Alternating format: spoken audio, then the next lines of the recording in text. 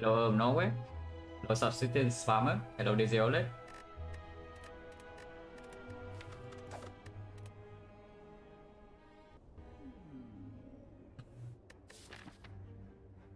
Uh, 15 will transform 1 probably not happening. So yeah, unpickable compared to this just worse. Unless you tell me we are we see that it's the Guardian and then we don't care about the 15 as long as we get to transform 2. But I don't know, that seems pretty stupid to me. I don't know it. Hello up here. So we either transform 1 or we swap, yeah? And yeah, into Guardian, transform 1 is slightly weird because you transform defense still. I mean, you can transform strike and then don't fight elite until like here, but it's not very good.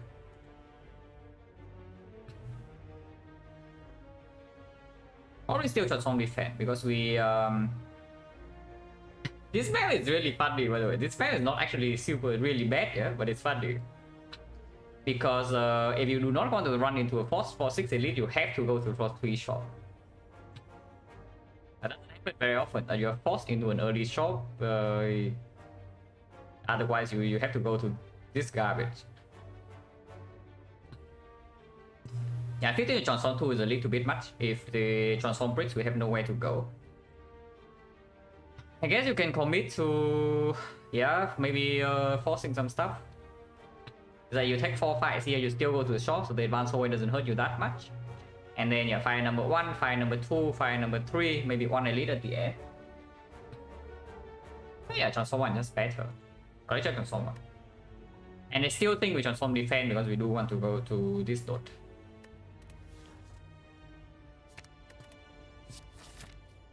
Should I transform 2? Oh, Guardian Act transform 2 into cow gamble plus 1. Yeah, you know what happens. But it's fine. We can maybe still do it depending on the first opening card rewards. So we'll see. Because we can play aggressive in this act. We can also play quite safe. It really depends on the early rewards. The misread, yeah, it was a misread. Or it was like, I don't know, tactician. Tactician is probably not even good, like maybe Acro, yeah. Acro, Cow Gamble, first card Viserys, second card Tactician, third card Acro, and then you are there. Yeah, it was easy.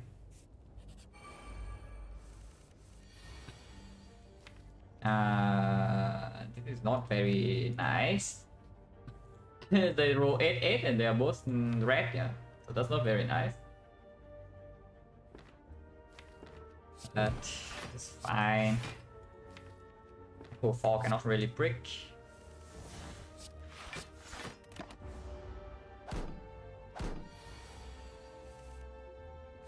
That's fine. Looks annoying, but it's a -0 fight, so no problem there. I think no potion. Yeah. You can take the fumes and then that deals with the Guardian like almost immediately. Now the fume is not very good here, yeah. It is a cutter exhaust though, so it doesn't close any windows. If you yeah, if you want to force infinite, you can still go in there. Once an upgrade, and yes, we do have the upgrade. Like we can play very safe and upgrade 3 cards if we want to, and it guarantees that our Guardian damage is not a problem. The Flanky doesn't really brick you per se.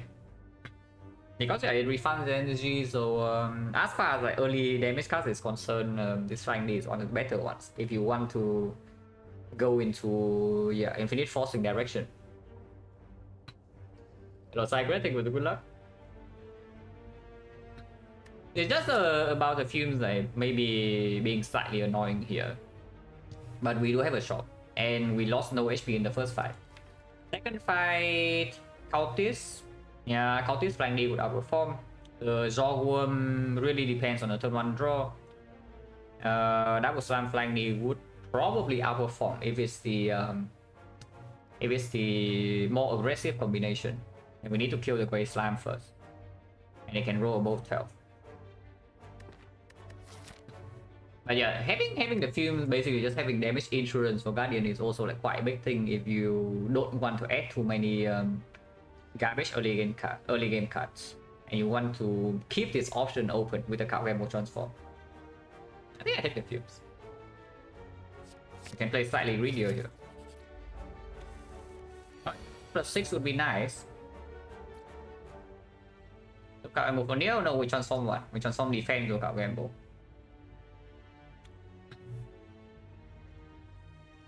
Transform to Gamble perceive for one? No, we take the fumes.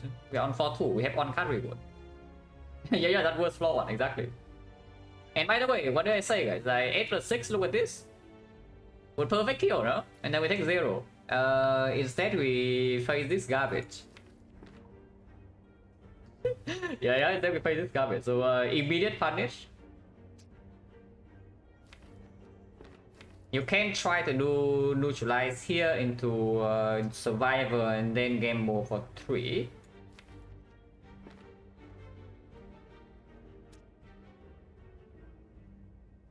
I mean, okay, neutralize goes here is like clear. It blocks 2 and it does hit the threshold. So survivor is also clear. It's just,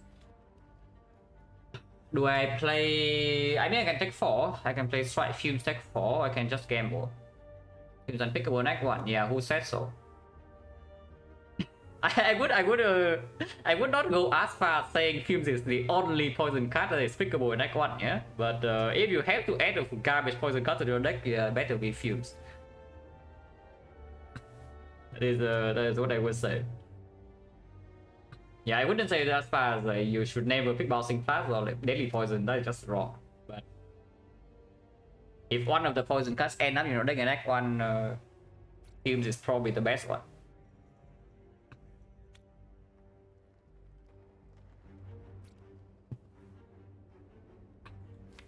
Yeah, do we believe or not? And with 3 we also shuffle our 4 of these cards, which is a good thing because we shuffle back into neutralize survivor faster. Yeah, I'm not interested in this fumes. Yeah, let's just gamble 3. Yeah, if we don't hit the 2 strike, we still hit like strike defense. Good thing this guy doesn't attack. Yeah, let's put it that way. Good thing it doesn't attack. Oh god. Okay, now we get old. Now we get old. Triple strike easy. Okay, no triple strike, but it's fine. yeah. Or that we take 0. So surely the fight was no problem, right? Can I rest you? Can I miss a bacon?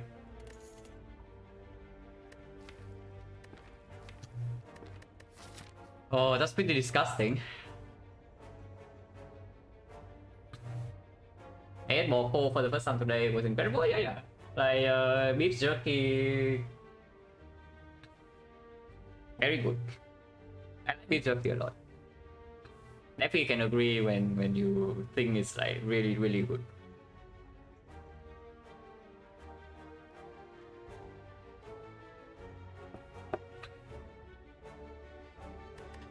Like set swing, pick seems good, skip seems good, yeah, exactly. But yeah, we probably take the slice. You can also take the bouncing flash and hope that this fight is not, I don't know, like maybe a bad grappling gang that kills you. But we probably take the slice.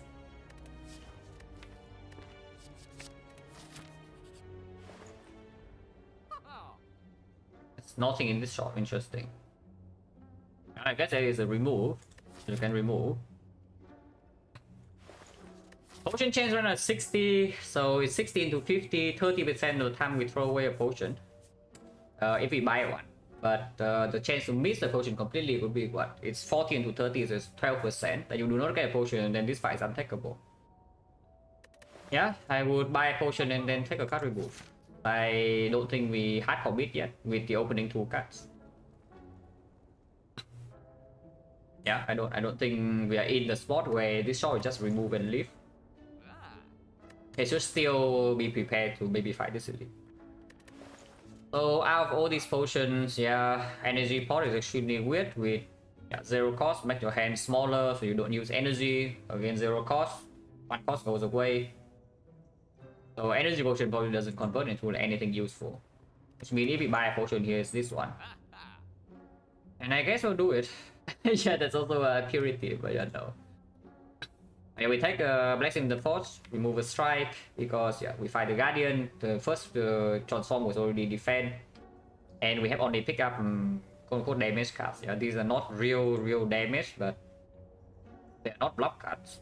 So if you remove another defense here, and then before the Guardian, you're not like close to your infinite, your damage is not that high. You have to play a long fight. Suddenly you now have 3 defense, 5 strikes, and you get chipped down with the Guardian from, I don't know, 30 HP.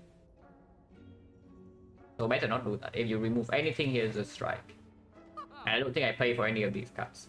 So we can do yeah, Blessing the Force, and then remove strike.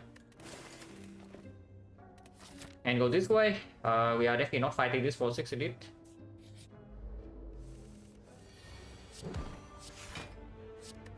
Yes, with this deck I will trade 1, even if the field is in play. No sense slide is not that sad. It's not amazing, no. Wouldn't call it amazing by any means, but it's not not terrible.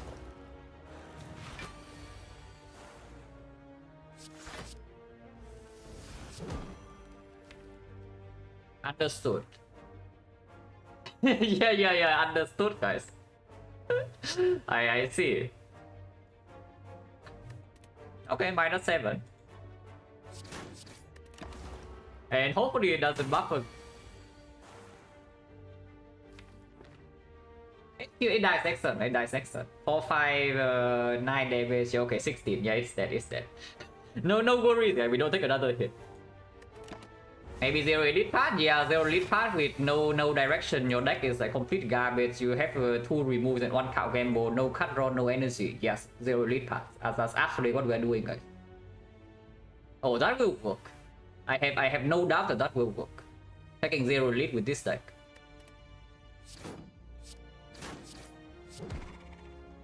To be fair, it will work maybe 50% of the time, maybe slightly higher even. But yeah, we are not dodging elites. Yeah, my basically for me, yeah. For me, the tail to go infinite stops happening the moment I see the first opening cast being bad. Yeah, we have 1 card gamble and that's about it. If you still try to be stupid and hard commit from here and you don't see the card, you just die immediately at 2. And that is what not I want to do. If the deck is so bad, but you can't fight elite. Is the deck so bad? Isn't it why we bought a freaking potion? Yeah, okay, if your deck is terrible and now you don't fight elites, what's your plan then? Hello, closer. But yeah, no, seriously, if your deck is so bad you cannot fight elites. So you dodge everything, yeah, in Act 1. And you spend all your resources doing something else. Like yeah, you start your run transform 1. So it's a front load neo bonus. It's not even super long-term value if you are not converting to infinite. You pick up some garbage cards because yeah, hallway fights are killing you if you don't. And now because you don't have range support, probably you rest with 4 guardians, so you're also behind on upgrades and you don't want to fight elites. Interesting. So what is your plan? Is like okay, we just randomly click a P box after Act 1 and then stumble into a win or what? Or what's the plan? Hello baby, thank you for the good luck. Yeah, of course we're not doing that, of course we're fighting elites. Like come on. Don't be weird here. But Healer probably works pretty nicely with this deck. It kind of needs an upgrade at some point, but after this elite we can upgrade twice, or if we don't fight this elite, okay, we can dodge 1 elite. Yeah. This elite we don't need to fight if something goes pretty wrong here or this node is terrible. But we actually want to fight this. At least right now, as far as I'm concerned, we are fighting this. Things can happen in the few floors. Like maybe I get an aggro into a tactician and then we change our plan. For now, we fight elite.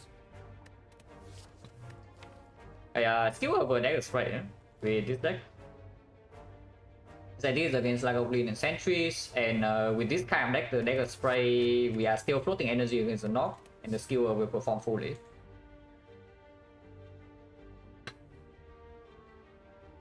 Hello, Kuro. With better today, a photo. Yeah. I mean, it's just an annual thing. Yes. Hello, is Pocket Town? Yeah, we go here. I mean, we don't have a choice. Well, better end this fight fast before we get on. Hold chance right now is 50%. We take 6 here now. I mean, this we play. We are never playing full block here, yeah, so that's fine. The film is just more damage on the strike in...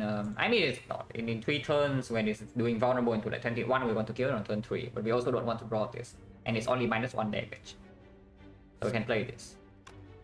We can colorless potion on turn 3 if there's no kill. Because potion chance is 50, and this potion is inconsistent anyway. But in combination with the Blessing of the Forge, if we're dying to the elite, then it's quite nice.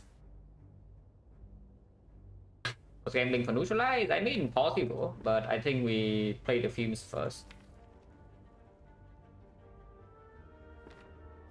Now, okay, something about not playing the films we gamble for 4 though is that you do shuffle this. You shuffle 4 of these cards out, but I want to shuffle this in.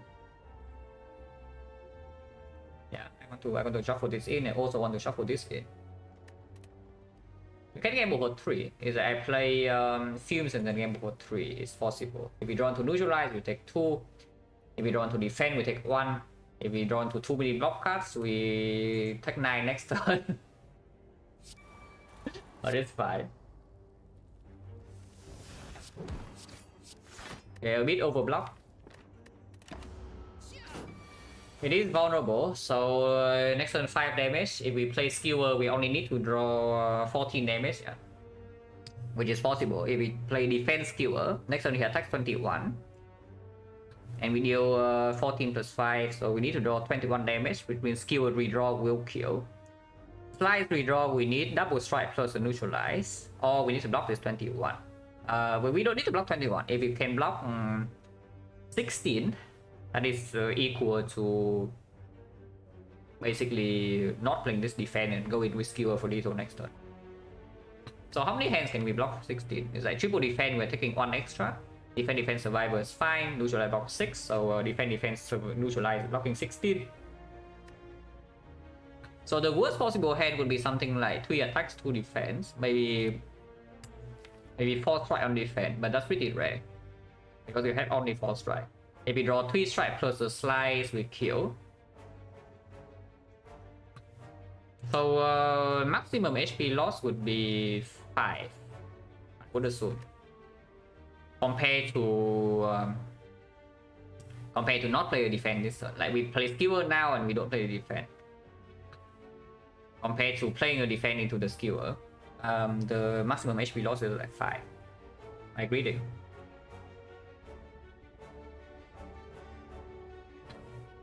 We block. He'll redraw perfect lethal. Sometimes it's also entangling. Yeah. Perfect lethal. I lower this. Pretty nice, man. 5 pot, okay, fine. We toss away colorless. Oh.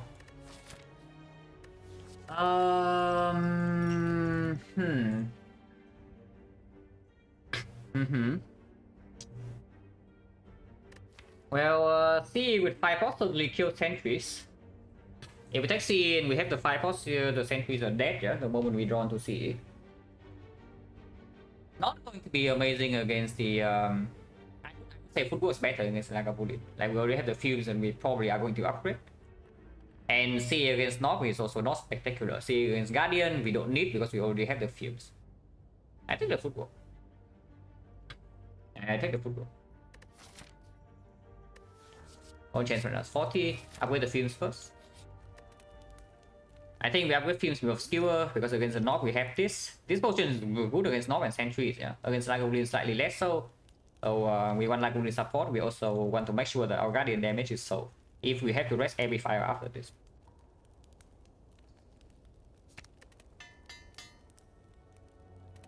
One chance right now is 40.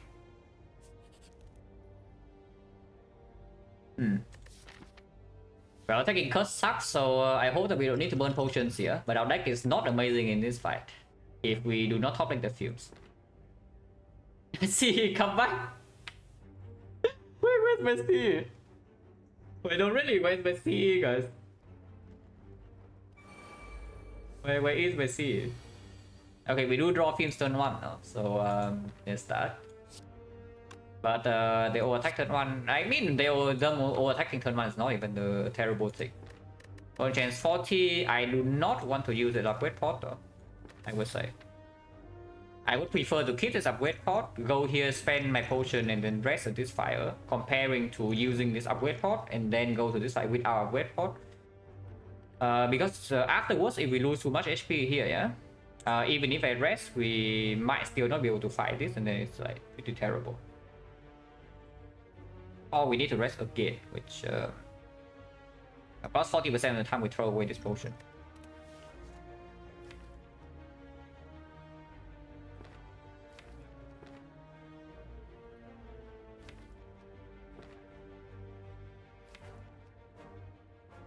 Single defense count gamble, or is it?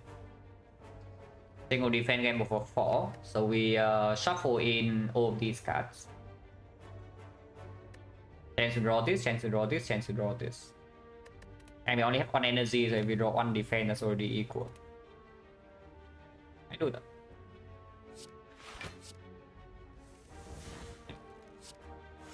Yeah, we draw both neutralize and slide. So next time we have a okay turn, no matter what the intent would be. Maximum we take would be 10. So poison is 3. Poison is 3, next on skill is 21. If they all buff, we have 24 damage with the skill, so neutralize go here is a perfect clean kill.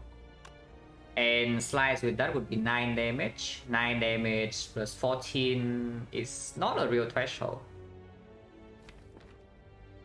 So I guess you can say we put 9 damage here and put this thing down to... yeah, if we put 9 damage here and put this thing down to 13, 13 would be skill over 2 energy into a survivor. So we kill this and maximum next time we take is 10. That's probably cleaner. Because opening up skill for 3 really doesn't actually happen that often. Like here, for example, if they all attack again, skill for 3 never happens. So here we take how much damage turn 1? We face 18, we block for 12, so we take 6, and this time we take 10. We take 16 in this fight. That's a little bit too much.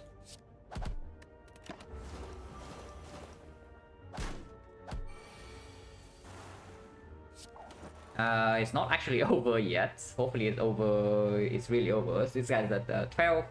This guy's at 13. So we definitely do something like this. This guy's at 6. Yeah. So no point neutralizing here.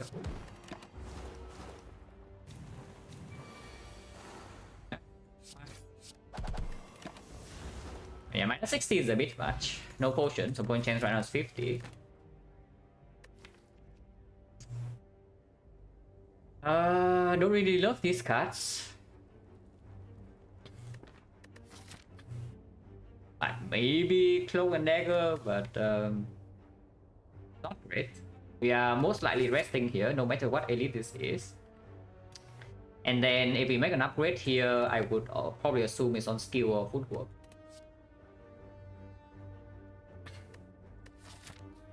Dagger is like not a terrible card to add because yeah, it's like here our damage scaling right now is just the fumes.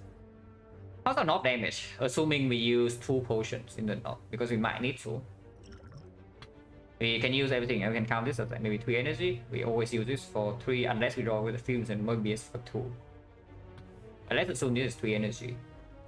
So 3 energy, 4 energy, 8 energy. We can play everything. 30, 50, 80, 83. 83 with fumes, maybe 8 damage.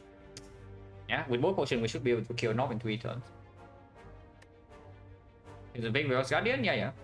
It was fumes of this flying knee on floor 1. Yeah, fumes of flying knee on floor 1. Also is Guardian. And we know that we have a few upgrades. If I take the Chrono Dagger, it doesn't change the card draw situation in the knock, but it does give us one more potential damage card. It's an okay draw into Sentries, it's an okay draw into Lagavulin. It's just another block card with a footwork into the Guardian. It's not a bad draw either. To advance over is fine. Yeah, I take the Chrono Dagger. You can take the choke. You can also take the choke here. I don't think we want the choke. And I also don't think we need the choke. Hopefully that's not wrong. But we say that with these potions we will kill Nog in 3 turns. Even if we don't kill Nog in 3 turns, we don't die, yeah? Because we have Mushroom. So that is also something.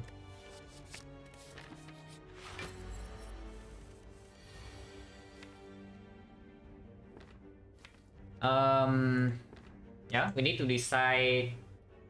Shower Zero Energy is good play? Yes, it does. So this is when we need to decide. When do we use the upgrade pot? Do we use it on footwork or do we use it here? I think I will use it on footwork, and hopefully if it hits like both footwork and neutralize, you can actually play this side for very long. And just let the fumes do the work and maybe even preserve the fire pot. Yeah, upgrading these is not exactly what I want.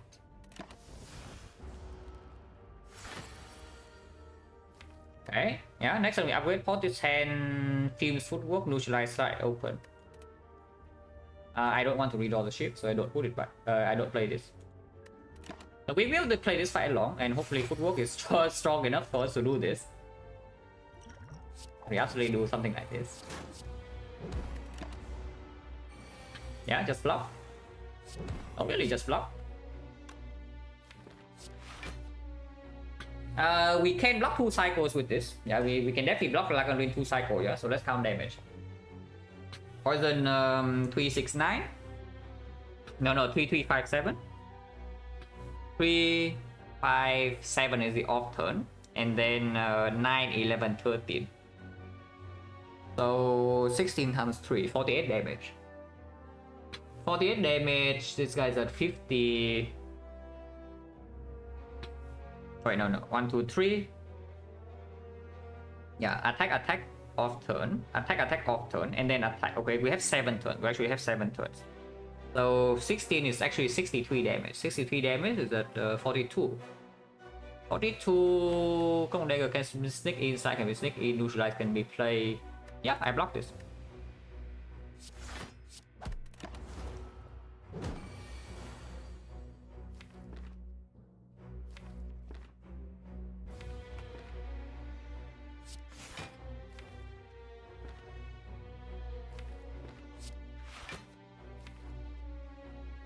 Gamble now. I guess shuffling out strike is a good thing. Shuffling out strike is actually a good thing, so I shouldn't complain. If you don't neutralize, would be perfect. Nice. No, really, just block, right? If you just block, like we need to die, guys, because we pick the fumes. And we can because we have dexterity. Look at this, we still full block, and then it dies to the fumes. We calculated this, yeah. So it's a 0 damage like a Boolean fight with 1 potion use because we have the footwork and the fumes. Yeah, 0 damage like a Boolean. And we are even ahead by 1 turn. Oh, nice reward for effort, guys. 1, 2, 3, 4, 5, 6. 60% potion chance. yeah, very nice reward for our effort. Yeah. We pair better with if you see any summer synergy with this, but honestly we are probably done with that. If by this floor we still don't have any egg throw, any backflip, any sticky strike eviscerate, we do not take this repair with the burst. Oh yeah, we take the burst, also open up, yes. Burst with the footwork already slightly better than usual. And you also open up a burst catalyst potential for way later. I mean, no, for now it's like a defend. I don't mind a defend that much. I mean, okay, sure, maybe the knob here is slightly annoying, but from 31 with the mushroom we still don't die, yeah? We have 5 pot. And then here we can rest. Wow, only the best relics first today, guys. No, seriously, only the absolute best relics first. Like, look at this, the best uncommon relic. followed by the second best uncommon relic right here for you. Yeah, isn't that nice? That we get the best uncommon relic followed by the second best next one right here. Other skill is Earth Mortar. Makes any something like Ancient Tea Set, Lantern, Happy Flower stronger. It's probably good for the North fight. And the skill is being upgraded right now. But no, yeah. Yeah, no. Upgrade skill, run into this, and then we rest. So okay, if the North fight goes bad, how bad is it? We don't have any additional support. We only have 1 fire potion, but we have the mushroom. So assuming the witness doesn't land on turn 3, how big is the hit? 16, this is only 20, yeah. So it's 8 and 20, 28 damage. 28 damage. That's pretty annoying. So we go to 3, we go up to 22. 22 into this fight. If this does not draw a potion, then 22 can be a little bit dangerous. But it is possible that we don't fight this, but that just seems weird to me. Just look at our freaking deck. I think it's not that bad, but it's not a good deck into Act 2, yeah? And we have 0 relic support so far. And there is a fire pot. And we kill not in 3 with the fire pot ever. 30. 36, 39, 59, 59 plus 24. Yeah, 83, 87. There's a few sometimes. Pretty difficult, unless we can redraw into skill. I don't think a Northern 3 kill is happening.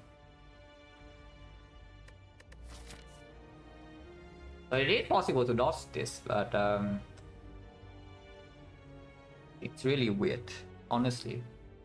Go to dodge or not with mushroom and a fire pot. I want to fight. And of course, sometimes it's also the sentries, yeah. If we fight sentries here, probably we still take a bunch of damage and then we rest here. To prepare for the knob.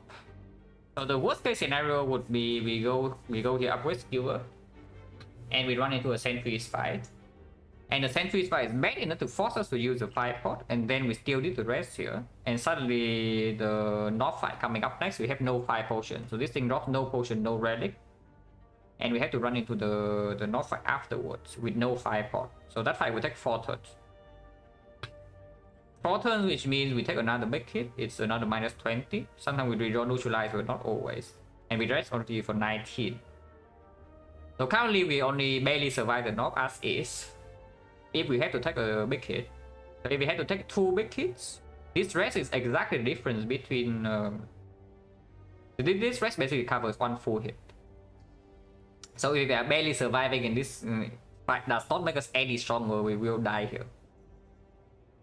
If the fire pot is used.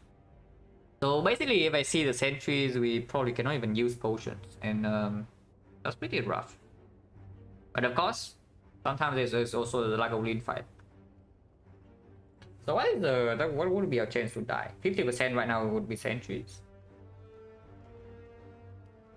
Yeah, 50% right now it would be sentries. And then another 50%, or 25% of the time is sentries into knock. But we also need to not get any stronger. No potion drop, which would be another potion chance around 60, yeah? So it's another 20%. But useful potion against the knock, maybe only half of that. So it's a 40% chance of not getting a useful potion. That would be 25 and then 40, that's a 10%. And sentries draw would also need to be bad enough for us to struggle without the fire pot. Probably closer to like 5%.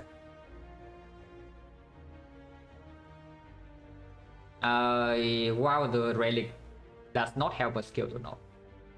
So it's quite low, but the risk is definitely present. Yeah, it is quite low, but the risk is definitely present. So maybe we evaluate of When the ring ever unlocked, 20 minutes run success. That's one of the first achievements I did. Funnily enough. Yeah, that was actually one of the first achievements I got because you know how it goes, right? When you are new to the spire, you're climbing, suddenly you hit like maybe Ascension 17, Ascension 20, and then you just keep losing. And when you keep losing run after run after run, yeah, you get a little bit annoyed. So then you do something else. Yeah, that was something else for me. I went for some achievements when I was losing a lot. And yeah, 20 minutes run pretty easy, so I did that like as one of the first ones.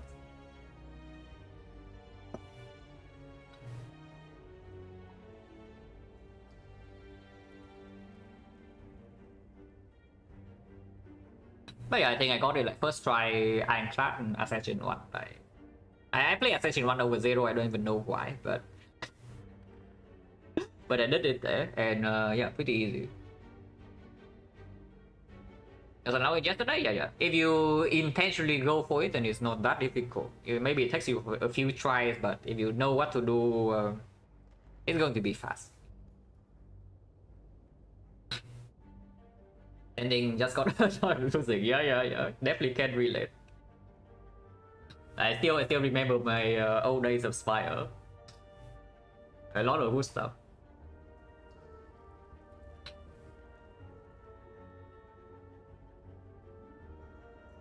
But yeah, it's probably the chance of us getting on here is like around maybe 3 to 4%, maybe slightly lower. I don't really believe in the potential of this run right now though, if you play with no relics into Act 2.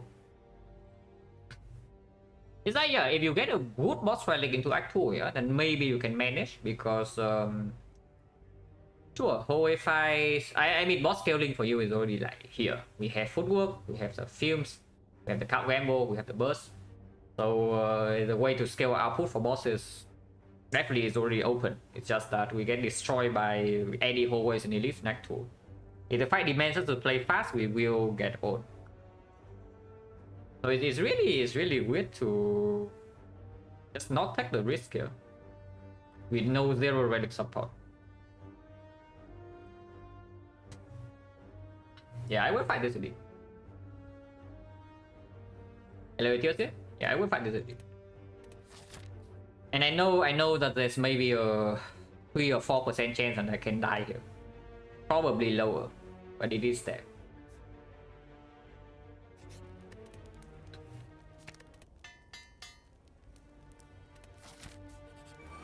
This first. His opening card is not bad though.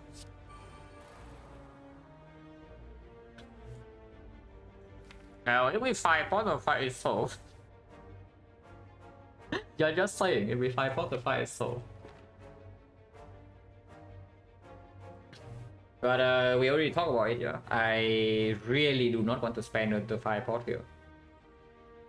I really do not want to. So I don't think we can. We should take 10 here.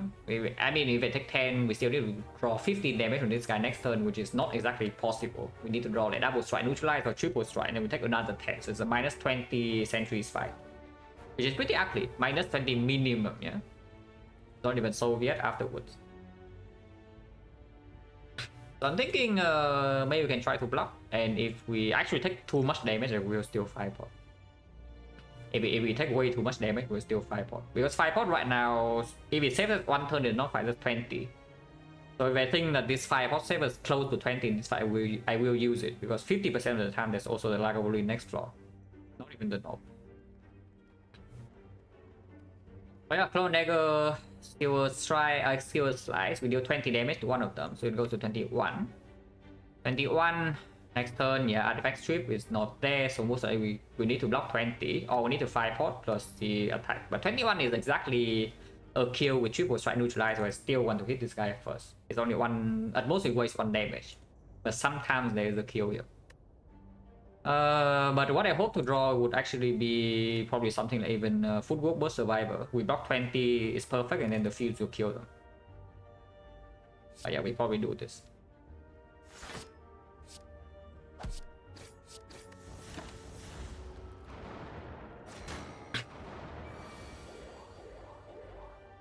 Hmm.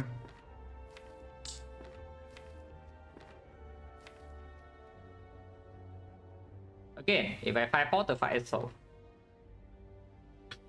But we might still get taxed afterwards by a sentry. If I do not fire port and just play this hand, we're taking 7 currently. So we take what?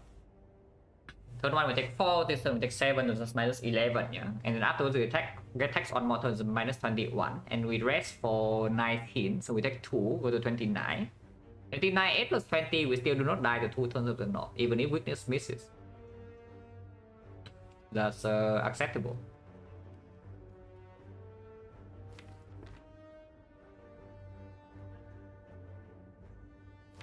Not neutralizing here in survival count game for 4 is a thought. So footwork defend takes 6. Game over 4 we bottom next 2 cards, yeah. So the worst bottom cards to the bottom 2 would be this, and then we take 10. That's exactly 1k, so the 6 choose 2, 15, 7%. If we count game over 4 right now, we draw into 1, 2, 3, 4, and then we are a little bit sad. But otherwise it's much better because we can also play the football immediately. It shuffles out 2 cards instead of shuffling out 1 card. But I think I still do it. Yeah, we just game over 4, yeah. Okay, that's good. That's good. And yes, we absolutely are blocking, so we take 3. So now we might get 3 extra daisies, but we don't redraw into this. That's the thing. So we redraw into them in 4 turns. So poison's like 3, 5, 7, 9. That is 24 damage. 24, 18 each. And there's 11, 7. Yeah, okay. That's fine. So 3, 5 here, this currently is a 13, which is a 7. 7 is a bad number. And we do have the footwork, so maybe we can block. Yeah, we still hit here. Yeah. Hopefully I don't need to fire pot next turn. Because that would be very ugly.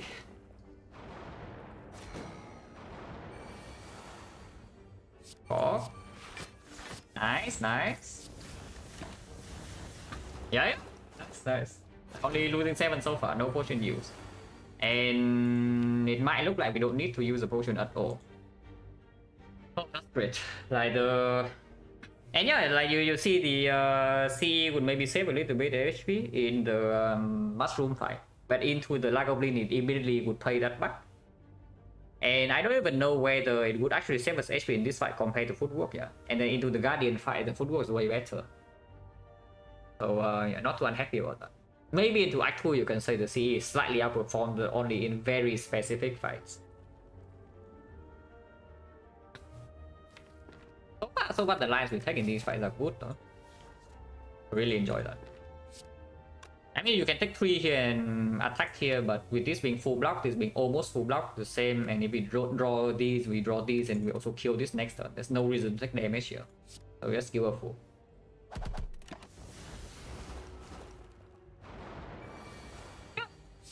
7 damage, no potion use. That's perfect. So now we still have the 5 pot to cover for the North right here.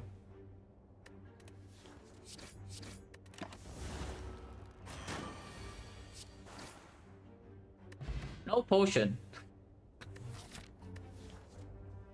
Well, I'm probably like a freaking broken record at this point, guys. But again, yeah, we just walk through the entire Act 1 and our potion chain just keeps spiking to like 60, 70 every run.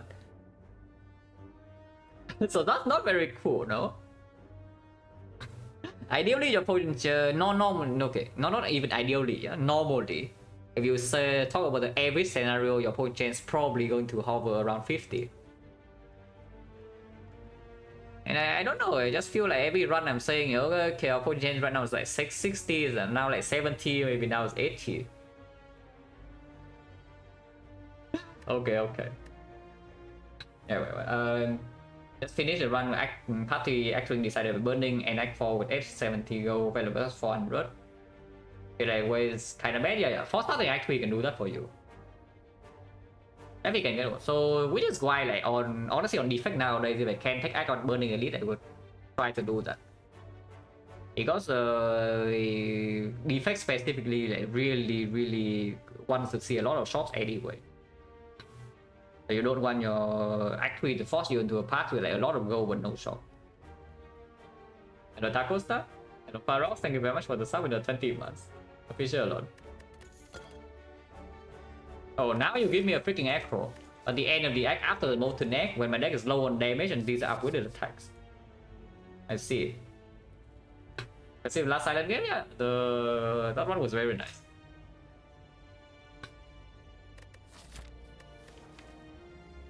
Yeah, I don't think we are allowed to take this acro. Fortunately.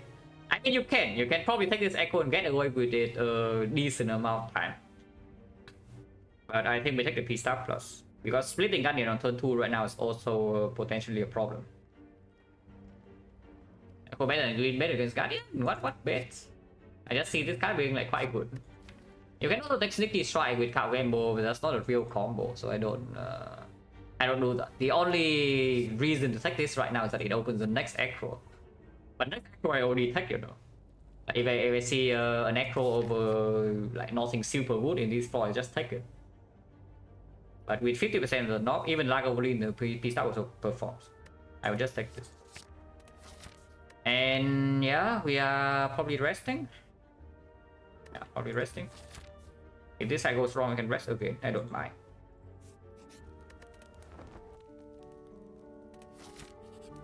Yeah, here's the knob. Yeah, just gamble his whole hand. That's pretty annoying.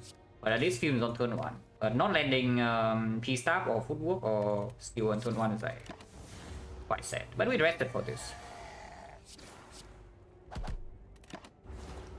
If we redraw well, we can kill with the 5-pot. We can kill with the 5-pot right now. It's a 29, so double strike 5-pot will kill. And that's the 5-pot we preserve from the Sentries fight exactly for this year. So let's use it.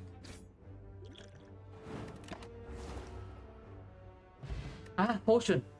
Oh, finally a freaking potion, guys. I've been waited so long for this. But yeah, potions right now is 60. Engines right now after this draw is 60. Lex sweep, yeah, Lex sweep attack. You can take the quick slash plus, but I take the Lex sweep. Already okay with the burst. We already have a full book in the deck, so and the mushroom, yeah. So first cycle of the heart is way more likely that we are not going to be super reliant on intangible. And in long fights, yeah, we have dexterity, we have weak chain, we have poison, so that's good. The way better card to draw into whole fights compared to this in most fights is also. We take 5, yeah. We already saw the mushroom, we cannot take live loss events, and we have molten egg, poison chain still fairly high. We take the 5.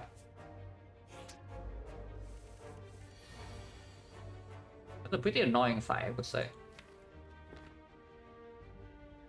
I mean, it's not that bad, but next turn is going to be annoying with this draw. So you can attack pot. Originally being 60. We don't need attack pot for the Guardian fight. I mean, I don't want to open it if I can. Sometimes we need to open it for turn 2, but then we have an attack, an extra attack floating around in the deck.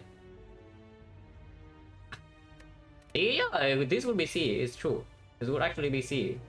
So we can see here, strike here, the old die, and Oracle can full block this, so it's fine. If you ignore all the HP the footwork has saved so far, the C would outperform here. Take 6 to kill 1? Why take 6 though? I mean, of course you can kill 1 and then you take only 4, no? Like, why do you want to play footwork and just not survivor? But I'm just saying next turn is annoying as well, because we are going to be weakened, we are being hit for 20. Even if we play footwork over this and take 2 extra, yeah? You attack for 20, next turn we can never kill this, the field is not down. This one weakens only doing 10. Which is why I kind of want to open this potion and control the fight on the spot. Oh, so I try it? It can. It's just that that line still takes damage next turn. So we take 6 this turn, we take a few more next turn, and then the fight is not even over yet. But was it more? Yeah, probably. Probably it will. but it doesn't save enough. Like just look at our deck right here. We have how many block cards? 1, 2, 3. And if you draw only one of these, it doesn't even save HP over Orichalcum, yeah? So we need to draw 2 of these, all the leg sweep below. Which is not happening that often. Yeah, okay. Convenient.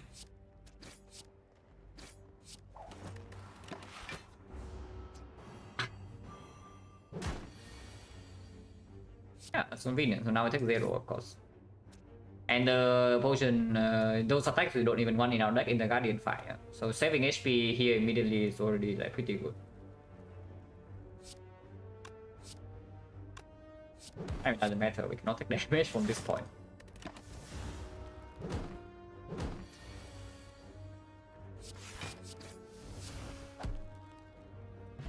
Potion, okay. Potion chance right now is 50, so the Guardian is still having a decent chance to draw a potion for us. Malaise card. Yeah, I see the Malaise card with the Orichalcum Relic, the Footwork, and then the Burst. And I think the Guardian, even if it's Slime Boss, I would still take the Malaise. No, I'm not kidding. Even if it's Slime Boss, I would still click the Malaise. So it doesn't matter what boss it is, I just see the Malaise there and click. So Malaise upgrade, Footwork upgrade. Malaise upgrade is just stronger than Footwork upgrade. But the other choice would be maybe Burst upgrade.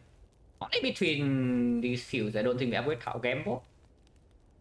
Into Act 2, if we brick on energy, I would probably assume the Malaise upgrade outperforms the Footwork. The Footwork outperforms in exactly 1 fight, which is the baseball. But even there, strip 2 layers artifact, so maybe the fumes can kill it eventually or can apply weakness afterwards. We upgrade Malaise. Upgrade Malaise and Guardian makes it free fight, yeah, until you take, I don't know, 20 damage on turn 2. But yes, we upgrade this. Also, Kamex waiting room or what? I see we have skill as our best damage card, and I see we have Malaise as our best block card. So I would like a Kamex. What did we see in the first shop? The shop relic I think was a medkit, right? Oh yeah, okay, whatever. Medkit doesn't matter. So Kamex is the first shop, but I don't remember. But yeah, I think it was medkit.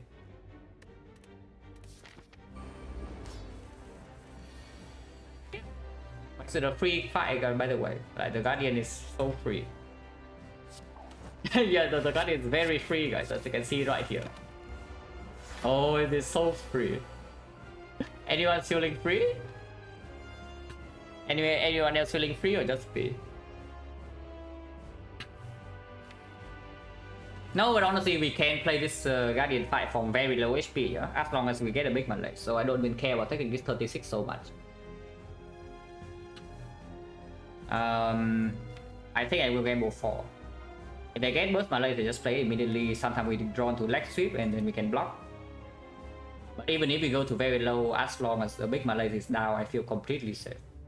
So there's no need to panic potion here, because this potion is very useful for Act 2 with this kind of deck.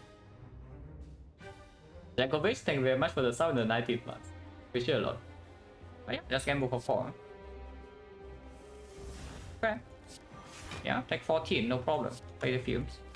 Next time we burst Malaise and fight is done. So the Guardian is trying his best, I would say that. And he did hit us for 14, but he stops here. This is when the Guardian's journey ends, guys. Yeah, this is when the Guardian's journey ends.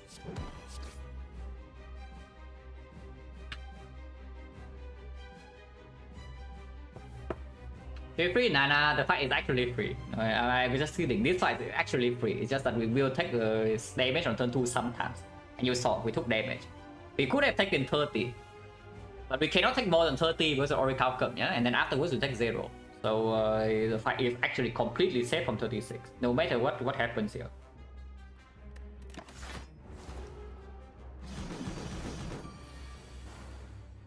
For once, the fight is actually free.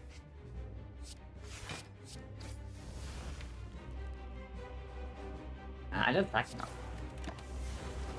Doesn't really matter, he's already dead. Yeah, we honestly can just not play a single block card for the entire fight now. We can just end turn. Yeah, if we end turn every single turn from here, then we still win. Because we take 0, he can never deal damage to us. And the fuse is enough to split him on his own. We can just end turn. Can defense fewer, but I would like to end turn. To demonstrate my point.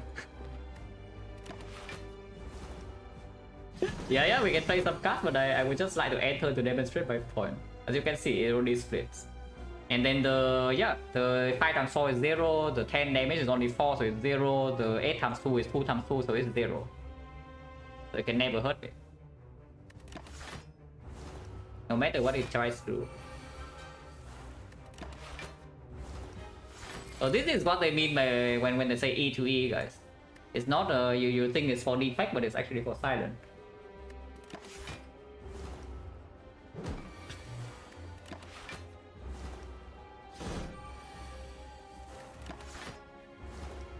We're looking defect, it's true. The green defect.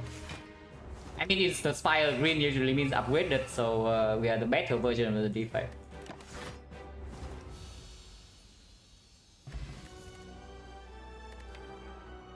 I guess it's just still take the C. Works okay with the burst. Like the nightmare here is excessively greedy. Yeah, this nightmare right here is excessively greedy. We do have some targets. Like I mean, nightmare plus is a malaise plus is a very good nightmare target. Footwork is a decent nightmare target, and fumes plus even is not so terrible. Cow gamble is a good nightmare target. But yeah, early act 2 alpha load block is non-existent. We have some weak chain, we have the malaise, we have the orichalcum, but yeah, no like super cheap efficient blocker like piercing wheel yet. And no relic support besides orichalcum. 6 per turn is not exactly enough for act 2. So with no sustain, if we take this nightmare, maybe we bleed a little bit in act 2 and then we yeah, die early, and I don't want that. The PK with the burst, okay. Pretty okay. Into elite fights, into slavers, it does not outperform the CE most of the time. Because it also takes 1 turn to even play. The problem with CE usually is that you play on the turn you play your CE or the slavers, if they do not die, then you're actually not doing that much. But the PK on the turn you play, it also does nothing. So in the leader, probably CE outperforms, in the slavers, the CE outperforms, in the most start we have malaise plus. Yeah, I just take the CE, also opens up maybe a catalyst pick. I start but not bad, and Act 1 is okay. This we can still get completely destroyed in Act 2 with this stat, so which is why I wanted to preserve the potions. Yeah.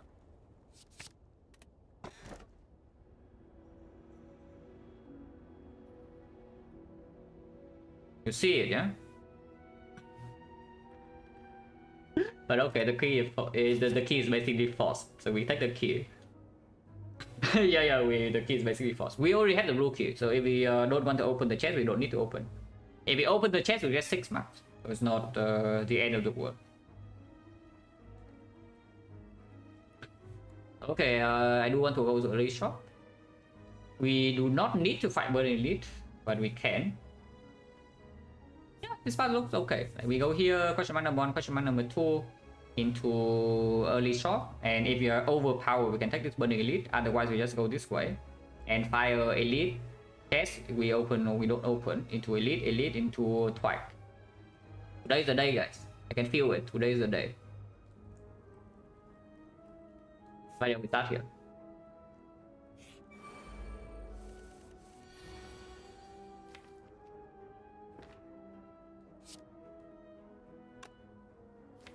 We have C, so we just target this guy. Already weakened by 2 turns.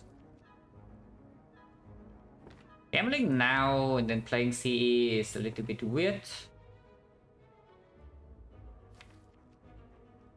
Next time we just take damage, so if I don't distill chaos, but I don't want to, because by straight right now we take instantly, you know. Apparition we probably also just click. because of the burst and the recalcul.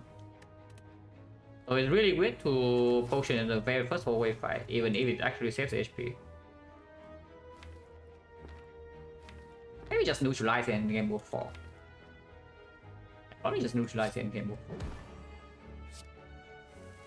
If you don't want to see, you just play it. And then we take the damage. I can slice here instead though. Like this guy has 2 less HP now.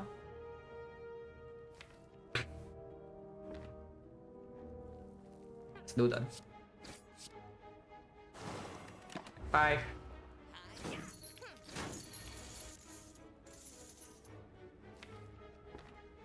No skewer not guarantee next turn.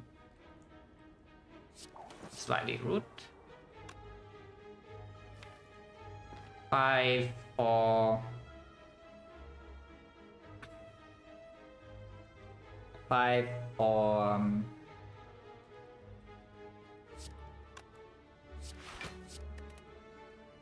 so my legs for 3 go to 8, go to 6. My legs for 2 still go to 6. Next turn is 18. 18 my legs for 18 my legs for 2 is 16. 16 goes to 12. Otherwise 15 go to 11. So it does matter next turn. Maximum we face next turn would be 14 here into 12 here. 26. 26. And we don't draw skewer, which means we block 21. Matters sometimes very slightly. 1 out of 6 and then another 1 out of 4. So 1 out of 24. But if we bottom deck the skewer and they both attack next turn, then I would definitely like to play the fumes. Otherwise we might lose gold. So I play this. At most we lose 1. So we lost what? 9 HP in this fight. Yeah, if we draw this and they both die. No potion, potion 50. Gamble attack. Yeah, now I would really like an acro or something similar in my deck. Who's the boss? Cam, okay. Cam probably not as annoying as Collector, but still maybe more annoying than Automaton. I don't really know. We do have Malaise and some poison, but no super good way to split yet, unless we see a catalyst or something.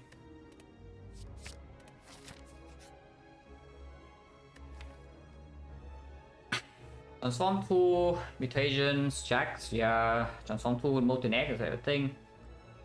With defense having footwork and the burst, we probably transform strike. It does make the bite rate slightly worse, but I would assume we still click bites. I transform 2 strike, yeah, we go down to 2 strike, never see bites next floor, we still take it. But yeah, here we can transform 2 strikes. Oh, yeah, for waiting room. Is there any acro? One shot on defense is basically playing more into the overcalcum, so we could have done that.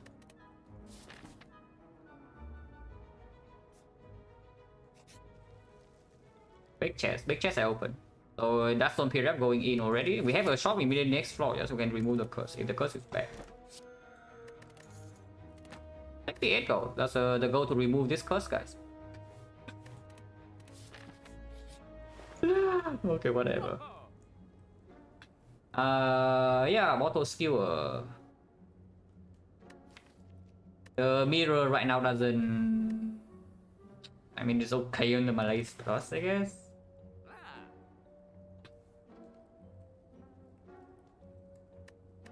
I want to remove this doubt though. Remove that mirror, Malay is definitely a line. The other line would be remove the doubt, take the dramatic entrance and buy the backflip. A different line would maybe be dramatic entrance and the mirror and we just ignore the curse. That is also possible. There's a hand of grid plus, yeah, not interested. I want the backflip. I think this backflip is ridiculously strong. I would pay go for it because I would pick more. I would pick maybe 2 or 3 more backflips, even 4, maybe even 4 backflips into my deck from this spot.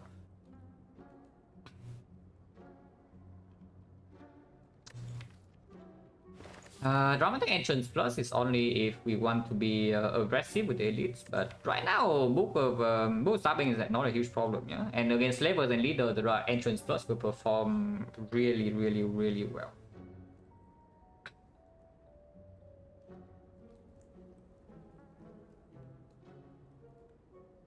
So if we mirror Malays, maybe we don't fight elites, but that's a little bit weird. Because even with double Malays, the chain fight is still not safe. Yeah, I just take this entrance plus, yeah. We remove the curse. Buy the entrance. And then buy this back too. You can buy a potion as well with potion chance being 50, and we might not want to go here. I don't think I play go for the pot. The potion chance, natural potion chance already 50. So let's move on. Don't need Sucker Punch. We already have neutralize Stack Sweep, Malaise Plus. And Malaise Plus can even be busted. I don't need this, even if it's on sale.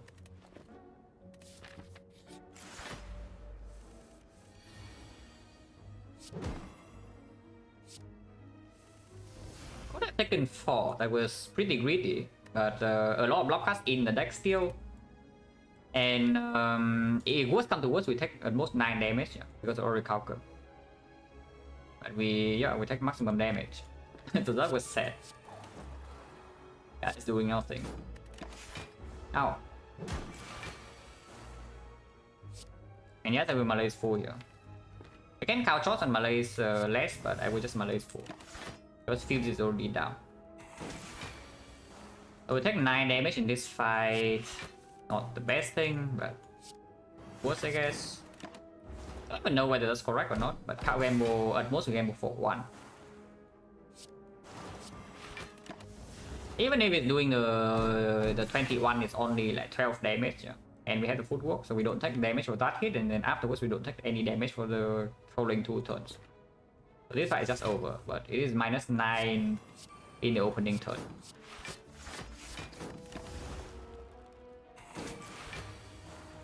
Yeah, this is a big hit, only 12 damage. No potion, potion chance 60. It's an aggro we absolutely take because now we even have a bullet time.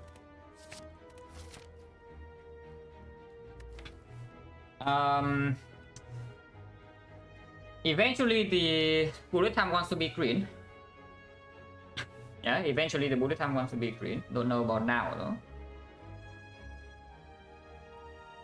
Because I have a feeling that I might want to upgrade the aggro first. With double count gamble even. So we upgrade aggro, and then the next file if we can upgrade, we upgrade the bullet time. That's probably it. We need wallet plans, that's literally every run, so I don't need to say that. We need a wallet plan, yeah, might as well say that on floor 0. Every single run you either want pyramid or you want wallet plans, that is like without exception. The card is just insanely powerful late game. And you have energy, you can play it, so of course you want it.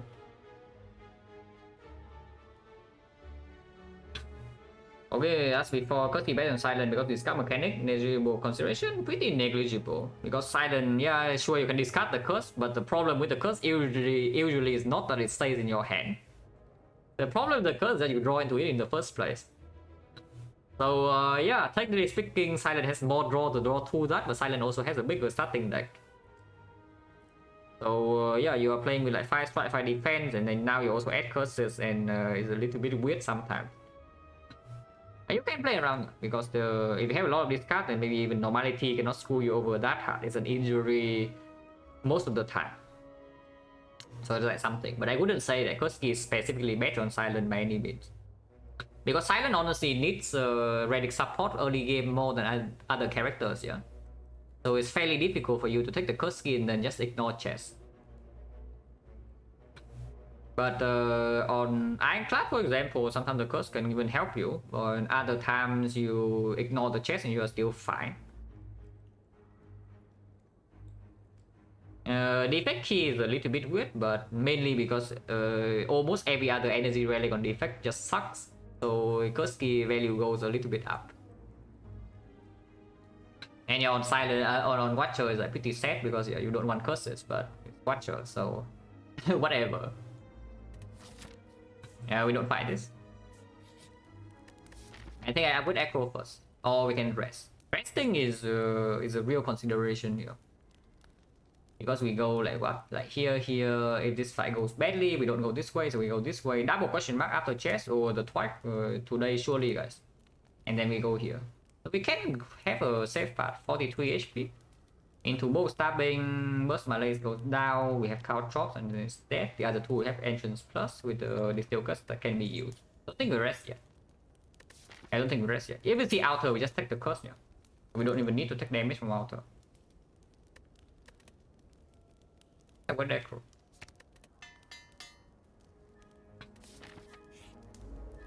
Oh.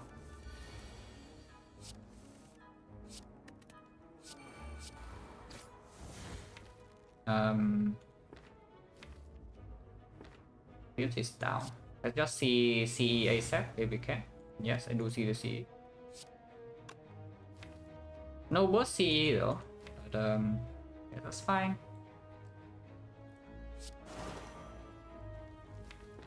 It's the chosen. It's pretty scary still, but we do have the mushroom.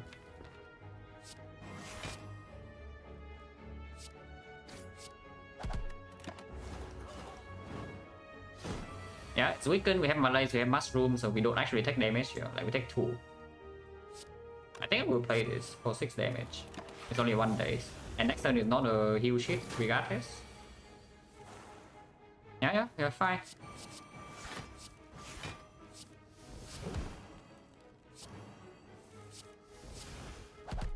Yeah, -2 against chosen cultists. Happy, not so bad. Draw a potion. A pretty decent one with the bullet time. Potion chance right now 50%. These are upgraded attacks.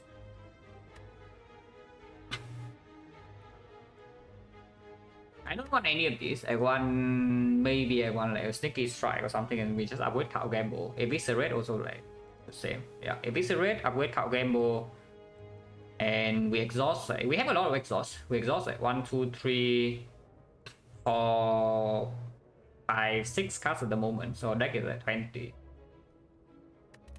Yeah, and I don't think we need these be one of this. I mean, I hope that we don't. If we pick anything, maybe the Bane plus, but I don't think we need it, so I just take the +2.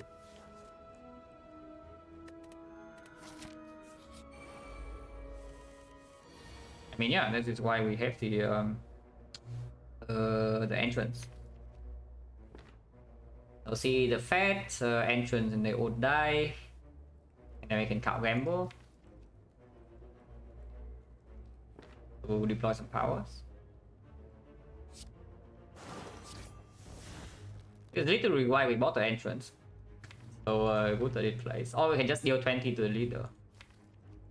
But with this many powers, I think I want to gamble here. Not the best gamble, but we do still have aggro into bullet time potential. This potion is still there. Double deck.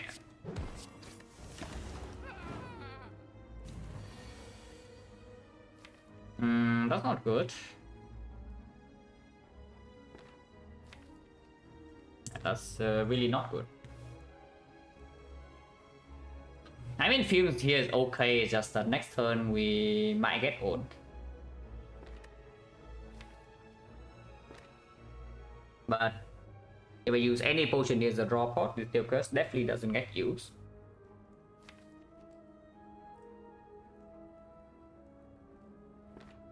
Probably not. There's still aggro into bullet time. It definitely does mean that we cannot malaise for a big or for a big number, but we can still burst malaise for like 2.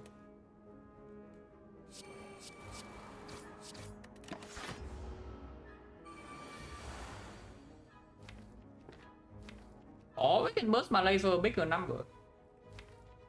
I know we can actually just instead of doing aggro into bullet time right here, yeah, we can simply just burst malaise on the leader. That is a -8. Yeah, that's a -8. So then she buffs and she goes up to +2. +2 is only 10. 10, so it weakens down to 7. So it's 21 damage next turn. We are frail though, which is slightly annoying. The other line just aggro and then play multi-time, then burst my laser for 2 while killing the Fat Gremlin. She's weakened next turn, she has like plus 8. It's gonna be 16, weakened to 12, 12 times 3. 36 is blockable with dexterity. Just do that, like being frail, weakened, and next turn she attacks the guarantee is a little bit annoying. And this guy is not actually dead. He takes 3, he takes 8, takes 11, so next turn P-Stab will kill him.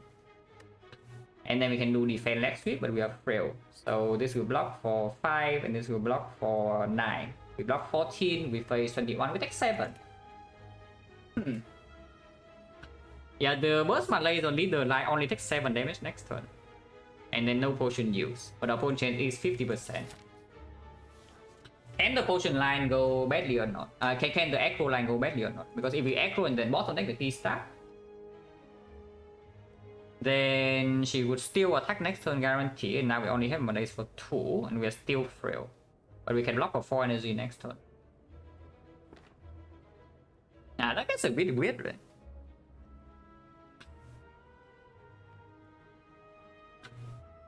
Yeah, melees for 8 like seem okay to me. Yeah, we simply just melee for 8. And then we do P-Stab on the Fat Gremlin, killing it into active defense, and then the Shield Gremlin dies in 2 turns. If she buffs again, it's going to be plus 7. So plus 7 is only... No, wait. Plus 2 is not even 8 times 3 is only... Yeah, it's only 6 times 3. Yeah, plus 2 is 6 goes to 8, and 8 weakens down to 6. There's only 18, and we're blocking 5 plus 9 next time. We're taking 4. Yeah, put Malay then.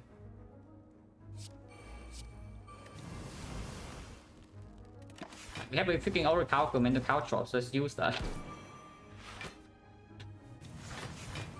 6 times 3, no problem. We know that P-Stab kills here, yeah? And then we know that leg sweep plus the defense will block for 14, so we take 4.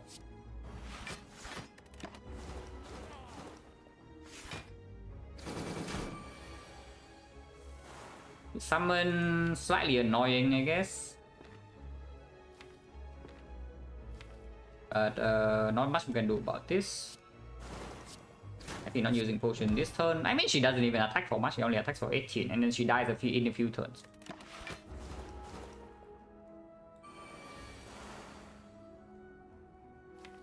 Really annoying. Without potion, we can kill 1. And kill 1 and the other one is not going to die. Next one she is still weakened, so it's plus 7, she goes up to 13, 13 is 9, so it's 27. 27 we are weakened. She takes 19 into 21, so that's 40 damage, 54, 14 when weakened. Fewer is, yeah, I don't know. Then it's, we just do it like this then. Potion next turn is guaranteed so. If we have to.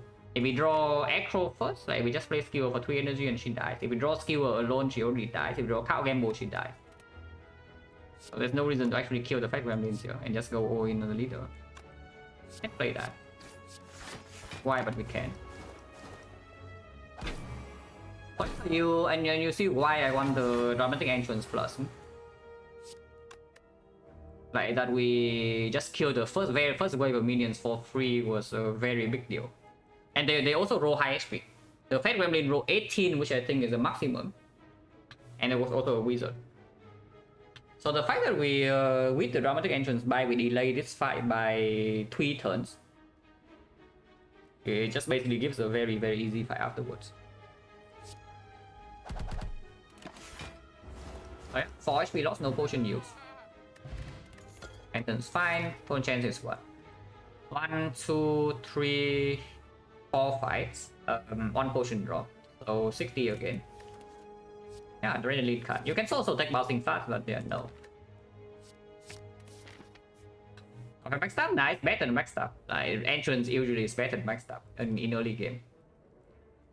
With this elite fight, I think we try to go aggressive and go here. instead of going here and then going to this portion of the and having one less edit. Because both stabbing is still mostly fine. We have the Malays plus and the Orichalcum. And then Slavers, we have CE Dramatic Entrance plus. That's 5 edits. Reiki Aqua and Bottle Flame. Hello, Vega. I mean, okay, at some point I should really call you by the new nickname. So, but not yet, not yet. Now, no, we have one row right here. This is Twag. If we go this way, then maybe this would be Twag. If we go this way, and this is Twag. Don't worry, guys. Twag is coming. Every chest is big. Every single chest is big. And we have the Darkstone Period. We already saw some pretty garbon commons, right? We saw Darkstone Period, we saw the Bottle Flame, we saw the Singing Bow. This one will be good. But this one will be good, guys, surely. Yeah, we open the chest. The chest is too big, guys. I cannot resist. The chest simply is just too big, I cannot resist. Oh yeah, normality, but that's exactly what I want. Do we still fight this or not? Because now if I don't see discount turn 1, like we have problems. Letter opener is good. Letter opener is good, but the curse is terrible. So and we are stuck with this for the rest of the act.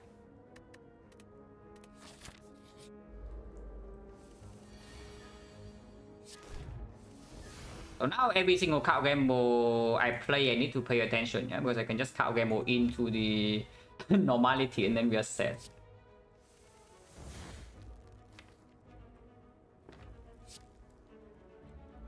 $20 damage. Also letter opener.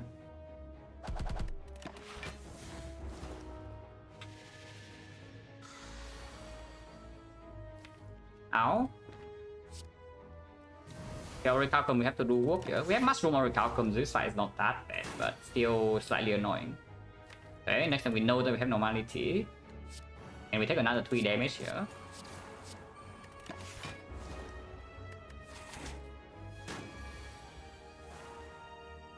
Ha, discarded.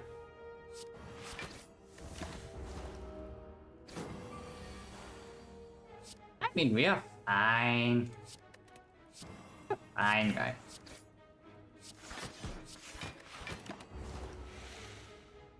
No potion, potion 70. Prepared. Backflip is definitely the better card to prepare, give us the chance to discard a normality. Okay, whatever, I take the backflip. Okay, so how bad is normality really? Because if normality is so insanely terrible, maybe I don't take this. But I take this, yeah. I take this. What can go wrong anyway, guys? Come on. Seriously, what can go wrong?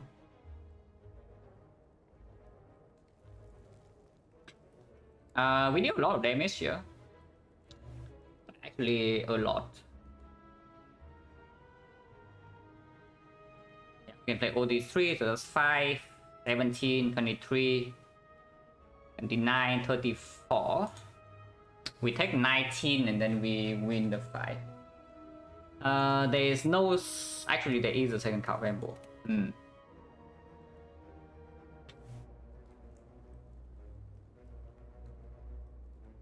Potion? Yeah, it's not as easy as potion because you see what happens if we potion like the steel curse into a gamble and then we draw into normality, yeah? If you draw one into the normality, I guess you can counter gamble it. As far as the normality is sorry, no. It's not even drawn. It's not, if it's not in my hand, it has no effect and it cannot be played. So it just gets discarded. We can backflip into normality though, and that would be terrible. But readily into normality. So if I potion, I would just do CE first, dramatic entrance, and then maybe potion. Or I just use a draw potion and then you see what happens. Honestly, just draw pot. Okay.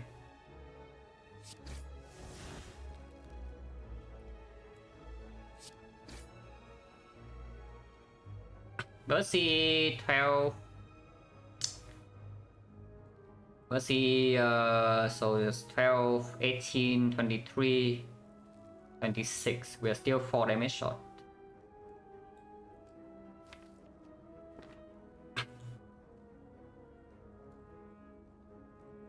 But that's probably what I do anyway. If we normal CE into trying to max block, it would be CE into burst survivor and neutralize here. We deal 11, 16. 16 only, so next turn we need to deal 14 while weakened. And the deck has no attacks. And the normality draw. 5 damage? Yeah, I know, I already counted 5 damage. We are still 4 short. And another token, don't think we can. Because the burst is not green. You need the green burst to play 6 skills in with this hand. I mean, I guess you can play card gamble. Wait, you can play card gamble. Mercy. Ah, but then you don't play strike. Yeah, okay, then you don't play strike, so it's a save. Oh, yeah, Mercy 3 skills, and then we have 2 energy left, so you play survivor, defend, and then card gamble, neutralize. So you deal 10 damage with the thing is 6 damage with 12 damage with this, so that's 22, and then 25 you are 5 off. And you have no energy to play the strike. Yeah, we just Mercy and then double defend, we don't take that much, and then next turn they all die. We are facing what? 25, we block for 13, so we take 12. Well, 12 is okay, then we can rest.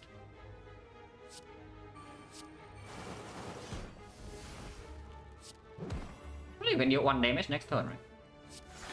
Actually, no, we can deal 5 damage this turn. That guarantees. Yeah, they're all dead next turn. Take 12 damage in this fight and move on.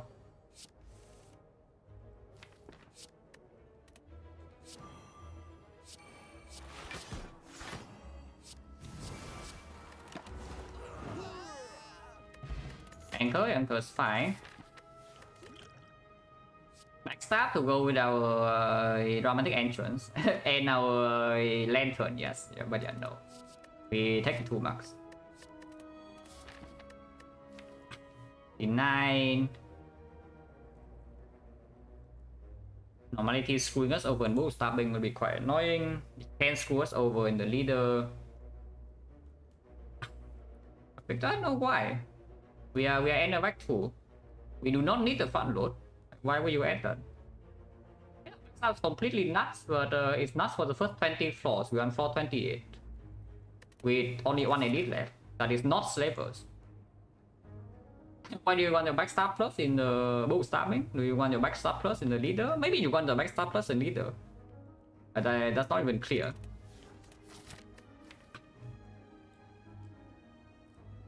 I would kind of like to upgrade this, but I would also assume that we might need to rest at least once. So what if we rest first to open up the case when we rest twice? Just in case the normality screws over really hard here and this event is trash.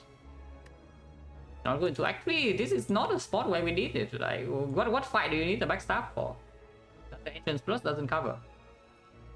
Don't you think that we want to draw into all of this stuff like earlier instead of playing your backstab? What is the backstab for? And you're also wasting your lantern energy.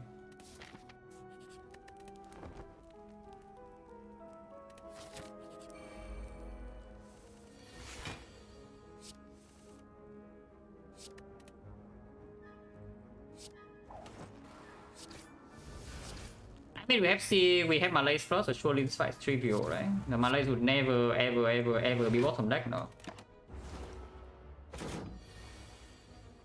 Monka?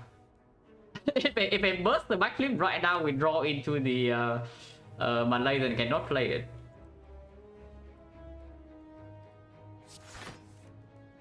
Oh, that's rude. So I cannot burst Malays here because normality is in hand. So whatever, we single Malays. Yeah, we single Malays, guys, then move on. That's rude. It's still only at 2 times 3, so how bad is it really?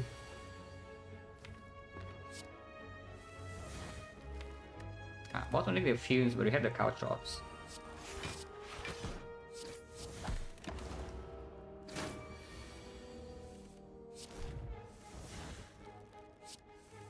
Huh. Well, normality is just free, guys. Let's know with this. It costs us 0 HP, 0 HP here. Yeah, no, really, just free. Anyone else thinking it's free or just free? Normality prevent this error from working? Yes, it does. And that is quite bad. We take 0 here.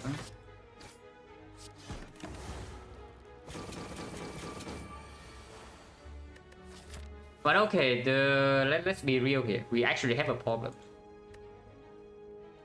I haven't even talked about it, but we have a problem. Is that right now we cannot kill champ. And we always need to worry about this crap in the reshuffle. I mean, the reason I opened the chest was also because we were not killing champ. Yeah? So maybe I want another relic support, but the situation has not gotten a lot better. So I am slightly worried. Wait, normality, please get out. Oh, this normality can get out and we just upgrade the cow gamble. We are probably killing the champ that way. Cleric? The cleric! There is the well-lit plans, but I literally don't care. Yeah, there is the well-lit plans, but I literally don't care, guys. Okay, that's a little bit too expensive for cleric, but sure, we normality is gone.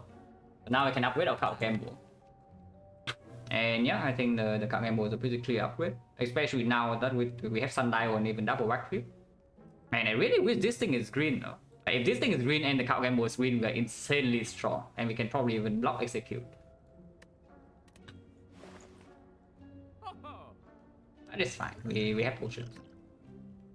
Okay, with the sundial now and this type of deck in Act 3, no matter how big the chest is, we don't open, yeah?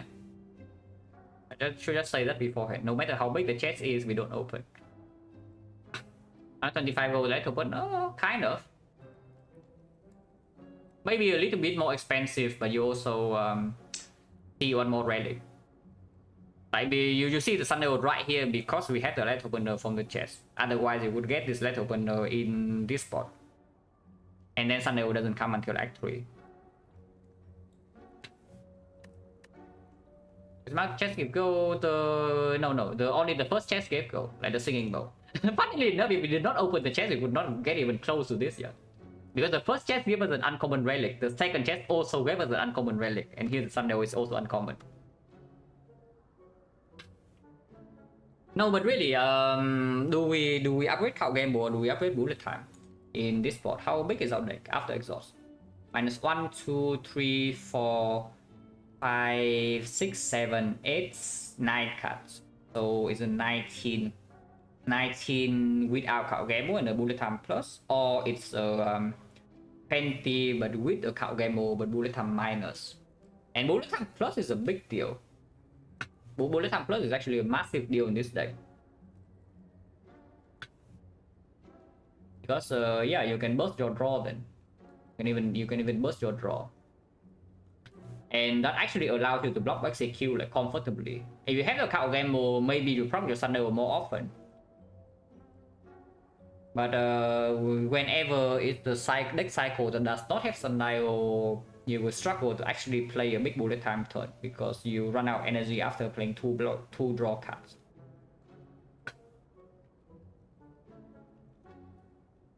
Yeah, I had upgraded the bullet time or the cow gamble the floor before, then the champ is like completely trivial, and then we are also insanely strong. So resting in this file does cost me a little bit, yeah. I would say that. There's nothing else in the shop. There's nothing else. I mean, you can take this, but I don't.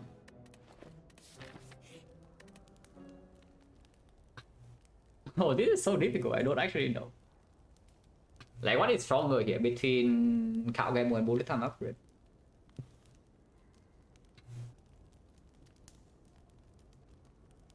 Wait, sorry, give me a second. Weather's cooler now, so I should turn off my aircon.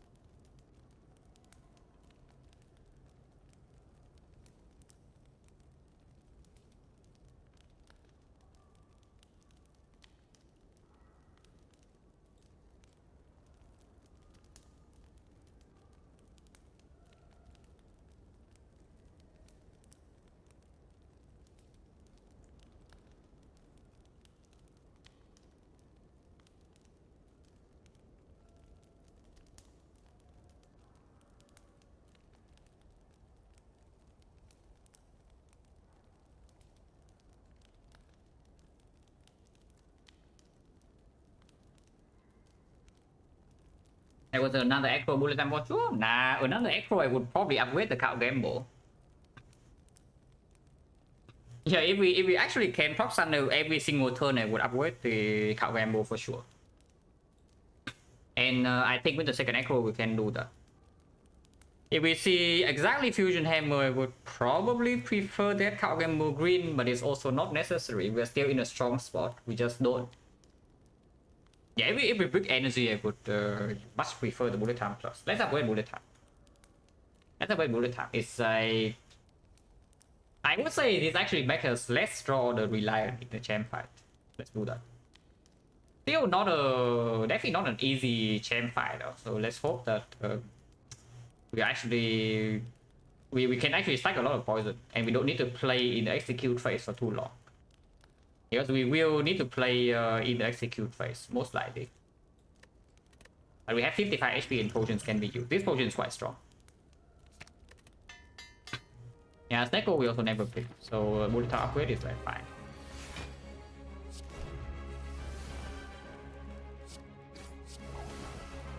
You can't wait for the second half to malaise it, I will just malaise it now. But we save for the cow gamble for as long as possible, yeah.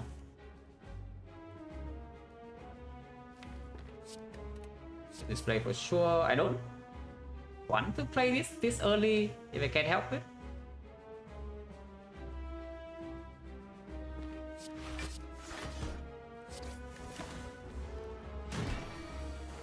Funnily enough, I actually want him to buff. Funny enough, I actually want him to buff, and I don't attack him because I want the poison to stack up. If he buffs and get metallicized and he's not getting hurt by the light opener, that's good for me. But he has not buffed yet.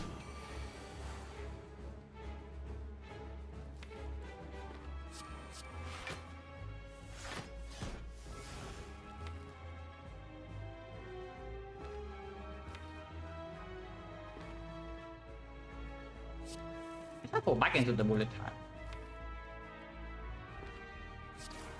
So we need to play this. We all can just leg sweep.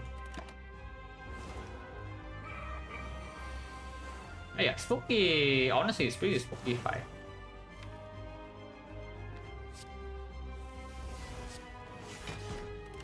It's spooky fight because we cannot actually block this even that easily.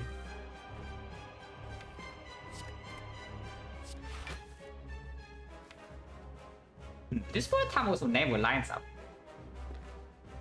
Oh, this is the preview for the.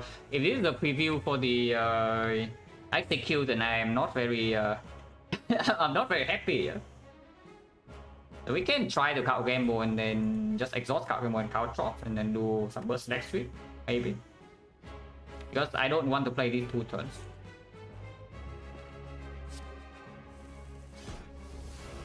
Okay, that's fine. But yeah, Light Opener is dealing a little bit too much damage. Next on Sundial, we completely waste energy, but that's fine. It will split fairly soon, no? In a few turns. So if we play Couchos, Poison Staff.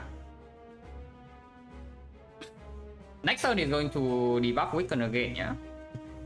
So we play Couchos P-Staff here. We deal 8 damage, another... And then we play 2 defense save, 1 maybe. But we can maybe pretend 5 damage doesn't exist.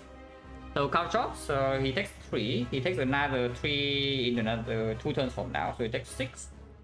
Poison is 29, 31, that's 93 damage. 93 damage. 101. 107, so that's exactly bad.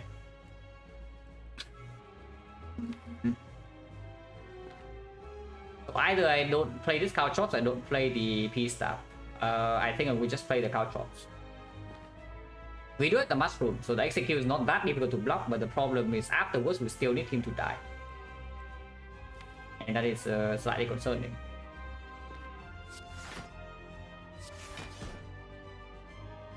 If I play the cow chops in here and not the P staff, then poison goes 25, 20 poison, 25, 27, 29, 81, 81, 81 for... Yeah, 81 is 247, 241. 21, it's like 6 into another...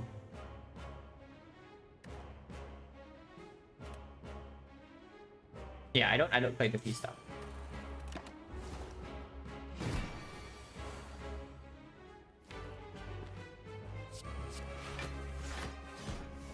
No CE this turn, that's annoying. Maybe I should have bursted that, but...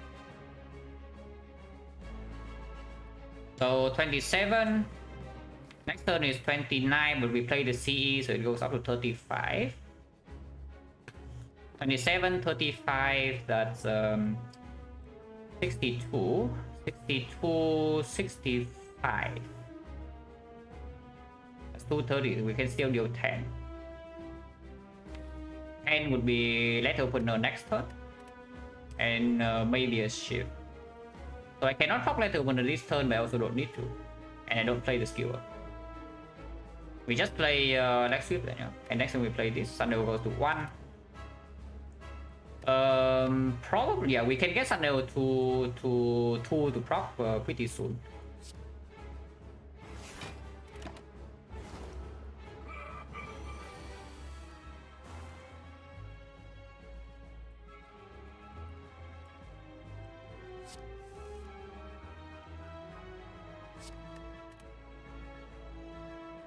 $39, 35, so 233, 230, 225.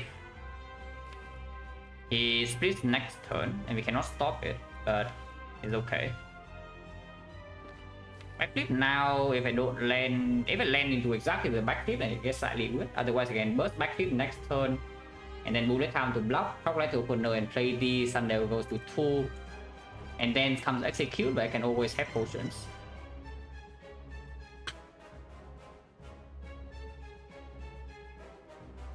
One here, otherwise I take 4. We'll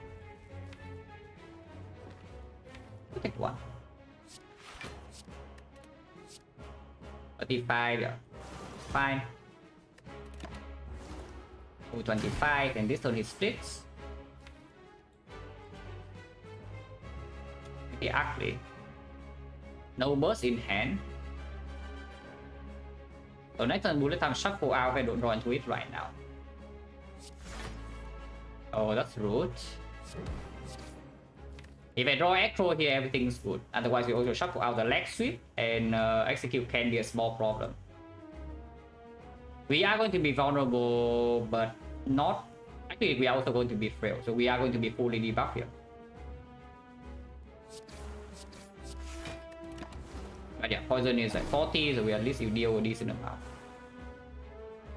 That is very nasty. yeah, that is very nasty. This draw. So most likely we have to use this Steel Chaos next turn. Don't think we are dying, but it's going to hurt a little bit. Probably this fight has not worked out. I was thinking that we are going to draw better, but I guess the backflip is not drawing enough. Even with the bullet time plus, we still don't have complete freedom to draw. So burst backflip, and then we only run out of energy, and then we cannot chain it with aggro. We need a second aggro. Even if the card game was green, yeah, then the bullet time costs 3, and then we can also cannot do it. That's pretty nasty.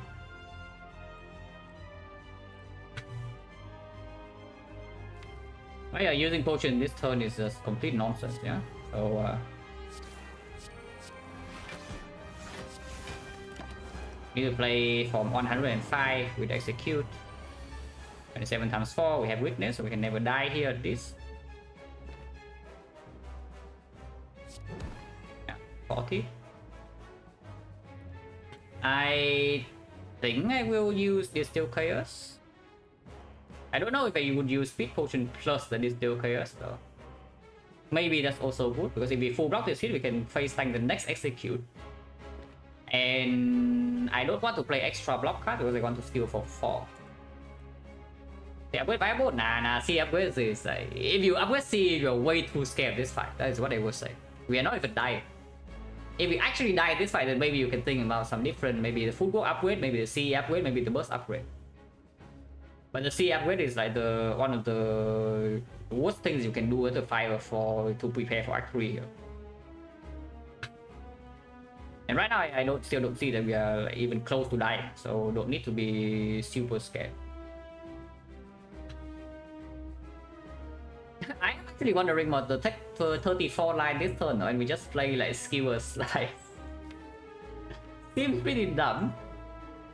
Yeah, seems pretty stupid. One chance is what?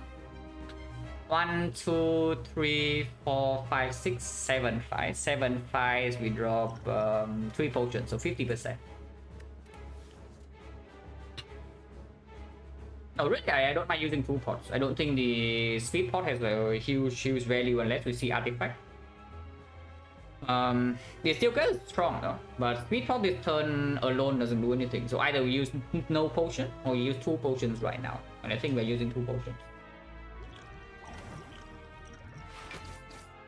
Oh yeah, nice speed pot. Exactly what I want for my speed pot, guys. Oh really? I mean, at least we have a big turn next turn. I was thinking that we can drop Sundial this turn and then we full block this hit, you know, but interesting.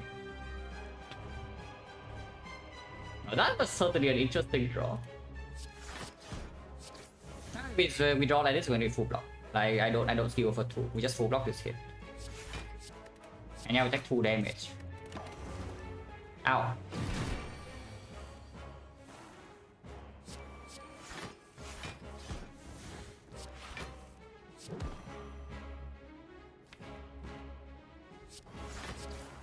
I mean, yeah, now the fight is over, but kind of annoying. Really kind of annoying. We don't need to kill this turn because Thunder can be put on 1. But yeah, like even if we don't potion at all, we are still alive. So I was just a little bit too scared. For no reason really, but using no potion in that spot is a little bit spooky, yeah? Because the next execute it actually requires the full block. Because if we let's say we distill curse into something that see early on the last cycle, then by the next execute we can also kill it. But if we play the distill curse late, then the only thing that saves us would actually be block cards. So that's way more dangerous later.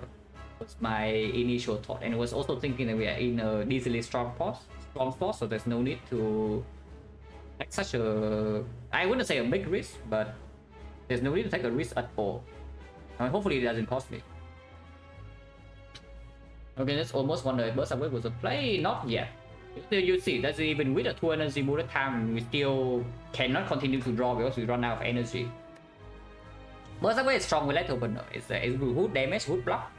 But if our goal is to cycle back to this over and over, then it's not the burst yet. I will still upgrade Cloud Gamble in this spot as my next upgrade. Let's choose. But yeah, next time he executes us, we honestly don't even need to do anything. Like he has 12 strength only.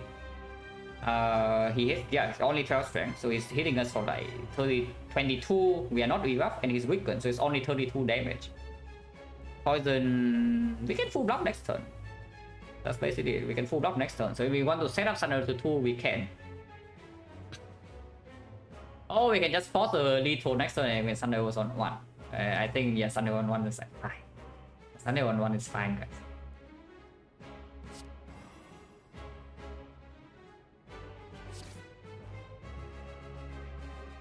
$11, $13. It's dead. Yeah, 16 sounds cool. This is very easy to block. And we do have a full block, so yeah, I could have set up Sundial if I really wanted to. It cost me probably 1 more attack because we full block this hit, but then we need to block for at least another turn, maybe 2, before he dies.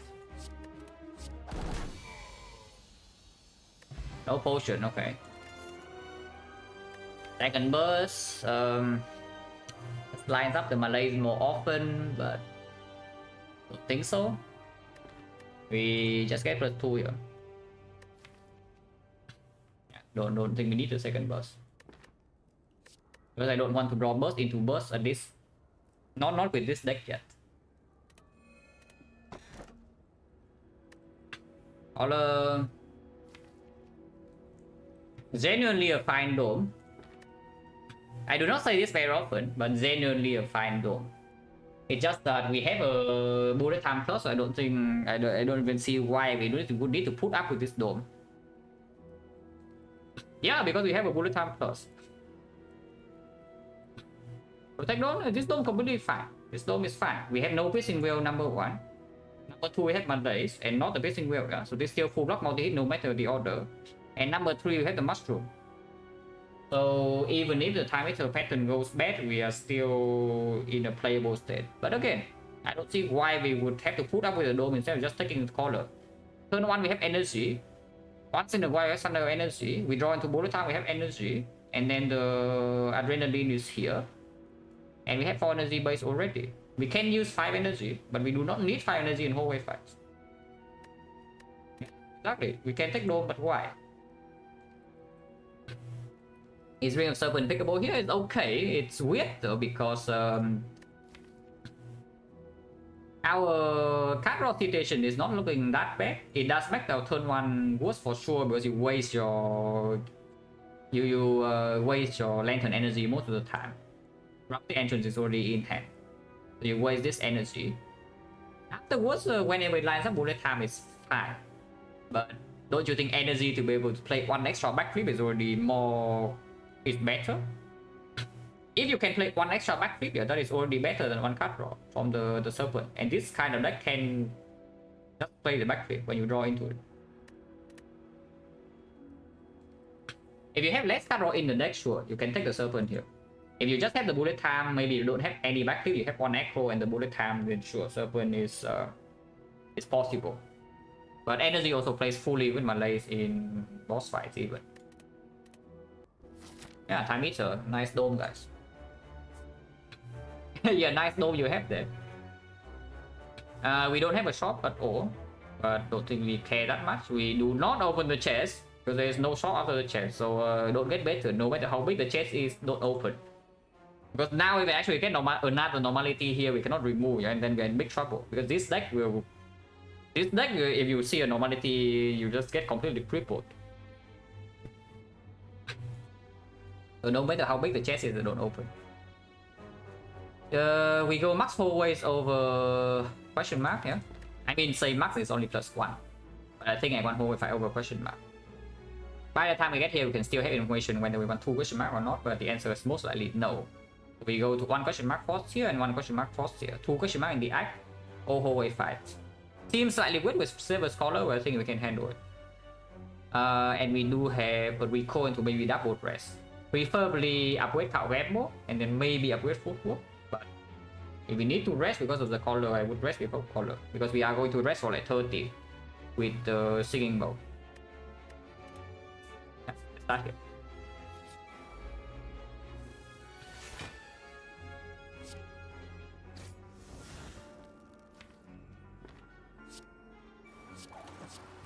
And yes, I would play skill over Malays over skill.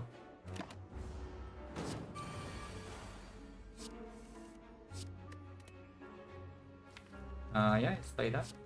With football, this full block.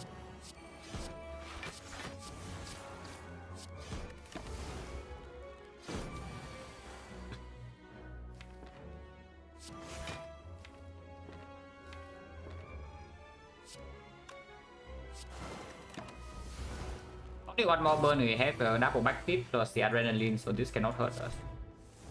And our Thunder now is 2, and then it dies next turn.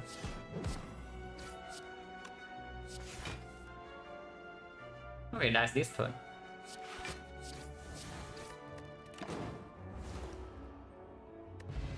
Ancient Potion, that's fine, +2.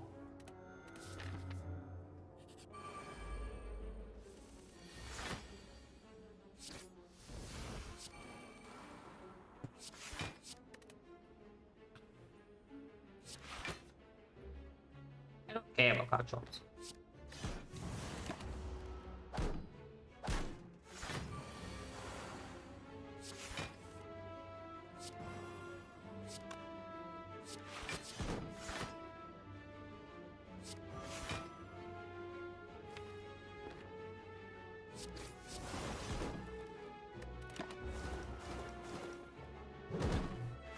No, but really, the late opener that we risk our life to get plays quite well, no?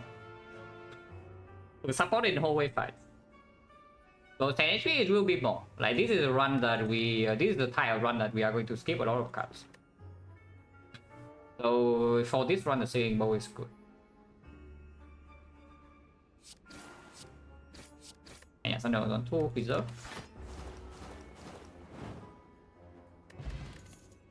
Getting well. Okay, that one we don't skip.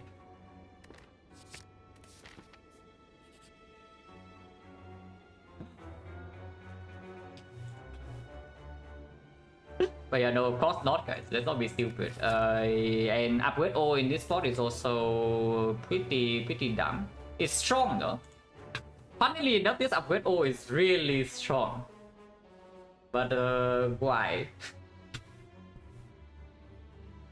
yeah, this upgrade O is completely nuts. But the question is why? Like why would we ever do that in this spot? Don't you think we are pretty favored in this spot? No, but honestly, this upgrade is insanely strong. Just look at this. With all block cards upgraded and the footwork plus, and suddenly you have a Malaise plus, you don't and ankle on turn 1, yeah? You don't really take damage from bosses. And your damage also goes way up because your double card gamble is green, so now suddenly your Sun level pops. In boss fight you have 5 energy. I rarely know the give just fast low, so you set up faster. Honestly, you're close to infinite with this upgrade, but again, question is why? You are only close to infinite. You are not quite there. You are not extremely consistent on turn 1. So if we also have a dramatic entrance, yeah. So let's say you take upgrade O and then you run into like triple jaw wall on turn 1. They attack you for 51. And that is the whole way fight, so you only have 4 energy. You will take damage. And it can happen. It can happen more than once.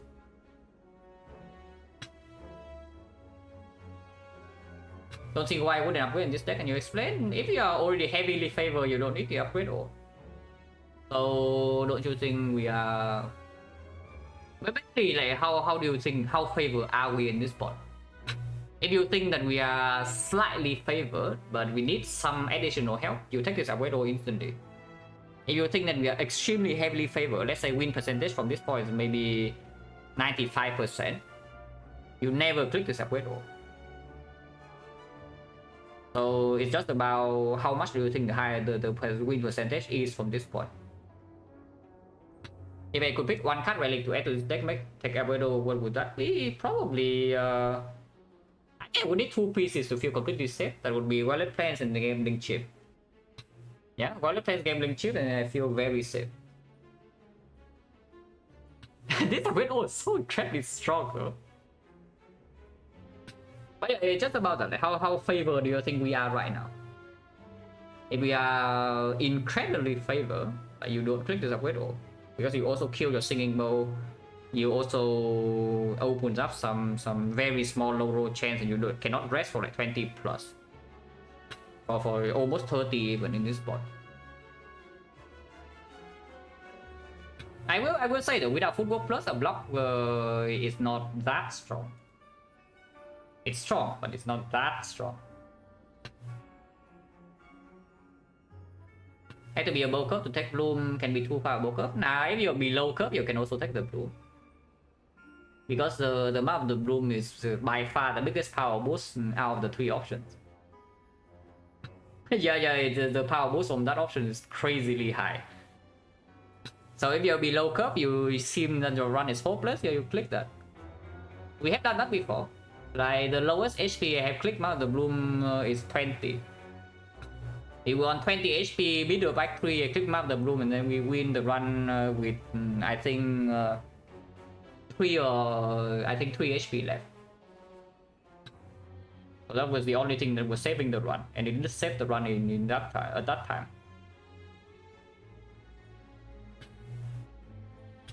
So I guess yeah, we just think about, can this really go wrong in like boss gauntlet or in Act 4?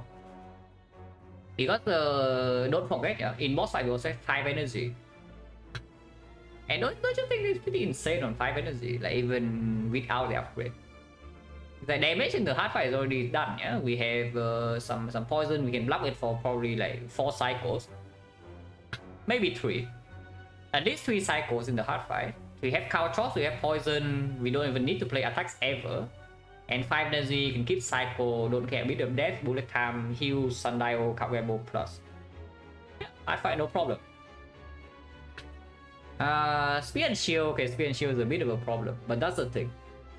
Even with our entire deck being green, the spear and shield is still a problem. Either they die turn 1 or they can always be a problem on turn 2. That is something you do need to think about, because if you take too much damage from spear and shield, yeah, suddenly the hard fight is no longer free, even if your entire deck is green. Because first cycle you might actually have to take a big hit. Even if your entire deck is green, that is sometimes not avoidable.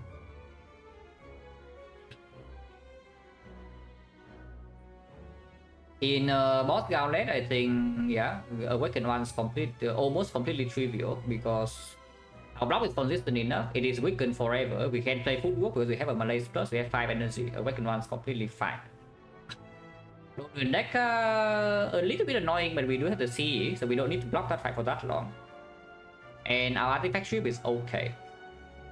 Time Eater is the one that we are facing guaranteed, we have a Malaise plus. So we just play Malaise plus, set up the entire thing, first cycle, and then yeah, 5 energy, we have a bunch of draw. No one plans yet though.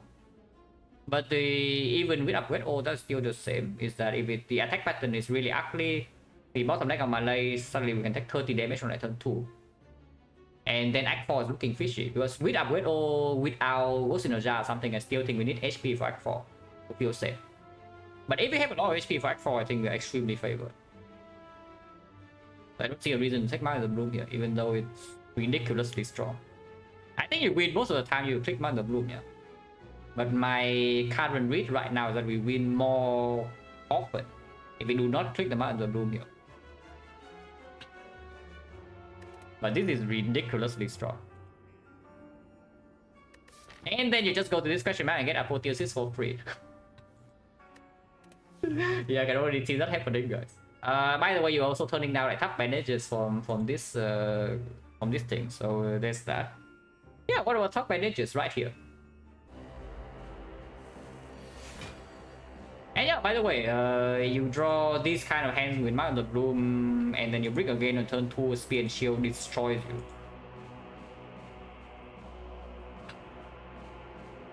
Okay, to be fair, Mark of the Bloom or not, we still get destroyed on turn 2. But my point is that you can be chipped down like before that.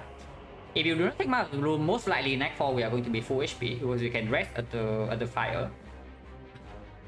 And when we enter Act 4 with something like maybe 94, sometimes even close to 100, we can brute force Act 4 with our HP, even if we break 1 or 2 turns.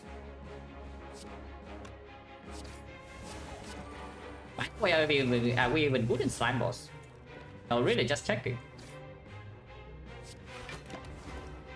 Are we even good in this fight?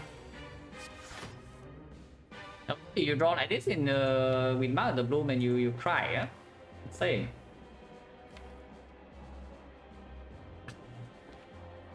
You can split right now. Seems incredibly stupid because the film is not down yet. But I need to be able to set it up so it splits next turn. Because next turn we don't have damage and there's no guarantee block either. So poison is 21, 21 is a 94, 94, so skill for 2 would be sufficient. But we probably want to skill for 3. So defense skill for 3, no, skill for 3 is too much. It's 85, 74 splits right now. So if we skill for 2 is at 95, 95 is 84, so we can do strike. So defense skill with strike is okay. Double defense skill neutralize. That will be 8 damage, 28 damage. 28, 39, 39, 76. That would be perfect. Yeah, double defense neutralize skill. Unless you don't want to keep. Wait up here. Don't don't do that. Don't do that.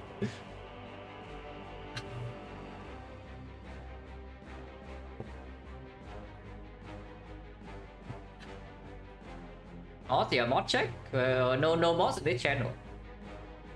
I don't see any mods. No, really, this channel has no mods, guys. Okay, we have a bot now. Finally, we finally have the bot to enter the frame.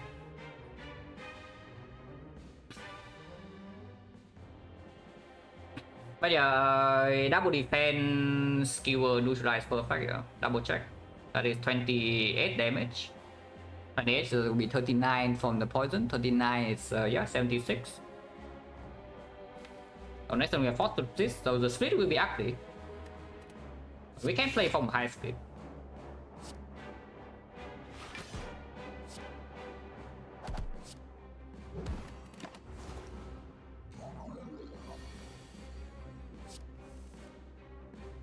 Yeah, of course you don't waste my malaise unless you tell me you want to exhaust it somehow, but I don't.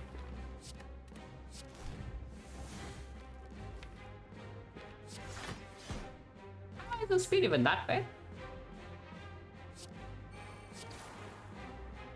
Is it really that bad? Not that bad, no.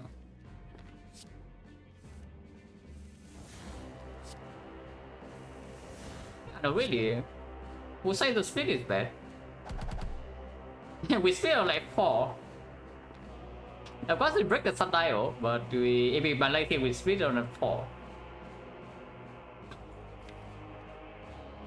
We cannot save it to set up sundial again, or can we?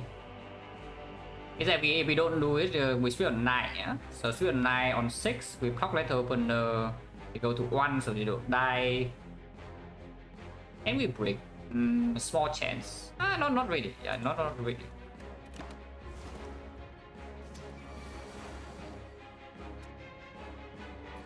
Yeah, next turn maybe we can see some card draw.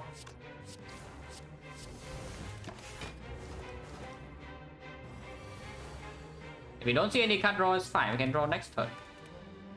Because this thing's splitting now, it dies of course next turn. So there's no risk. Malay takes a dominance. No, Malays will kill them. The problem is that Malays kills them because of Let Open them. And I want to set up my sundial to 1. Okay, that is not a tough advantages, but oh, prayer wheel simple. Yeah, we farm max HP.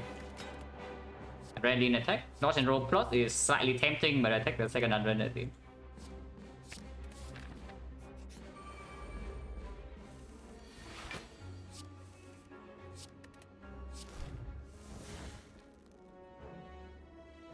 You can play this, so I will.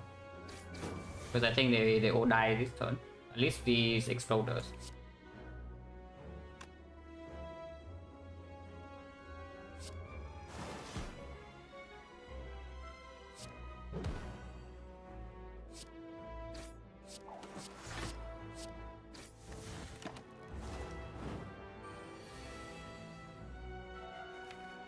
We can set the letter opener to whatever we want here because Caltro's not in play yet.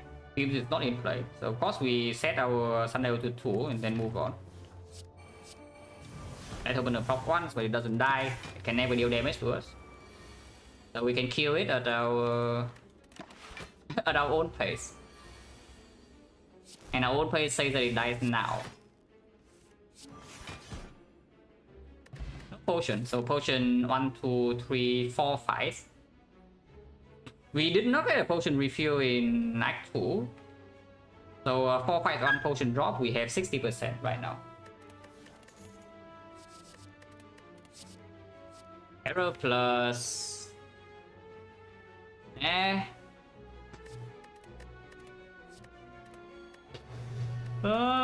Terror plus. I think it is skill of plus when you have 5 energy. It is a way to kill spear and shield. I don't know whether we need it or not. Yeah, it is green. It's like 0 cost exhaust, so it's very easy to get the basically get it out of deck. And the effect is like pretty strong still. At worst it's artifact strip, at best it's plus 50% damage on all physical damage. Cannot be that bad, right? It cannot be that bad. Oh yeah, nice map of the broom, guys. Monka?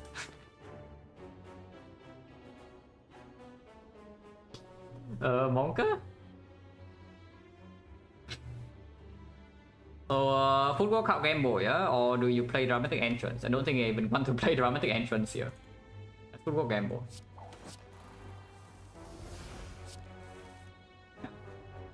Fine, yeah, we are fine. Okay, not that fine. We are taking 7. Now the room will take 0 here. Because your defense are green.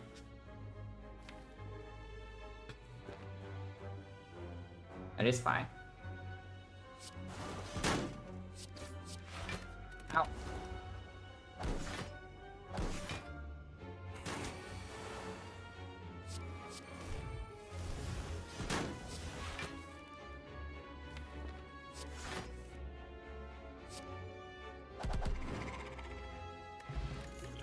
On chance 50.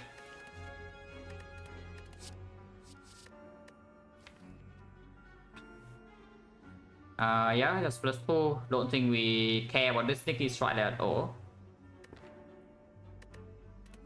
And this one may be at most the next week, but I don't care about it either.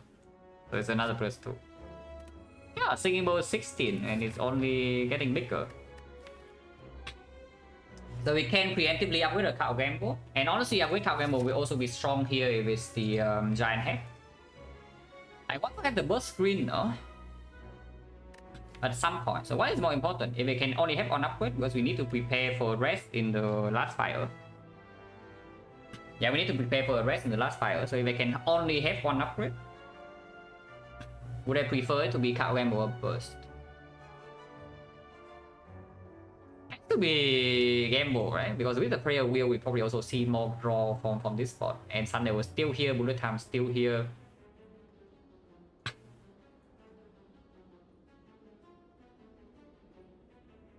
Yeah, probably has to be cow gamble.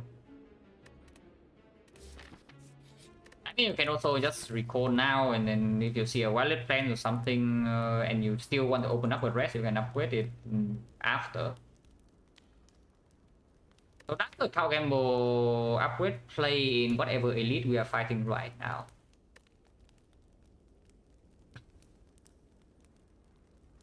Honestly, against giant head, I don't think it matters. Against the... Yeah, against Nemesis, it definitely can. And against the Recommencer, sometimes. And we can also just recall first. Recall first right now is absolutely safe. Yeah, maybe just recall, right? Because if I see a water fence, I just upgrade that over basically everything.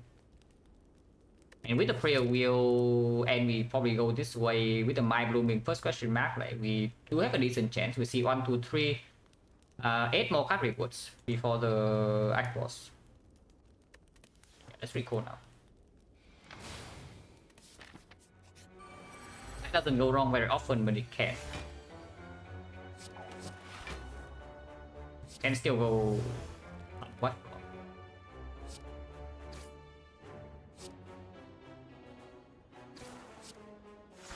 Yeah, I need to do that because of that opener. Oh, nice mouth of the bloom, guys. Anyone blooming? Wait, anyone think having mouth of the bloom right now just weird.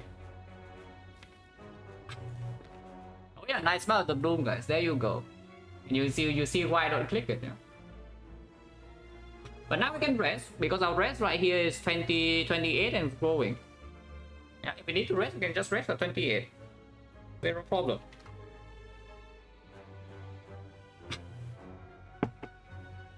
The thing about the bloom is where you lose your run because you already lost, I don't know, like 8 HP from this, and here you take another 26.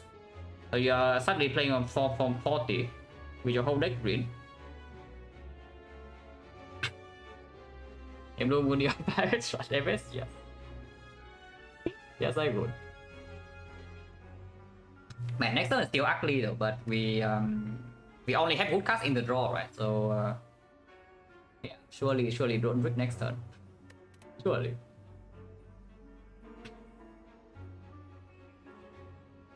What do I want to do? I mean, okay, I play this.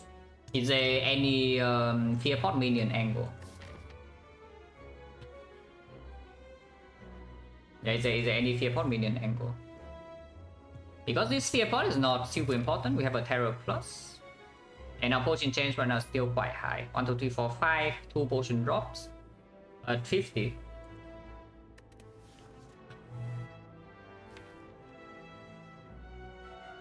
Does this ever matter? We do skill on 1, we do count chops, and we do strike neutralizer without the fear pot. We are dealing 12 damage, so it's a 10. And next turn, let's open the most I pop at least once, so we need to deal 5 damage. We can fear pot next turn. Yeah, we can fear pot next turn if we need to. There's no need to do that yet. The second, in case he resummons, they have exactly the same HP, so there's no reason to hit the first. Sometimes it dies with count drops, and then the new minions all die. Yeah. We strike neutralize here and then skewer this guy.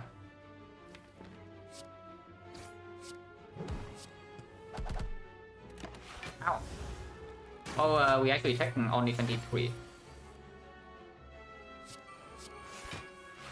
Only 23, guys, no problem.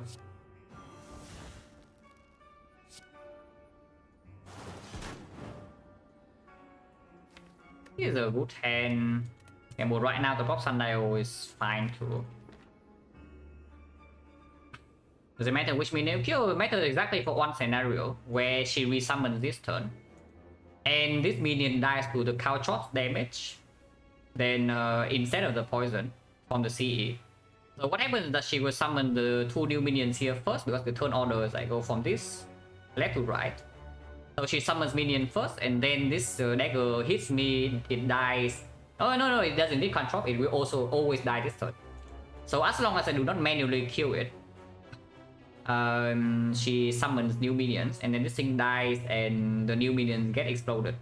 But if I see the front minion and kill the back one, this thing attacks first, and then it dies, so it deals damage to the Retromancer, and then Retromancer summons, so the 2 new daggers are full HP. So it matters for exactly one case. But mostly irrelevant. It's still just very slightly better to leave this thing alive over this thing now, if they have the same HP. Very slightly. And yeah, as you can see right here, it doesn't matter. But it could have.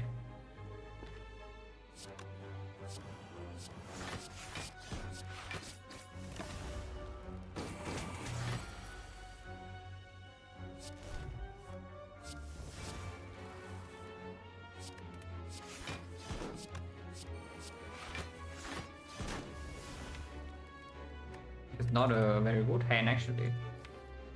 Want to bullet time here, but this hand is not exactly very enjoyable if he attacks again. So let's gamble this hand. Can gamble again, but this is a good draw pile, so I think we just play with what we have in hand here. Care about this, it's exhaust. Indeed, nah, we don't have our gamble plus. Don't have a consistent energy source yet besides the Sundial as well, so definitely not infinite.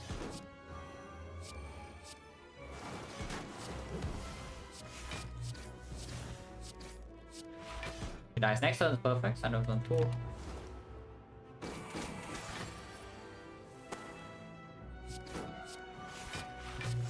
Like next turn is still okay. Yeah, Thunder Zone 2. We take what 23 damage in this fight, but we can rest. Helix, okay. Then maybe Mount of the Bloomers. Oh no! You don't even get your Helix. Now you get your Prayer Wheel. yeah. You take Mount of Bloom, you take 20 plus, and you get your Prayer Wheel in this spot. So you might never even see the Helix. Oh, plus I should probably take. yeah. Plus I should probably take. So we can rest or we can upgrade now. If we do not need to rest twice and rest later, it's better, of course. Because yeah, we get more HP from the Singing Bow Prayer Wheel, and then it's just good. Still don't have a Bell Up Potion though. Potion change on 60. But I guess with the Nemesis now we do have Helix to protect ourselves a little bit, and Giant Head should not be a huge problem. Yeah, I wait my game board now. I just upgrade my game board now. We see.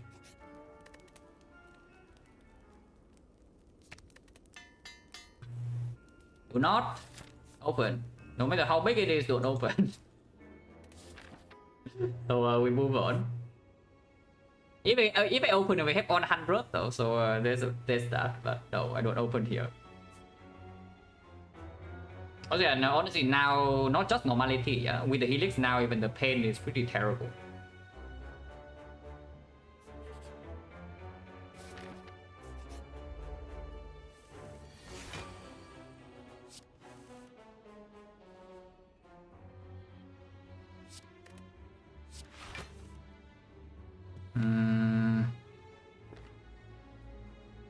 Probably don't want to play this hand as gamble. Chops exhaust is not that important. I would like to get burst malaise, and we can.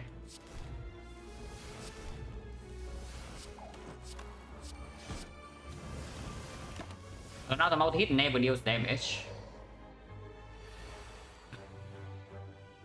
And the big hit we have the Helix. We have some pretty decent safety here. I expect it to be 0 damage, but if it shuffles in too many burns, maybe you can take damage sometimes.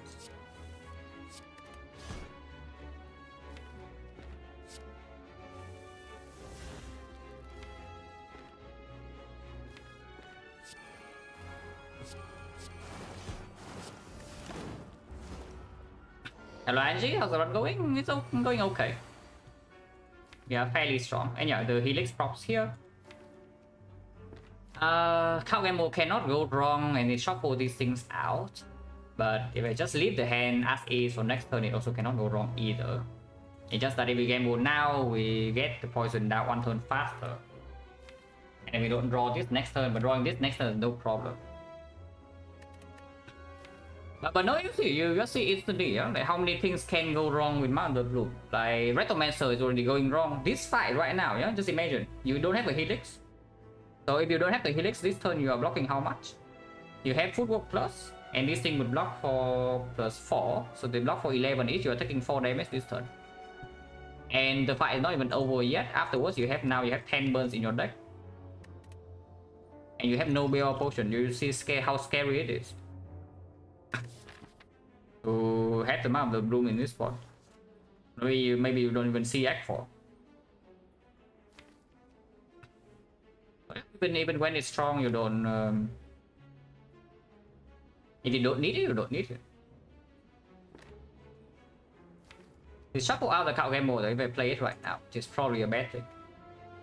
So we just do nothing this turn. We deal 2 damage. Honestly, it's still pretty scary fight, because if it's doing another big hit, we will maybe take some damage. Which is why I also malaise for 10.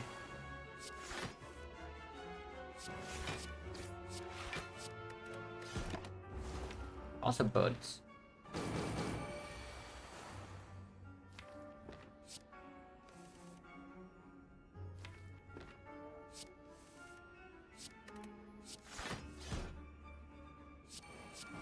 That was almost bad. It was not lethal with skill, yeah, it was only 45. No, it was 60. Yeah, okay, maybe we could have killed. Didn't need to play the aggro. But it's fine, this also takes 0. And we put something on 2 then. I mean, at least I hope that this line takes 0, because it's not guaranteed to die here. Okay, we take 0. Fine.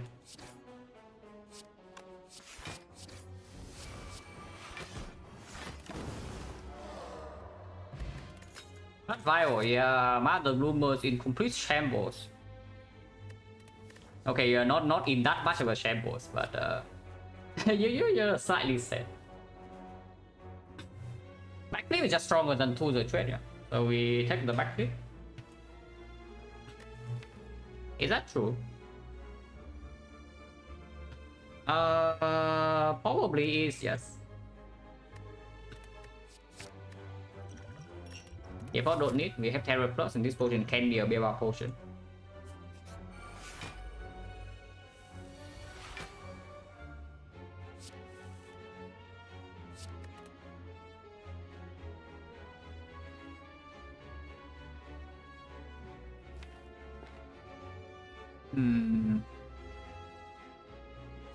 Yes.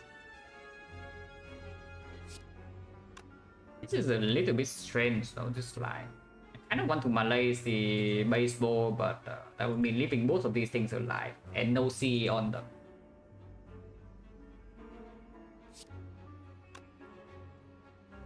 $18, $27, $32. And we can drop the thing 2 times actually. So if I don't terror a minion here, we deal 10, 22, 28. Nah, they're just stupid, yeah. They're just stupid.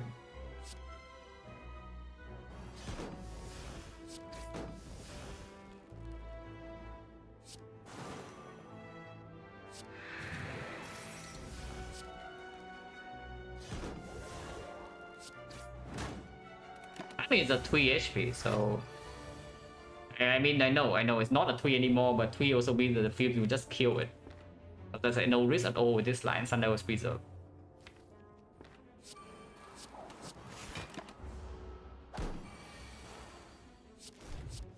I can also kill him.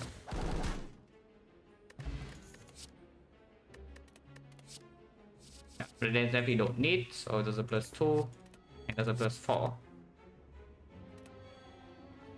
20 HP, yeah. So with the Frey Wheel was here, right? And we pick what from that? We pick the adrenaline, and then we pick yeah, 1, 2. No, not here, not here. We pick from like here. Yeah, we pick from like here. The piercing wheel. 1, 2, 3, 4, 5 cards. We have 1, 2, 3, 4, 5, 6, 7, 8, 9 cards. So -8, -10, -12, -14, -16, minus another 4 from Nemesis, on -20.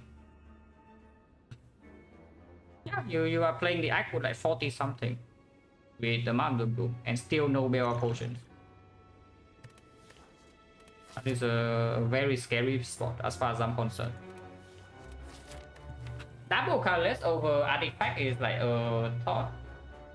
Artifact blocking vulnerable is not that important because we have, of course, the mushroom. You block a little bit of damage, no?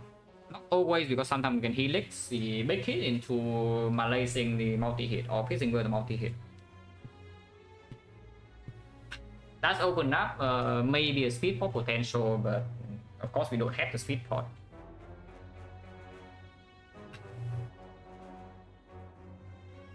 It's just that having colorless plus the ancient is a little bit more flexible than just 2 colorless. Sometimes you get like maybe a panic button and you can use that. And yeah, of course Act 4 shop, Calrun and such still possible. Probably not. Probably just keep 1/1. We have Helix in this fight, so it shouldn't be too bad.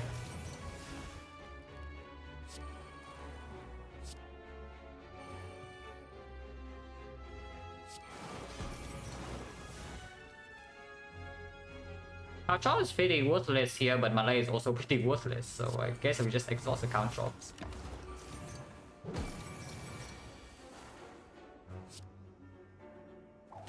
Can use Helix this turn. I mean, maybe we don't have a choice.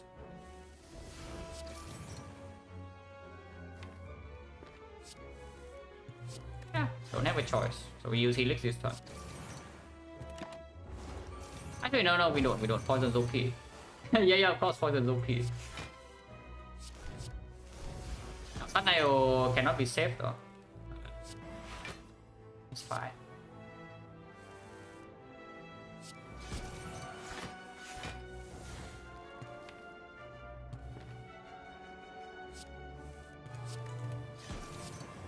So now it's weakened for the rest of the fight and we will finish exhausting.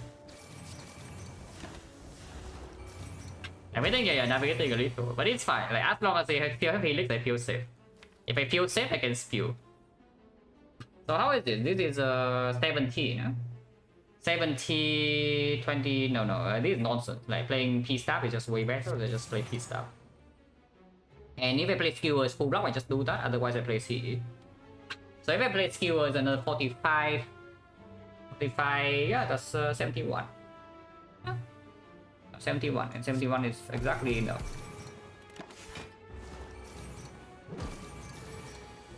Oh yeah, he also has fun one dice, of course.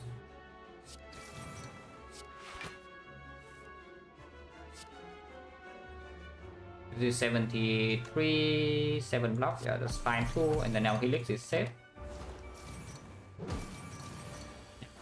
Now I cannot take damage. If I can advance 100 to 2, I would like to. I cannot.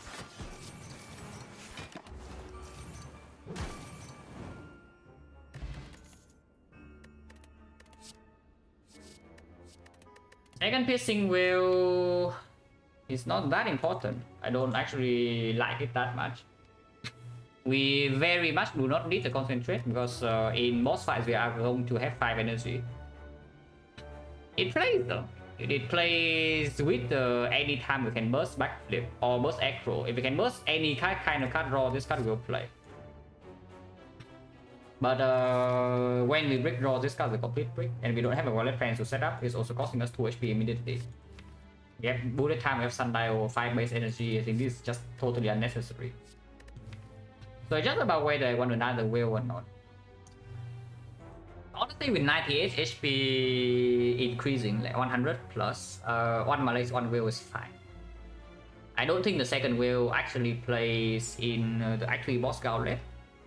It will probably play in Spear and Shield. Maybe it plays in the Hearts. But it can break boss gauntlet. Can it? I mean, Time Eater is a dead draw first half if we are Malaysian first half, but we might not even Malays first half. Probably we are Malaysian first half though. Because we have a lot of power to set up, so we Malays first half and then maybe Terror second half. Or maybe just play the fight normally after like the footwork.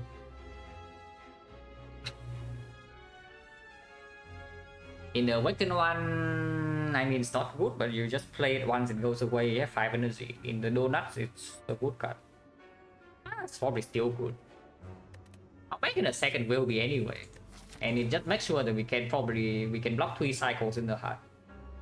Then Cow Chop will kill it. This one I don't take. Like, if you take anything here, maybe this is a dodge and roll. Deflect on 5 energy, it does play with triple backflip, but again, we have the bullet time to draw into. And we are on 5 energy.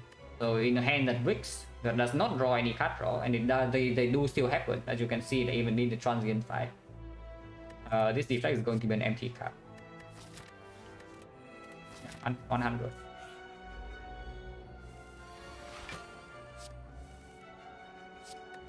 This fight is not super trivial. I wonder if it's difficult enough for me to use this though, because this potion you're doing something. Even in the Time Eater fight, yeah, if you use it to block draw down, you already gain 2 draws. You can block vulnerable when it hits you for big, or you can block a draw down debuff, which is plus 2 draws, working immediately.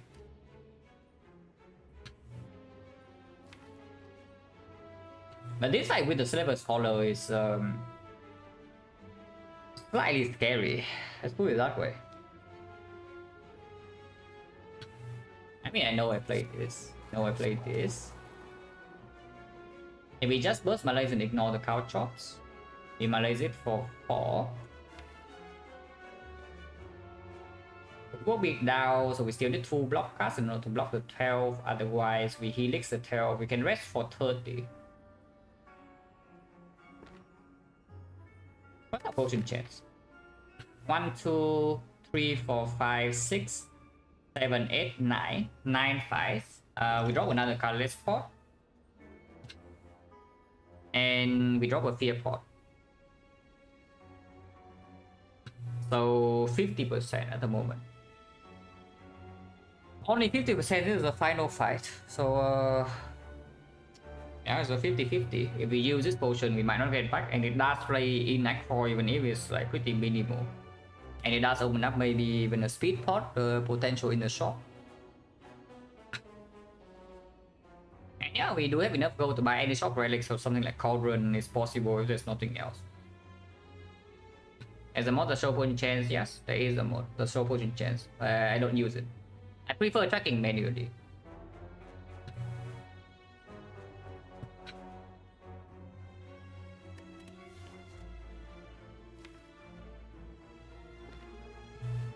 That's why you know, like some old guy still wants to draw by hand or something similar instead of moving to like computers. If you already do it for too long, you just keep doing it, you know, like boomer mindset.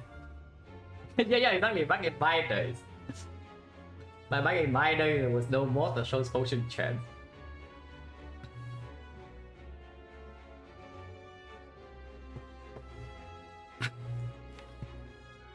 I'm slightly worried about this fight if we don't potion, but it only buys me like 2 turns.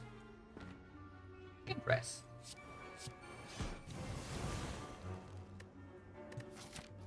$50. And yeah, blocking vulnerable in the heart is really not important. With double piercing your Malaise, most likely we don't take damage from multi-hit. So the big hit is just the big hit is vulnerable and not with weakness. We mostly deploy weakness. So without the artifact potion, the base is 45. Go to 33. Yeah, 33.75. And then 1 out of 4 of that would be 42. Otherwise it's 33. So this artifact core is blocking like 9 damage in the heart.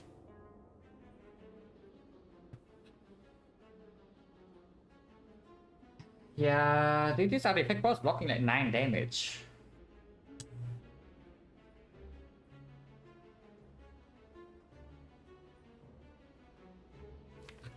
Honestly, in this fight is a little bit concerning, no? If we don't get a big bullet time turn, and even if we do, Sunday was not on 2 piercing goes or death draws. I'm slightly worried that we take maybe like 15 damage here, and then I guess we will rest. But I kind of want to upgrade something like Burst of Footwork. Right now we take 0 from this side, we absolutely can upgrade from 70. And then we rest in Act 4. Yeah, let's sound effective.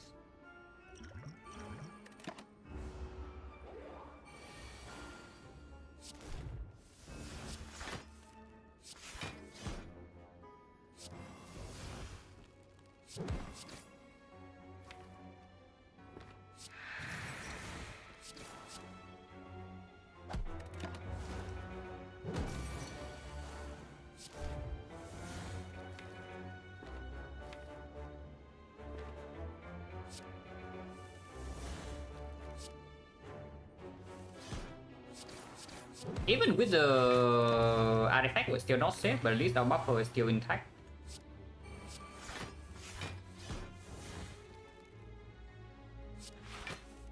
Yeah, we are fine now because we can full block this turn. That probably means our Sundial is gone now, because the skewer cannot be played.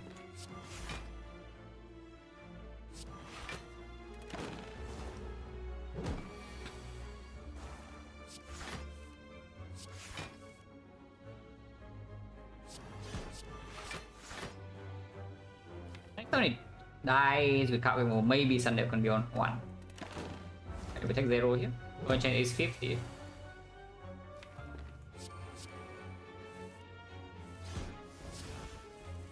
And nice, we can put Sundial to 1. Okay, potion back. Necro, yes. Bouncing Flash is not for the heart, it's for Time Eater. If we want the Bouncing Flash, that's for Time Eater. Don't think we need it, so I won't take it. And we upgrade Footwork. I think in this spot we upgrade Footwork over Burst or Card Gamble. Like there's no Catalyst yet. And these upgrades give us roughly. The burst upgrade has an upside that you can burst adrenaline into burst malaise, but that is not very useful in the hard fight. So it's only for like the boss gauntlet, which I don't think we need that much help against. In the hard fight, if the fight goes long, which it will, and the bit of death become like 3, then the footwork upgrade maybe outperforms the burst a little bit. And just for the Time Eater fight, the footwork upgrade also outperforms. If we break our hands, the footwork upgrade outperforms. Because if you can line up burst draw on 5 energy, you already have a good turn. That's a great footwork. But we don't need this.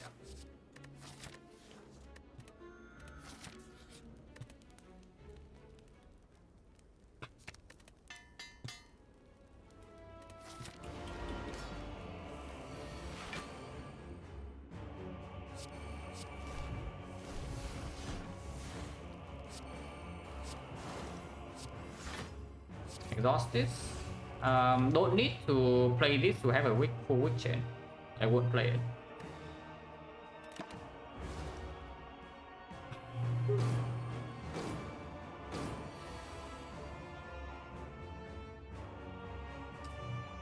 So we lose Helix here and we get drawn down. Yeah, there's no protecting this Helix. Cannot draw Footwork, cannot draw Malaise. So we just deal maximum damage. Unless you tell me we leave 4 cards for next turn. But Adrenaline in here we want to play. So this guy I want to play, this guy I want to play, this guy I want to play, this guy I want to play. And these guys we also want to play. These guys we also want to play. I think we probably clock now.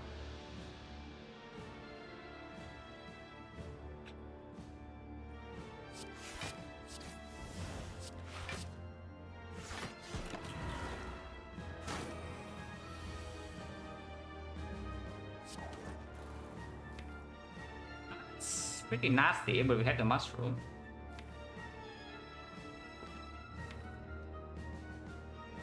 I don't think I want to play this card gamble. Like we just accept this debuff. Yeah, I will just accept this debuff. He's being bottom deck is annoying now. It's fine.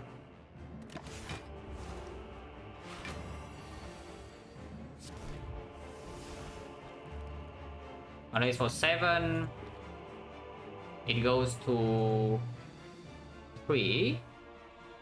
Yeah.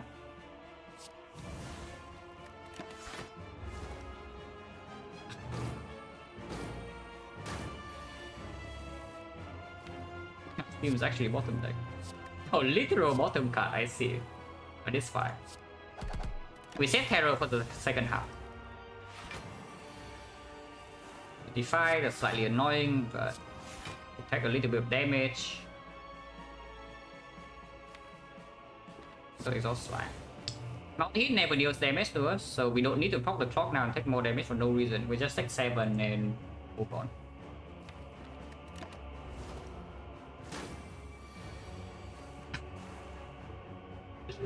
Oh, this freaking guy, man.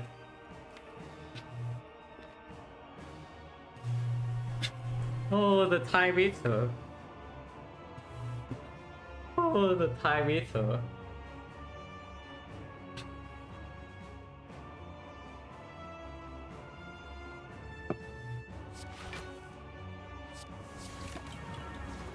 Okay, debug again. So okay, at least it's doing multi-hit. If it's doing multi-hit, we don't have a huge problem. And yes, I will use will. Should I have Acro first, maybe?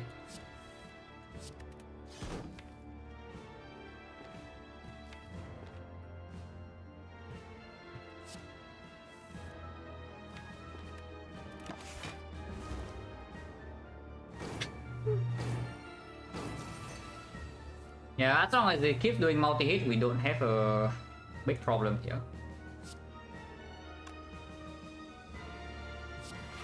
And then we take the second half.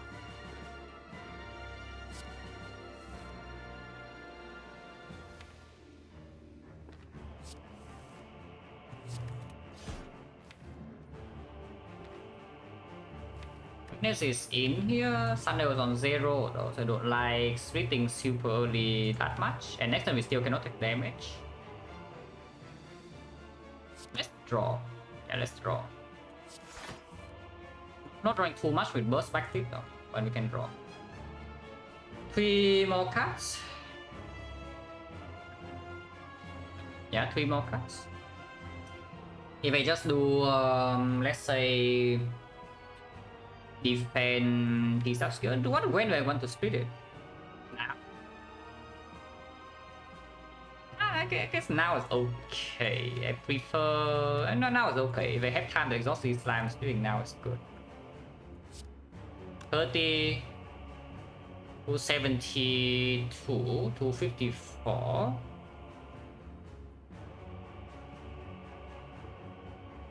Yeah, wait. 272 to 54. Minus 9. So if I slide skewer, he's splitting, and we have 1 card next turn. Jelly, thank you very much for the sub and the 8 months. Appreciate a lot. Alternatively, I can prop the clock, do P-Staff skill slides, also split, but I have a completely free turn next turn to maybe exhaust double slide.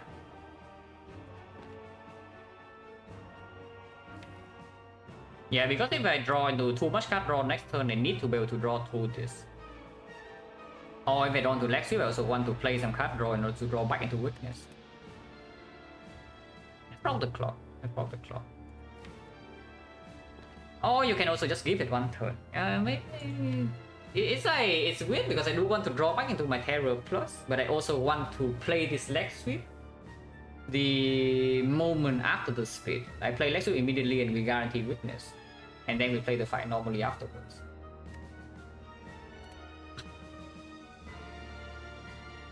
Yeah, let's split now.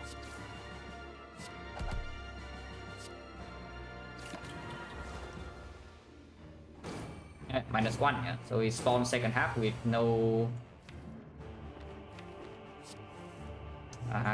Let's flip now. Be annoying. Slightly annoying. Less annoying, I guess. But yeah, we prop the clock to like 5. Not the best, but we have 0 slime in the deck at the moment, so the fight is advancing okay. He starts the second half strong though with the drawdown. yeah, very strong opener by the time meter here, starting with a drawdown.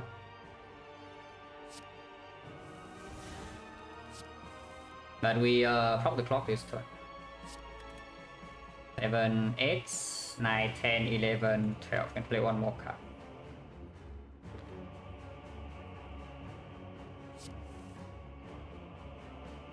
Do lose out on some card draw.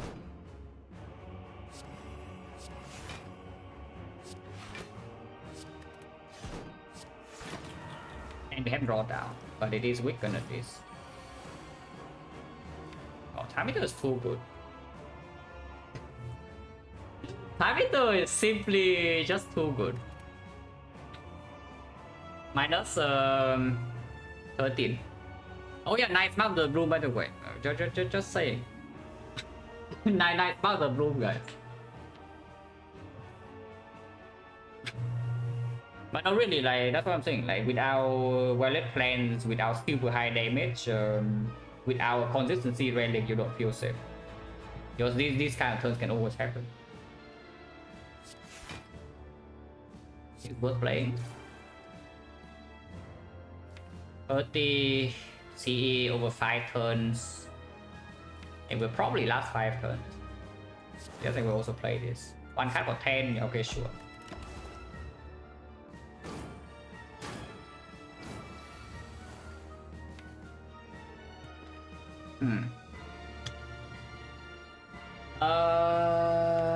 We do not have drawdown next turn, and one back flip is weakened. If I play this, I go to 7, so I have 5 cards to block. I have to play Terror. I think I single leg sweep and not bursting. I think I'm bursting this leg sweep. So just do single leg sweep and move on. This turn is okay, I guess. But you see my point about upgrading footwork now? Because whenever you break your turns because of something like Time Eater or maybe later on Spear and Shield or even the Heart, your burst upgrade does not actually play.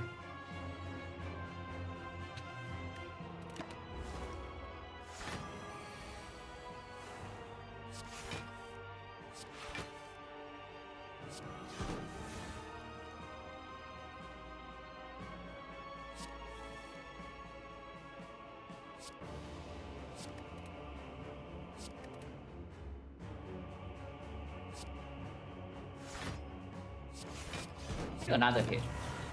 I got another 9.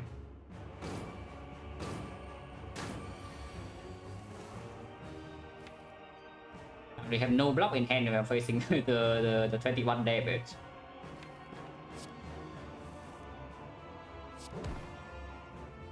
I mean, they're just too good. Take another 3. Ow. No, really, this guy is just too good. No, I don't care about the clock really. Like if you watch me long enough, you also know. The clock is whatever. The clock can stay. The clock can be 10 for all I care. But this fight has different problems.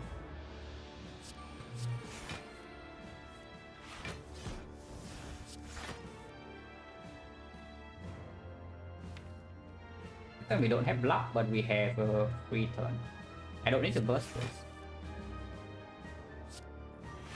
I want to kill it. That's why I keep drawing.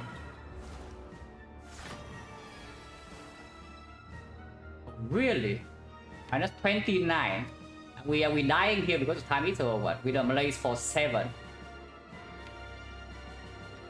With a Malaise for 7, are we dying? With this deck? Because right now we go to 11 and we enter the next fight with 13. And that is unacceptable.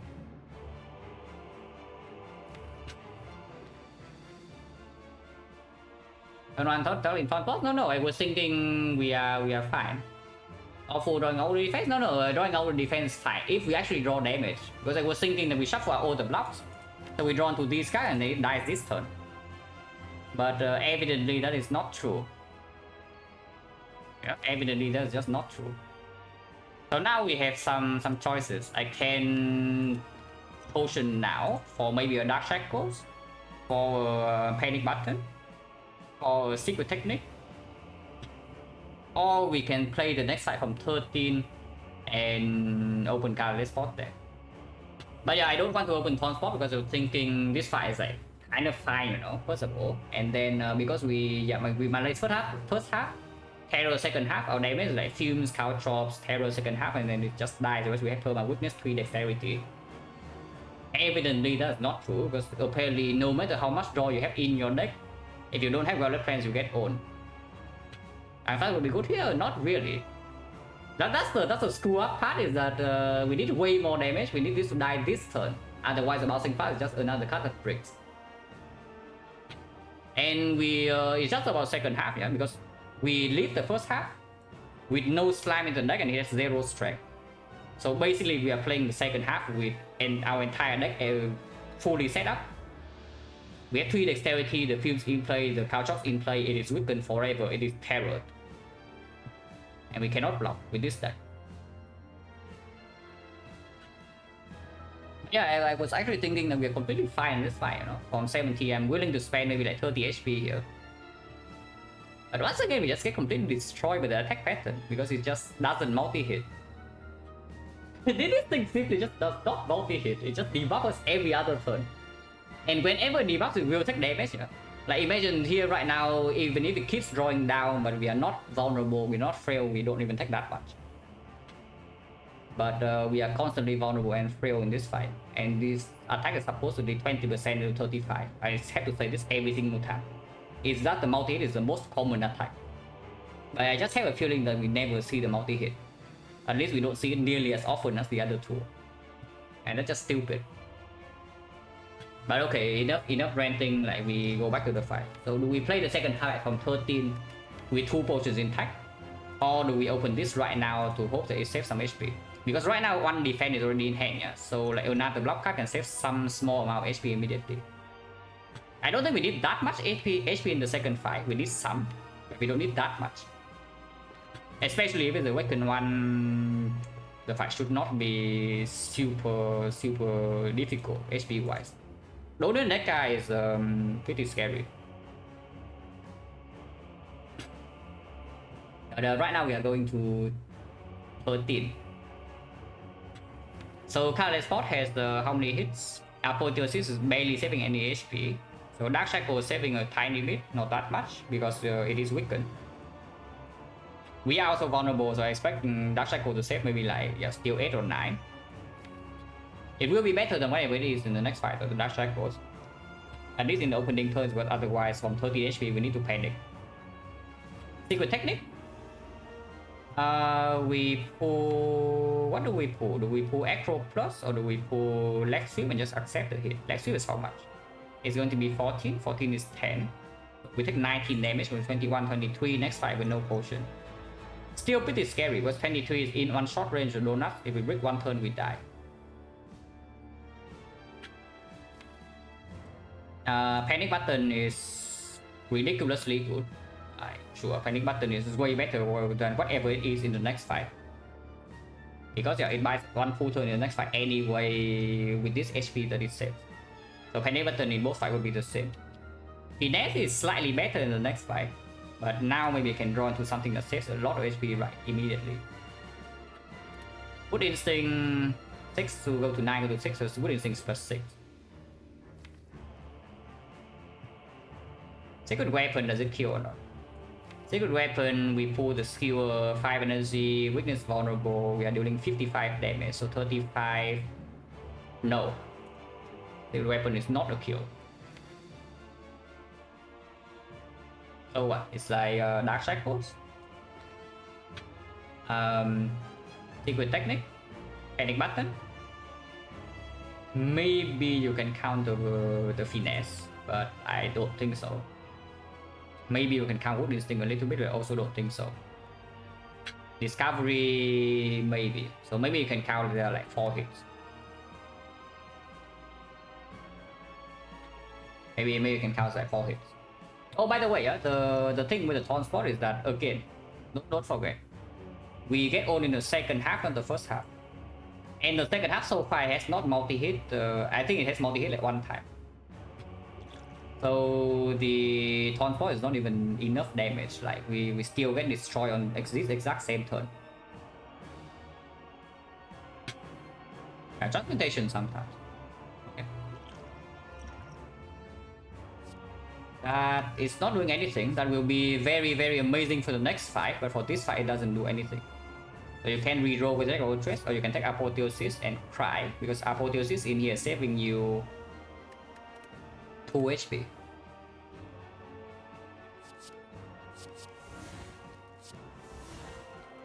Barely off. This is barely off on killing. This is so sad. It is actually barely off. 7 damage. Okay, fine. So I guess Taunt Potion would have killed. We enter the next side with 13. Oh, time eater, guys. The time eater. It just keeps getting us. No matter how much draw you think you might have, you don't have enough. Okay, Awaken one at least, so maybe it's playable. Only if we draw into our footwork before the multi-hit though. Our Malays, I mean, not the footwork.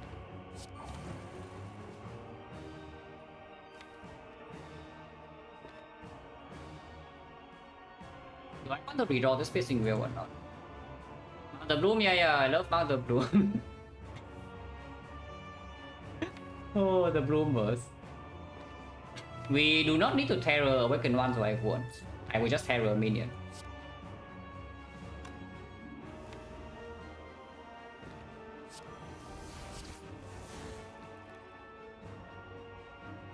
Redraw this Piercing Wheel or not? I have the feeling that the answer is no.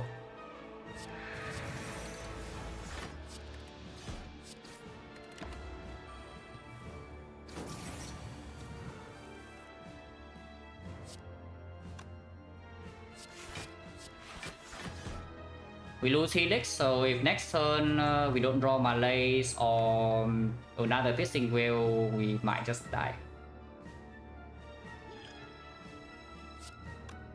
We don't play this, yeah.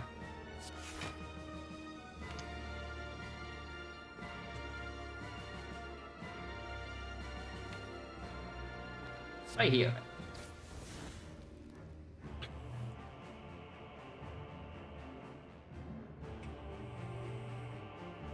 Yeah, three block off from the Helix. We beam preserve. On spot go to 6. So C alone is killing, but we need to let the opener next turn anyway, otherwise we cannot actually block. Just deal 3 damage here. Into the heart, is this necessary or not?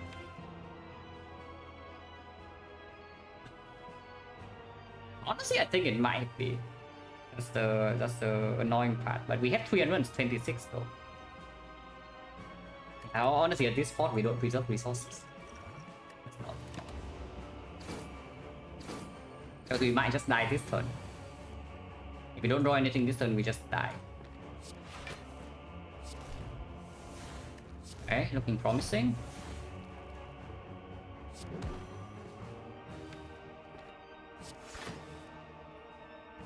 Okay, we are fine for now. And we are fine for now. I kind of want to get a bigger Malays than... If I aggro into Malays right now, it gets a bit annoying. Yeah. So I want to get a really big Malays. If we just see Piercing Wheel who block this hit, this turn is still okay. Thunder unfortunately is not set up. And we can Malays for 6. If you Malays for 6, the big hit is doing 18 weaken down to 13, so we can take 7. That's okay. But if I echo into the Malays right now, we are in an unplayable state, so let's not do that. Go die. Don't play the fumes. We don't need to.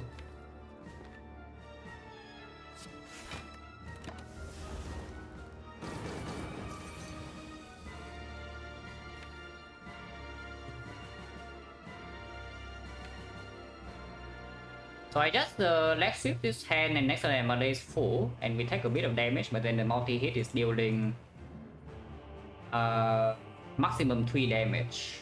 It only deals 9 and we on defense blocking 8. Second half is going to be pretty scary, but we also exhaust 2 more cards.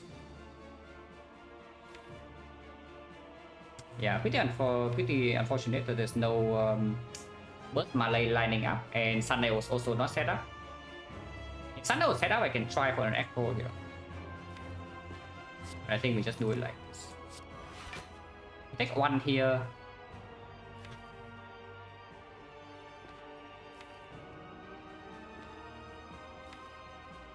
One next turn we put it down to 18. 18 is 13, we take another 7. So we take 8, we go to 5. I think it's very scary for second half when the voids are coming in. Because we still need to block 21.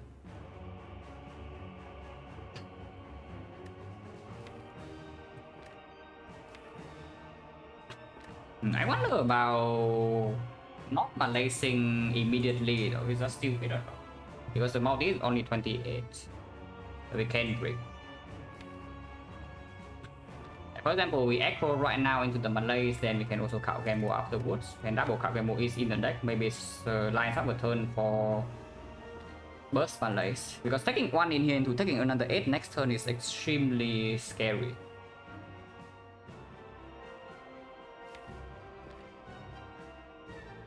I mean, no, we take 7. Yeah, we take 1 here, take 7, we go to 5. Yeah, going to 5 in the second half, we just die every brick once turn. But if I do not play the Malays line, there's no guarantee we Malays the multi-hit, the next multi-hit. If I had to play some card draw into the Malays and I still cannot play it, then we are actually just playing from the worst spot.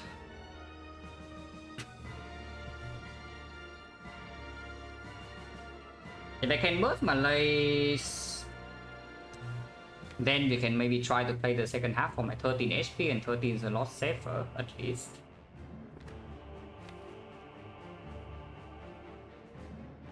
I go for it. Let's draw the Malays.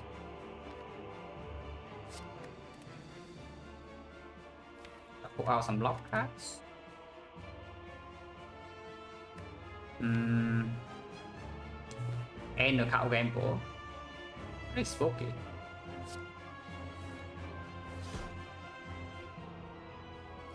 Oh, drawing all block card here is so bad. Oh, drawing all block card here is so insanely scary.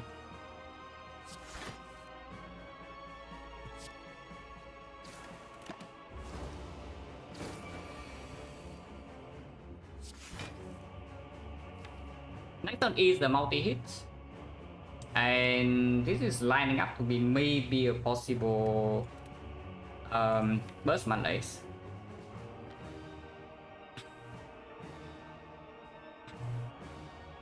But then shuffle out block, I did not want to take the 1 damage. I could have count gamble and shuffle in the block, but then the turn after I was going blind.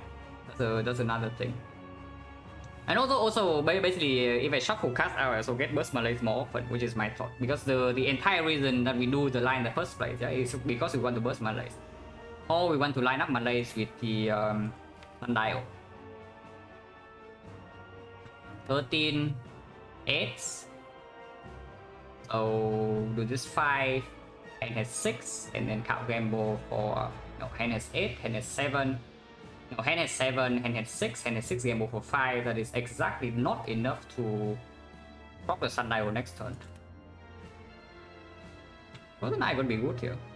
Because I really want to play another card draw. But if we draw into Malays right now, okay, if we actually draw into the Malays right now, the 5 is pretty ruined. So I don't think I'm allowed to play this aggro. I don't have. Well, then I would be good here. That's what I said. I don't think I'm allowed to play the backflip. I'm allowed to play aggro, but I can play the backflip. If I backflip into Malays right now, we might accept a Malays for 4. It is still having 0 strat. Drawing into the second aggro. So now we never get sundial, and next turn we don't have draw to bail out. Yeah. Oh, that's spooky, but we do have a cow gamble. Oh, I guess it's time to go in blind, guys. Next turn is going to be 7 times 4. And even if we don't draw Malays, sometimes we have this. If we draw burst Malays, it's the best case scenario. I don't think I'm allowed to play more draw. Because if I draw into Malays right now, the whole fight is ruined. We just have to hope that we don't draw into the burst Malays next turn. Okay, single Malays. So we are back to square 1. We do not take any damage, but we are back to square 1 here. Because once again, we need to choose whether we Malays for 6 or not. Or we can bottom deck Malays next and we can count game into it. That would be the good case. 1 out of 6. Okay, did not happen. Not exactly square one. Blur would be, yeah, Blur would be excellent. Blur would be one of the best cards you can see here because it makes me feel safe. Like right here you see, yeah, if I do not play the Malays, I take 2 damage, so we are already taking chip. But next time I do have Sundial Energy though, so leaving this Malays in here, if next time I draw into it immediately I have it. A better Malays. If I don't have it, I have a card game mode that can use Sundial, so we see 4 more cards, maybe 8 more cards with this energy. And with plus 2 energy, I can change some backflips across. So once again, I kind of want to play this tool because the alternate, either we Malay for 6 and we immediately take 7, go to 6, or we play double defense into a Malays, which is Malays for 4, so it goes down to 0 strength. It means the big hit. Yeah, 0 strength means big hit is 15, so we have full block, and multi hit is only 4 times 4, so it's not 2 block cards, it will be full block. So first phase we probably take 0. And honestly, that might be sufficient. It's just that if I do not Malays for bigger than that, yeah, we also cannot play powers in the first phase. So we enter the second half with 2 bricks left in our draw pile.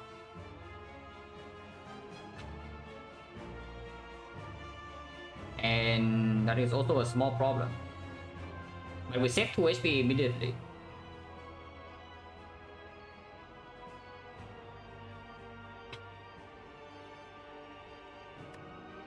Oh, the time eater. What a stupid fight. Actually, it's so incredibly stupid. It's like, yeah, we Malated for 7. We have a ton of draws in our deck. And it keeps breaking us over and over and over and over. And we take damage constantly. With Perma Weakness, with 3 Dexterity. With the Mushroom, with the Malays for 7. And with Terror being safe for second half. That is so incredibly stupid. And we Reed hasn't played the game long enough. Honestly, he plays. He's like he's still in the contrarian phase. You know, he plays the game for 2,000 more hours. He will hate this fight. So don't worry, it will happen. They're still in the contrarian phase.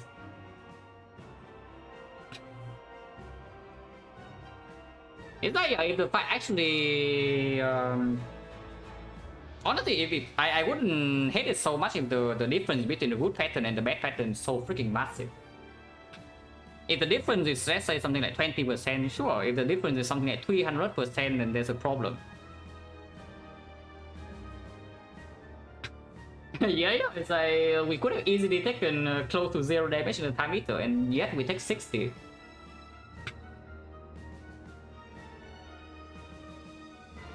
So now we are in this spot.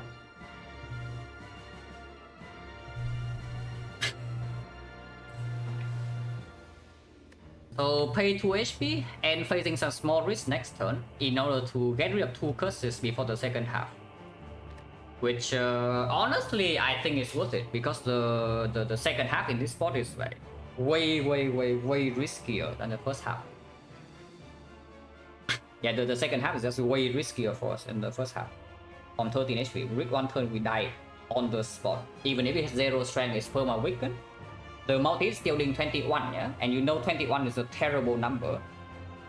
Because 21 means that 8 plus 13 is exactly 21. So we need to draw 2 block cards every single multi-hit. And that might not happen.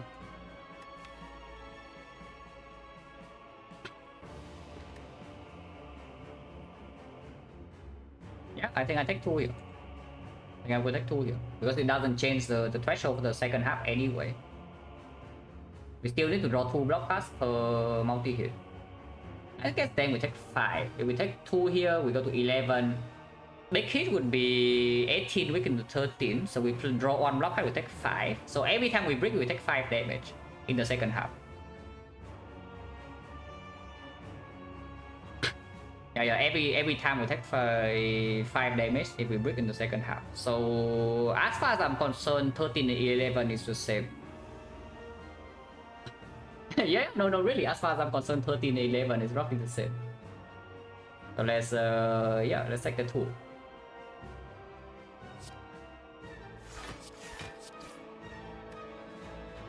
I can't Malay for 4 here. But okay, Malaying for 4 means that I do not get to play Cloud Chops or the Fumes in the first half. So we need to draw 2 those and play them in the second half at some point.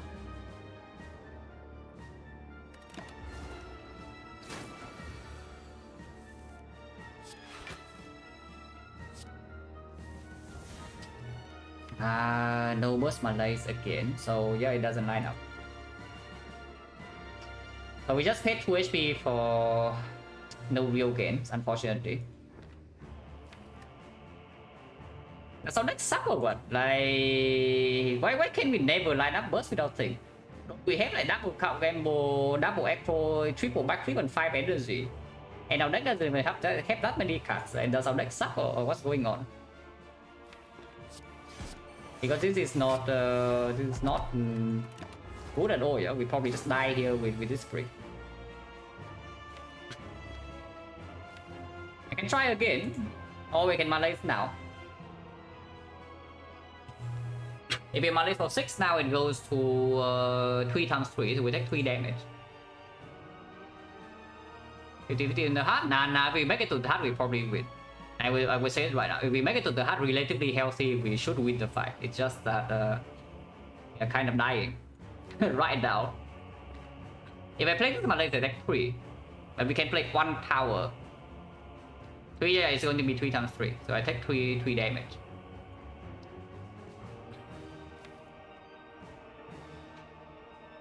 But the first half is safe, so we enter the second half with 8 HP. Oh yeah, it's 3x4, it's 3x4. So we take 6. Yeah, it's not x3, it's x4. We keep trying, right? I keep trying.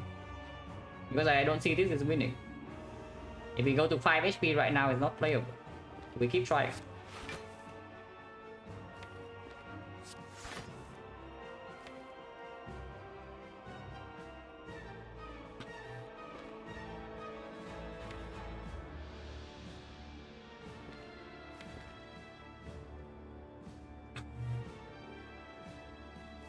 Do I play Acro Plus or not? If I do not play the Acro Plus, next turn I have an Acro Minus into account gamble, where I shuffle out these 2 cards.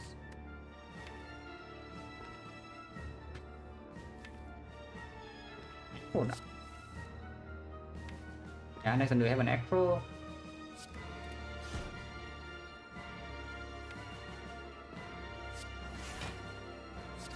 I still attack just in case we are forced into a situation where I must kill it or I die. I want to shuffle in this card gamble for sure. So.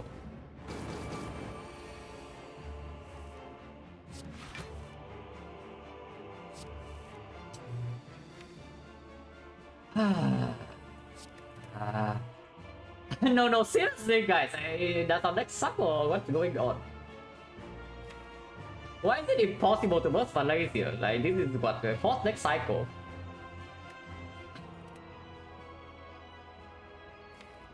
So does our deck really suck that much or what's going on? We can burst Malays, but now it's for 2. Yeah, nice.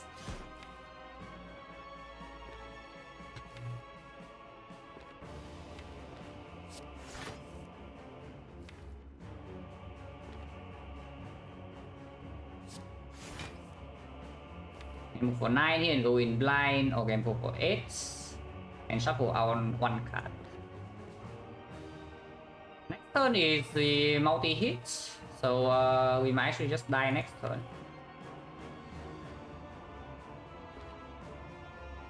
Shuffle, no, shuffling out all these out is just bad, right? Okay, we go in blind. Trade mushroom here, rough run so far? No, Duran. We just got completely owned by time eater after malaying it for 7. We took 60 damage in the time meter 5 after Malay 7 with this deck. Every single power is down. Malay 7, saving terror for second half, and we got destroyed. Because the time meter is just way too good. We just might just die next turn like this, but I don't care.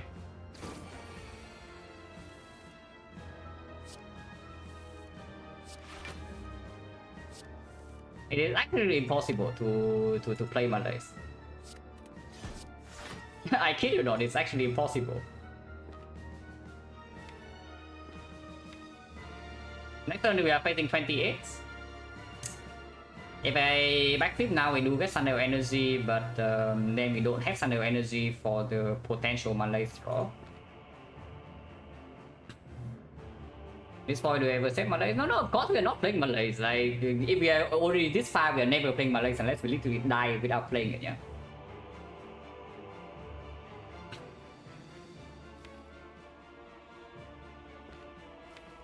Yeah, do I want to backflip it or not? It doesn't really change anything, right? Because if I draw to Echo, I can play it right away.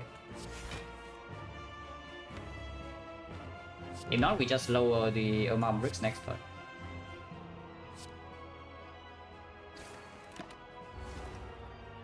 Oh, unless you are telling me to save Malays for the second half of the fight, which is... doesn't make any sense, because you see... saving the Malays for the second half suggests that you are going to draw burst Malays very, very early. Otherwise, our HP is just simply not enough. It is, I mean, it's not true. We can put it to maybe -2 if we block the big hit. But if the attack pattern is like... it starts with a speed at 44, yeah? And then the turn after, if it's doing multi-hit, can we steal Malays for 6 or not? It goes to -2, so it's going to 8, and 8 will be 6 times 3. Yeah, okay, now 11 HP is not enough, we need 13. In order to save the Malays to play it in the second half, without the burst, you need either Sundial Energy or you need to be on 13. I mean, you get 1 block card, you need 2 block cards, and then you Malays for 4, so it goes down to 0. So it's exactly the same. Okay, big turn next turn, big turn next turn.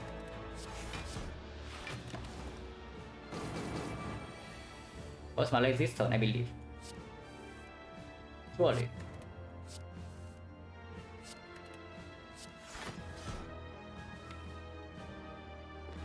Literally impossible. Literally impossible, but I don't know, like... why is it so difficult? It's like we draw a whole deck in like 2 turns, yeah? Every other turn we have a turn with a full hand. But we can never line up us Malays with sufficient energy.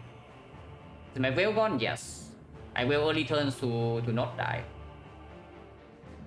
I mean, maybe I should have kept the first whale. But the second whale was forced when it was dying. Because I was thinking I would Malays on side in this fight, you know, because we entered this fight on 13. With how the draw in the first deck cycle turned out, did not need to Malays on side. So if we have a piercing whale still intact, like we could have strength reset here and then Malay second half sometimes. And that would have been quite good. But again, the whale is a brick draw in most turns. So it is weird. It also, having the whale also makes the chance of most Malays lining up even lower, yeah? I don't even know, like...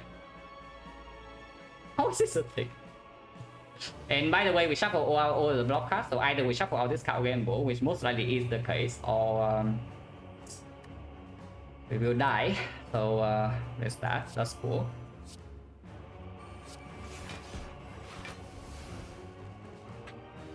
It is weakened forever. There's that. Do I play this or not? It goes to 18 poison, so he's losing HP gradually.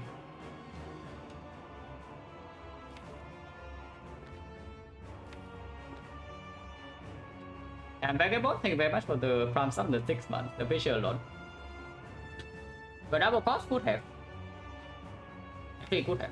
But yeah, maybe I should think more before playing the burst, because I don't need the weakness. But yeah, I'm unsure whether I want to push damage like very, very fast or not.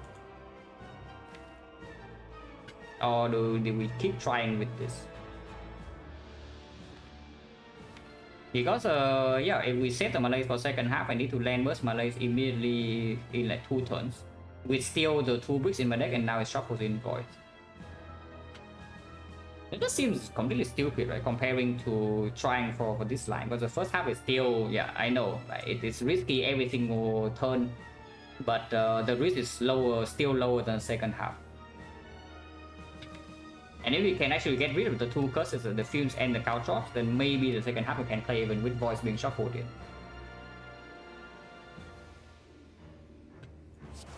I think reasonable damage boost is fine. Get ready to kill in a moment's notice, basically. But not too much. Times 4, well, good thing that we don't need to... Malay is here to not die, so there's that. We shuffle out the cow gamble. To be us. What can you do? 17, I don't want to push further damage. Can still try for the thing. Oh, playing the cow gamble here is risky.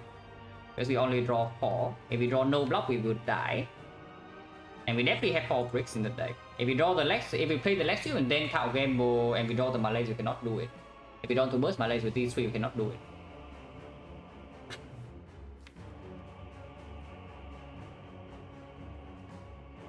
But I cannot gamble this 4, right? Without playing the Lexi, it just makes no sense.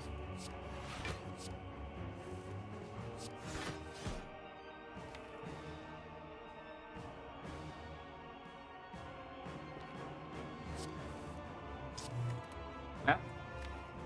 No burst Malay this cycle either, but maybe we can set up for Sundial. I mean, yeah, burst playing the aggro here doesn't change the possibility at all, and again, the thing doesn't line up anyway. Oh yeah, nice. Now we shuffle our Malays. Cool. And it's not a Sundial turn. If it is a Sundial turn, we can maybe do Lex Sweep into Malays. And it's still a Malays for 6 and we take 0.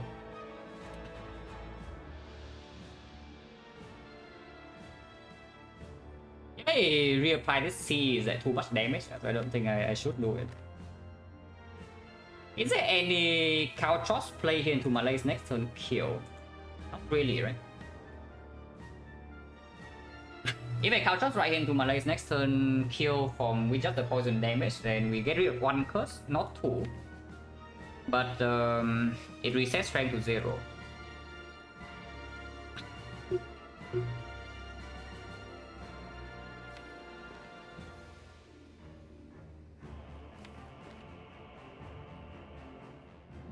Nah, that's stupid.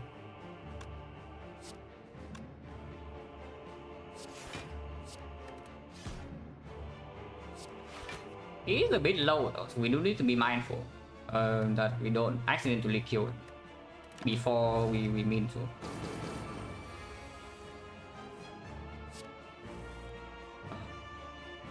This is 8. This is 8. So we can play our thing. We can play 2 powers. We take damage this turn now. Oh, Malay is 6, 10. We have never drawn burst and Malay together on the same hand with more than Malay 6. This is the first half, so we can Malay for 8 right now. If we Malay 8, if we Malay 8, he's going to. And 16. 16 is 12, so we take 6 damage. 5 is exactly bad though. It's a problem. Yeah, 5 is exactly bad.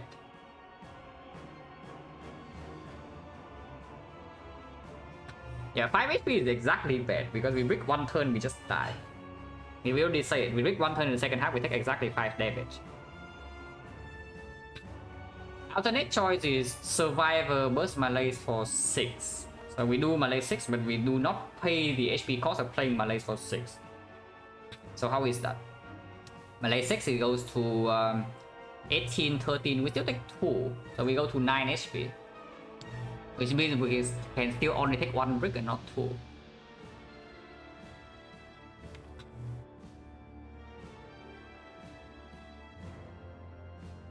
The problem with trying again here, is there a problem? Your Sundial is going to prop. No Acro Plus in hand.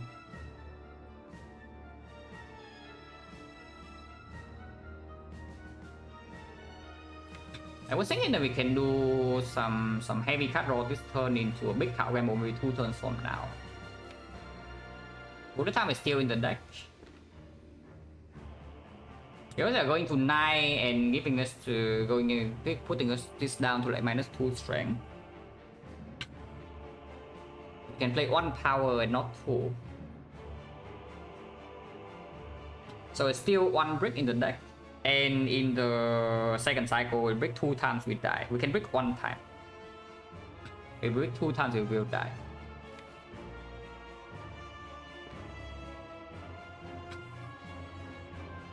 And do we continue or not?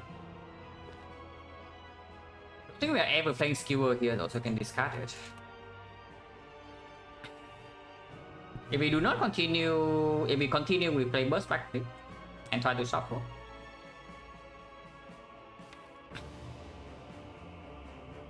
Honestly, I think that's what I do. Don't take this.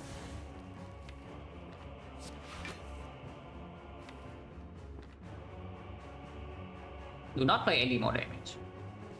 Because it's already close to dying. I say as I play 5 damage.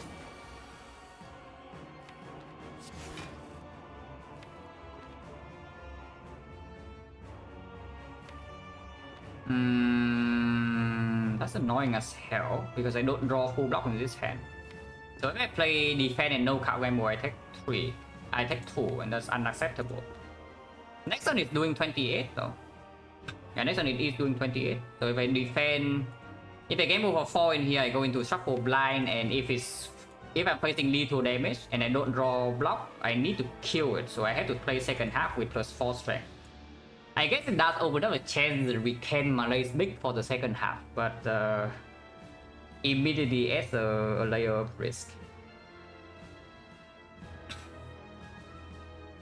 But I think we do it. Like we just defend gamble for 4 full block, and next time we go in blind with the sundial.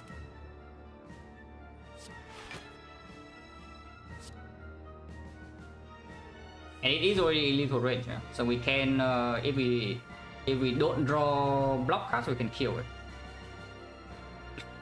Currently is at -16 +1, so it's at 31. 31 with tail poisons is at 19 HP next turn. So 19 is definitely in lethal range if we cannot block 28.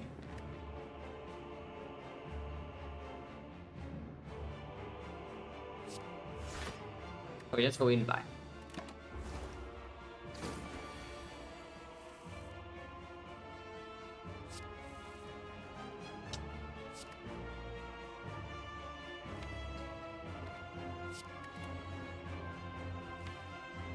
I just see the burst in my head and no more lights and I already set, you know, like I don't know poison, yeah, I know. It's that currently at only 7 HP. And with the red opener it goes to 2, but 2 is still safe next turn. As long as we don't be stupid, it will not die.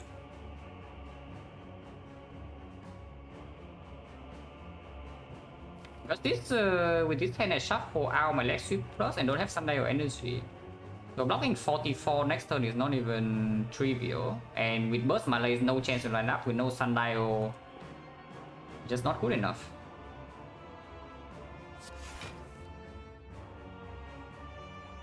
Do not proc late opener twice. That is what I would say. Late opener can be proc once, not twice. So we play acro, leg sweep, defense, for example. That is full block. Late opener once, he goes to 26. He goes to 14. He goes to 2. With 2, next turn we regen to 17. 17, so he goes to 3 HP, which means he cannot play 3 skills next turn. Or he dies.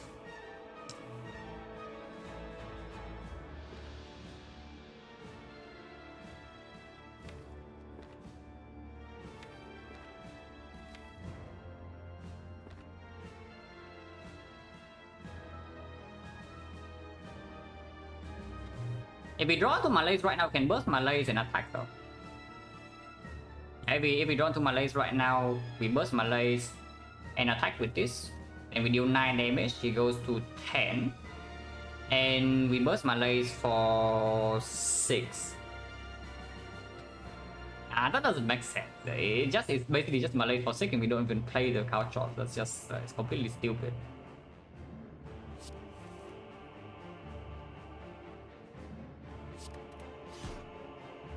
So I am not allowed to play 3 more skills in this on this turn unless I kill it. Unless I want to kill it. I don't want to kill it.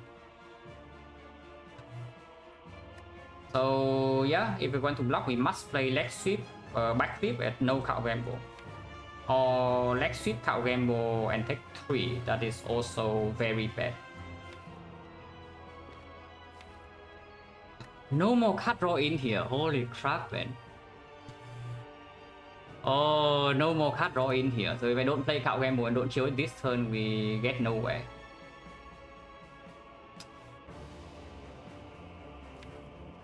Oh, this is bad. This is bad. Apparently, we are forced to kill it now. Apparently, we are actually forced to kill it now. Otherwise, we are forced to kill it next turn, and then the fight doesn't even get better. Because we had to block 44 with no card draw in here, Sunday was not set up. And then the turn afterwards, we die. Basically, we need to kill it. This thing is dead this turn. There's no saving it from with this draw. Basically, the moment we draw into all these 3 with the acro, we cannot save this guy. So now we have to play around the fact that it dies this turn. So how do I do that? If it dies this turn, would I play the Malays now or would I save it? And basically reach for the stars.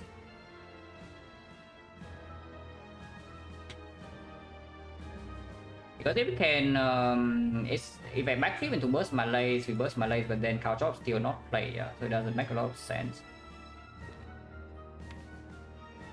I think we just shuffle, right? And yeah, it is time to reach for the stars. So if we brick, we will die instantly.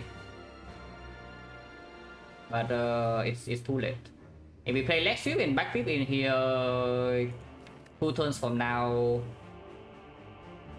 Actually, no, not really. But it still attacks for 18, so these 2 are not full block. So we need to draw 2 block cards every turn, or we need to kill it immediately. If we kill it, then it attacks 44. If we don't draw leg sweep, then yeah, it's still we are dead. We cannot take one full hit.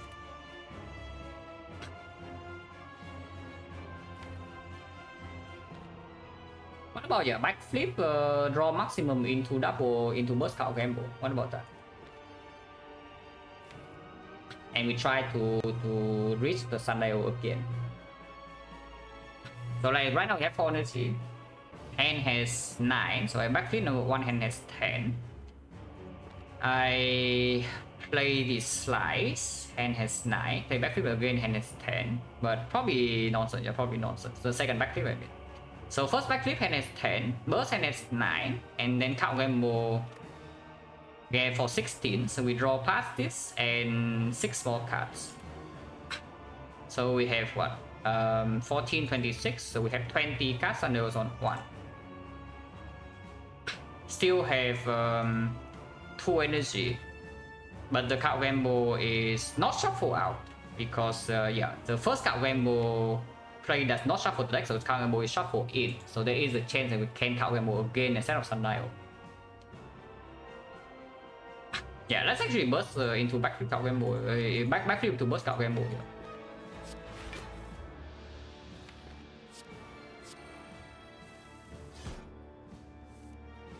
For other Malays, that's exactly not what I want to see.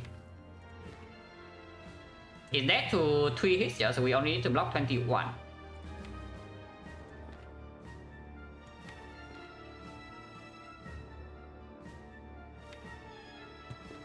Which means I can play this. Oh, we are dead next turn, apparently, with this draw. Yeah, with this draw, I have a feeling we just die next turn. Yeah, if you draw, then you just die.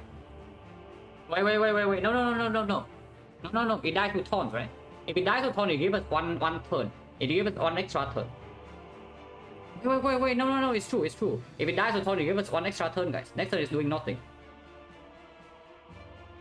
Yeah, so we have one more turn to push this thing up.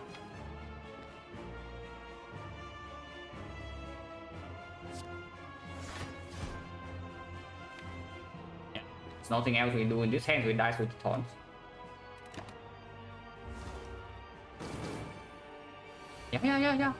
Yeah, we would have brick. But here, in fact, instead we can play our cow chops. Next time is spawns at 44, so I don't know what the hell we are trying to do, but at least we are not dead. And we can play one power. Not dead yet. But yeah, this one is 44. Blocking this is a little bit difficult. And actually, no, we always have leg sweep. Like we can brick one time, but if we don't have leg sweep, we have neutralize.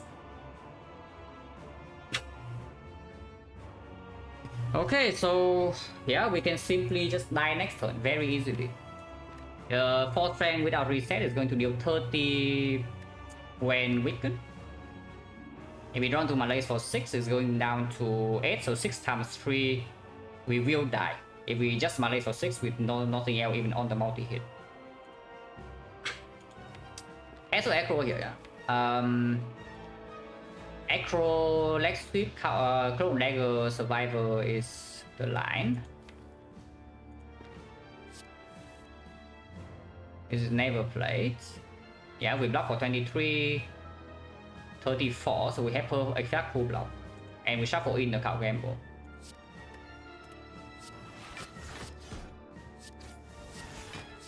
But yeah, from this point we break one turn, we are dead.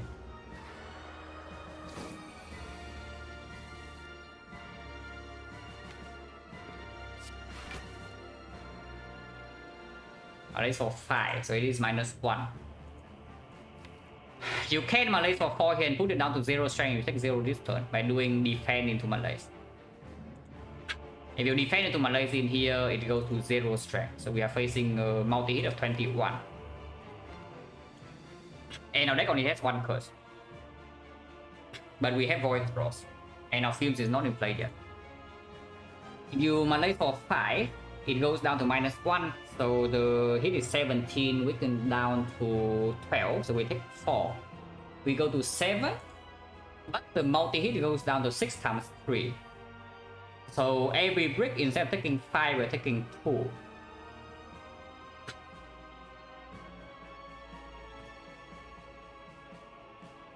Oh, this is tough. Yeah, Malaise for 5, it goes down to... Malaise for 5, it goes down to -1, so 17 is 12. So you take 4 right now, so you go to 7. So either you play 11 every brick, you take 5, or you play 7 every brick, you take 2. But the big hit bricks, you take... it deals 12, yeah? So you take 4 per brick, big hit.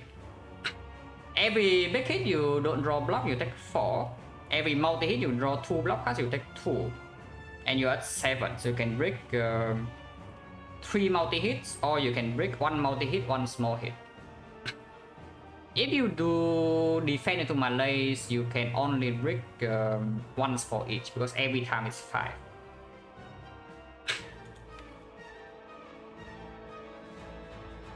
So I actually think it's better to Malaise for 5 here. Yeah, I think it's actually better to Malaise for 5 at this point. So if we Malaise for 5, we double check. The base damage is 18. So it goes down to 17. 17 is actually -5 because rounding is good for us. And so it's 12. So we take 4 damage this turn. So we go to 7. But yeah, multi-hit will, instead of 7 times 3, it go to 6 times 3. Yeah, let's do that. Let's Malaise 5.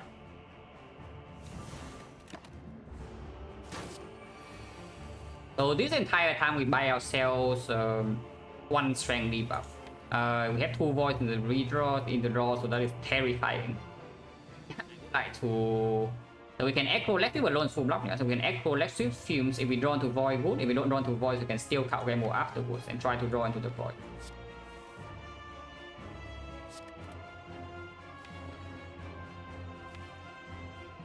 is terrifying. We need to gamble. So let's sweep fumes, maybe backflip into card gamble. If we backflip into the void, maybe we're okay anyway. If we don't backflip into the void, we gamble into the void. Next time we have sundial.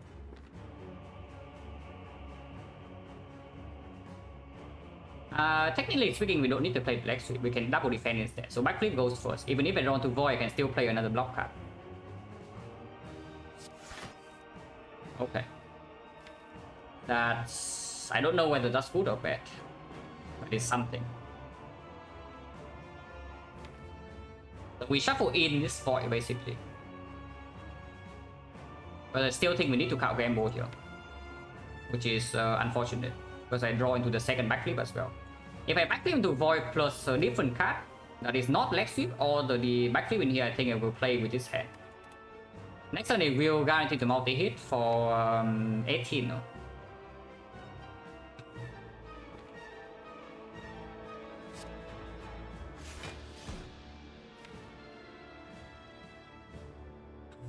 So there is exactly one hand that we break next turn with the void shuffle in that we bottom deck both leg sweep and the burst.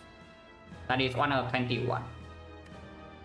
Every other hand I guess we don't full block because yeah, burst defense would take 2, so we go to 5.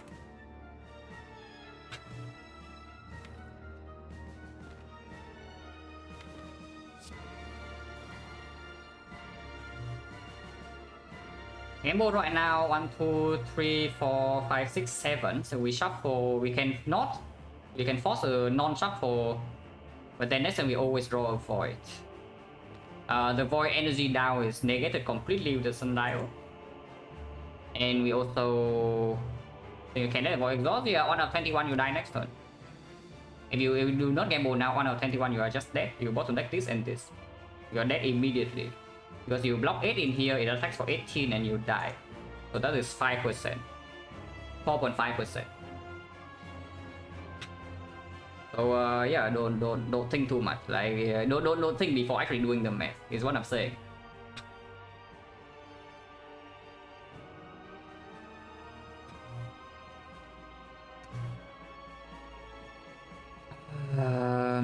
Redraw the void. Next one is the multi, is only 18. We need to draw 2 block cards and we have one more void in the redraw.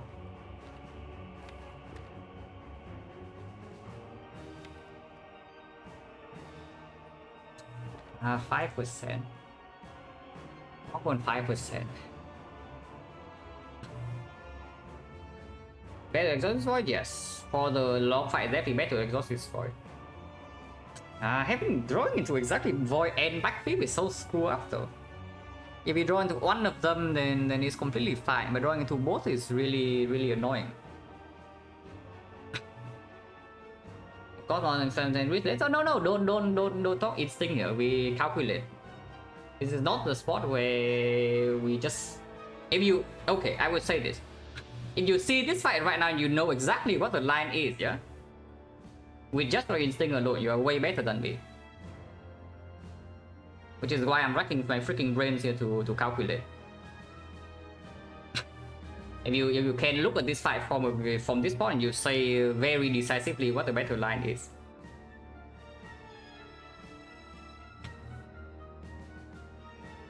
Okay, we have it's not two voids. It's not actually 2 voids. It's 1 void in the redraw. We do waste our energy, but our fumes is in place. We trade the void for the fumes. It is weakened forever from this spot. We do not know anything about the reshuffle. And we do not know anything of the reshuffle. And we need to turn a complete hard brick or 3 turns of small bricks to die. Every echo draw is surviving. Any card gamble draw is surviving, but sometimes you have to card gamble away the void. Don't know how to match the Invisible Kissing Void in the deck shuffling blind. Yeah, that's why we need to think right now. Like, what would be the hands up break? Because basically I draw. Okay, let's calculate immediately next turn. Like next turn immediately is easier to calculate. So let's do that first. I'm very sure it's lower than 4.5, but we can calculate. And we have 4 card draws. Yeah, we draw 4 cards out of the power of 1, 2, 3, 4, 5, 6, 7, 8, 18, 24. We draw 4 out of 24, and we need to draw not draw 2 block cards. While also not drawing this, not drawing this, not drawing any of the back flips, and not the cow gamble, and not this, and also not this. This alone is also saving. So the amount of bricks we have in the deck would be 1, 2, 3, 4, 5, 6. The number of hands that only draw from these 6 would be only 6 choose 4. Let's count also the defense. So we have maybe 9. Like the chance lower than this, yeah, but this easier to calculate. And we know the chance actually easy, even smaller than this number. So it's actually 9 choose 4. So for 9 choose 4, you have 9, 8, 7, 6, and 1, 2, 3, 4. So 3, 9 is 3, and then 7, 6, which is 126. 126 over 24 choose 4. And then don't forget, like the void basically serves as exactly the same thing. Every single time you have the void, you are drawing 4 cards. But basically, whenever you draw the void, you are drawing 4 other cards. You can still calculate the same way like something choose 4. If we say that our entire deck has 9 bricks in total, including the void, then maximum chance to die every single turn would be yeah, it's like something like maybe even like 8 choose 4 maximum. Yeah, 24 choose 4, 1, 2, 3, 4. 2, 3, 4 cancel out 24, so it's 21, 22, 23, which is roughly 9,000. So 126 over 9,000, yeah, 1% next turn.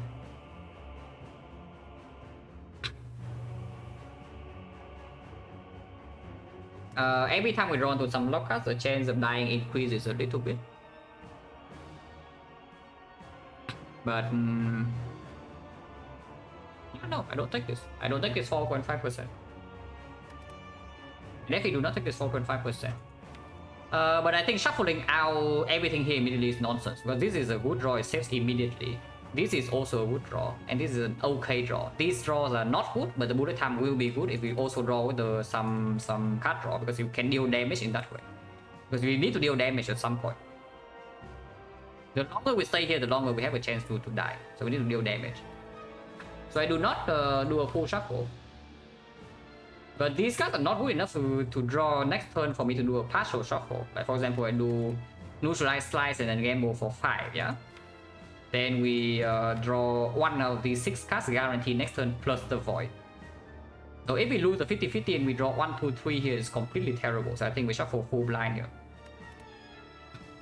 And yeah, if I play 1 card, and weakness will be reapplied no matter what. I play slice over the neutralize. So we play slice and then we gamble. 6. I play this to make it happy.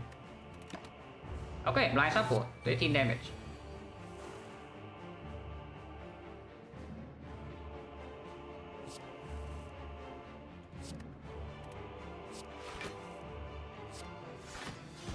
Wait, what's that?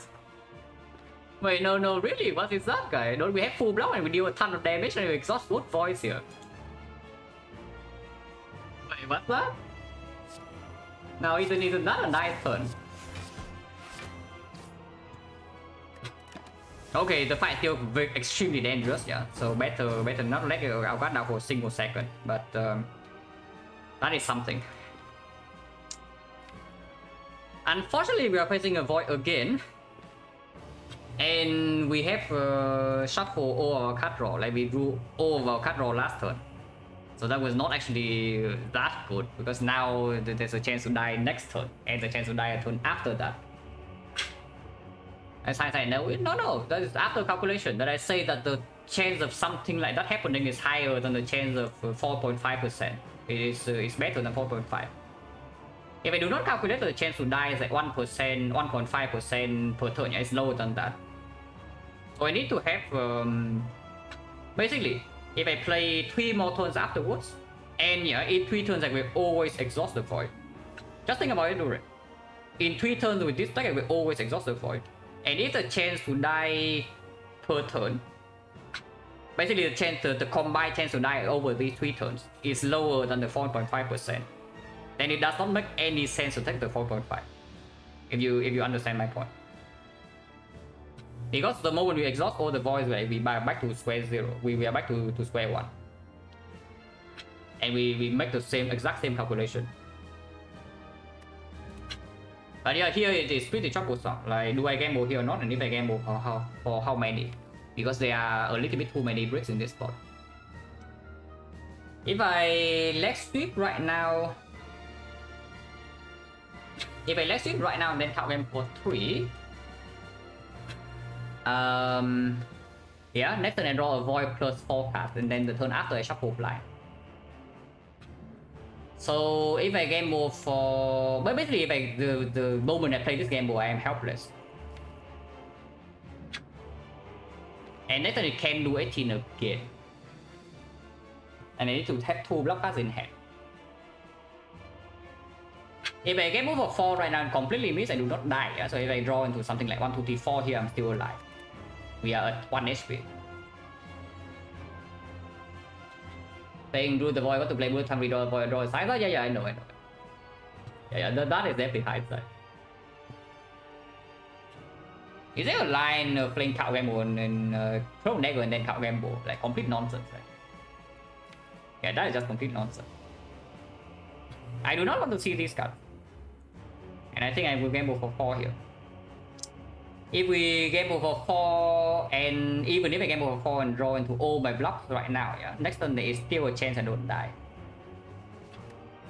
I will draw 3 of the remaining cards, plus a void, plus 1 blind card in the reshuffle.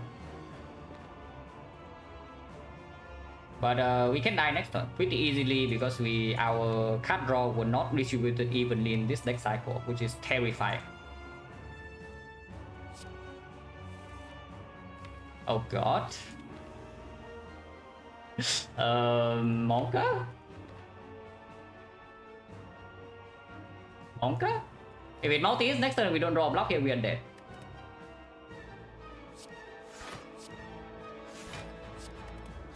Also, that's another thing about the line I took, yeah, is that the line I took will deal more damage overall. Because the longer we stay in this fight, the longer these things can happen. Oh. Yeah, just like that. We are dead.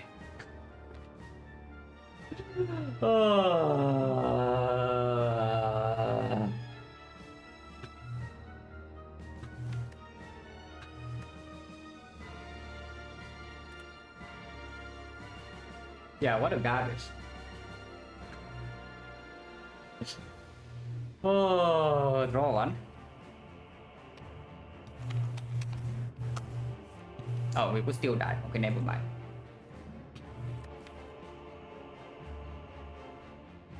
This deck making 60 to time ether was unexpected. Let's put it that way. yeah, this deck taking 60 to time ether is unexpected. But I mean, it's fine. Losing this run is at least good because the streak is clean. Like, if I somehow win several in a row, suddenly the run with lost electricity is in a weak spot. Opium. You know, nah, draw during this fight is fine. Playing this fight from 13 is always extremely difficult. So it's literally just the time ether. It's like you have mushroom, you have footwork plus, you have melee for 7, you deploy all your power, you have permanent weakness, you set terror for the second half, and you take 60 damage. Like, are you kidding me? And normality is fine. I mean, okay, it was bad because it cost us the wallet trend buy. But Relics did work. Like the late opener was good, the Sun Level was excellent. And that was also a chance that we just see the wallet transform afterwards. And also this guy does not have to do this attack this turn, you know. We can either not break this turn, which is very, very likely, or we can also just do the single make it and we take 4. And then we can play the fight. Because it's already like halfway there.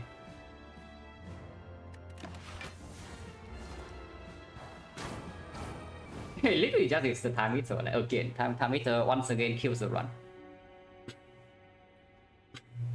And it's annoying as hell, you know, because if you do not feel safe with a Malays for 7 with like 3 dexterity and permanent weakness, like when do you ever feel safe? That's stupid. Just stupid. Like, do I just ignore the heart and just save all my resources for time meter from now on or what? Because yeah, you know, apparently even if you completely nullify half of the fight, yeah, and then deploy all of your powers, you still take 60 damage. Like, that is just stupid because yeah, you get drawn down, you break one turn lining up with the debuff, yeah, every single time. If it starts with big hit in, and then it follows up with the debuff the turn after you're vulnerable, frail, weaken, and you are drawing 4 cards. So yeah, your deck you just take damage. You just simply just take the hit. You see the hit, you take 35. Bam. So it happens 2 times, you take 60.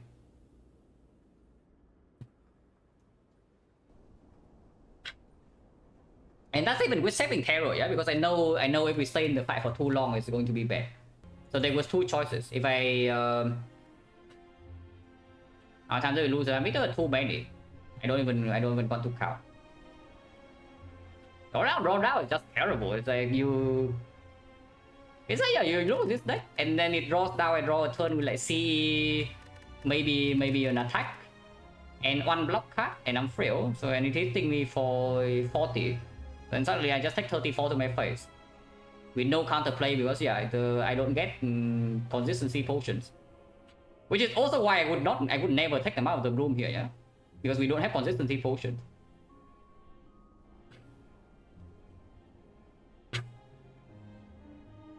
Debuff draw down, debuff draw down, debuff draw down. Yeah. Last time we saw that we also died. Like either we use 12 dexterity or we die. This time we only have 3 dexterity. We was thinking the Malay for 7 is good enough. Evidently not. Now your deck has 3 backflips, 2 echoes, 2 cow gambles, a lot of exhaust, not even many attacks here. I barely pick any attacks this run. So your deck is relatively small after exhaust. You have a ton of draw. And you just destroy it here. Yeah, like, it's just stupid. Definitely could have opened cardless for on turn 1 though, but I don't know. Like, do you enter this fight with 70 HP with this deck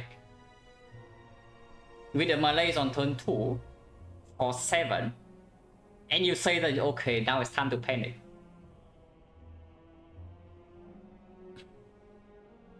yeah. Like it's not the case because if we panic, we bring the cardless spot, not the taunt spot. Taunt spot actually doesn't do anything in that fight, unfortunately.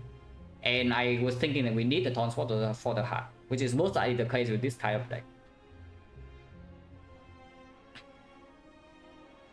They need build potions? Nah, it's not just about build potion. It's about it's like the taunt spot is never being used here. It's useless. I mean, I use it here because we are in panic mode. But the taunt spot in here is useless because we know the second half is not a problem. So it's entirely about the second half only. And second half we have the terror. And if we get owned by the time meter, it means that the pattern is going to be some drawdown to debuff, which means the taunt is barely any damage. Which means that if you panic, can't spot like way early on in the fight. But it's the truly stupid thing about this fight is that we take basically no damage until we take a huge hit. And then that happens once again. So this 61 damage looks like a lot, yeah, but it's actually 2 attacks and a small chip from elsewhere. It's like we take small chip here and there, but this 61 damage is actually 2 attacks. Yeah, we just get debuff into draw down. We break two instants, and 2 instants is enough for 60 damage.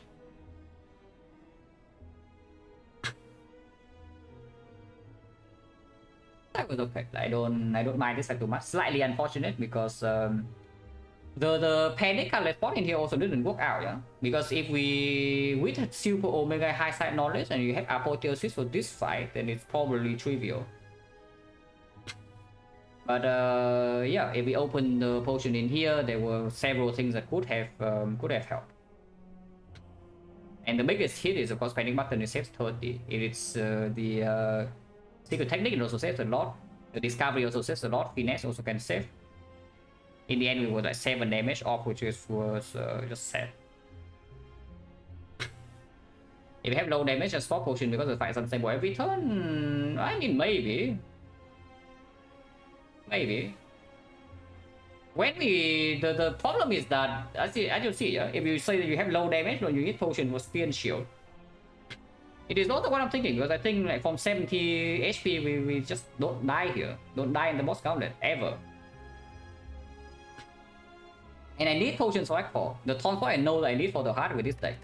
This deck doesn't kill the heart. I mean, it can block the heart, but it doesn't deal damage. So we transport with the cow chops with the fumes is basically our damage in that fight. Because we can block 3 cycles, no problem. Sometimes I can block 4 cycles. So the heart will die to a transport plus the cow chops and the fumes. Which is why I was saving this potion.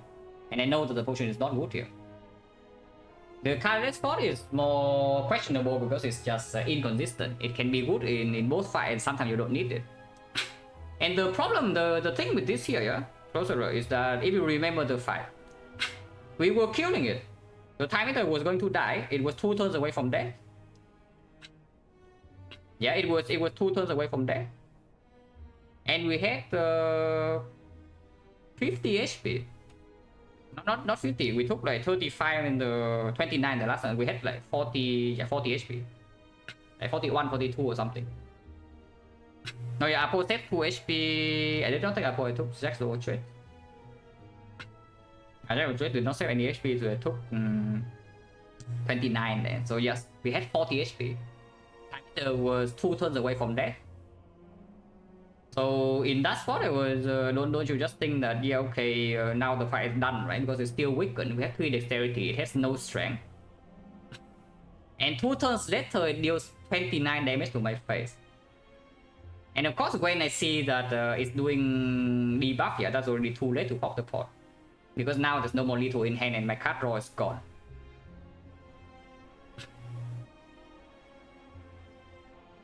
So basically, that's what I'm saying. It's like this fight goes, if we get chipped slowly in this fight, yeah, then not using potion just wrong. But we straight up just jump, our HP jumps from like 70 to 40 to 11. And that is completely stupid.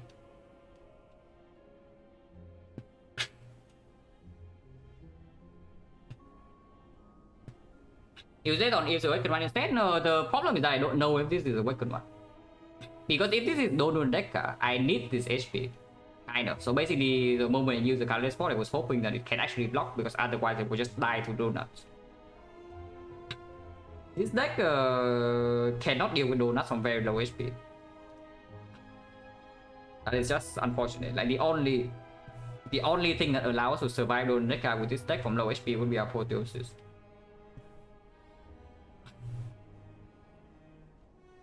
Yeah, it's literally just this. I mean, I could have rested, I guess. Apparently, you rest and maybe you're fine.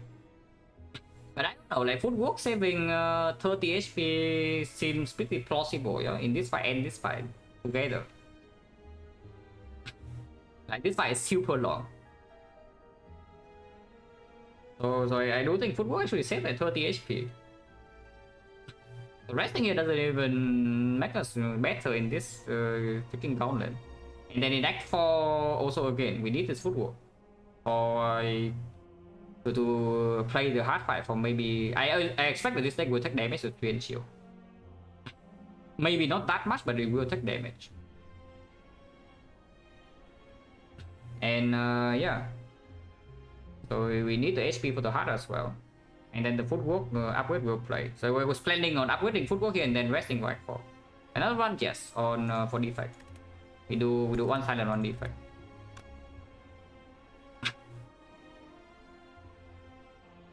But honestly, like basically, yeah, previously I would say something about the type of decks I build nowadays is that it has lower damage. You can already see that from all the runs that I die to like the run to automaton, the run to retromancer, this run maybe some runs from before is that my decks nowadays have lower damage output. Yeah, with this deck, the silent decks I have nowadays are very much lower damage output. So I probably need to revise the time meter fight a little bit, because previously, you remember if you remember my old silent run, whenever I have on mana the time meter will die. It might screw me over sometimes, but it will die because I kill it very fast from the second half. Nowadays the deck blocks better. I have less attacks, but it also has lower damage. So if the overall consistency is higher, but the time to fight gets worse, then I don't even know whether that's actually better or not. If I do not prepare for it way beforehand. But evidently, one mana is just not enough anymore. Like this is the second time already that we get destroyed in time meter with a huge mana.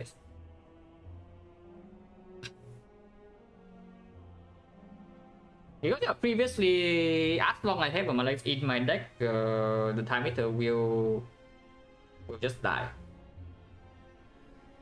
Is that I have some dagger throws, even some quick slash, maybe some chokes.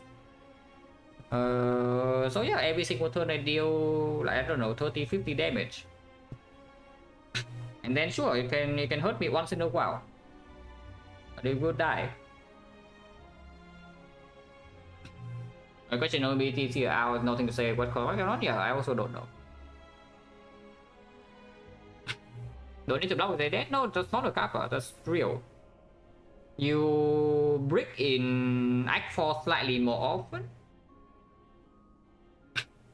And spear and shield you cannot burst, you will take a lot more damage. And it's harder to play the hard have low HP if you brick in spear and shield. But Dodo Deca is way easier, and the time meter is way easier. Awakened one is probably harder if you cannot block that well. Retromancer is easier, Giant Head is easier. Nemesis depends on how high your damage actually is.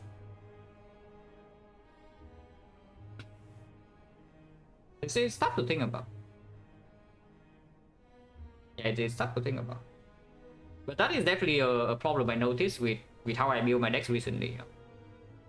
Not that I think it's wrong or anything, but I would think that the things I need to prepare for a late game will be different nowadays. And I really need to learn more about that. Otherwise, you just lose runs like this, which is unacceptable. Like this run, by all means, is I wouldn't say it's an easy win, but we are very favored, I would say, to win this run. No, just lose a freaking deck. Like, how does this deck lose? Like, please, like, look at this deck. How does it actually lose? And you see all the absolutely terrible decks I had before just win.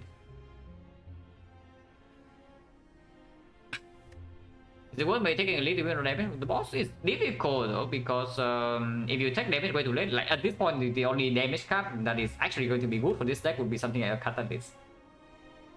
Like Catalyst would be good. Of course, the wallet plan would be like insane, but we never see one. But something like the Daily Poison here, maybe Power Blade Dance, all are way too late. They don't scale.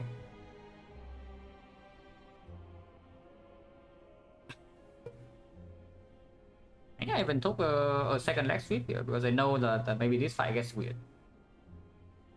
Maybe you can say the Bane Plus. Yeah, maybe you can actually say the Bane Plus. I was thinking about the Bane Plus a little bit, but once again, I was just thinking, we might lazy it for like 6. If I lazy it for 6, we have footwork, we have mushroom. How bad can it be anyway? Pretty bad.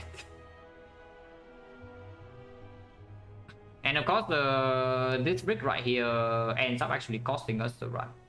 Okay.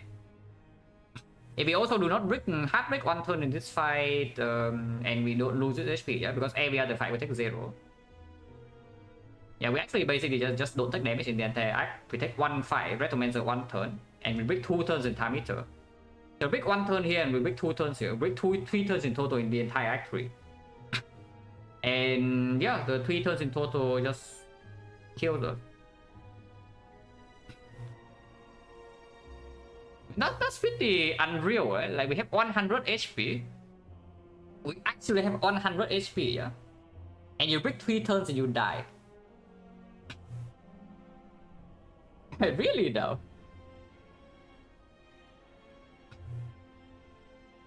Really though?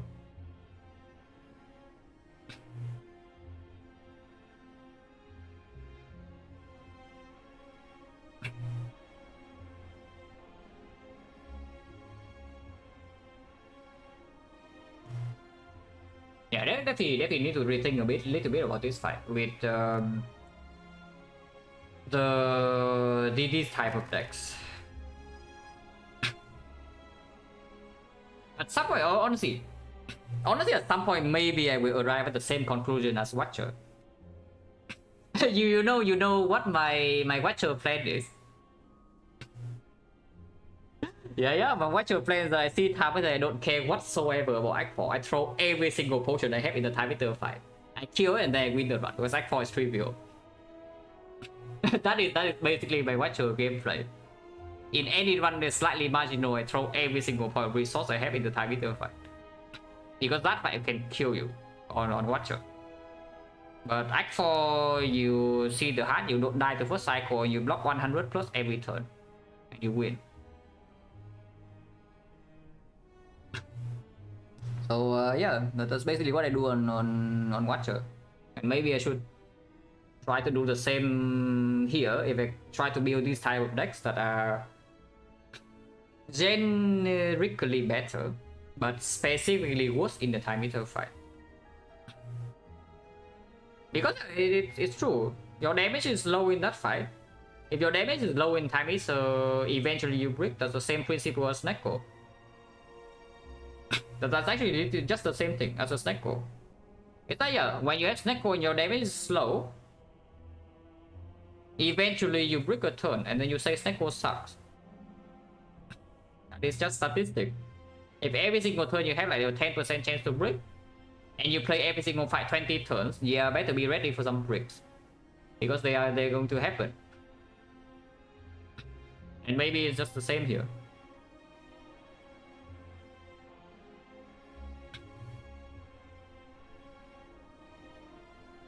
If I actually apply this principle, then I would take the Bane in this spot. I play a card? No, playing cards doesn't matter. I would like to draw my cards. Yeah, I would like to draw my card. You want to ask how first Bane Plus? I was just thinking I don't need it here. And you know nowadays I try, if I don't see that I need something, I will just take something else. I just skip, or here I take +2.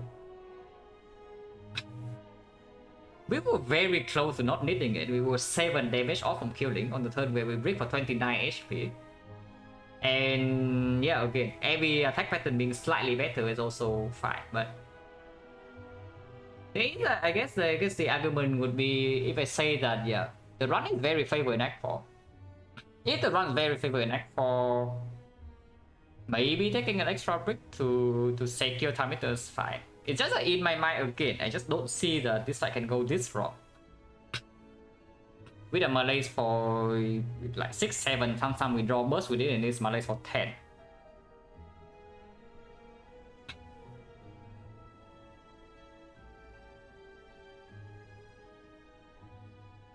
But yeah, definitely to reevaluate. Like because I already talked about this, but my general idea is that if you have a Malays for one entire half, basically if the time meter is completely neutral for half of the fight, and you can set up all your powers and whatever, you will have a comfortable second half. But apparently nowadays that is not true with the type of decks I'm playing. So definitely need to reevaluate that. Malay is just not enough anymore.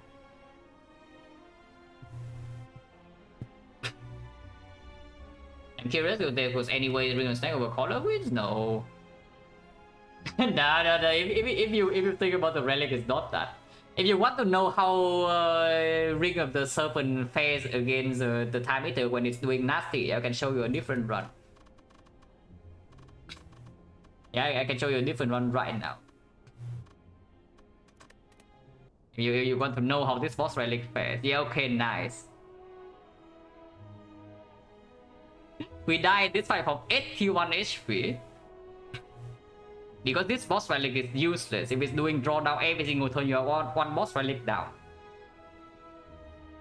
And we actually die here. Like you see, we only take 41, but that's because I abandoned.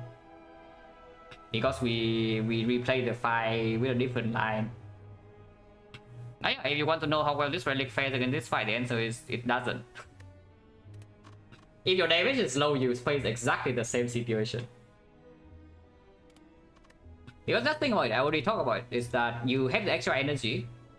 If you play one backflip, that is already way better than the boss relic, because you draw 2 extra cards and you also gain the block. And this deck use 5 energy. Our deck use 5 energy very well. Because yeah, just know this deck it use 5 energy every turn.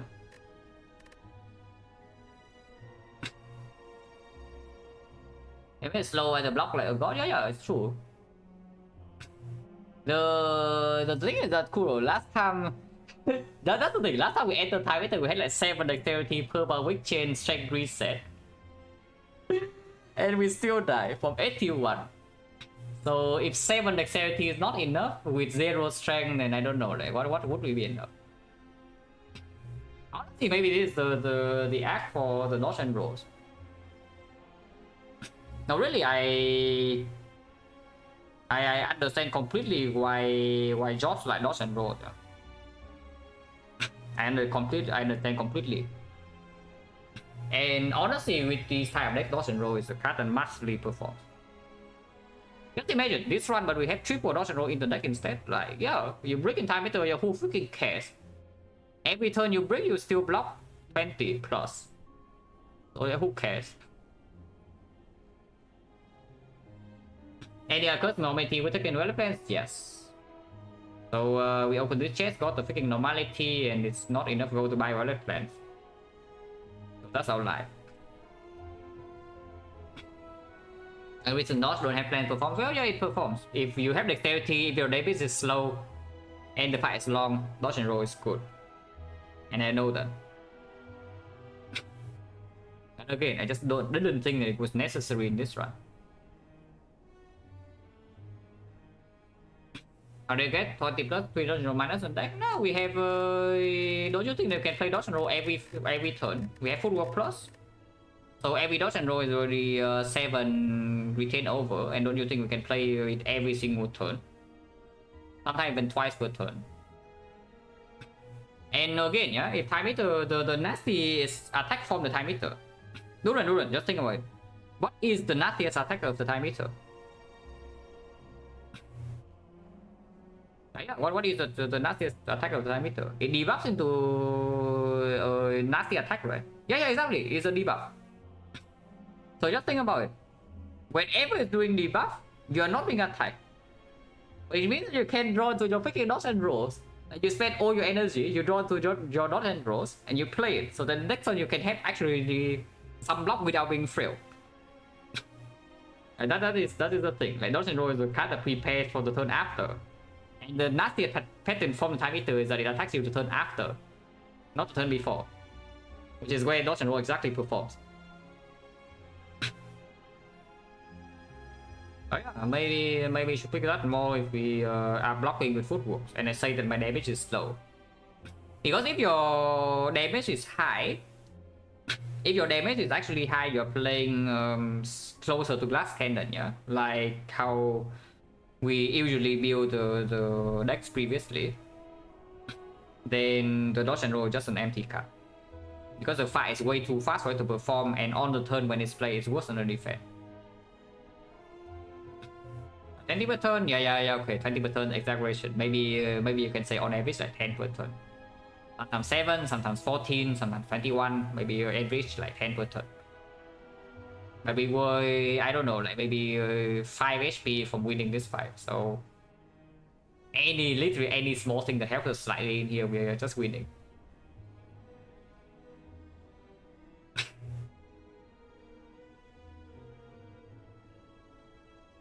But the screw up thing though is that something like Bouncing Plus doesn't actually help you. Bouncing Plus also doesn't kill the second half that fast.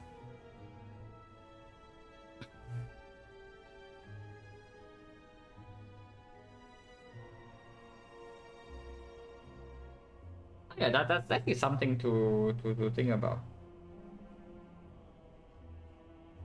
And the need to do stuff, yeah, doesn't really matter. Like you know the idea. Like don't argue semantics. Like, you know what I say. Yeah, you understand my point. Like don't argue semantics. Because you know I'm not in the mindset to talk about these things.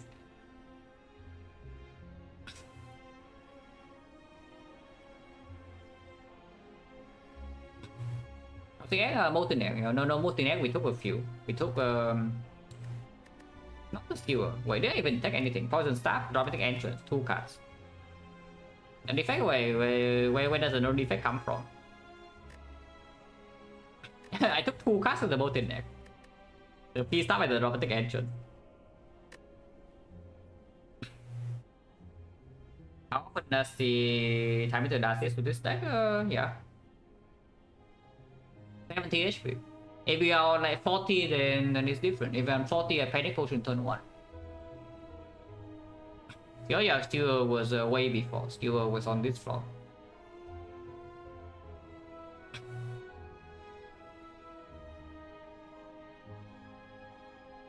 It's just about the bed. If I see that something like this can happen, I will just take this bed here. I don't believe in this Dodge and Roll over Adrenaline because at the time we don't have the second Acro yet, and our deck is still set up heavy. I take our choice, I did not pick it. I transform 2 here. It was good, so it stayed in the deck, of course. And even if it was not good, it was also stay. But if you're thinking I might want to upgrade the couch drops, then no.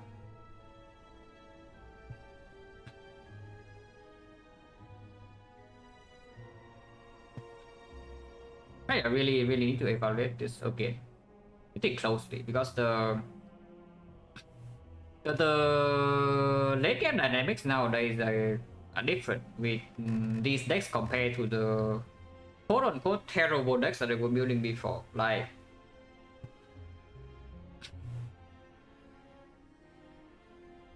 if it was bad enough on Gauntlet? No, like what do you mean it's bad for Gauntlet? It's just good for the boss Gauntlet.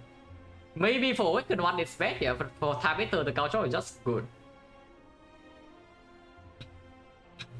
If I know that I'm better than Time Eater, I would pick a Caltrops. I will say it right now. Oh, is the Caltrops only bad for Time Eater now?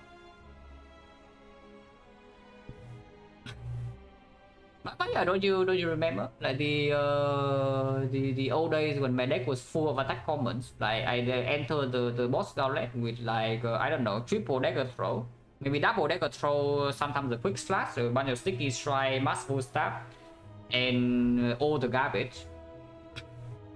And yeah, these decks just win, right? And then you see these quote unquote good decks, like only good cards. Yeah, only good cards, no bad cards, then we die. So I don't know, like what deck is actually good there. Because the deck full of good cards just die more often, you know, as far as I can see. But honestly, that's not true. Like I need to adjust some of my beliefs regarding late game bosses. But there is no way you can tell me that this kind of deck is like worse than the garbage like triple deck or so that was playing before, because I did not even click the damage for late game, you know. The damage I pick is just because I want to go ultra aggressive early game. If I can. Or I pick the things to not die immediately because I need to farm Act 1 in order to not die in Act 2. So we pick all the cards we need for the knock, we pick all the cards not to die the slam boss, and then we figure something out later on. That's the thing. So as long as we do not concede anything in the early game, yeah, as you can see here, we farm max elites. Yeah, we basically just still farm max elites. We never concede anything like super important. And we only pick good cards. There is no way this is worse. But I do need to play better. yeah. Basically, I need to play better late game. This happens too often, like honestly. I would say there are 3 fights worth of attention. Number 1 is absolutely this fight. Number 2 is the Retromancer, because this type of deck is pretty terrible as Retromancer, because it just rip way more when you're playing Defect here. You are essentially playing Defect because your AoE is non-existent. You are setting up your block, taking like maybe a few turns, and if you are extremely reliant on piercing well to block, then it also does not work against Retromancer. And your damage, the main point is that your damage is slower. So yeah, Retromancer, you also see that it got the Retromancer got us like this is what, the 3rd time now. Every time we go into Retromancer, if the relics are not completely overpowered, we get owned, because our damage is not very high. So yeah, Retromancer, Time Eater, and the 3rd fight I would say is worth of notice would be the Act 2 boss, no matter what it is. Because Act 2 boss is the first moment where low damage output actually matters, regarding like what kind of resource you need to spend inside the fight.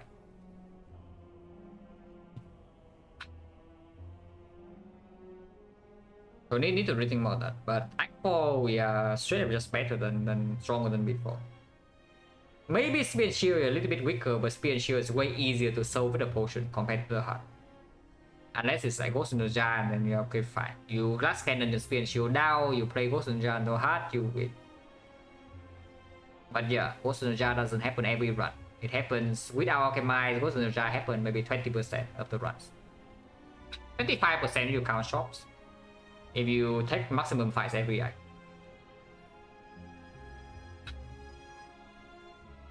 But honestly, the biggest thing is just this fight.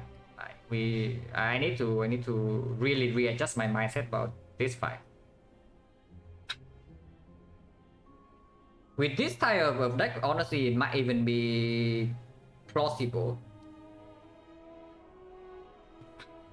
In this relic by what plays in time, it's a Singing Bowl. Yeah, Singing Bowl plays, Mushroom plays a little bit, and that's about it. So yes, the relic bar is not very good, but that's what I'm saying is that whenever relic bar is not overpowered, we get owned in these fights. Like the Retromancer, you can see, Time Eater again, you can also see, and you cannot play like that. Like if you play the same like that, yeah. Whenever your relic bar is not good, you just get destroyed. Then yeah, that is not possible. Like that is just stupid.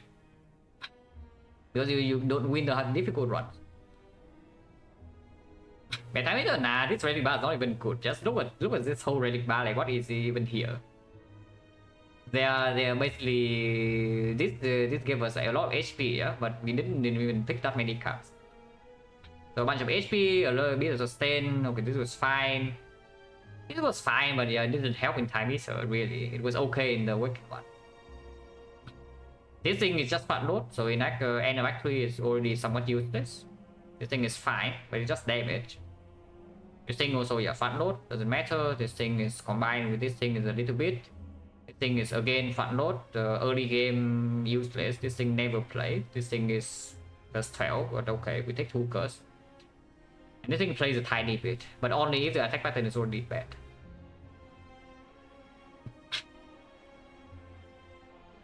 So this relic bar is not good, but just like beside the point. Don't need to think about that. But honestly, I was saying maybe this type of decks you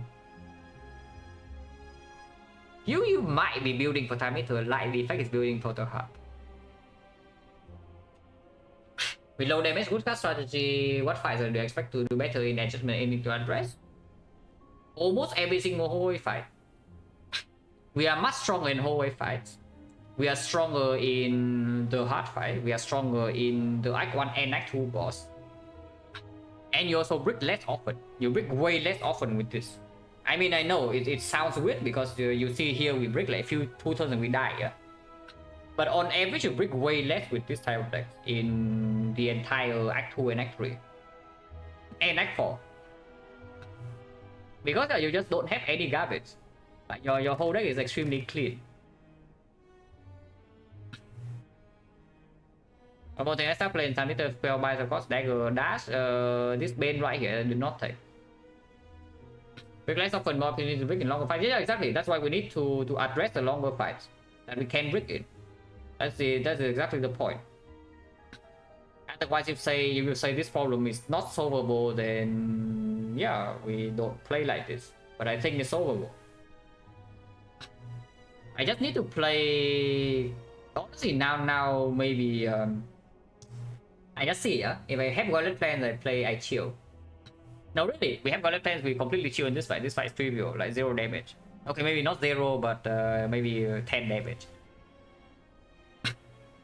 But if I do not have Gauntlet plans, we play just like Defect plays against the heart. Ski again, yeah. Yeah, what was Ski again? I really wonder what is this tiny house moment? Yeah, no way. We just take a key because I also have draw in my deck in Act 1.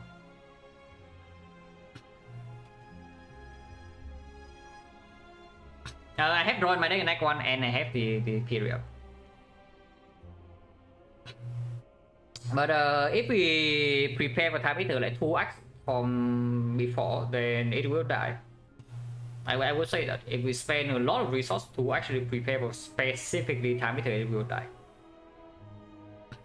It will cost us a few things, but if we say that we are stronger in hallway fights, yeah, then saving a potion from way before in the run, just for the time meter, is a possible line to do.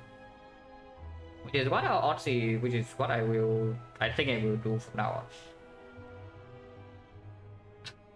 Hello, Chego. Bây giờ I think I will actually do that. Like we have a counter spot, yeah, okay. Counter spot stays in my deck until I see the Act 3 boss. Because if it's not time meter, I don't need the counter spot. We can also just use it for Act 4 and it plays fine.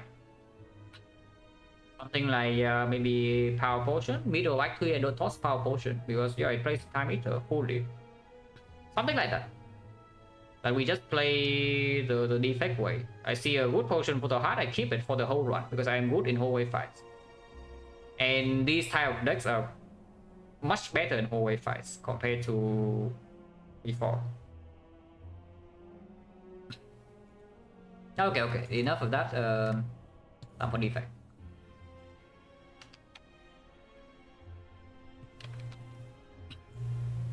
Yeah, it's nice to think about. The new problems that I create for myself. yeah, it's good, right? That we just have no new problem to solve because I create myself. I create more problems for myself. Don't know whether it's a good thing or not. It probably is a good thing. But if I lose too much, I get depressed. Okay, I wouldn't get depressed, but I would be a little bit sad if I lose too much.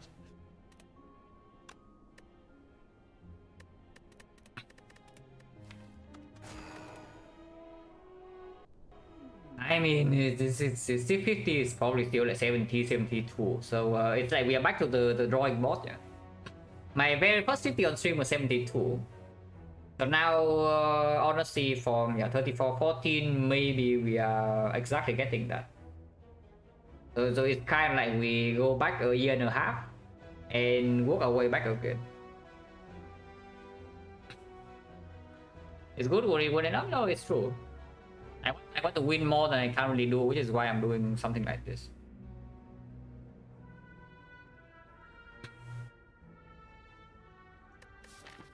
Last time we picked the go over Common Relic get destroyed. So surely Common Relic is good, even when it's the shop into Burning Elite, into shop, into Elite, into Fire, into Elite. Oh my god, this part is so good. Wait, this part is a little bit too good. I want to go there. And if I want to go there, we are going into 2 shops. Okay, we click the go. Yeah, we click the go. Nothing can go wrong by taking 18 for the go on defect. Like 18 HP has never ever matter. No, really, guys, this cannot matter. But here we take still 3 fights. Yeah? We take 3 fights. Most likely we are running to Burning Lead. If we cannot run to Burning Lead, we take normal lead and then we can pivot. Or we can still go this way second shot. But we can pivot into this fight immediately. Still take the second elite. And the path is not even so terrible. And we get a strong new bonus out of that. Actually, just take damage in 3 days? No, I'm actually serious. I say this constantly, but Defect gets away with a lot of crap in that one. You can make some seemingly completely stupid decisions on Defect in Act 1, yeah? And then you still get away with it, because this character is very strong in early game. It's way stronger than most people think. Sometimes you die. Sometimes you die very miserably to Nob, sometimes you die very miserably to the Gremlin game. But you get away with so much greed in Act 1. And hopefully we are getting away with it here. If we are not getting away with it, I'm going to be slightly upset.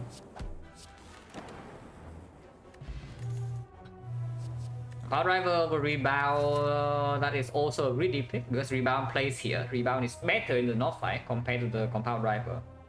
Compound Driver will be way better. I wouldn't say even just after we leave Act 1. Compound Driver will be better when we leave Act 2. Yeah, after you leave Act 1 in early Act 2, you probably still prefer the Rebound over Compound Driver. When it draws like 1.5 and the fights are fast enough, they cannot consistently draw 2. So in Act 3, you will be happy to have the Compound Driver. Otherwise, the Rebound is fine.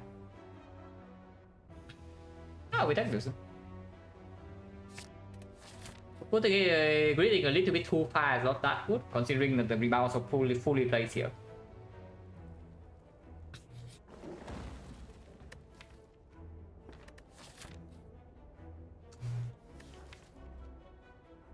Probably Transform Strike.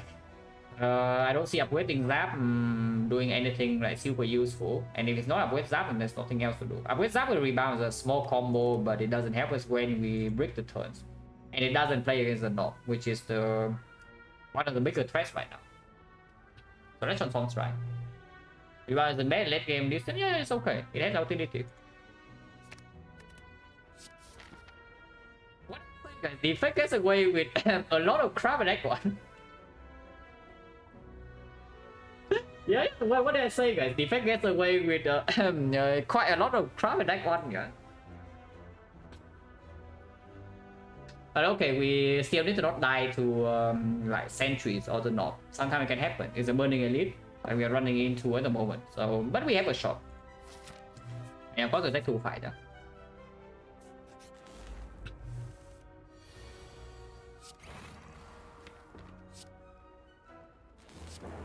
I don't want to rebound that even if it's more damage because I want to play double defense next turn. People try also kills. No potion, cool-handed without bad score. My defect sucks.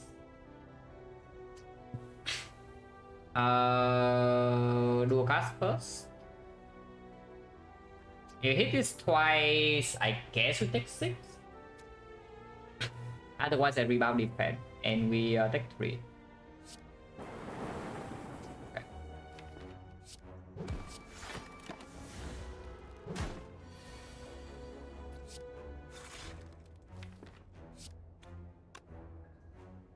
Play the basketball. No reason to take this damage, so I won't.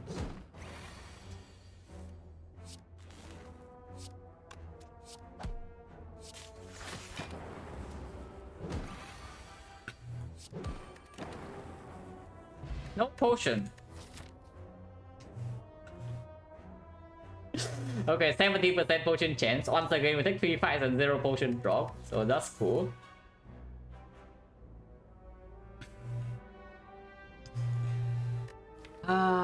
Beam cell versus loop. The loop is I would say it's going a little bit too far. yeah, I would say it's going a little bit too far, even though we have a bias score.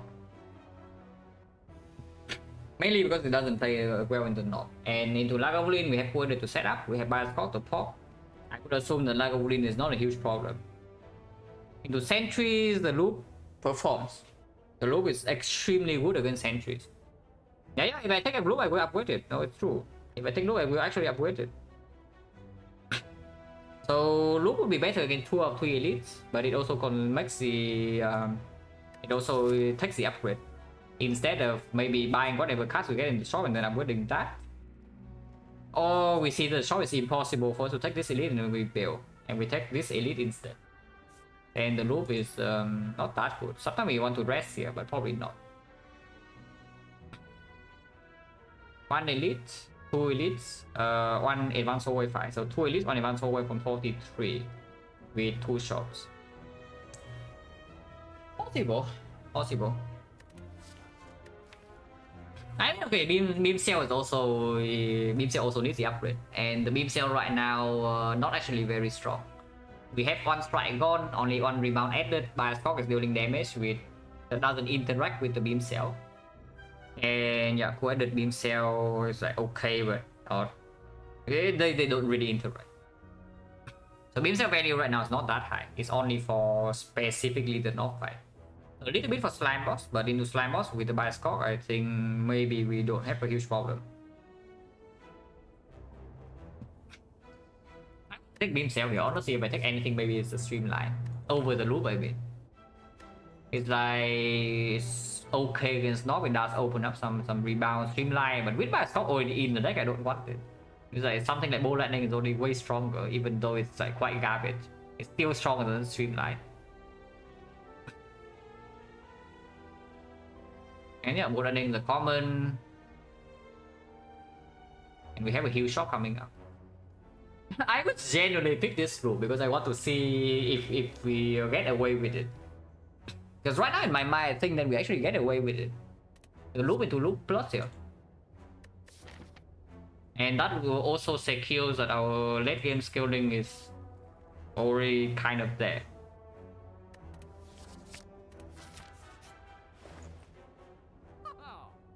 100% win it relic. This relic has never lost on defect, so let's hope that it doesn't. This is not the first run. yeah, this relic has never lost on defect, so let's hope that this is not the first loss.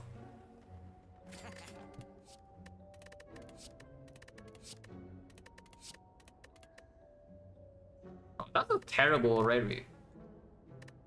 I mean, there is a Bow Lightning who can pick that. Yeah, we're machine learning. I'm not interested at all. Well, that was a terrible rally. Let's put it that way. But what about this? Oh, this is so stupid. If I take this, oh, if I take this and then run into Burning Elite, yeah, they don't even know what is the hell is happening in the spy anymore. Judgmental you can take. This guy's fine. Genuinely, overclock is just better than algorithm, and I think I take the overclock. Yeah, I think I actually take this overclock, especially if we are upgrading the loop. And yeah, garbage. garbage. Sim area is not that bad, but it's exactly not what we did. We did this kind of deck. That one energy is another greedy pick, but once again, we don't have an upgrade for this until way later. And yeah, not enough card to support it. So potions, yeah, start to buy some potions. We can buy a trip here, but instead I can buy a trip for 50 gold less. That seems a good deal. And with the loop plus, I think I am actually running into the burning elite. Yeah, I think I'm actually running to burning elite. Are we ever buying 2 pots? If we buy 2 potions, let's say this and this, 111, we go down to 123, 153, so I don't have enough gold to buy artifact in this shop, like souvenir, pellets. So I would like to, yeah. 50 gold, let's only play single fight. Yeah, single fight is enough. We don't need it in Lagavulin, we don't need it in Sentries. So in those fights, like the tree is not even a good draw. And in the North fight, the tree is not actually a good draw, yeah, unless you draw it early, because it's also a skill. On the other hand, the Fear Pot covers 1 more turn, and you also don't need to play a skill, you can also draw into more of your attacks. Our Ori Blossom, yeah, with the loot that we're upgrading, right? We already calculated. Oh yeah, exactly, because I'm thinking 1 point and save for second shop, because we instant buy like pellets or souvenir here for buy score. Buy the potion. And 177. Yeah, we up with the loop and just run to burning elite. Nothing can go wrong, guys. Literally nothing can go wrong here. We up with the loop and run to this burning elite. No, really, nothing can go wrong. Okay, please don't kill me now. Like, no, please don't kill me.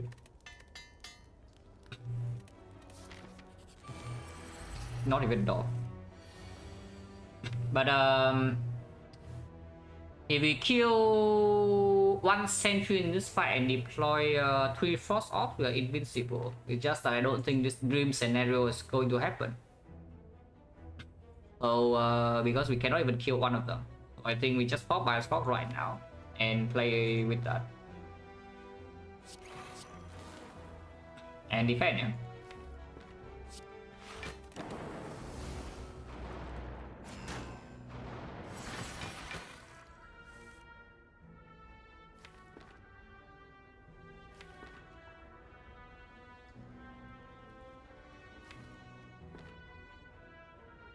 Two-headed is blocking 5, so we take 8 with this.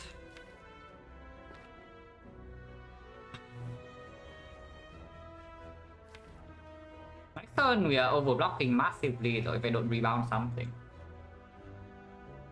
So we can go full aggro. Yeah, we can go full aggro with rebound, bow lightning, charge battery line, don't play the two-headed. And the next turn we have yeah, bow lightning, maybe loop, some overclock. We deploy O3 lightning because our buy score is ticking down. With this line we take 13 now.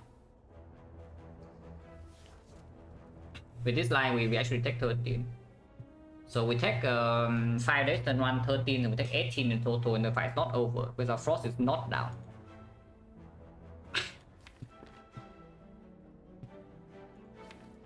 Nah, not being quoted, just stupid, yeah. So quoted bow lightning, charge battery. Overclock here I don't play, because they shuffle out 4 cards. And I do want to play loop dual-cast next turn if I can. We can even play loop dual-cast strike. We can always play 2 of these 3, so we can play 1 defense and then that is full block.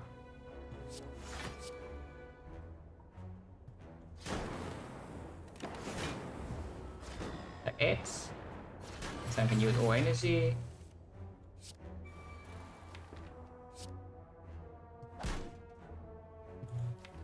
Do I want to loop lightning or not? Because if I loop frost, we block more, but the metallicize like Bioscope will actually kill us, yeah, if we don't kill these things fast enough. So the Bioscope will actually kill us here if we don't kill them fast enough.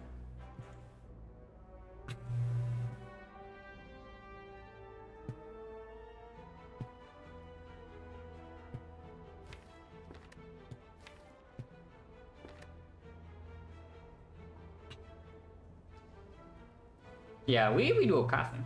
Do a cast. It's not very good, but we loot frost.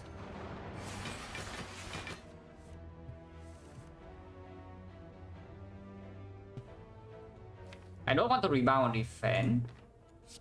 Let's do it like this. Still full block. Metallic side is really screwing us, honestly. So this is pretty concerning.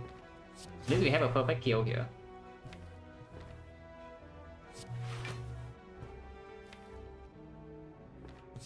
And yes, I will kill my frost now.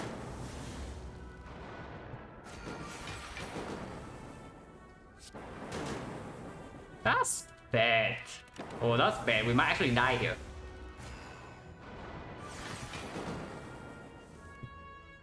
Oh, that's terrible. That's terrible. We actually might just straight up die here because of the lightning hits. Okay, maybe Defect doesn't get away with all the crap. maybe Defect doesn't get away with everything. If we pick all the grid and still run into burning lead like this. Because now we take too long to kill these, basically. And we break one turn, we die here.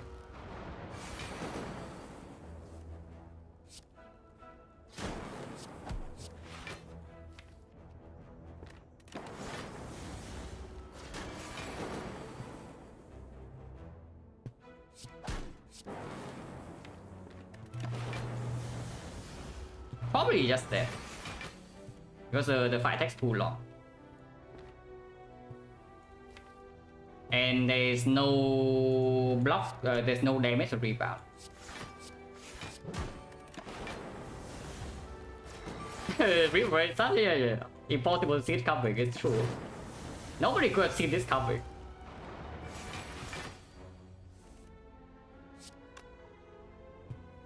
So 0.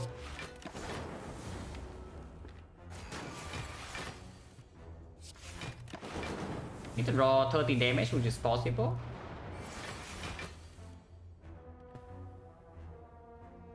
I mean, we are not dead this turn. Oh, easy. The fish, yeah, that's exactly what I did. I got turn good. Nah. Not playing by Scott turn 1. I mean, it's possible. It's just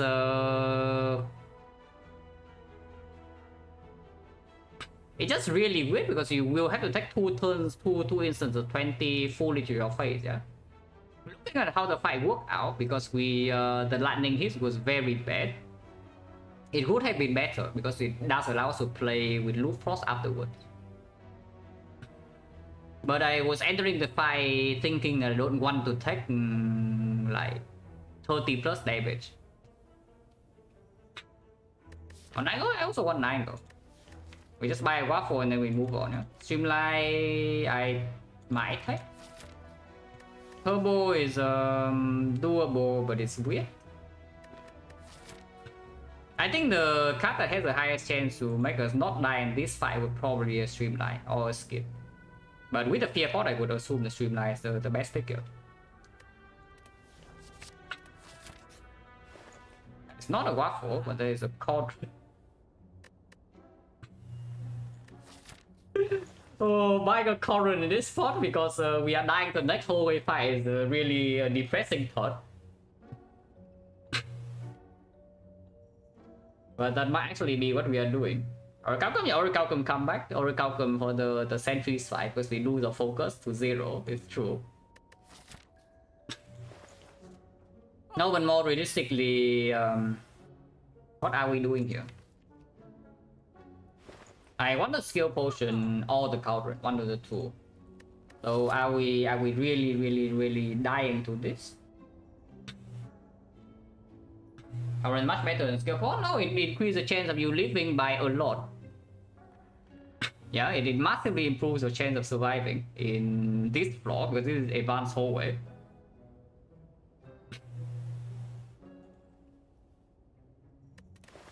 But it does mean that we get our game triple a little bit, because now suddenly we are taking only one Elite Act 1 with no relics, and we are spending all our gold on trash. That's a big problem.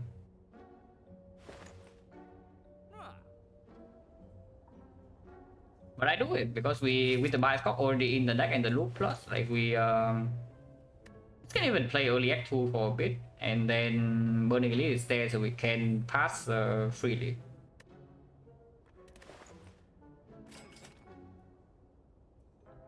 That's worthless. Yeah, that's actually worthless. Oh god, that's a bad cauldron. Oh, that's actually such a terrible cauldron.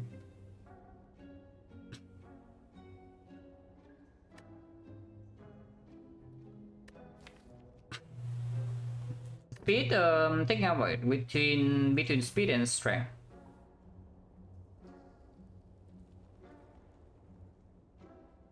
And yeah, I think speed with fear is covering a little bit more cases. The skill pot, we don't have to go to buy skill pot. We don't have to go to buy skill pot anymore. So skill pot is done. Yeah, I take speed pot over strength and fear. If we don't draw lethal on turn 1, we die. If we take the speed, sometimes we can block turn 1, because sometimes lethal on turn 1 is impossible on 4 HP. If we block turn 1, maybe this can do something, maybe Bascock can do something, maybe Dual Cast can do something. So we pay 169 gold for this fear pot, for this speed pot. That's a new low. Okay, we are of course not fighting this, yeah. Wait, the speed pot? Speed pot of the god? Wait, don't you see that we are dead without this?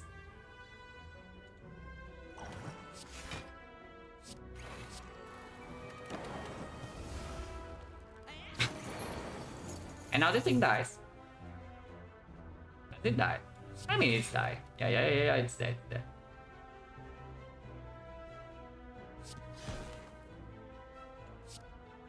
I mean, this is lethal, this is also lethal. Oh. But I don't know, that one is still like almost ruined, but we are alive. We are alive. Okay, here's the real question. Now here's the real question. We had two questions actually. Question number 1. Is this fusion ever a thing or not? Because we do have loop, and honestly now they are playing with like no relics, we better have something to scale for later. And scale bot with big 100%, it could have. It very well could have. Number 2 is are we ever going here? Because we do have 2 potions, and if we go here and rest here, we can take this fight. And we do have a Gremlin Horn now. So Slime Gang we can murder on turn 1 sometimes. Gremlin Gang we also maybe don't die from 3 HP. And if we rest, we will not die to the elite. Yeah, it's just about the floor before, the floor after.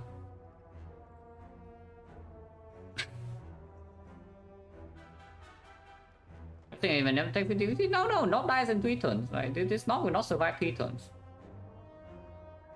If the not survive 3 turns, we are going to die to slime boss. That's what I would say. But I don't think the not will survive 3 turns. And Lagomly is no problem. So either we can skip and go right. We can take fusion and go right, or we can skip and go left.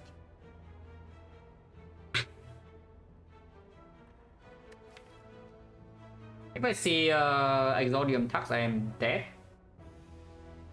Yeah, I think if I see Exodium Tux, even 2 potions will not help me if they both attack turn 1. Yeah, if they both attack turn 1, I will die no matter what. See, yeah, that's probably just enough for me to build. Because there's always a chance of P-box, some pyramid, some artifact with this in the loop, and we already have frost. And Gremlin Horn can also cover early Act 2 a little bit. Even if double potion, they cannot kill the Exodium Wildlife, Exodium Tux, they will just not fight it. Let's go here and rest. Still want to take 2 hallway fights, yeah, after resting. With only the mushroom. That would have killed us. yeah, it was only the mushroom that would have killed us. Interesting. Because we can fear pot and kill one of them right now, we cannot kill both. If we do fear pot, strength pot, can I kill or not? This is 11, this is 9, and this is 8, so it could be 12 plus 16, 28 exact kill. Wait. No, 28 exact kill, and then this is 8 is... Wait, no, 8 and 16, 8 and 16. So we are 2 damage short from killing this. So we'll take 4 damage this turn and die, unless the... Oh, no one left. We actually have full block. Because the line would actually be fear pot, strength pot, this guy, and then we do rebound defense into strike, and then when we hunt draws a defense. So we use 2 potions, but we take 0 this turn. If we would have gone there. We're still not going to die in this fight. And then we get to see the fire rest and then fight the elite, but now we don't have potions. But honestly, after resting and not fighting elite, I would not even use a potion, yeah, because we can see maybe healing event here, and of course this fight is also nastier. This fight is also nastier. If I'm not using a potion, what would be the line? We take 7 here. So I will do a cast and see. Because yeah, if we double hits here, we can do double attack and then take the 3 instead. And we'll do a cast first? Yeah, of course we do a cast first. Because whenever we see double hits here or the double hits here, we can just kill whatever it hits. And when we're on procs, we can play defense. And it takes less damage.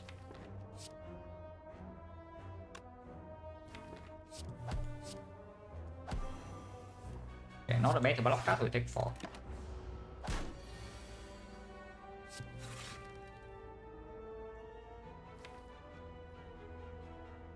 That's a little bit rude.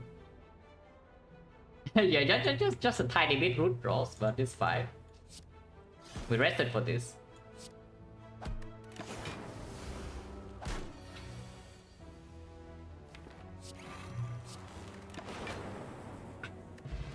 Potion drop.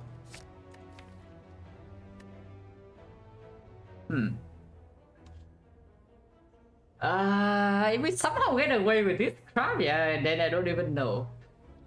No, really, just seriously speaking, like if this, if somehow we are going to win this run with this Act 1, yeah, then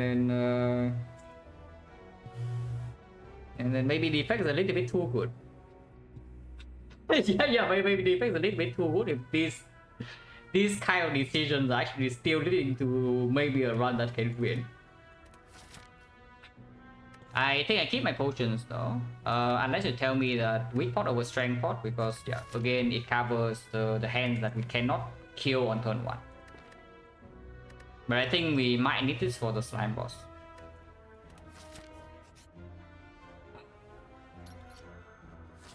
Fog.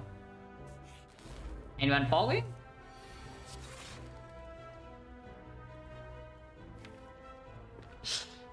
Bây giờ Bioscope Strike or Bioscope the Souvenir. I think Bioscope Strike.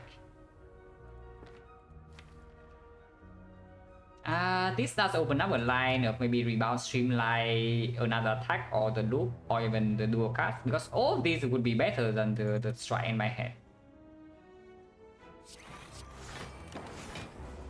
Even if I have to block this turn, it's also still better. Yeah, we can spend all energy this turn. I'm gonna try back though. I split this turn. That's fine. We have no frost.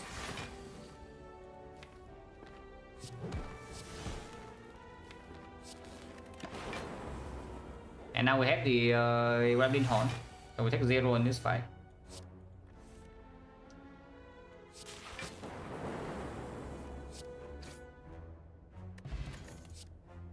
Yeah, more frost with our Cautious Bias. And of course we don't take second fear for. That's the upgrade. I would assume the upgrade goes on the Bias Cock, but you can also make an argument for the overclock. overclock the quest all possible upgrades, draw upgrade to make this lineup faster is definitely a thing. To make this lineup better is definitely a thing. But upgrading by stock just makes us better in hallway fights.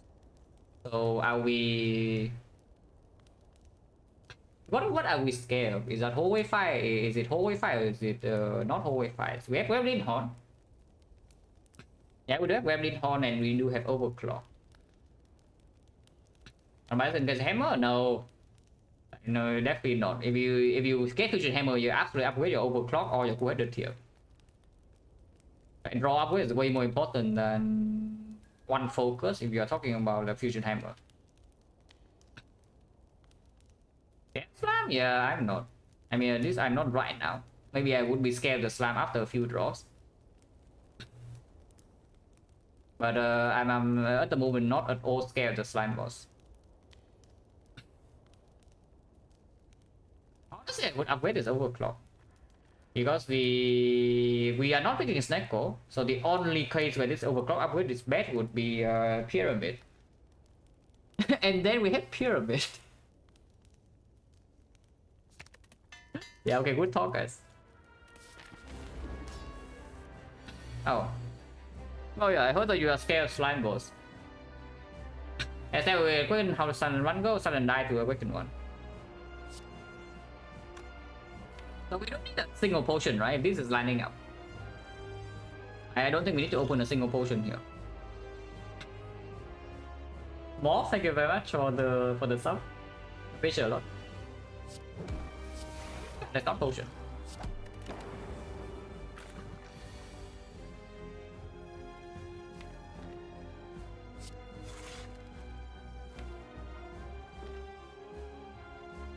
Do I?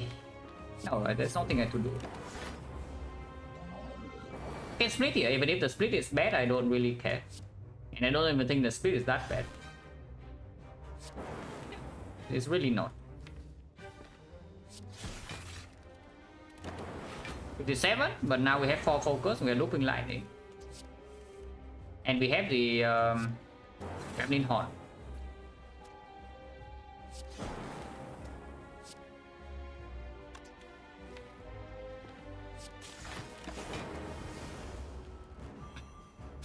Yeah, we're chilling, like, slime boss completely free.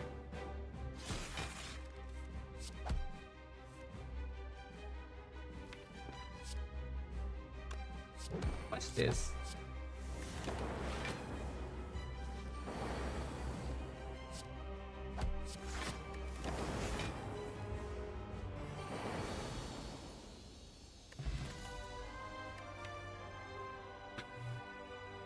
Rainbow just for faster off peel, off one for overclock, but only overclock.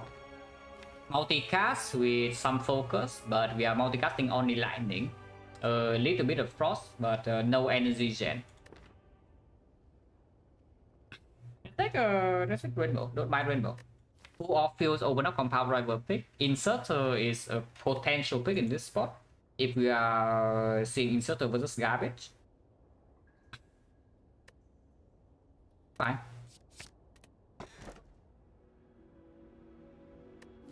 That is less fine. Yeah, that is less fine. Yeah, where's my inserter? It's true. Where is it? And by the way, so looking at the act, this is a very unusual act one. I mean, you can see already by you can already tell like what type of act one this is. It's just weird. Yeah, this act one is just like bizarre. Who the hell has a freaking cauldron in act one to get one potion? To be back on Black Star, yeah, why not the Dome? What's wrong with the Dome? When we on Black Star, don't know how much kappa it is. Yeah, you think this deck can handle Act 2 elites? Oh, interesting. I mean, I know you're not saying the Black Star is good, yeah, but I'm also just not also saying that. I hit the dome, yeah. I hit almost every boss rally in the spire, but guess what? You have to pick one every single run. You have to pick two. I hit almost every single boss rally, but every run I have to pick two. So it's just about like what is the least bad in the situation. Don't have to, yeah. You can also press abandoned run. This essentially the same thing.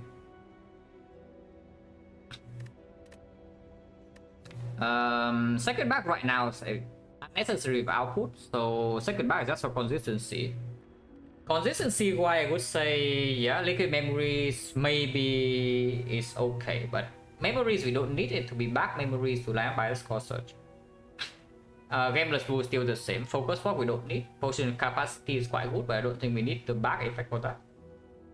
So it's just about maybe like draw pot. The fear pot right doesn't really work well with it. Strength pot works a little bit, but not that much. We don't have actual strength dealing attack, so it's only 2 strength, maybe basically a sling of coverage.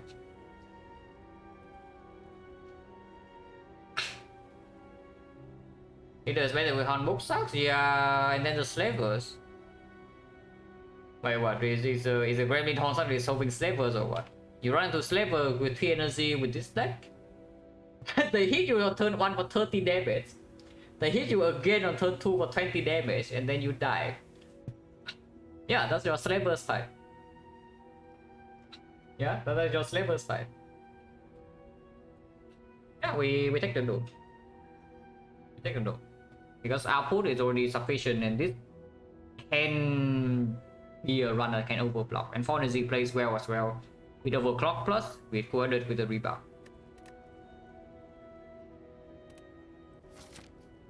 Automaton, well, dome is like fine there. Wait, automaton. If it still is a bias call, it's good. If it still call search, it's bad though. If they steal both, then it can get a little bit weird, but we can kill the one that steal call search first, and then kill the one that steal bias call. But okay, Burning Elite is done, yeah, so we can pass whatever we want, and we still have enough gold to go to shop, so let's go to the shop. Yeah, let's go to the shop. We start here. If we want to question mark, we can do two question mark. If we want 2 hallway fight, we can do 2 hallway fights. And we do go to this shop. So just start this node.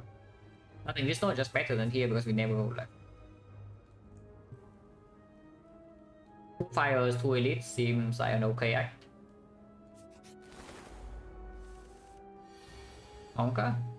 Roll sucks. I mean, to be fair though, like even if we know what they are doing this turn, we don't really do anything different. Maybe we hit the one that's buffing. I don't want to rebound defend, right? So we just do bias cock, defend, rebound, 26 HP, and sometimes we take 8.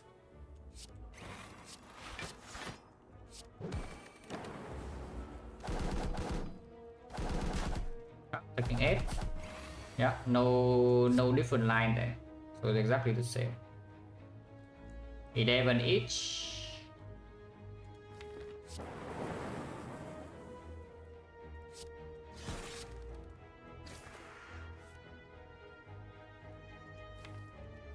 They can swoop this turn, but we have no clue. Yeah, they can swoop this turn, we have no clue.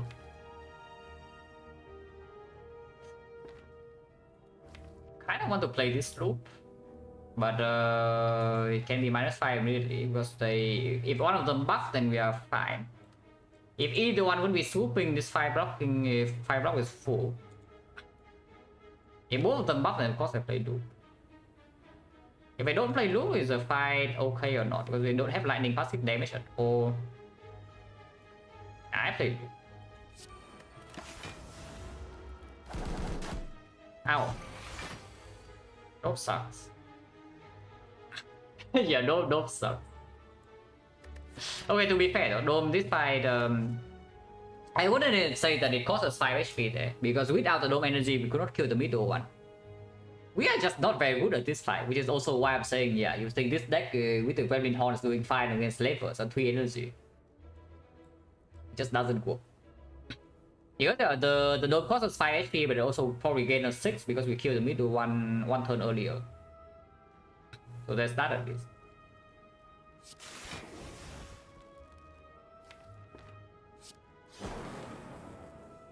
Cannot take damage this turn because this guy already swooped, so they cannot swoop twice in a row, which means maximum damage we can take this turn is again 20. We already dropped 21. Next time I have energy, I can spend energy, you know, and I don't want to waste my Green Horn here. Yeah, we actually face 20, but that's fine. I mean, yeah, now the fight, the boss is over, but pretty costly. Ow. Hologram, yeah, for cautious bias, overclock plus. Max in the Force not interested at all. Or am I? Not that interested. Interested a little bit. It's energy upgrade. Strength potion is not that strong. Yeah, honestly, you compare strength potion with upgrade pot. If you upgrade attacks in hand, that's already a strength pot. Better strength pot for that same turn. And it also has other utilities, maybe energy upgrade on this, maybe draw upgrades, maybe focus upgrade. Okay. And yeah, we don't want advance forward. Yeah. Oh.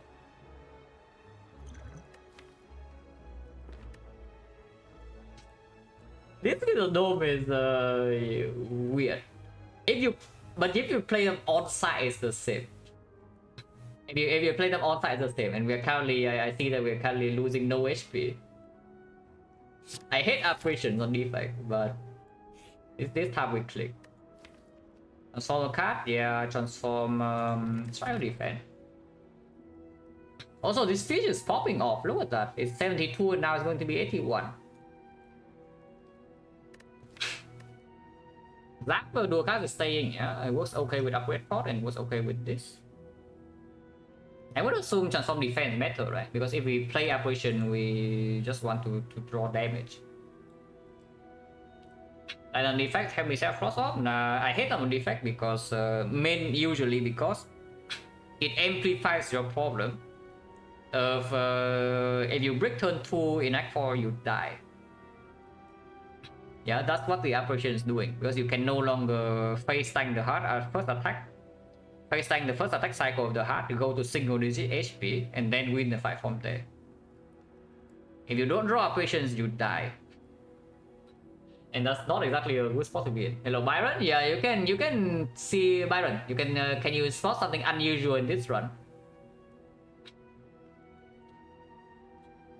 Something not very usual is happening here in this run. But here we are with Act 1 Cauldron.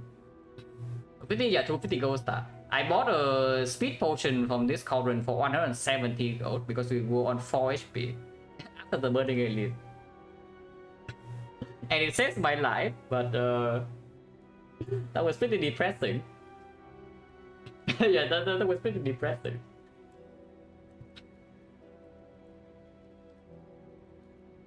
Yeah, I basically paid 170 gold for a speed pot. I don't know, now, yeah, after fighting elite, we know that we're not fighting more elites, and the deck is like this, then the overclock is just good.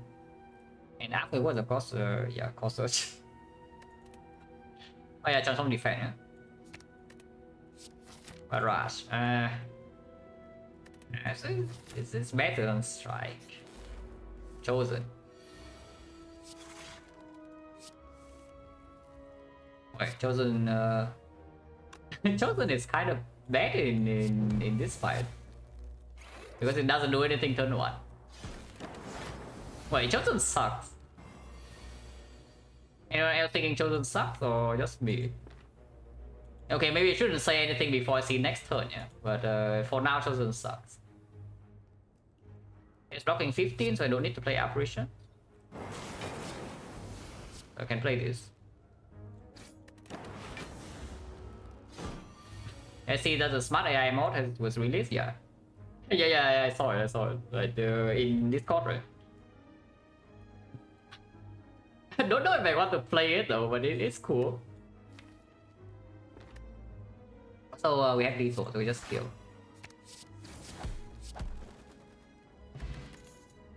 Oh, green. Yeah, green attack. Oh, we are fighting Automaton. That actually does not have AoE. This is not AoE, yeah? This is only AoE if we can kill something.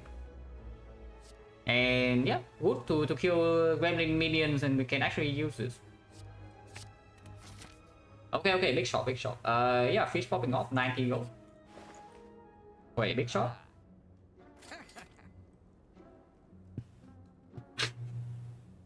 Okay, that's pretty big. Shop relic run. Yeah, you just buy shop relic. This. What about this? That secures our output the moment we can play Cautious Bias in essentially every single fight. With apparitions, you break more often. So if I have a draw potion right now, I would feel safe with this capacitor. It will play though. It will play in Act 3 in late game. It will be good because with the dome you also kind of need to overblock more often. Yeah, with the dome you also need to overblock more often. Remove defense? Nah. We're not spending on removing. I buy this capacitor. And we go right side. Upgrades I would still assume that we upgrade raw, especially now with the Frozen Eye. So it's worth the upgrade. Maybe you can say with the hologram you can upgrade apparition now. But I buy this. You can take recursion. I don't think we need recursion, especially after the capacitor, so I would take it. You can also take the sweet spot if you want to be absolutely safe. But I don't know what is even being safe. Against the slavers, we still need to kill them. Against the leader Gremlin Horn procs. And this help proc Gremlin Horn. Against the move stabbing, this potion is just good. This potion is okay. And we are also again paying gold to do this. Nah, I take my potion.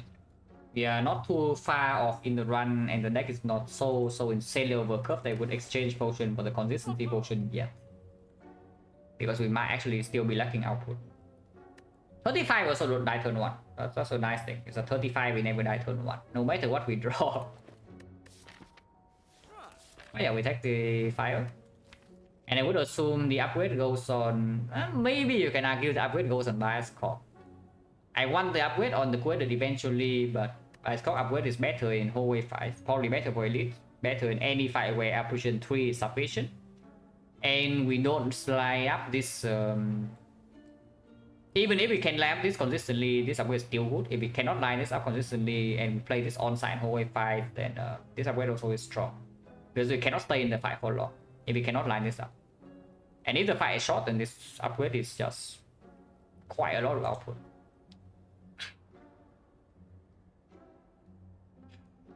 Don't think hologram ever needs the upgrade in this kind of deck. If anything, yeah, one version upgrade, but not yet. Eventually, maybe capacitor upgrade. Eventually, coordinate upgrade. But I think Bias Corp go first.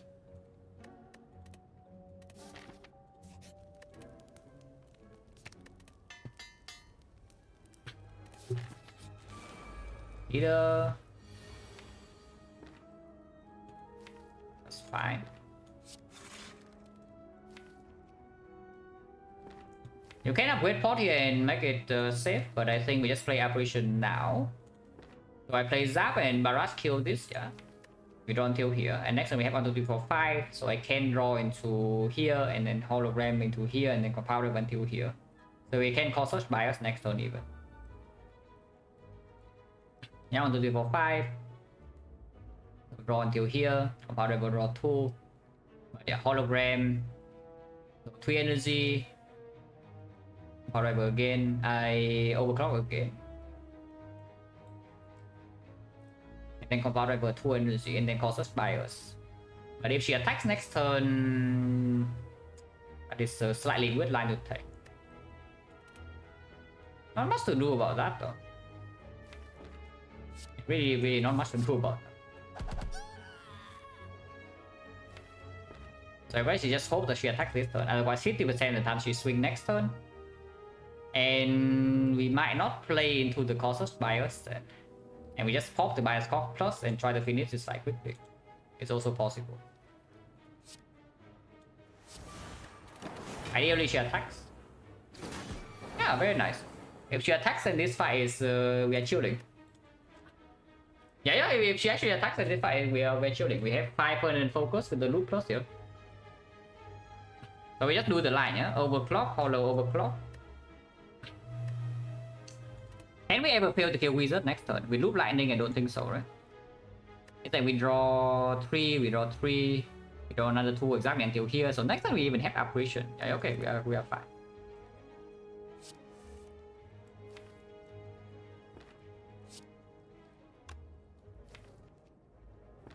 Have hand space or not? Hollow, hand goes to 7, hand goes to 9, hand goes to 10. Okay.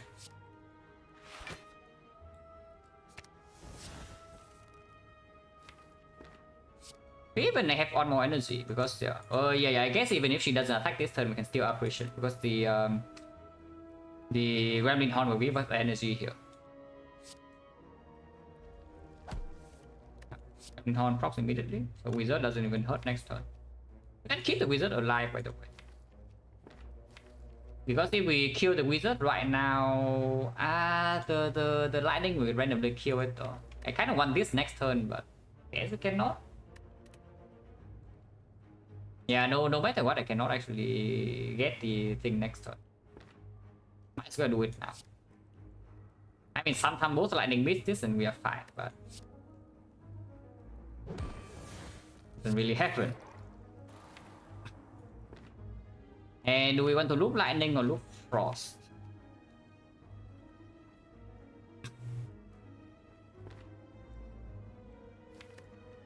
Because we can play rainbow next turn on 2, 4, 5, yeah? So we will loop lightning the turn after.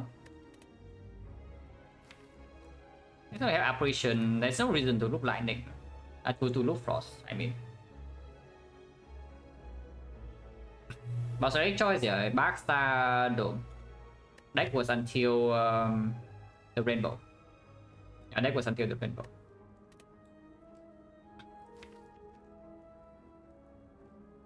I don't play the rainbow next turn. I just play strike.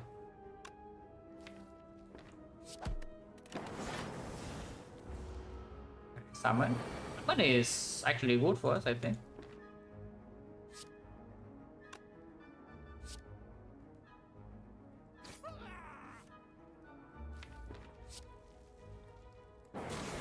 So now we can even play the capacitor.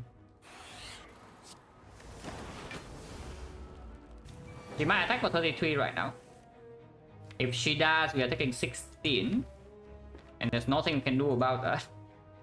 Unless we upgrade for the defense right now. If she attacks for 33, we're taking 16. If we use upgrade pot, we're taking 6 less, so we're taking 10.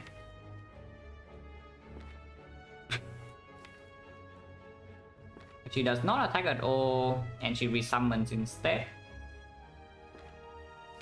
I would really like to have a streamline plus streamline on top. I mean, we have streamline on top either way.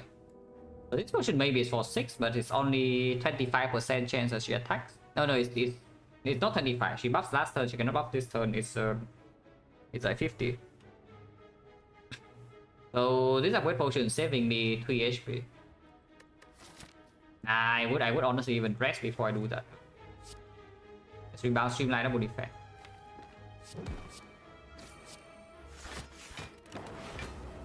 Okay, if she summons, then we are fine.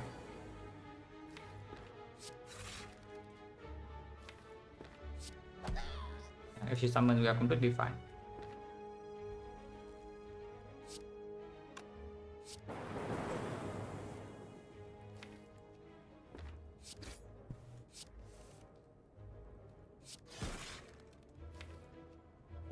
Never take damage here, she always dies next turn, so this fight is 1 damage fight. If she attacks, we have exact full block. If she doesn't attack, she dies next turn to the barrage.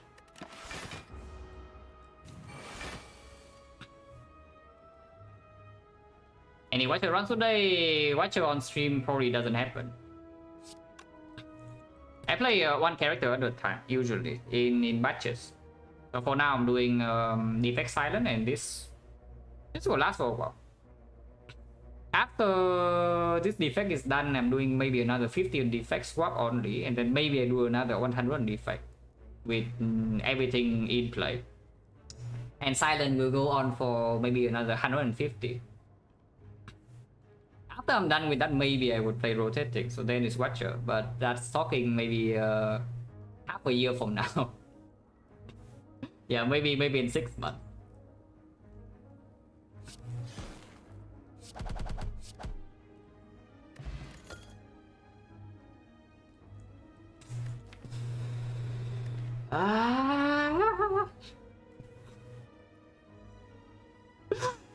My Orrery is like this, yeah. Like you remember the Orrery, and now here's the card reward. So if it gives me something like that in the Orrery, it would be better, you know. Yeah, if my Orrery has something like this, it would be slightly better. Instead, we have to choose one of these cards here, and we can only take one.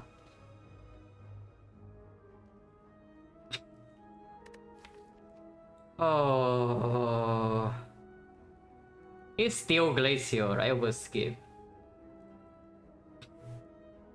It's still Glacier over Skip, right?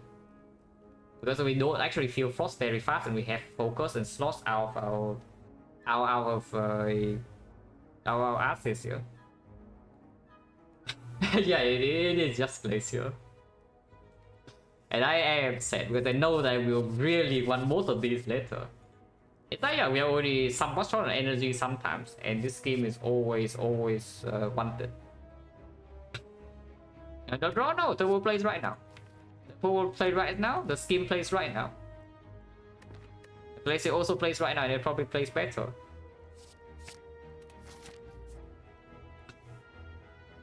And that's unfortunate, but that's how it is.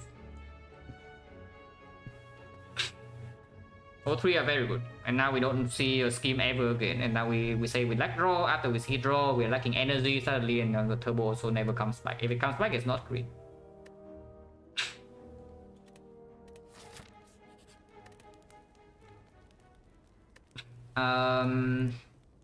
Operation? Two-headed?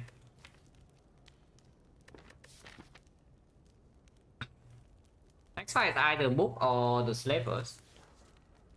Against the Slavers, we play operations on site, so the operation upgrade doesn't matter there. Against the Book stabbing, I would assume mostly the same thing. With the upgrade pod, yeah, go ahead.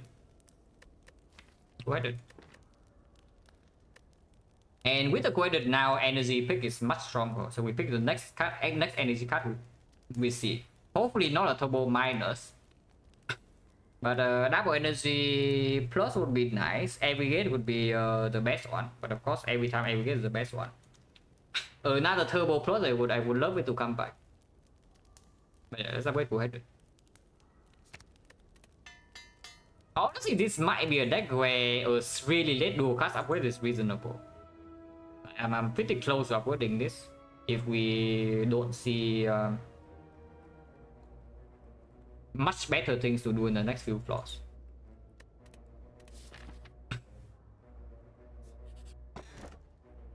Hurricane. Wait a little bit. We have energy, we have Gremlin Horn, we have Barrage, and we do have off slots for the Barrage. Hologram a little bit, streamline a little bit. I think we killed it. It plays. Long term, do we need this for damage? Because of course, yeah, always you give up on an active relic here, and maybe some Kurski garbage can happen, and just this deck can use 5 energy. So it does play this for the short term, and if you say that long term we are already somewhat favored with Frozen Eye scaling basically solved, with Cautious Bias, Hologram, Loop Capacitor, very abundant Frost Off, and the Shuriken can also make sure that if the fight goes really long for some reason we can deal damage. with our ops. Like our ops most of the time are going to deal a lot of damage, but sometimes we cannot. It's like lightning damage eventually falls off. We don't have recurring dark op. We also don't have a real recursion in the deck. So damage in boss fight is still maybe half physical. Probably should still take this.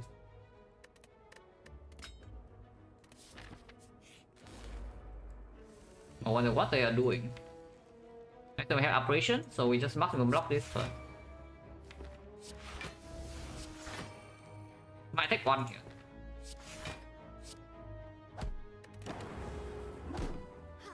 Yeah, that's a 60% roll.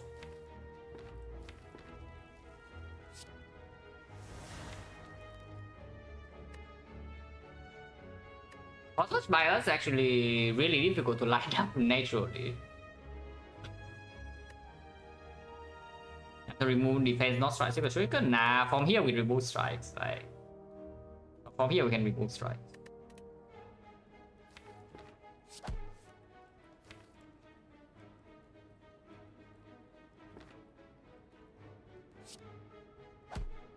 Probably just play hand. I don't see a reason not to play hand. I just don't want to play capacitor somehow. This one she heals and Centurion cannot attack because we attacked 2 turns in a row already. So we do not even need to play this bias cock. And I guess I won't. I can do rebound cold snap, sweeping beam cold snap, get on shuriken stack and 2 frost ops. Next time we have glaze the apparition.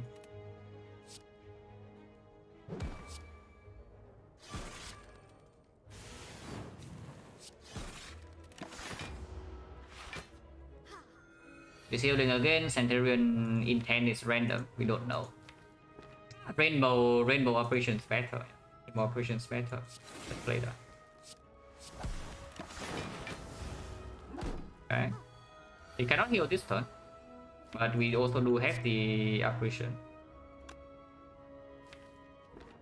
I don't want to actually overclock into this though, because if she attacks me this turn, this will kill my... It will kill my thing. And if Centurion attacks again, the next turn it cannot attack. Next turn she will heal. Maximum I will face only Centurion attack. Hello Grid, I will advance been silent pretty sad, but probably I missed just somewhere again in the late game. We died to time eater, basically we died to time eater from 70 HP with a very good deck. By all means the run should win. But damage was a little bit low and then I break 2 turns and I lose 60 HP in 2 turns. Then I break.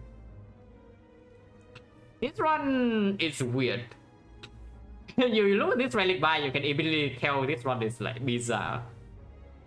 But here we are with the Act 1 Cauldron.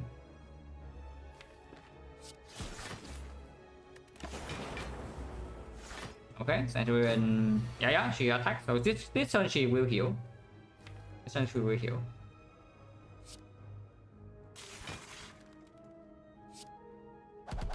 Yeah, we heal, and then we get Caustic Bias on in play.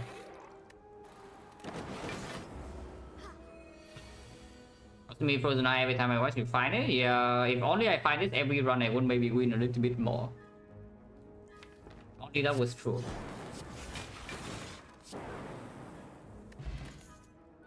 FTL could have the FTL Shuriken a little bit, could have the better card because we actually won Frost Field. It's just that again we do not have energy. Yeah, we do not have energy.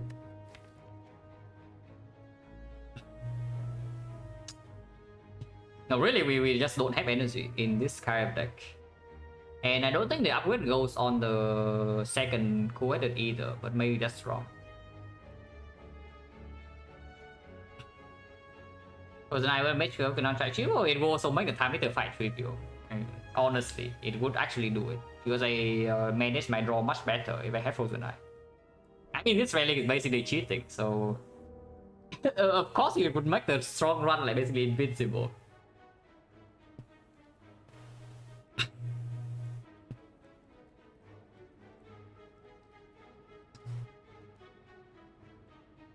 Being FTL overquoted in sports is really good, but I think it's stronger because yeah, like the draw right now is equal. Yeah, this of course the frost of effect is stronger for us, but energy is very limited. So we are converting one energy into a frost off, which is not a terrible trade. But we do have better things to draw into in the opening half of the fight. We want to draw into this, we want to draw into this combo, we want to maybe sometimes draw into apparitions, we need more energy to draw more. Because yeah, sometimes we have hologram overclock, sometimes we have hologram compound driver, sometimes we have like rainbow compound driver. It's cost 0, it draws the same amount. This is not getting upgraded for a while. If ever. And we have the shuriken. I think it's FTL.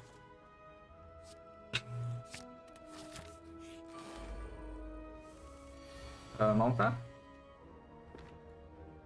Stack plan, don't do it. No, do not do it, stack plan. Please do not. If you can, you know, not do it, that would be nice. Otherwise, you are taking 17. I would really not like to use the potion here right before the lead though. But what's the potion check? 1, 2, 3, 4, 5. 4, 5. 2 potion drop, 40. 40% potion chance only, and 1 out of 3 this turn we take 0. If we take no damage this turn, we almost take no damage for the fight. If attack of 17 this turn and we don't rebound anything, yeah, which we should. We should rebound nothing, I mean. Then next turn we have FTL Blazer Charge Battery. Still no operations drawn. But we evoke 1 Frost. We that's 5. 5 plus 5 is 10. 10 is 15. 15, 19. We'll take 5 next turn. So we can take in total 22 damage here. If it attacks turn 1 and turn 2. Otherwise, take 5 and we get out. Because turn 2 you have apparition. Afterwards, it's going to die. This upgrade potion saves 4 HP potentially. So instead of taking 22, we take 18. But we don't have the upgrade potion for the elite fight. And yeah, if we run into like slavers in here, turn 1 we draw like this again, we are going to die on turn 1.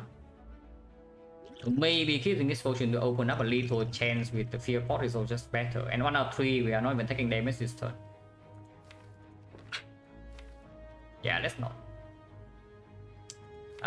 Frost in front doesn't really matter.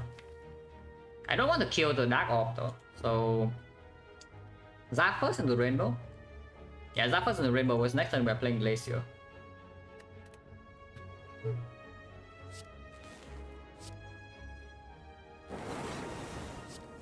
Don't do it. It's doing it.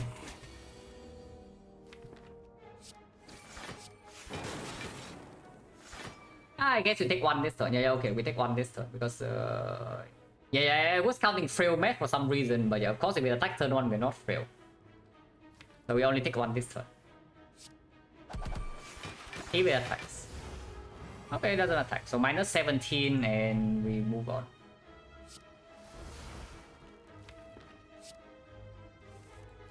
So cast next turn. So yeah, it's now done, but it's costly.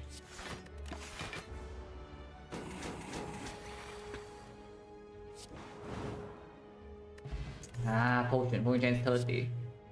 Meteor Strike, yes, that's exactly what we need in this spot. We skip, yeah?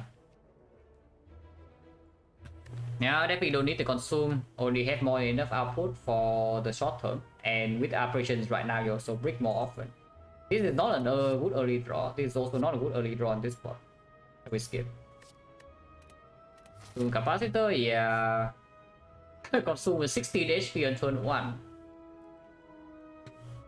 Do we ever take the skill pot because it's maybe slightly better build out than upgrade pot? It's not damage though, so it doesn't have synergy with the fear pot, yeah. Because right now, next fight is either slavers or the book. So against slavers, if we don't draw enough block on turn 1, these potions can actually kill them. And if we can kill one of them on turn 1, then the Gremlin Horn can also maybe draw on 2 block. This on its own, maybe it's block, maybe it's draw, maybe it's energy, maybe it's nothing. But there's always an instant out of potential sick into the apparition, and then we are safe. If we keep these potions, if we pick on turn 1, we die on the spot with no potential to survive.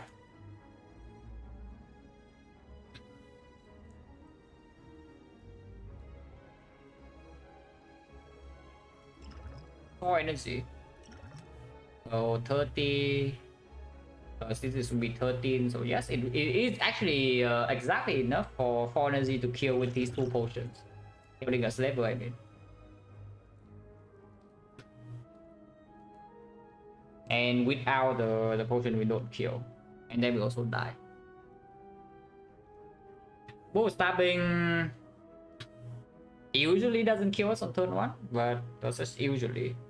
If it's doing 24 on turn 1 and we draw only 1 defense, the upward pot will exactly make us die. If we have 16 plus 8 and we attack 24, we die.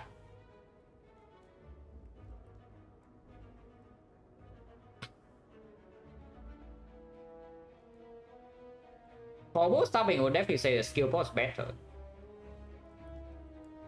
And for slavers, skill pot not necessarily worse. Yeah, I think I'll just take the fear pot, the skill pot, but I keep the fear pot because fear pot is still stronger for slavers compared to this.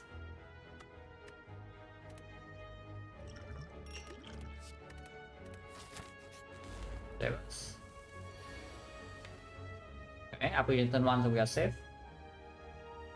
We can fear pot to kill them all, I would assume. I mean, not them kill them all, but kill at least 1. If we do not fear pot, let's calculate the line that doesn't use any potion first. Then our turn would be what? FTL, overclock, down to here. You can rebound streamline into sweeping beam. Still have on energy, yeah, so we can streamline again. That would be, yeah, rebound streamline first, so we gain 1 strength. So it would be 5 plus another 24, 29. 29, 39, 39, then streamline again. It kills this. So yeah, we draw 3, we draw 1, we draw another 1 back into here, and then we draw into Bioscope with no energy. Yeah, okay, that would suck.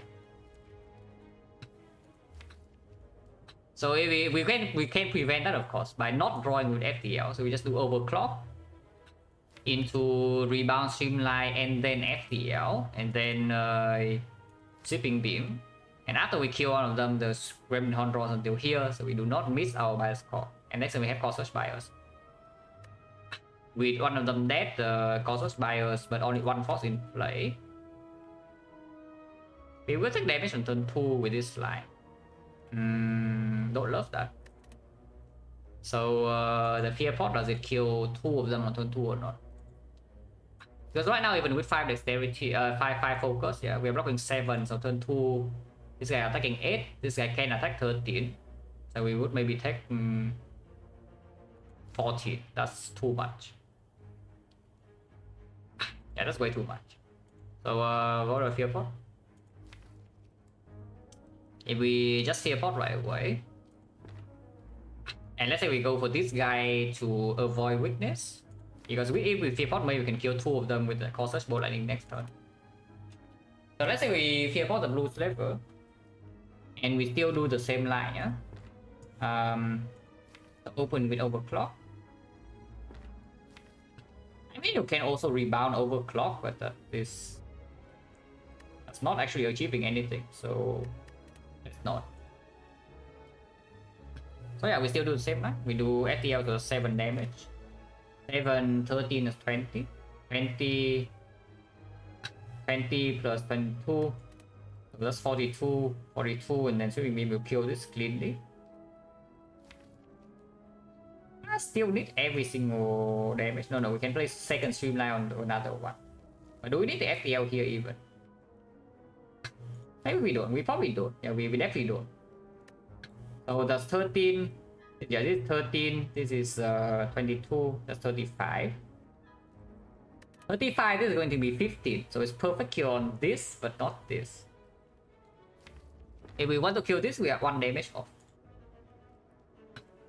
That's slightly annoying, but I guess we can do second streamline on this, and not the first one. Second streamline will be 24. So this will be 24 plus 13, 37. 37 plus 15, 52. So we kill this perfectly. This guy is hitting 10. So that's 15, 15, and we use the first streamline on this. So that will be 15 as well. That's going to be 30. So this guy is dead. This guy is a 20. We are not weakened. And we have 1 strength. So next turn is 12, this is 8. It perfectly killed this. And we have full-headed to block this and take 1. So we're taking 2 damage this turn and 1 damage next turn. With using Fear Pot and killing this first. Seems good. We cannot play the defense. I'm pretty sure we are out of energy. But we can count. This is 4 energy. This is 5 energy. This is 6 energy. And yes, we only have 6. So yeah, we take 2 damage this turn, we take 1 damage next turn, and then the fight is done. Okay, better play the card in the proper order. So overclock first, into rebound, into Fear Pot. Yeah, Fear Pot, overclock, rebound here. First streamline goes here, and then FTL go here. And FTL goes here, and then we do sweeping beam into the second streamline going here. So damage total in this fight would be 15, 24, 39, plus 13, that's 52. Yeah, let's do that. We don't have energy to play this effect. And next time we don't want to take 5 here, we kill... Wait, we kill with this. We draw 1 and then we draw 3. Energy wise we have 5. That would be 1, 2, 3, 4. Don't have energy to play the rainbow. Yeah, we will take 1 damage next turn. Unless you tell me we play... We just don't play the bolt lightning. And we do bias... Cautious bias... No. Cool-headed bias cock rainbow? Nah, that doesn't work, right? Because if the lightning doesn't hit here exactly, we are toast with that line. Yeah, it makes no sense. So we just take 3 and get out. Cannot stream sound no for that 50 seconds. Yeah, hello Peter. But yeah, we just take 3 damage and get out. Seems fine. Block first. We need the FTF to not draw. Rebound here.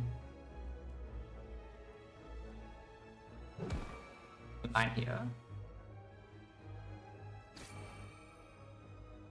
And FTL here. And the FTL for the created already played. Yeah. Look at this. Look at this line.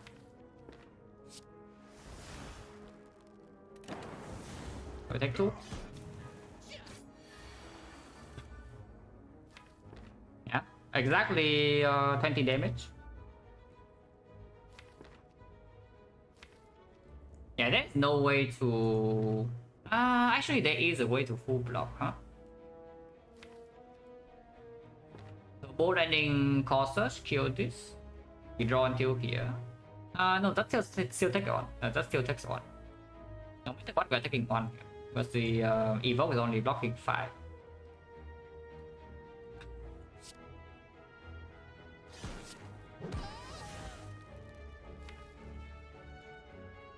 We cannot avoid this damage. 1 card draw. Oh, yeah. We take 3 and get out. That's the okay fight. Taking 3 damage on slavers is an okay fight in my book. Oh, potion. Potion chance 20% now. Garbage.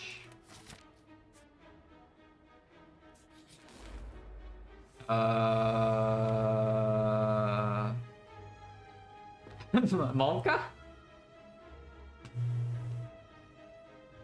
Okay, we will stay in this fight for a while, guys. Unless I find a line that solves instantly. Unless I find a line that solves instantly, we're staying in this fight for a while. So Rainbow first. So we don't need to play Apparition, of course, yeah. So we know that we play hand. But the question we should ask, of course, is what order should go in? Do we ever pop this? And do we rebound this ball lightning? Those are the 3 questions we should ask. So let's examine the line that deals maximum damage. Like we rebound ball lightning for next turn. Because we know that we have apparition for next turn, yeah? And we also have apparition for the turn after. So we just do loop, rebound, loop rainbow, rebound ball lightning. Or rebound ball lightning first and then loop rainbow. Then we loop the lightning instead of the frost. We can not rotate for the dark to be in front. Yeah, okay, so it makes more sense to loop the lightning. So we'll do rebound ball lightning into rainbow into loop. That is dealing 16 damage into another 16 random. Into a loop 6 damage next turn, dark orb is going up. We draw onto for 5 exactly. So we do sweeping beam, no 1, 2, 3, 4 plus the bolt lightning. So we do sweeping beam until here. We do sweeping beam until here, we play Bioscope, play the apparition. Play the bolt lightning. Turn after we are looping frost, which is not actually good. I probably want to loop dark actually if it's this line. We are losing 6 damage, but then we need to loop dark on the turn where Bioscope is down. Instead of wasting the loop on the frost. But frost will be skill, yeah, maybe. But I don't think we need the potion. Looking at this draw, though, we probably don't need the potion. Because I can loop dark in 2 turns and I can dual cast. So as long as this thing dies before my dark always dual cast, this chosen should be dead. So it's actually rainbow first and then rebound ball lightning. Rainbow first, rebound ball lightning, or order is going to be frost dark lightning. Frost dark lightning, we play the ball lightning next turn. So it's going to be dark lightning. Yeah, dark lightning. But turn 3 we're still intangible. We have another quadrat on top. And we have 1 turn of loop dark with the Bioscope. Yeah, that's just good. We don't need the potion. 16 pin mortar here already. Next turn also like some sweeping beam, another ball lightning, random lightning damage, also the barrage. It's fine. So yeah, rainbow first and then rebound ball lightning. We do hit the cultist.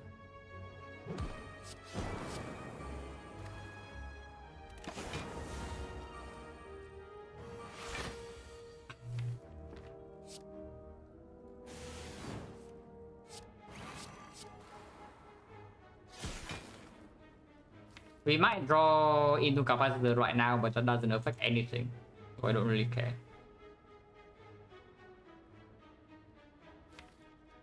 I can take a risk of chosen either not attacking or the lightning hits the cultist here. So it's a 50% chance of chosen attacks.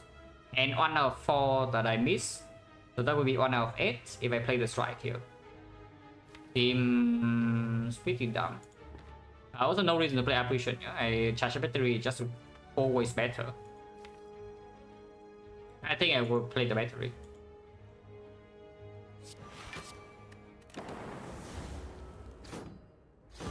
We are vulnerable, but we don't care. Okay, now chosen's dead. Because it's 90 damage. We are way overkilling. Been close. Wait, do we have to wipe this or what? Our point change now 10%. Again, garbage unless tell me Blizzard is good somehow. I don't think so. We already have Blizzard. This is our Blizzard. Block potion versus skill potion. How to say? Essence of Darkness is an instant emergency evoke on every single slot. Also massive amount of damage. We see a boss fight that we are having slow damage again. Probably not replacing this. I'm just a tiny bit scared block point, and then we just completely brick turn 1. Like for example, avocado red hitting us for 27 on turn 1, and we only have 25. And if we kill the red on turn 1, we are facing 31 even. So there are definitely scenarios where I can die here on turn 1. But for automaton fight, I would assume the block potion is better than skill pot, because turn 2 we usually know whether we need block or not. What if this potion just sucks? This potion is so strong, but what if it just sucks? Because it's just damage. I mean, yeah, it's front load, it's blocked, but it's blocked after we set up our block. Front load wise is basically nothing, it's just damage. And in longer fight, we say that maybe our damage is already okay.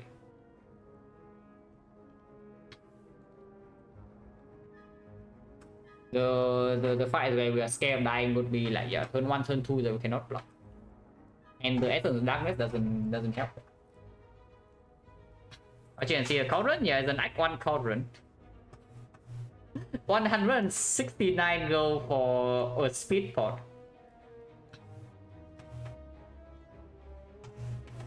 Yeah, 169 gold for 1 speed pot. Because I was on 4 HP after burning elite and I was dying. So one advanced toy before the fire, so I just buy the freaking cauldron, and we survived the whole wave fight. Honestly, maybe this potion just sucks.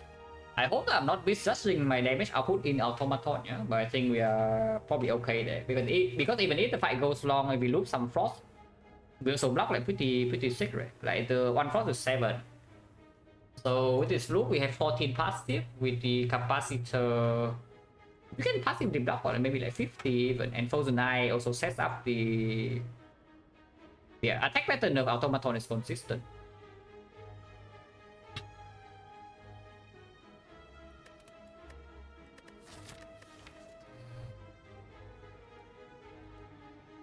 I'm definitely slightly afraid because we don't kill the minions that quickly. It's like we really don't kill the minions that quickly. So if they still cause us by a score, and we cannot kill the minions, yeah, we are in big trouble.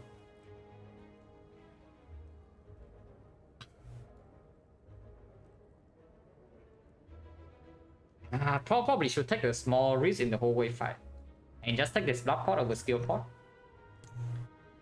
But yeah, our automaton I'm actually slightly worried because we can be excessively slow in that fight depending on the initial draw order, especially if they steal cause us bad score. We take a small risk in the whole wave fight. Hopefully I don't die instantly. Wait, we just fought you. We just fight the Chosen. Every floor in Act 2 you go to is just a Chosen. Yeah, nice guys. But I mean, caused by turn 1, turn 2 double operation, so we are probably chilling. But what do I want to rebound? And do I want to rebound Bow Lightning or do I want to rebound Sweeping Beam? The bird is down.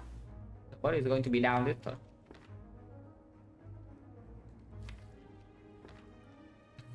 We can rebound Bow Lightning, right? With 5 focus.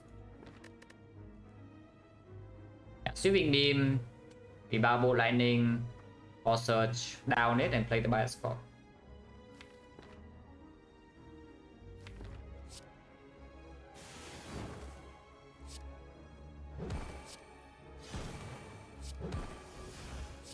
Sometimes it dies though, and then our Bow Lightning is drawn immediately, but we never miss our operations.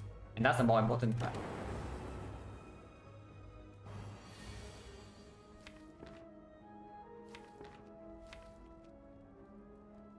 Next turn, no frost.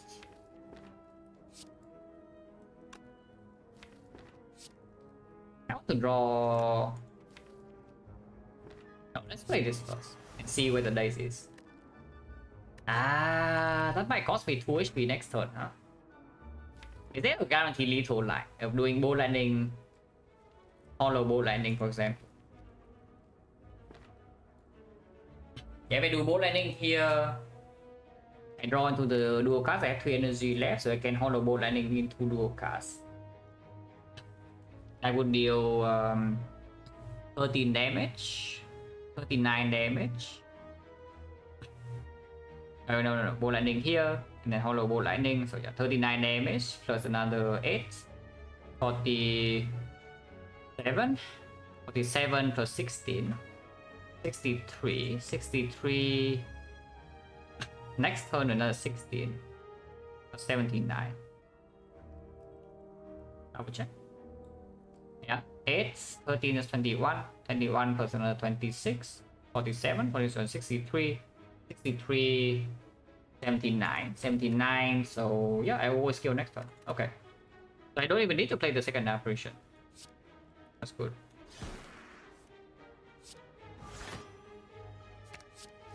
No matter where the dice is, it's going to die. 26. 16, yeah, 42, 16, 58, yeah, 6 damage. Comparable strike always kill. No matter what it's doing.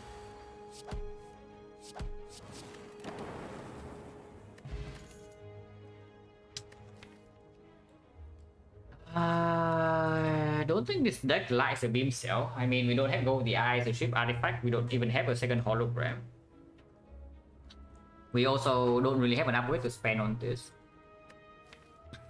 Recycle slightly interesting, but don't have enough draw to support it.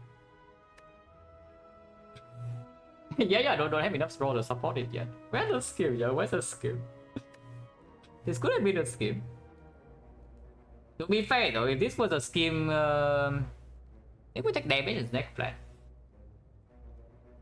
Not really, I did not even attack turn 2.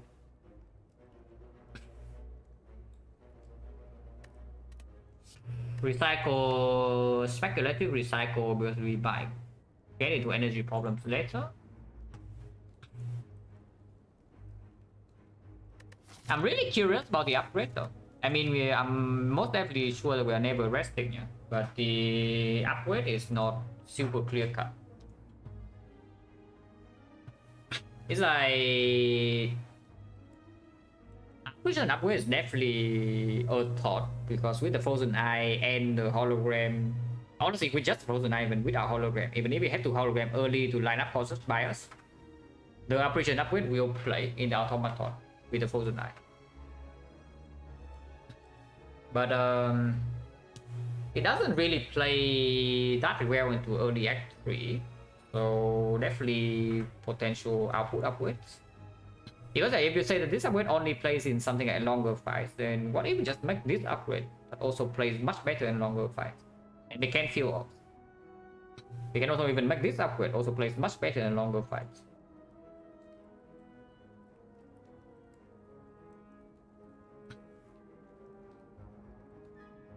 Sometimes you can even do like hollow streamline, maybe like hollow barrage as damage output once we, let's say we deploy all frost orbs and we just sit there without frost. And that trick still alive? No. He died at 20 2 weeks ago.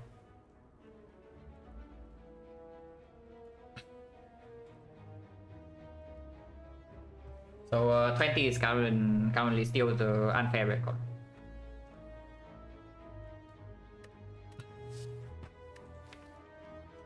This recycle does mean that in long fights we will not. If the fight goes long enough, we will win.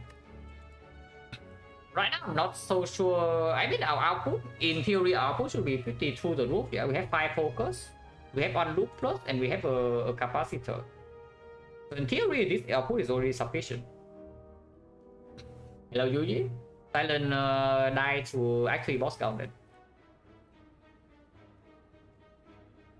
Probably partially my fault, but also time waiter is being time waiter as usual.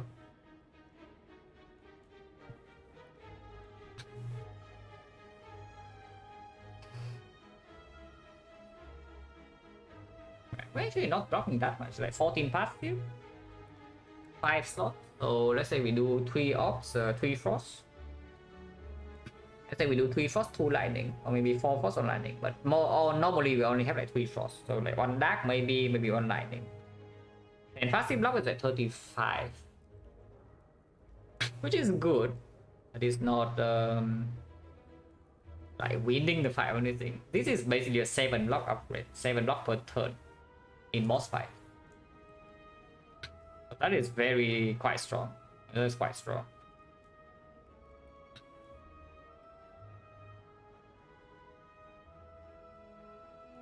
Capacity upgrade is just better than apparition upgrade, I would assume, in this spot. But is it better than hologram upgrade, and is it a thing with the recycle that we can pick? That recycle overclock, the fight goes very long, we are maybe still okay, but we don't have an upgrade to spend on the recycle itself, is a thing. You can take the recycle and upgrade it here, but I don't think it plays yet, because you only draw, you draw like 3 here, you draw 2 here, you draw maybe 1.5 here, but eventually it will be 3. You draw 1 here, also draw 1 here. It's really not that much. Deck has 13, we draw what? Yeah, 2, 3, so 5, 6, 7. Maybe you count these together as 2, so you draw 9 cards. So first deck cycle still takes 5 turns to get through, yeah. And recycle, yeah, recycle is only if you say somehow in very long fights you cannot win. But that seems weird, right? We cause us by a capacitor loop, especially when capacitor can be green by now. Yeah, it's just weird. I don't think there's any way it's correct yet. If you have one more card draw, I can see this. If you don't have the capacitor, I can see it. If you don't have the loop, I can also see it. And you have all of these right now, then it's just strange. And I don't want beam cell. And I think the upgrade actually goes on the capacitor in this spot. Because this is a type of decks that honestly we usually only care about one cycle. These are always terrible in hallway fights. Maybe we say that in hallway fights we're okay. I mean, I don't know, like we are mostly okay, yeah. We take 0 for almost every fight. But once next plane fight we take like 17 and suddenly we are half HP. Don't have sustain. So that can also happen in Act 2, Act 3. Like we have maybe a bad Darklings fight and then we die. Very possible even with Gremlin Horde. But I don't see this output being like completely sufficient for boss fight yet. And with the operation, I also don't want to over quick scaling that much. If I can minimize the number of scaling cards I add into my deck, I would like to do that. Which is where this upgrade comes in. Yeah, let's do that. Nothing can go wrong with this, guys. Surely nothing can go wrong. Oh. So good news, Call Search Bias not being stolen. Slightly bad news is that our Frost off the bottom deck. But yeah, this draw order, this is, I would assume this is a good draw order. I mean, I hope it's a good draw order. Next time we have here, Comparative only draws 1. So Comparative draws 1, we have to play Apparition because we cannot block otherwise. Capacitor most likely can be played. So if we also play Defend, this is our turn, 1, 2, 3, 4, 5. Turn after 1, 2, 3, 4, 5, that's quite a bad turn, but Automaton never attacks. So we can do Sweeping Beam into some Zap, Charge Battery, turn after 1, 2, 3, 4, 5, and we get to feel some Frost. But these are only 7 knock each. Glacier is not down, Glacier is probably stolen. Rainbow is stolen, Rainbow stolen. So 1, 2, 3, 4, 5 here, and then they will steal Glacier. Yeah, it's always Rainbow Glacier. Maybe with the Barrage you can kill the one that's stealing Glacier. And honestly, even if we open Nation's Darkness, it's not this turn. It's next turn when we have the Capacitor in play. So honestly, not anything to think about in this turn really. We just play the line.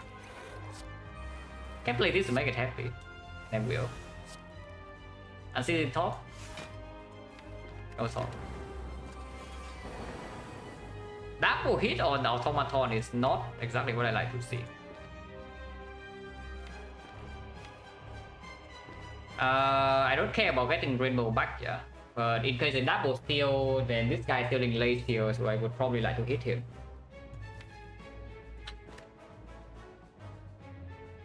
If I had to swap some relics into an out boss pool, which ones will I switch? Tiny house just sucks. Is that tiny house stays there is basically just something. Oh, you see complete bricks? Yeah, okay, here's tiny house. Consolation prize. So tiny house can get the hell out. Like, it's not even interesting. Yeah, literally just there because you break your other choices. So it's just not interesting at all. Getting something inside the boss relic pool is a little bit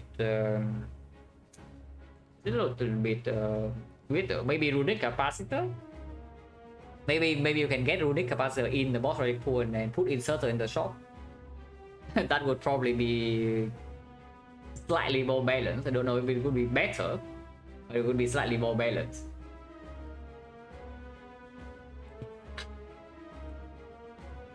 I was reasonably be a boss rally, it can, but if it becomes a boss rally, you probably don't pick it that often. But honestly, besides the inserted runic capacitor, I don't really want to put anything else in the boss rally pool. just a tiny house can get out, and then the rest can stay.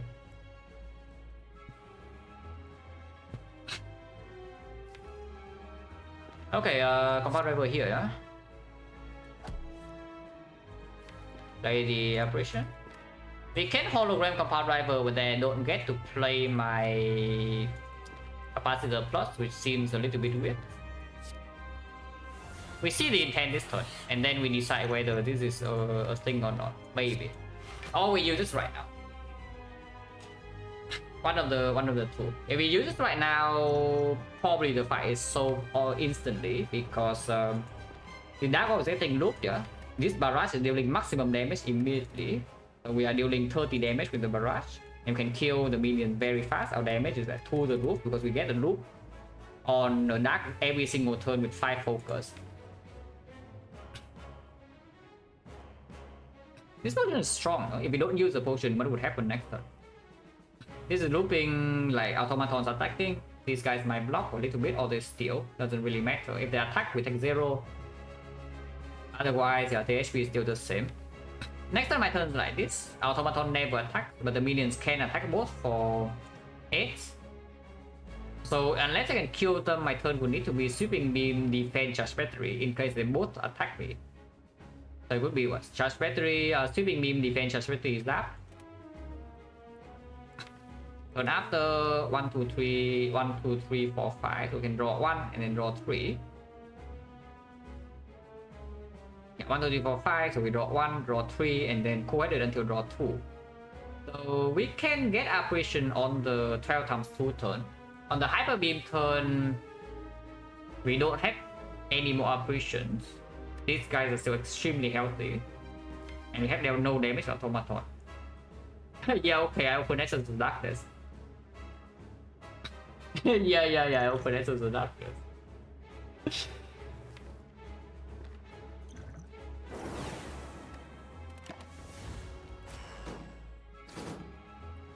Still some rainbow, don't really care about the rainbow.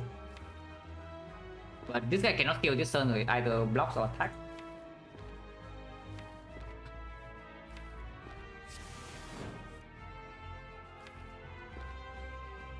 Kill both this turn, yeah. Well, it is only 24. It's only 24, it's not even... Yeah, I guess we can kill this right now.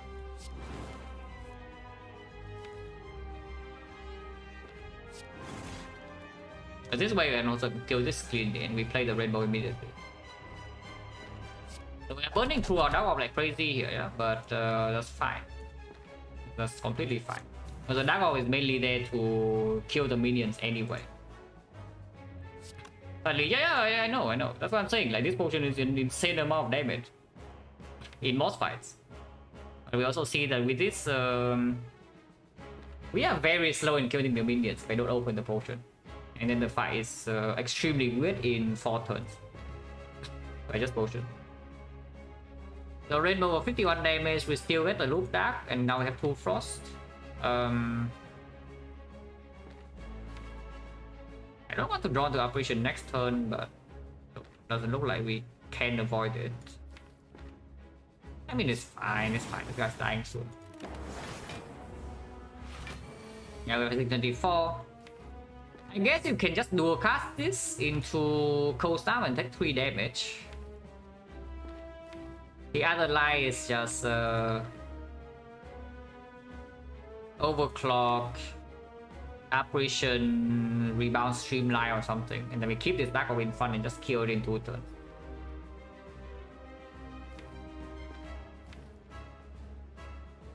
Even if we don't draw the operation right now, the operation is going to die next turn and we cannot save it anyway. So, might as well. We can keep this Dark Overrun. We can also just do a cast 100. And then we do Rebound Cold Snap. That will guarantee that we never die to Hyper Beam. Because I can loop Frost in the Hyper Beam turn. Then we have 4 Frost Orbs with the Frost being looped, which means we block passively 42. Yes, with the block out we will never die. Damage still pretty ahead, honestly. Yeah, damage still pretty ahead with the Knight, so maybe I should do that. Never dying is good. Because this way we loop lightning next turn as well, so that's like not even insignificant damage.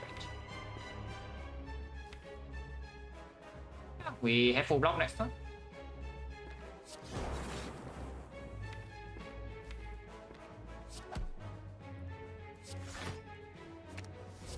I mean, it's also dead next turn, but sure. We can demonstrate the full block, I guess. But it's also dead. Yeah, it's full block. Blocking only 66.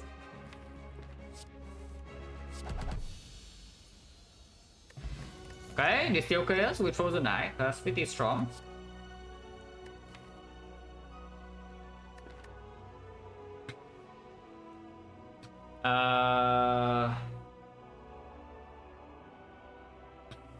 Amplify. Oh, this amplify is so I wouldn't call it stupid, but it's it's something. Yeah, this amplify is something. This would be absolutely the last output we add to the deck though. Unless I see, I don't know, like Defect Plus, maybe I would take. Like absolutely the final scaling we ever add to the deck, and that's sufficient for the whole run. It's just pretty weird. Yeah, exactly. It's like you are hoping that it actually lines up, but you're also saying that you don't see enough draw for this current scaling package to be sufficient.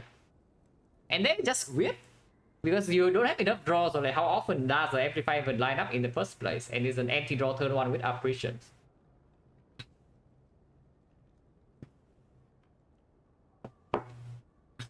I believe in the defect. Anyone else believing in the defect? I believe in the defect. So we don't take this, yeah, we skip. I do not want a second rainbow. Yeah, I do not want a second rainbow. I believe in the defect. Wait, defect owns. Okay, is that stupid or not? Yeah, let's be real here. Is this stupid or not? Because we are not taking Joker, yeah? I would take Collar over Joker, absolutely. Even with this. Like, Gremlin Horn already blocked us a little bit. Overclock is here. Hologram is here. FTL is here. 5 energy is here. 6 energy on turn 1 is here. Frozen Eye is here. Distill Curse is here. So Joker, yeah, throw it out the window. So, yeah, the Inserter versus the Slaver's Collar.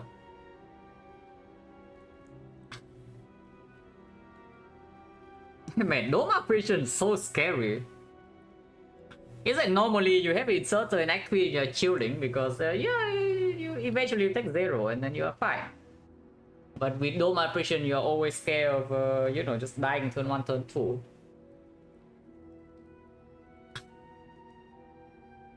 Kill me enough times. Nah, inserter is fine. Don't pick it blindly and then you're fine. In this point, inserter is reasonable. I don't know whether it's good or not, but it's definitely way better than skip.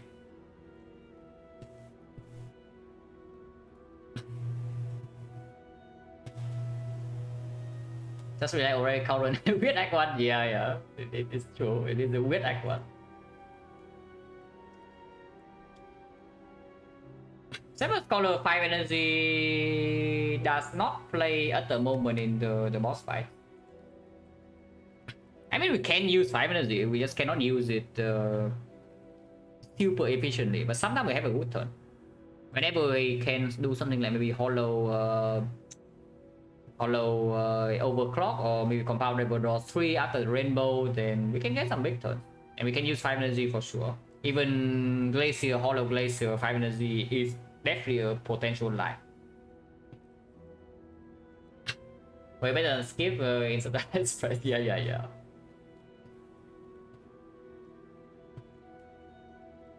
Do we ever have problems against something like Nemesis or Giant Head? Because Nemesis with Dome is terrifying.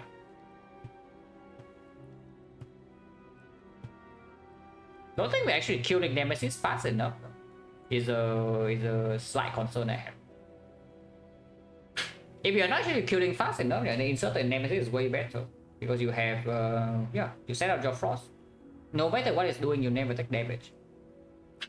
And with the dome, you are like extremely unsure.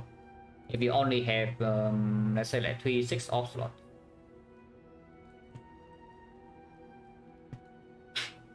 Into a giant head also inserter secures the fight. So in elite fights, I would say Retromancer will have Gremlin Horn, yeah? So I hope the Retromancer is not a problem. I hope. If somehow Retromancer is still a big problem with the Gremlin Horn and the Frozen Knight, then we have issues. But I hope that Retromancer is mostly free.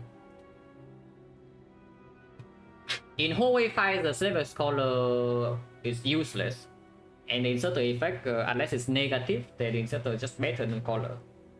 Nothing is negative. In Dark Links, for example, the inserter also can do some good things.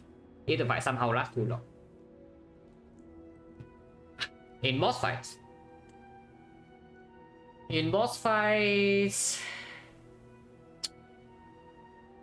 I don't even know. It's Act 3 bosses inserter most likely is better, yeah? In Act 4, the Heart, the Slaver Scholar is better for sure. But in Spear and Shield is unclear. In Spear and Shield is really unclear. And being stronger in Act 3 bosses also says that we can preserve potions more often into Act 4. And the Steel Curse right now is probably potentially a potion I might want to keep for the Spear and Shield. Or even the Heart, of course, like Intangible with the Dome. Operation with the Frozen Eye, the Steel Curse is insanely powerful. Honestly, my thoughts just point to the inserter being better. So I take the inserter. Also, this is definitely securing output for the run, yeah. So maybe Defect Plus I would still take because we cannot consistently do Causes Bias that fast. But otherwise, that's enough scaling. We try to make the deck faster. I'm in with the Dome, but we have Inserter. So eventually you can just sit there, eventually. Chop, I would like to go to a late chop still. This fight has 3 elites, but no upgrades. I mean, 1 upgrade, 1 fire only. The part on the other side has 2 elites only, but 2 fires. If we want to take 3 elites, we don't go to the shop. I definitely want to go to the shop. Are you looking to consume Defect Plus? No. Consume absolutely not. Defect Plus maybe. Yeah, Defect Plus maybe. I probably will take a Defect Plus. But this deck right now needs, yeah, as the usual suspect, it needs draw, it needs energy. Because output is already here. Okay, 5 copies of Claw Plus. Based on the 2 sample, it means Defect better than Silent? Yeah, maybe if you only watch for the past 3 months. Maybe if you only watch for the past 3 months, then yes.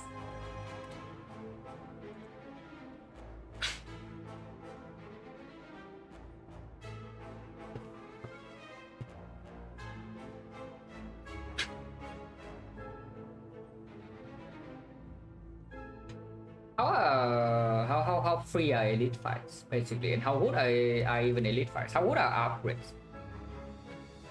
I would assume that honestly with the inserter now I don't even care about the hologram upgrade. So I would say we have 0 urgent upgrade, right? Yeah, I would say that we actually have 0 urgent upgrade. It might change very soon. Like we see aggregate we want to upgrade, we see scheme we want to upgrade, we see quest that we want to upgrade. I don't know, we see go with the eyes we might want to upgrade, but probably not. As of now we have 0 though, but we still need to recall. So if we go this way, we have exactly 1 upgrade in the act. If we don't see anything by this way, we can recall and then upgrade here or rest here for 10, but hopefully not rest for 10.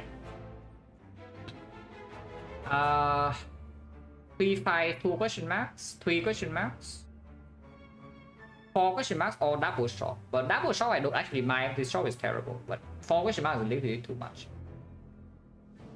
If we go left side, it's maybe we can do 3 fights, we can do 4 fights, we can do 5 fights into elite number 1, elite number 2, late shot, and whole wave fights.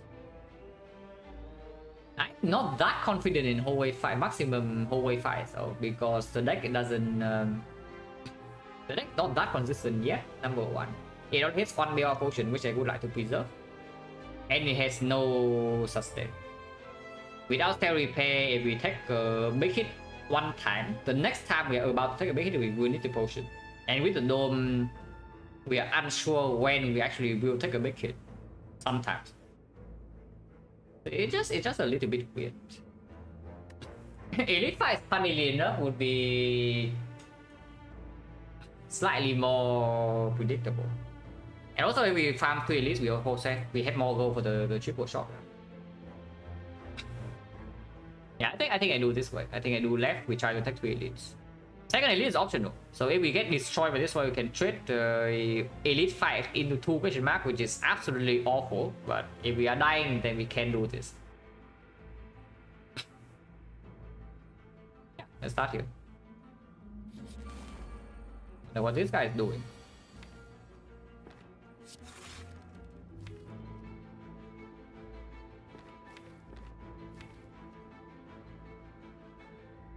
Even if we shuffle in burns, we're okay. And we do compound driver, sweeping beam, loop, apparition. So we draw until here. If we shuffle in burns, we draw until these 4. We have bias corp, rainbow next turn. Rainbow will not evoke this frost though, so we have 2 frost only. But we can play charge battery to block 21 next turn. Maximum we can attack is 22. No, it's 21. It's 16 and then plus 5. So we always have full block turn 2, we have apparition turn 3, apparition turn 4, and then it's dead. Okay. So that just works. If we play the sweeping beam, I will.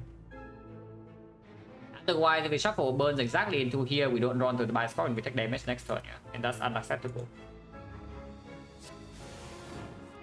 You can play the Zap in order to evoke the Frost next turn, but you don't need to evoke the Frost. Even if the inserter is going in, but we don't need to evoke the Frost. So just play that. When burns.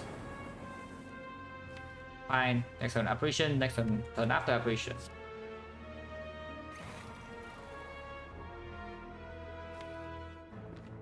With we are not intangible right now, so I cannot just do ball lightning, hollow ball lightning. You can also hollow coordinate of course, but I don't want apparition this turn. So let's just play rainbow. And just battery, full block. Full bones again, that's fine. It's already dead. Insert on 0-1. I think the whole way fights. With this deck right now, I probably would still prefer it on 0. So we kill now.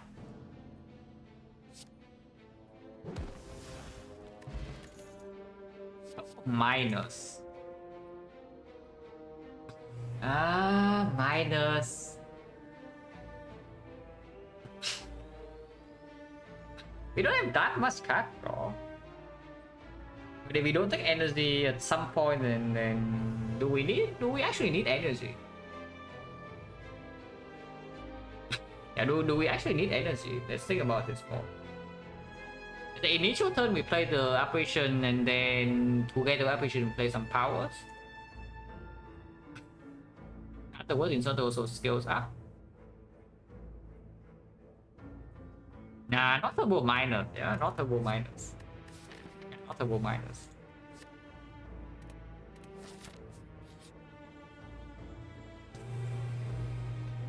Minus 10. That's on turn of HP gone, guys. Minus 10.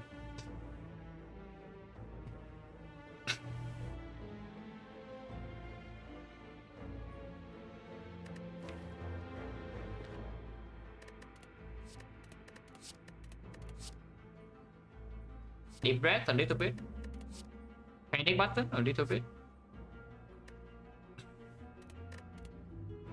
Lots of steel a little bit, but again, time with heart is a problem. Maybe discovery. I don't even know what the discovery. I guess discovery is still fine.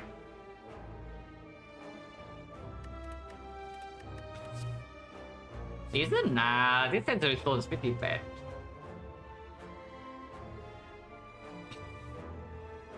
And this sensory stone is pretty bad. Because even the panic button is not free.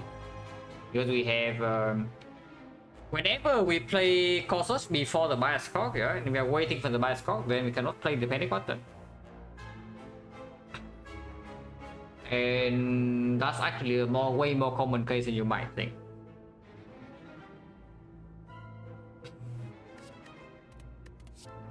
Deep breath I can see taking. It is a good upgrade, and we have Frozen Eyes, so if draws order is unplayable, we play this. Of course, sometimes it's good because sometimes the draw order is good, and then suddenly just -1 draw because you don't want to play this. But usually it's positive.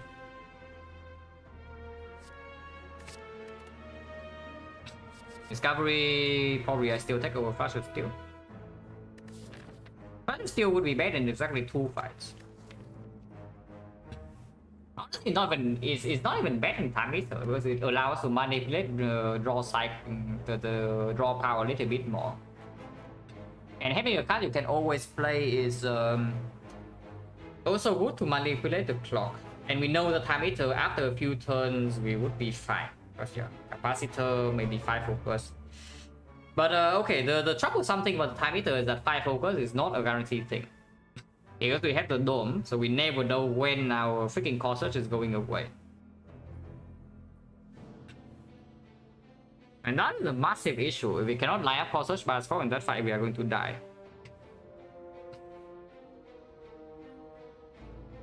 Yeah, we're actually just going to die if we don't find a solution for that. Honestly, I was thinking the Panacea here would be good, of course. Secret Technique, Apotheosis, the usual suspect. But Panacea is better than usual. Dark Shackle was always excellent, even with the dome. Blind, of course. but we don't see any of those here. Normally I really like panic button, but in this deck it's dangerous to take the panic button. It allows exactly the one terrible draw that it can that can be very costly. Is that we draw Call Search first, and then panic button second, and then Bioscock first, Bioscock third, and the fight is long.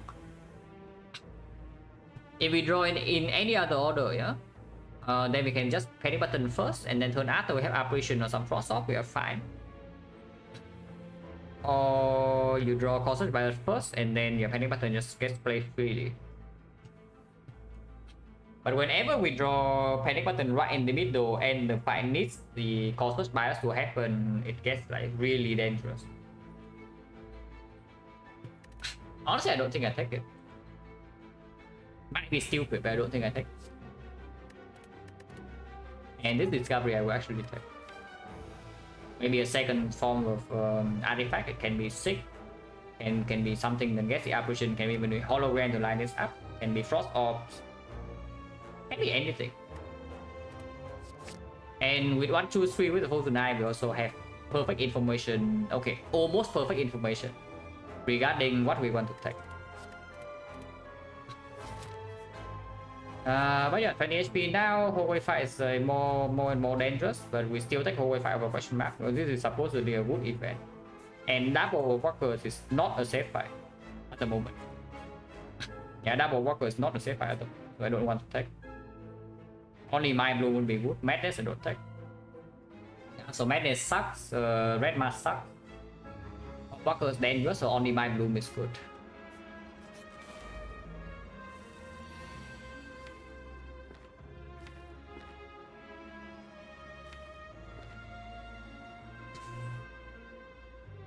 Okay, admittedly, rebound defense is not exactly the combo of the edges, but sure.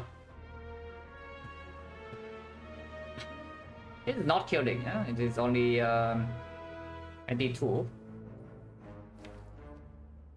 Any deep breath first?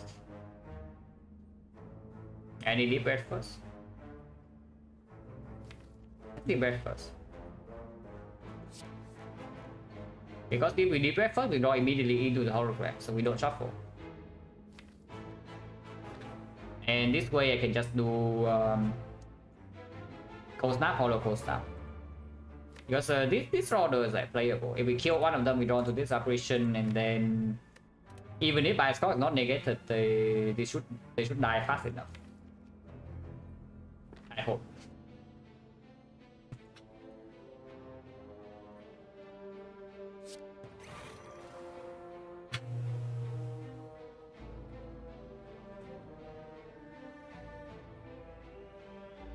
I want to evoke lightning first though.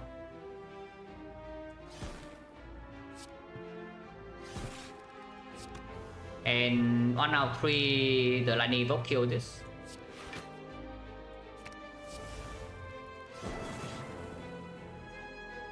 Can we ever die here? 13, 13, 9, which is 35, so no. Even if we massively low roll this turn, which is 2%, we do not die. Yeah, there's a 2% chance that all of them are attacking. And even then we don't die. Would be very bad though, but okay, I was a little bit scared. Yeah, I tell you, I was a little bit scared. It's fine, we should be okay here.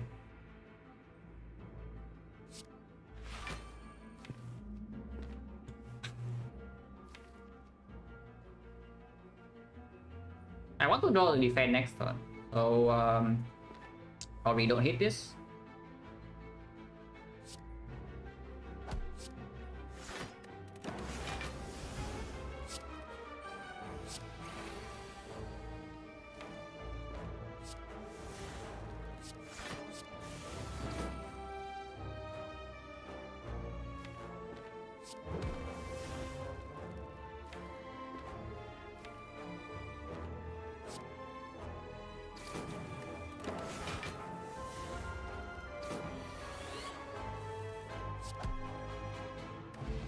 Potion capacity, yes, that's exactly what I need here.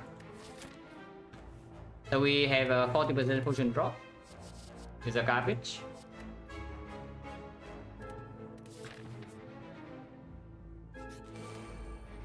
What this guy is doing.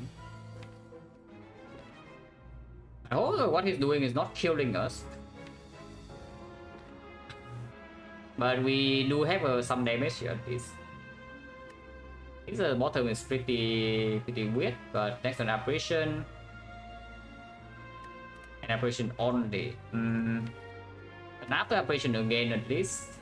But afterwards apparition again, and then we have Cautious Bias. So if we don't take damage this turn, we are probably not taking damage. So that's good. How do we not take damage? We play hand, of course, and the barrage at the end, yeah? So it deals 10 damage. 10 damage is another 10, that's 20. 23. 23. 15, 38, yeah, okay. We are taking 0 this turn. I do not want to rebound anything, right?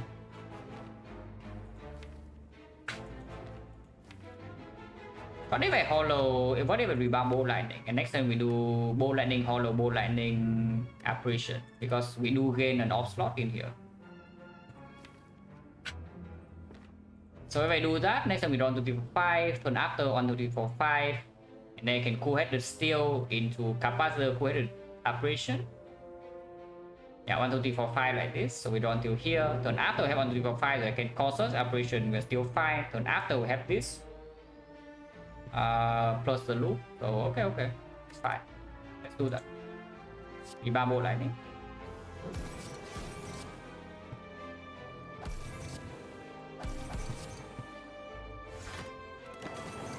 Yeah, Shuriken.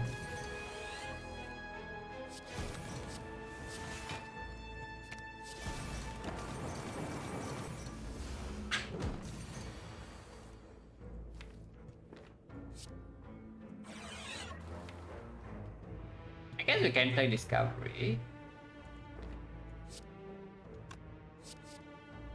Oh, soon. Okay, nice. I don't know whether it's actually nice or not, but I play it.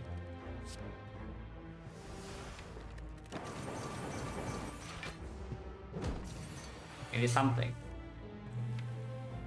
I can get Cautious Bias right now, so that's just good. Let's do that.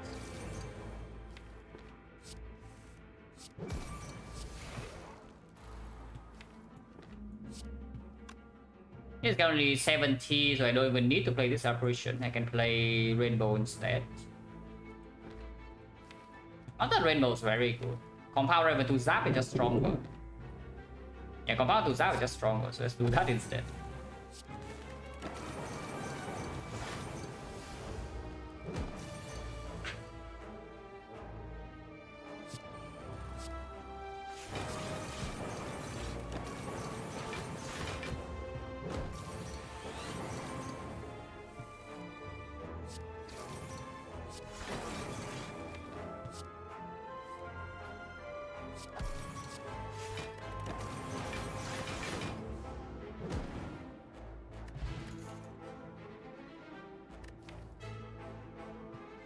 This one is green. This one is green. Green is pretty good. The Compound Rival is okay, but this green side recycle is definitely... It definitely has my attention. And I think I take it. It brings me more often in before I actually see ball draw. But it makes the next Compound Reverse a lot stronger. It makes the next hologram a lot stronger. And I would pick hologram or Compound Reverse. Scheme is picked on side. And it does make the overclock more tolerable if the fight goes very long somehow.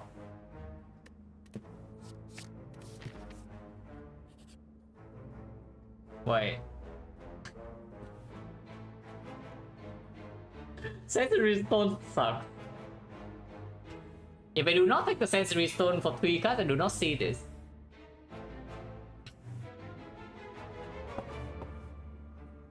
I mean, I guess I take it, but we heal 14. But now Act 4 we are playing with 29, huh? Yeah, Act 4 we are playing with 29 now. Not sure. After thinking this, I would. Do I upgrade Deep Breath or not? And do I just upgrade Deep Breath in the fire? Maybe I just do that.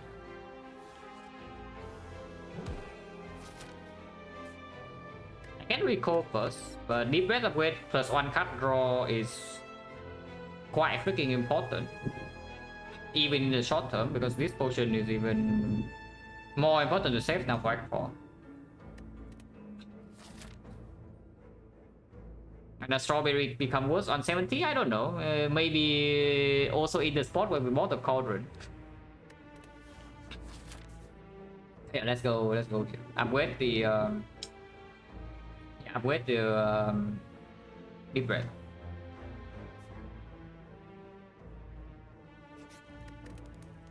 And I am not feeling that safe about the elite, so I want to upgrade first, despite this node being worse than this node. And head. Okay, inserter should hopefully deal with this. I do currently see that we are taking 11 heavy attacks on turn 1 though. So that's not very nice.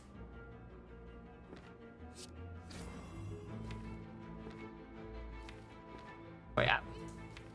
Sweeping beam. So we do cold snap, sweeping beam, bolt lightning zap, and then dual cast is cold snap. So maximum will take 3. So we kill our frost off. Next turn 4 energy only. So we have 1, 2, 3, 4, 5. We play like maybe not even capacitor. We can play rainbow glacier. Glacier rainbow. Heal everything with heal 3 frost. Lightning dark frost, yeah.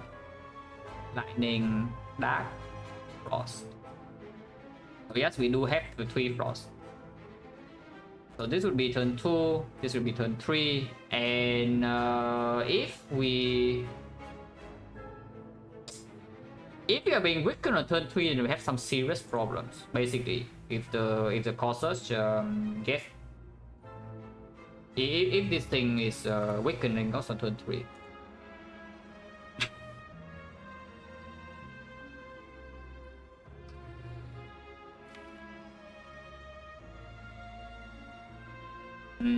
If we cannot get Colossus bias in this fight, what's our plan?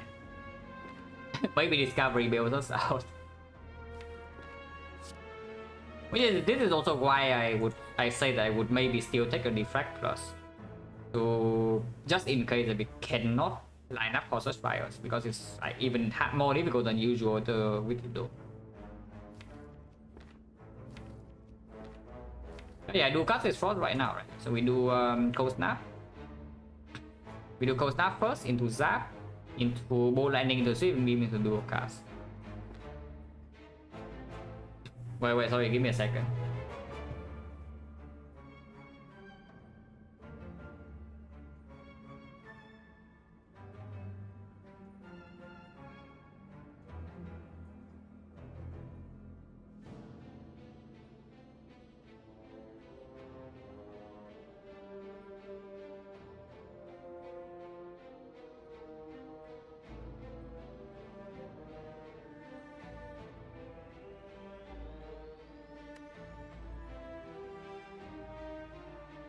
Okay. Lose more max HP, we took the more ahead.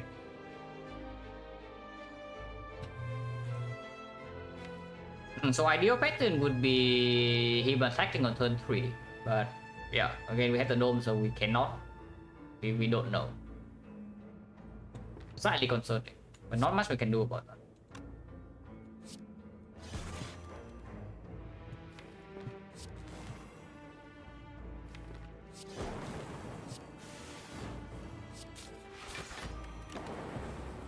Okay, attacking turn 1 is... I don't know if it's actually good or not. Because attacking on turn 1 means that the chance... First of all, we lose 2 HP immediately, yeah. But the chance of it debuffing on turn 3 also is higher now. And if it actually debuffs on turn 3, we have problems. Unless this is something like Equilibrium. Oh yeah, Rainbow Glacier.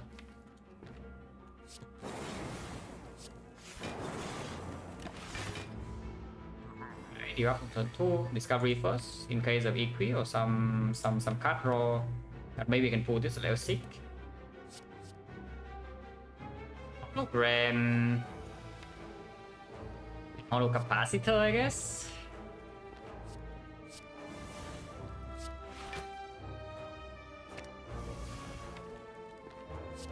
But yeah, basically we just hope that it's attacking this turn.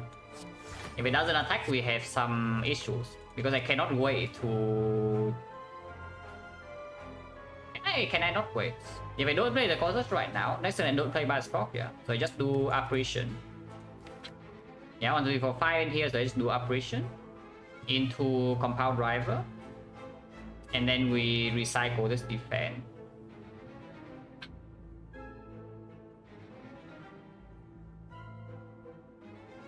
Turn after I have 1, 2, 3, 4, 5, so I can go ahead and double Apparition. No, I need to rebound the recycle in that case. Can I weaken 2 turns in a row? I think so, yes. I think it just cannot do the three same intents in a row, but 2 in a row is fair game. It can attack into attack, it can also weaken into weaken. So it's possible that it's weakening with this turn, I'm pretty sure. But if we don't play this cost search, then yeah, 1, 2, 3, 4, 5, I would do Compound Driver. So Apparition, Compound Driver, Rebound, Recycle, and Recycle on the Defend. Play the loop. Turn after we have 1, 2, 3, 4, 5. Whoa, there's a thunderstorm and the lightning is really loud.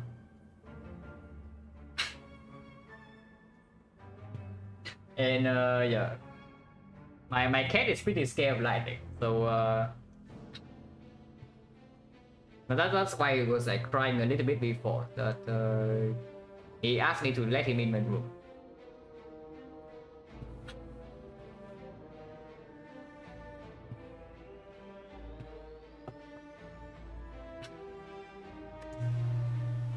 But yeah, yeah, defend. So we don't play the cost search. And we do this rebound, recycle. So 1, 2, 3, 4, 5. Until here, rebound, recycle. Next turn is recycle. Then 1, 2, 3, 4. So we draw recycle these 5, and we would play go ahead until here. Recycle, defend, apparition, hologram the courses, play the courses, and that is 3 energy. Now that's 4 energy. And turn after I have 1, 2, 3 in here, 4, 5, no void, no burns, because overclock's not played yet, apparition's guarantee. Yeah, that's better. Instead of gambling on this courses, like we know that we are safe for the next 3 turns, so I would just play into that. Yeah, I know that I'm safe in the next 3 turns, I just play into that. Let's try here. I think on this 50-50 is just stupid, because if we lose the 50-50 instantly, the fight is ruined. Like we actually can die here if we lose this 50-50. So let's not die. I mean, of course we can solve the fight instantly by doing this, yeah, but also let's not be stupid. Okay, would have won the 50-50. Yeah, the only 50-50 wins are the ones that you don't take. Yeah.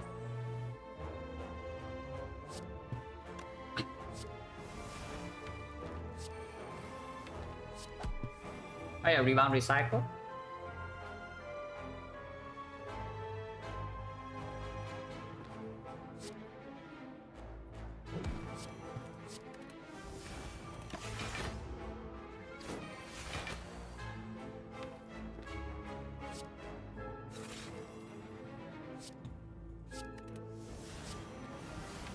You can play Deep Breath here, but that's really weird considering the next draw is very good. Now get back the cost search. It's 45, yeah? It's 50. Yeah, next time we have Bioscope, and now with the inserter, the fight is completely solved. So that's good for us.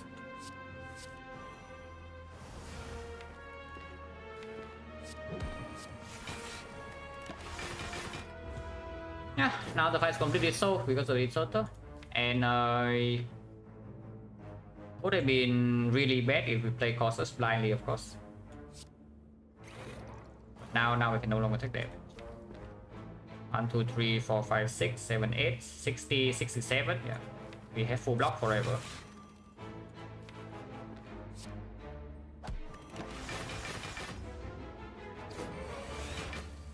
Okay, now we actually have full block forever.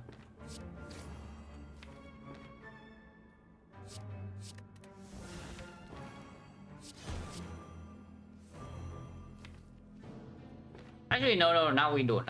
In order to have full block forever, I need, wait, no, we do. 14, 1, 2, 3, 4, 5, 6, 7, 8. So we have exactly 70. So as long as I recycle this burn, which I will, we can never take damage.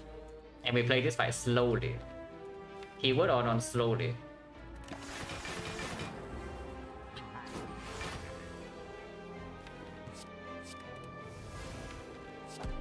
Not that slow. It's not that slow. Hurricane Barrage right now also is dealing 60 damage. And we full block perfect 70. Yeah. Inserter, I want to be on walkers, double walkers. I'm pretty sure I don't take unless something very good happens on this floor. So if we do not fight double walkers, the next elite comes immediately. I would assume the inserter wants to be on 1. Does that amount of damage 70? Yes. I think never scales up above 70.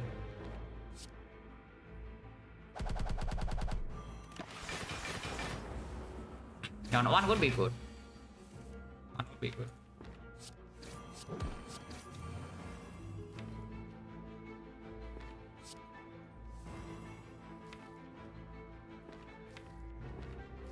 You can kill it now, right? Like a overclock, ball lightning, dual cast, and it's dead, and inserter's on 1.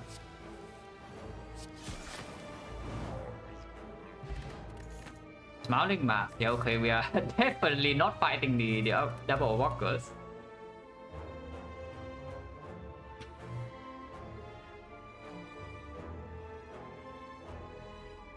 More frost, but more bricks in early turns. And we do not need this off here. Yeah?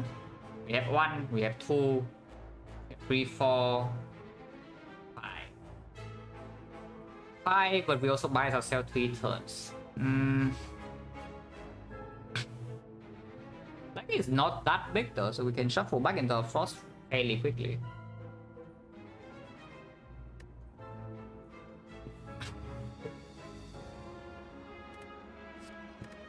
Again, the turbo minus is here, but now it even is less tempting than before because we have the recycle. Yeah.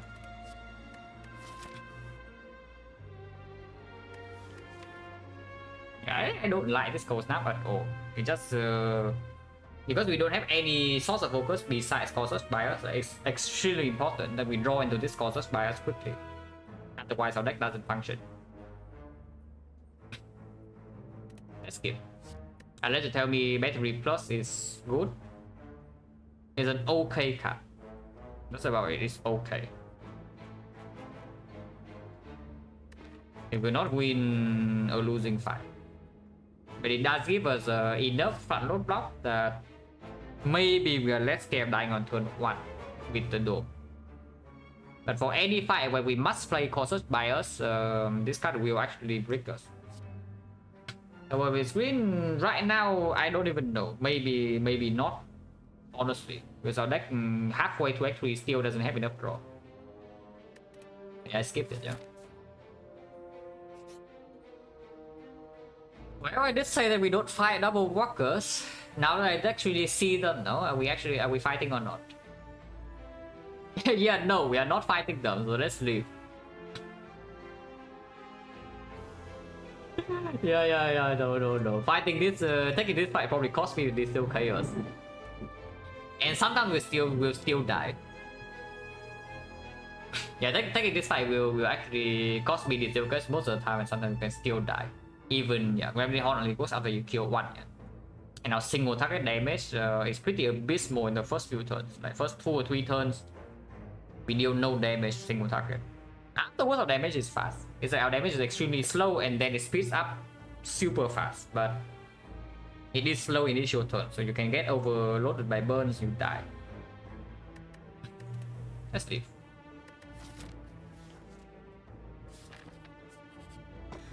Do a shuriken over this. That's fine. Maybe that's not fine after we get owned in this force, but hopefully we are. That's fine. Okay, we take the. Oh yeah, 420 go. I perfectly calculated. Okay, we have a Gremlin Horn in the Retromancer, so I sure hope that this fight is fine. I am not very happy about this draw order, but we can hologram overclock next turn, so that's good. We kill this right now, yeah? Draw to zap, next time we can hologram overclock. On to 3, 4, 5 here, hologram overclock, run until here, FD until here. Kill more minions. Draw until here, and kill more minions. And draw until here. Hopefully we can kill more minions and draw until like here. And then we can kill more minions and draw until like here. Then maybe we're okay. Maybe. But we bottom deck the other 2 operations, which is pretty scary. But of course the potion can always come in.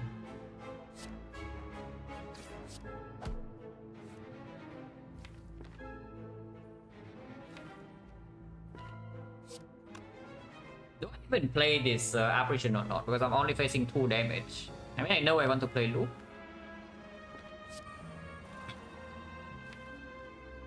But next turn she has a pretty high chance to attack, yeah. And 5 energy we actually can use fully. Okay, I mean this is play, but I'm just wondering why they will play apparition all the zap. This apparition blocks for 2. If we play the zap next turn on 3, 4, 5, we can hologram overclock.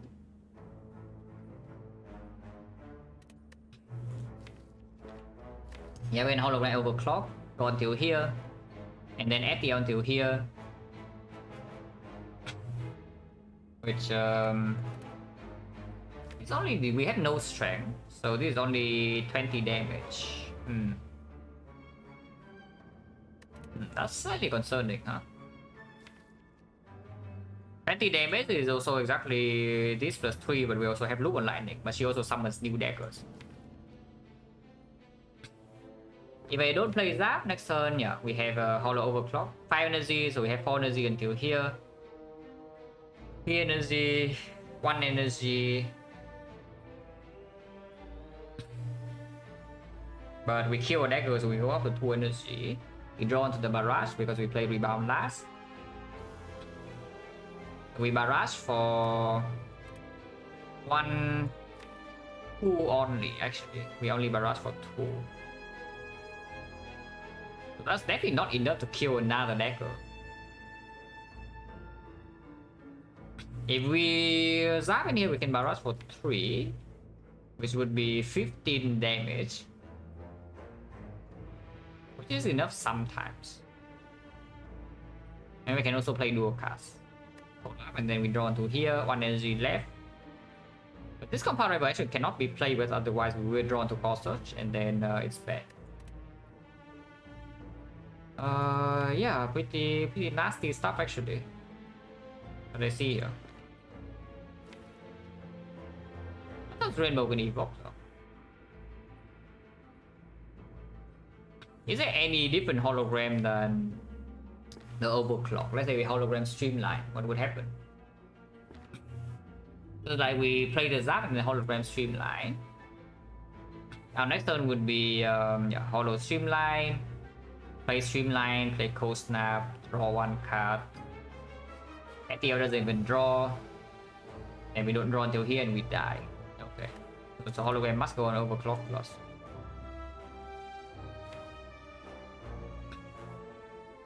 But yeah, if she attacks next turn, we're in trouble, right? Regardless, without this potion use. But can you get away with using this potion? I would definitely want to preserve this one. But let's say we use this potion instead. So we do that. Next turn, yeah, summons 2 daggers. We want 2, 3, 4, 5 here. All the way overclock. Run till here. FTL run till here. We can do, let's say, rebound.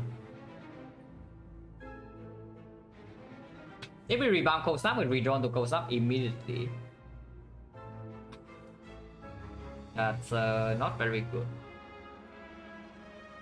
But yeah, if we do cold snap, rebound, then we do barrage, then we do rebound this barrage. And then if we follow up with a dual cast that kills a minion, then we draw into the barrage again, but that would only deal 10 damage. We block in total only 5 next turn, so we block 17. With no whip, that's not enough to block Retromancer if she attacks. Which is, yeah, annoying.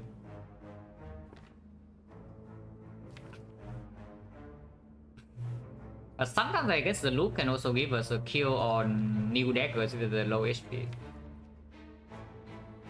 Yeah, I play this up. Even if we have to use the potion next turn, this up still better control the fight. So I just play 2 HP here. Yeah, it hit this once, 122, it hit this twice. The hologram overclock is a must. Unfortunately, it doesn't hit any of these new daggers, so we probably get a little bit on here.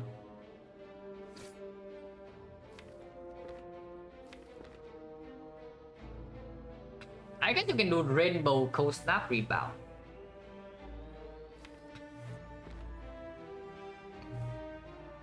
Rainbow Cold Snap Rebound does mean that we can rebound this barrage with 4 orbs in play.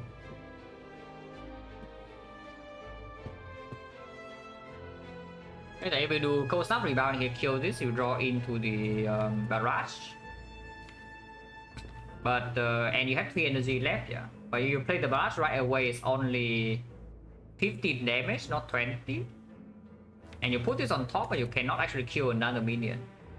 If you do Rainbow first and then Cold Snap, there's a chance that you don't need to play Rebound to even kill this dagger. So then maybe you can even kill both daggers here. So yeah, Rebound, Cold Snap into Rainbow, kill this, 1 energy left. And then Barrage will kill another minion sometimes, whichever one this lightning hits. For another 1 energy, and we can play maybe dual cast, kill a 3rd minion on the compound driver. And then block pot. Our order would be what? Lightning, Frost. So it would be Lightning, Frost Dark. Yeah, Lightning, Frost Dark. Then it would be Lightning, Frost Dark, Frost.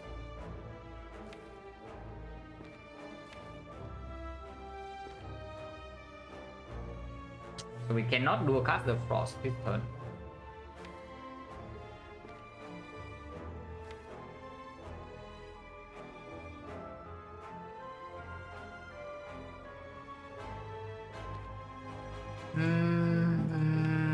I don't want to distill chaos. The Rainbow evoke 1 lightning. If it hits here, then Cold Snap immediately kills. Which means we can maybe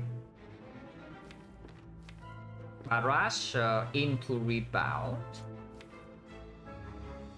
Now we still want to rebound barrage. Run to the compound driver, but then we have barrage in play next turn to kill the minion. We are facing 34 maximum. And I can play defend last. We have 2 frost, block 7, block 12, block 24. Block 24 we might face 43 though. Yeah, we might face up to 43. That doesn't work.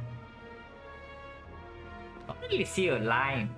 Yeah, I don't actually see a line that preserves the distill chaos this turn. Because no matter what I do, I'm short on energy.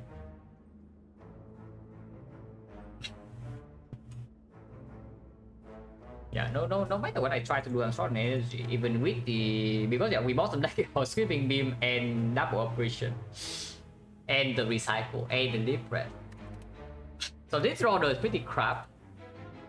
Yeah, apparitions completely missed this, and we don't even draw lethal, clean lethals on the daggers with the Gremlin Horn.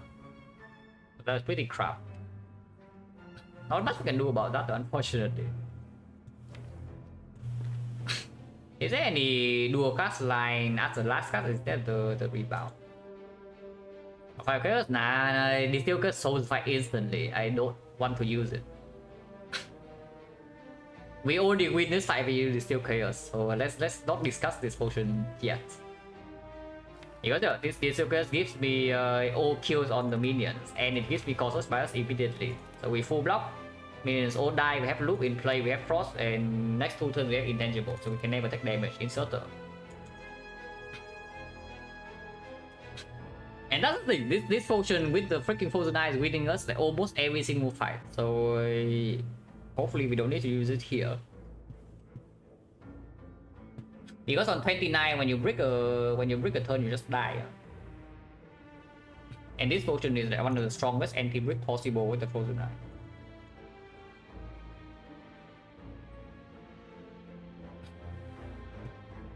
Rebound Cold Snap. Yeah, it's a rebound Cold Snap line. Let's say we rebound Cold Snap. We withdraw to Barrage, right? I'm pretty sure not the Cold Snap. Yeah, if we rebound Cold Snap and Gremlin Horn Frost, immediately we do not draw into this. So we have Barrage on top. We draw into the Barrage, 20 damage. But Lightning is not evoked. Yeah, 3 energy left. And we can play Rainbow Evoke until something. And then we play the Barrage. And then we read on to the Cold Snap. So then the Cold Snap can be played here. We evoke all these lightning. This minion is dead. Whatever minion get hit with the lightning would be dead. Another one is still surviving on low HP though. But the final Cold Snap also evokes the lightning, so sometimes I can also kill that. Or maybe I'm wrong and rebound Cold Snap just draws Cold Snap immediately and we need to potion. That is possible, but I think that rebound Cold Snap will draw the Barrage. But we can test it for science because I also don't see a different line. That doesn't involve some lucky dual cast hit. Oh yeah, let's do rebound Cold Snap and see what we draw. Whether we draw the Barrage or the Cold Snap. Time to do science.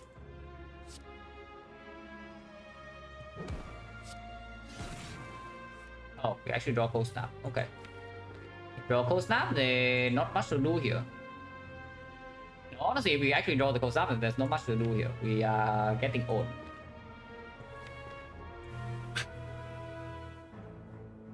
Okay, so rebound's a slow one. Rebound's a slow effect.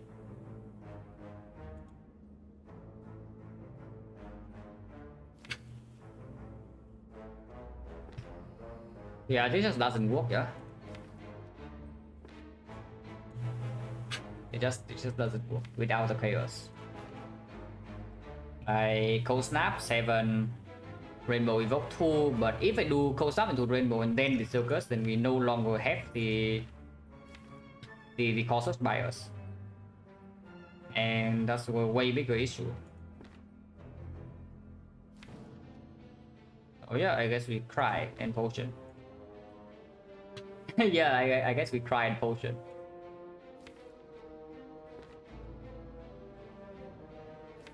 Can I Cold Snap first? If I Cold Snap first, the Barrage dealing at least 20. I will draw 4. So 1, 2, 3, and I draw 4, so I do get until here. But if the minions do not die, I always have the Causeless, so I don't need to play the Bias card. I can also Causeless into... There's nothing else in my hand that's pinpoint to damage. 15 damage. 15-20 is honestly no different. Yeah, 15-20 is honestly no different. Oh yeah, it sucks that... It really sucks that with the Frozen Eye and the Gremlin Horn, we still cannot finish this fight without using this.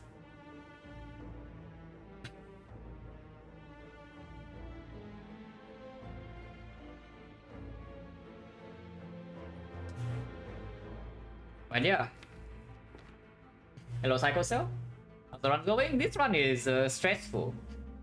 It's no frozen eye and we have 39 max HP.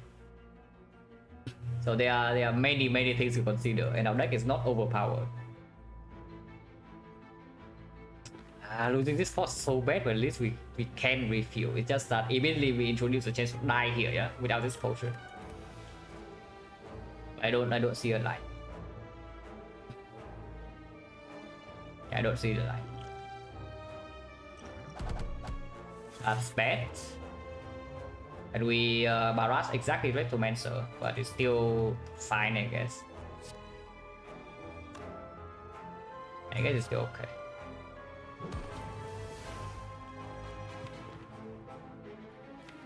So Ice Cock must be played. So might as well play it first, and then we do Cold Snap here and get back 1 energy.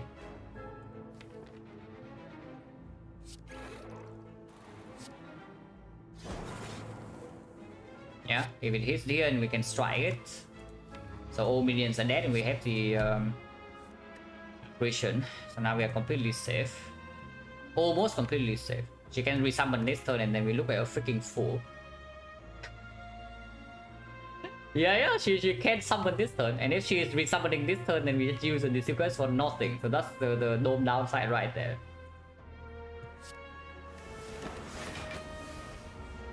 Yeah, okay guys, fine. Yeah, guys, what can you do? yeah, what can you do? I bet she's just taunting us. It's like her attacking or her summoning doesn't really matter, yeah, per se. But the summon basically just pisses me off. The outcome of the fight is completely unchanged after the potion use. The fight is over, but now we know that with hindsight we are wasting the potion. Doing those gain energy, spend on potion, no reason. It's kind of like Sozu, you know. If you think about it, everything is Sozu. If you really think about it, it's actually Sozu. We have 1 gold and 2 burns.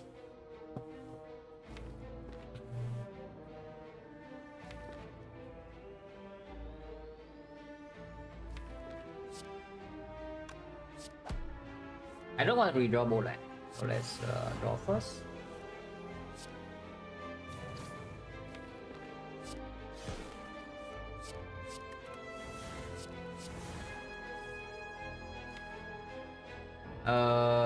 I say the fight is over, but if she attacks next turn, we draw no.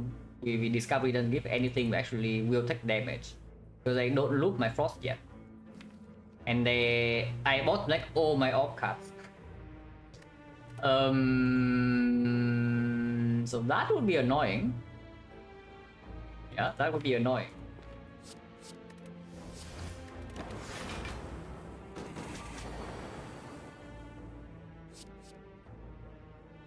Is it okay or not? Assume 27, 30. We might take 4 damage. If she attacks big hit this turn, we're taking 4 damage, even with this consume. But nothing else is actually doing anything, so I guess we just consume. And yeah, we can rebound the consume. Oh. And yes, I do not use this potion for 4. Sometimes she is resummoning as well. Okay. So now Rectomancer is stupid, because if she attacks, we could take damage. But she resummons, so now we can no longer take damage. Yeah, now finally the fight is actually over.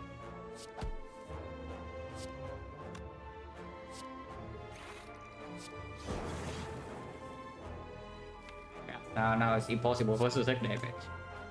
Insert the next fight is a hallway fight. Darklings, Spaghetti. With the capacitor plus in deck, I would assume that 0 is still better. To in case it's a fight that can be solved with Bioscope Evil. Yeah, so I would prefer it to be on 0. We have freedom, we can choose.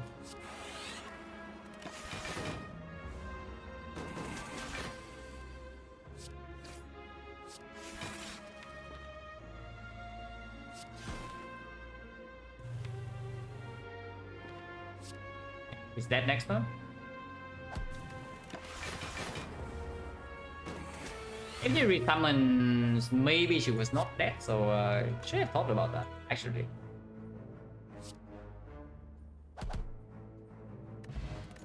Memory. Oh, the spaghetti here doesn't know what's coming, guys.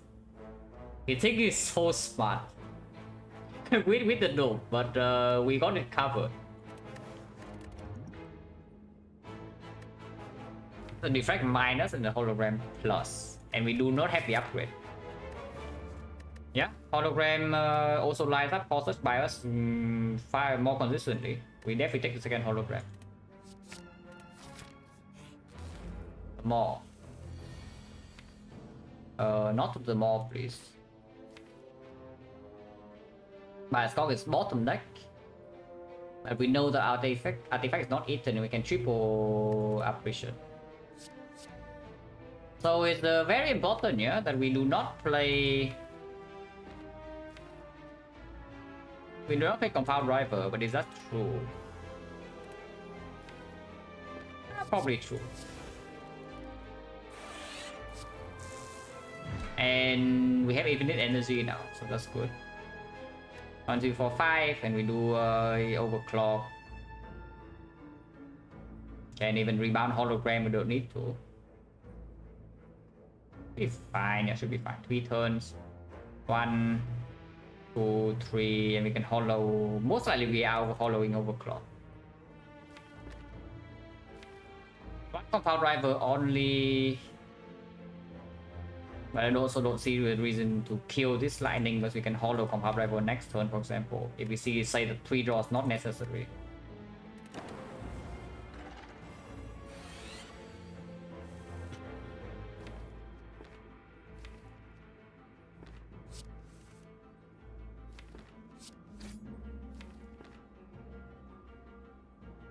So we can rebound hologram, for example, but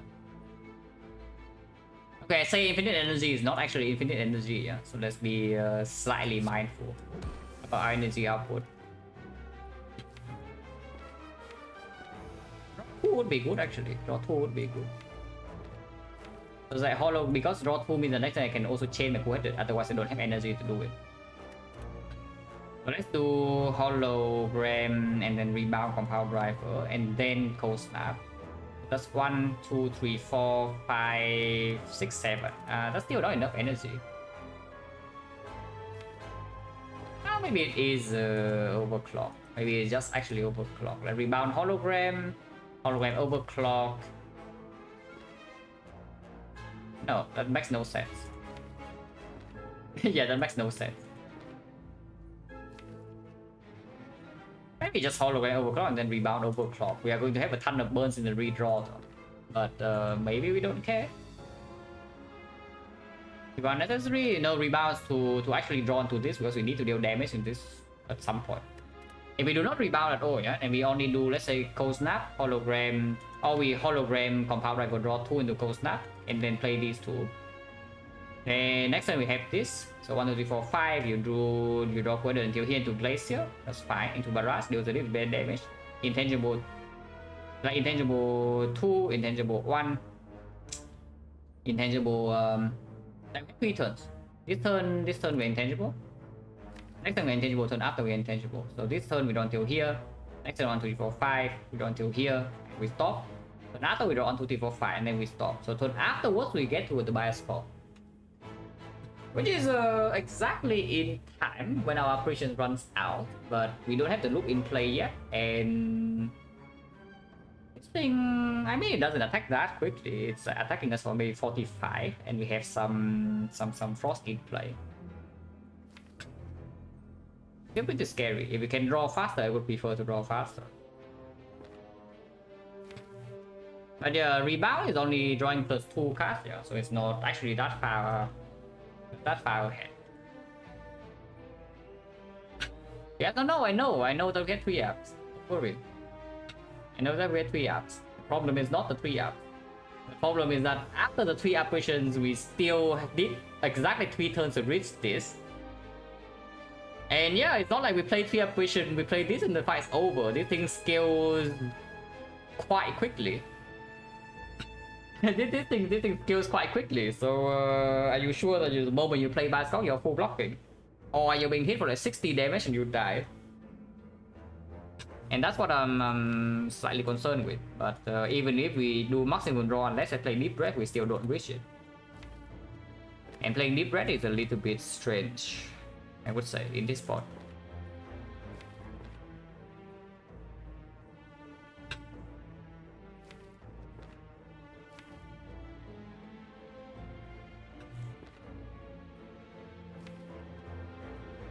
Is it really strange to play Deep Breath? It's like we draw until here, next turn we have 1, 2, 3, 4, 5. We draw until here, so we do Coheted Apparition Glacier into maybe recycle Bolt Lightning, and then we can Deep Breath. But that is not that big. We have Overclock Plus. We shuffle in Compound Driver, Overclock Plus, double Hologram. And maybe we can even top deck the Bioscore immediately. Like, that's not that so bad. No, that's not so bad. At worst, we are 1 turn slower, but then maybe we can deal damage otherwise by some other beats. Maybe we do play Deep Breath next turn.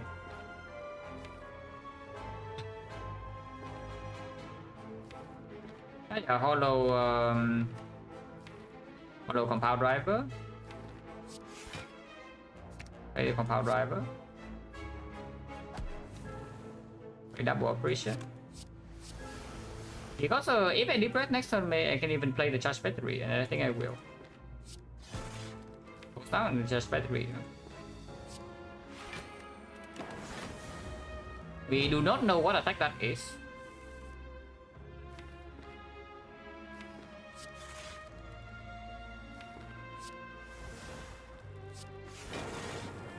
The Cycle Bolt Lightning. I do not actually want to redraw Barrage yet. I will just Deep Breath. Okay, we get thing 1 turn faster. And we get our thing 1 turn faster because of this Deep Breath.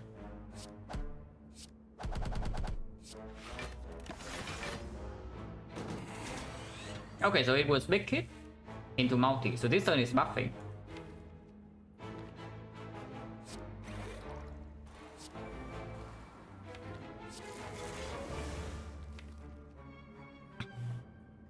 One draw 2. I don't want to play Meteor Strike next turn. No.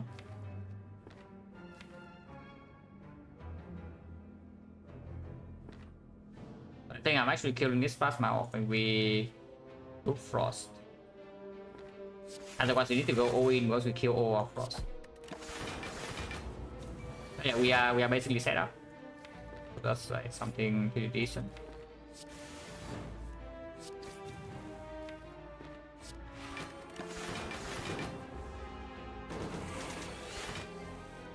There's only 10 times 3 at the moment, so the next time I attack would be 15 times 4.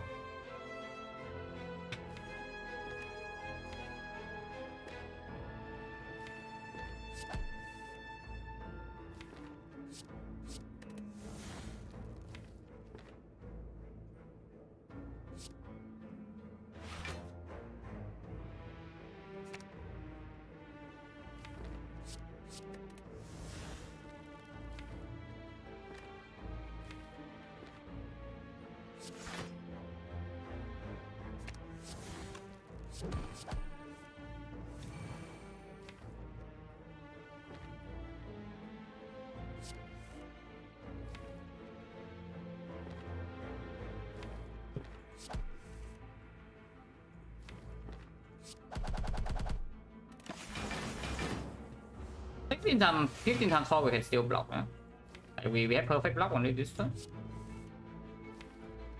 Ideally, I would like to kill it now to enter the or in 2 turns to enter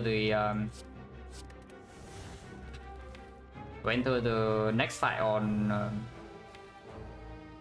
insert on 1.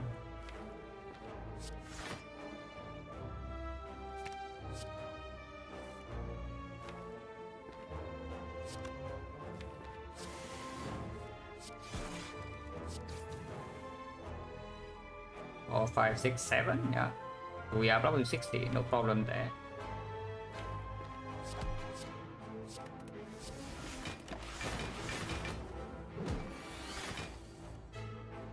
I want to kill it next turn. Right? Barrage is killing.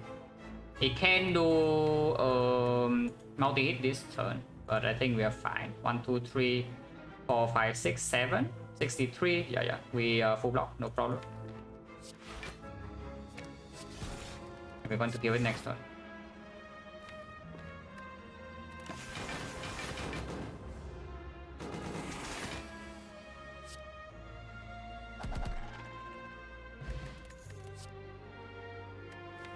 A real meteor strike with a recycle.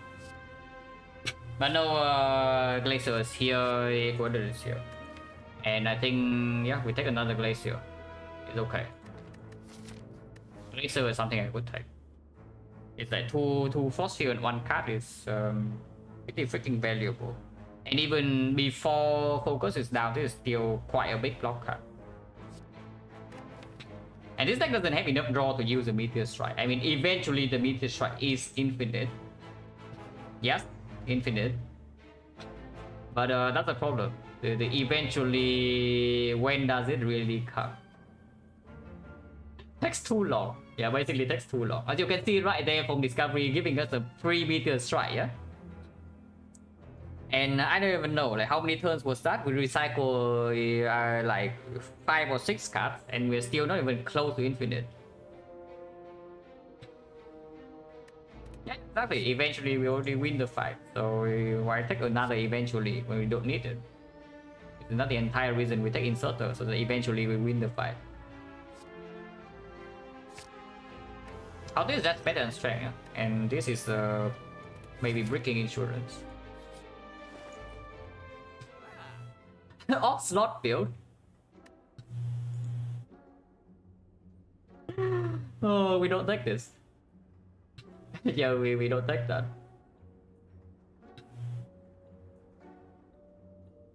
So we can actually double shop because double shopping right now has a value of Smiling Mask, and we still want to go scout the shop for artifacts so that we have like artifact into bioscope.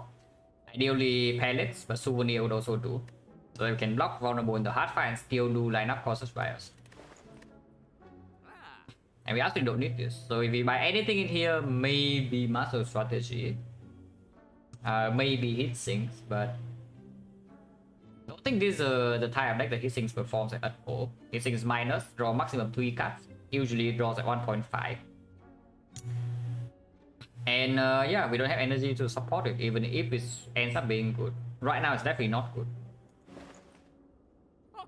Let's remove a card. Master Strategy 195, so it shuts down the possibility of rare relics. With the Frozen Eye, decently powerful, but if we buy like one draw potion, that's already equal.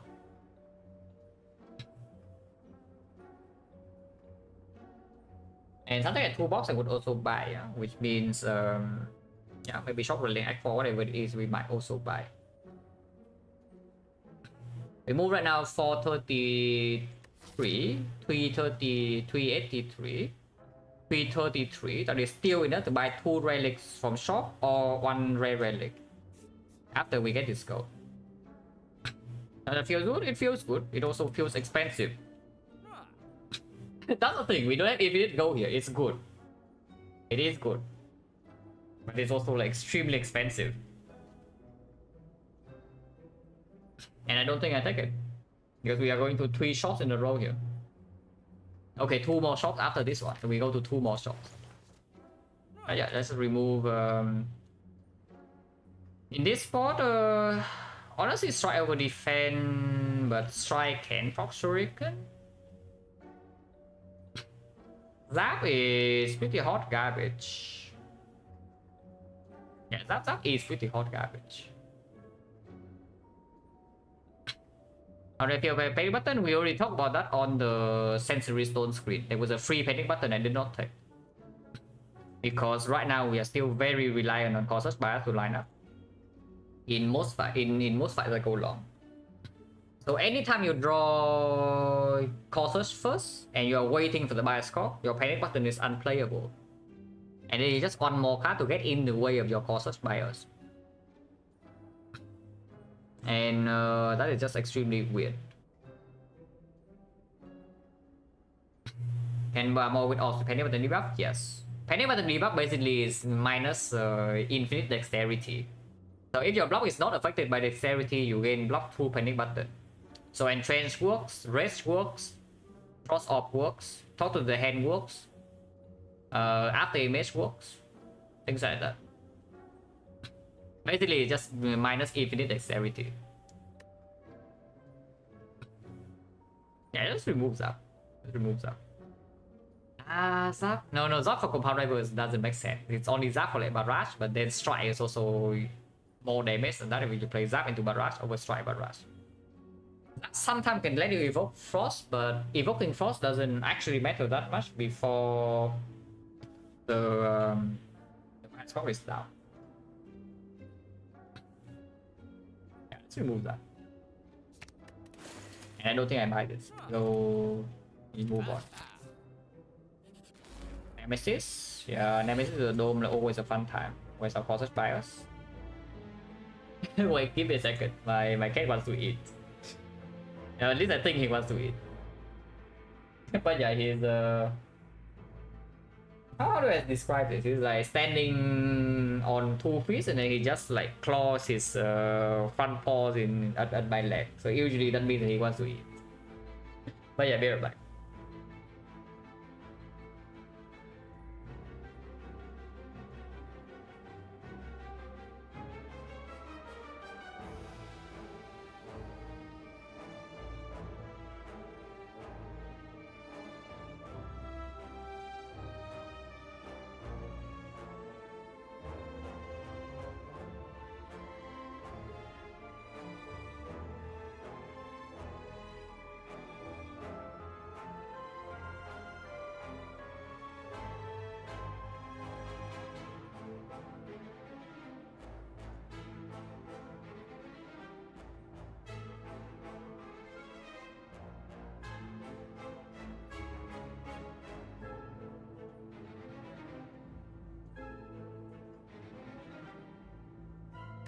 Okay, Nemesis. If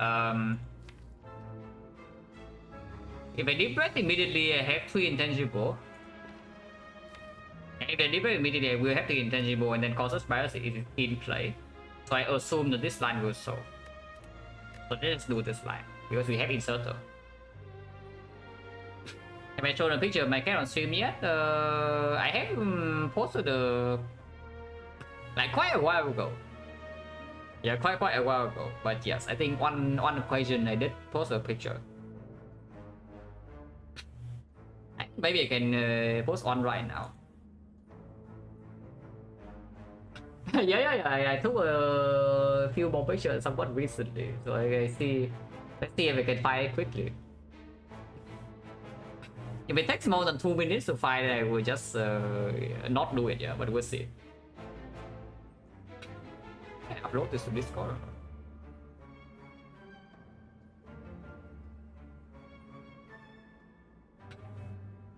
Okay, Discord's not even starting. Is it down or what? Webcam right now I don't own one though. I literally do not own a webcam right now. So even if I want to have a cam, I cannot.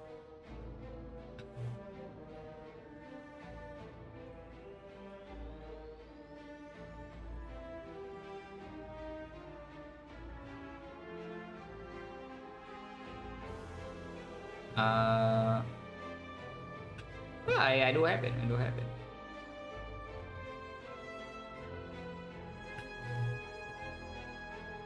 That's my cat.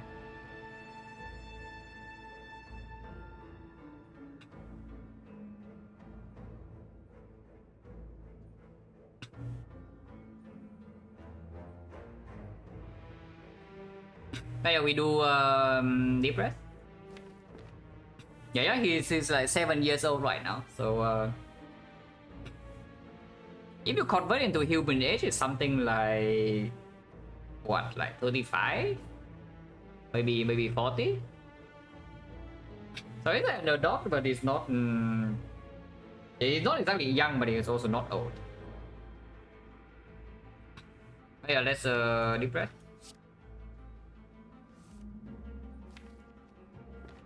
We just do Glacier, Hollow Glacier, right? And we don't even operation. And next one we just do double operation. I want to 3 here. Yeah, double operation, draw FTL until here.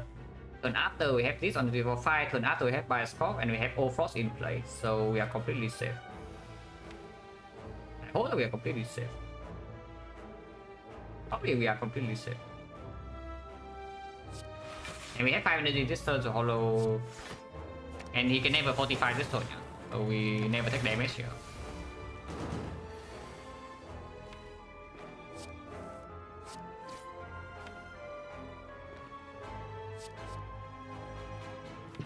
Do not take vision.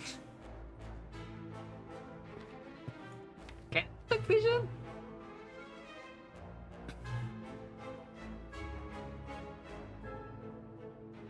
I really shouldn't, yeah, I really shouldn't. And there's also no reason to. Let's take over the eye so I can hologram it in a few turns. And we can play by stock loop, go with the eyes, do a cast, and then yeah, we take 0. Oh, we know that he's attacking. That's convenient.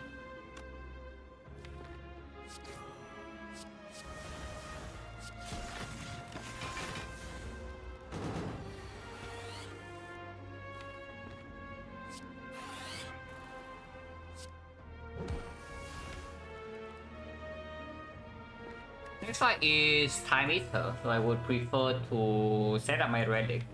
Should not be too difficult. By playing the Rainbow, sometimes I'm forced to kill him faster though, because I do channel 1 lightning. But the barrage will still...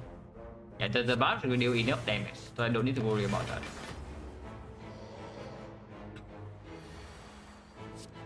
This turn we have 5 frost also, that's 35 block. He can attack 45, but that's why we took the OPIs a few turns ago. And yet I don't even play it because I take the cold snap instead. Because we already have holograms, it's not 47, so we are safe. And the loop is in play now, so we are invincible. Okay, 365 is 2 out of 3. He cannot do 3 attacks, 3 multis in a row though. So the real chance is like slightly lower. Go for, yeah, we take over to not play it. It's true. I mean, now we are invincible. Yeah? It doesn't matter how many burns it shuffles it. Within Inserter, we are completely safe. 1, 2, 3, 4, 5, 6. So we have 56 block. We have 63 block with this. And can never take damage. Can play this to maybe evoke this at some point, but we'll see. Just on 1 before Time Eater, absolutely.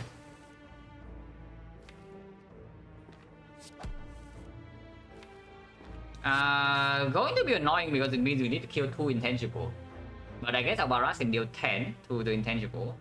So this needs to die, yeah? This lightning off needs to die. And then we kill it with the barrage. Not too easy to kill the lightning orb, right? We just do rebound glacier next and it works. 1, 2, 3, 4, 5, 6, 7, 8, 9, 54 damage. Yeah, that's fine.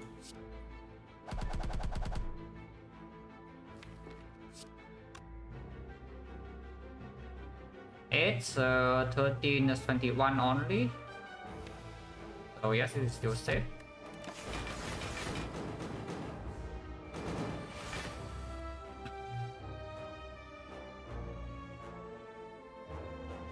So instead of cow better let the Frost to Solon consistently. Frost to Solon doesn't actually matter that much though before we actually have Cautious Bias.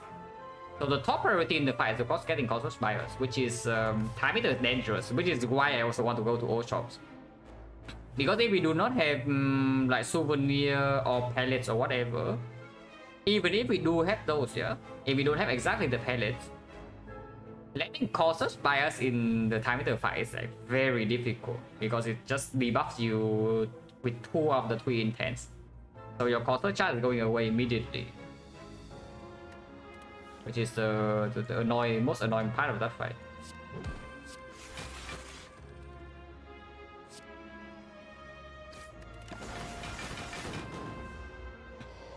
Also, we have like a billion burn.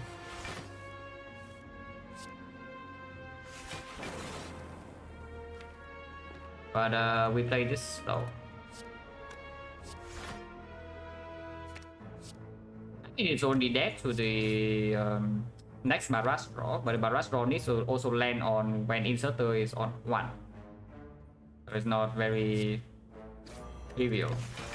I think we don't need to have exactly Barrage like some other attacks would do if it multi-hits. You can also do maybe some recycling. Yeah, this does not kill, for example. But 2 turns from now is perfect. Barrage is landing on the intangible turn, and it kills it, and it's a turn on 1.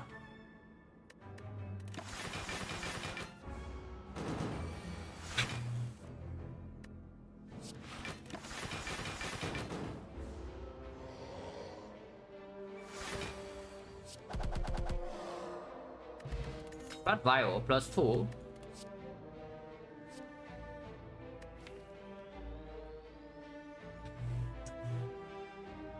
That's the best energy card, but is it good?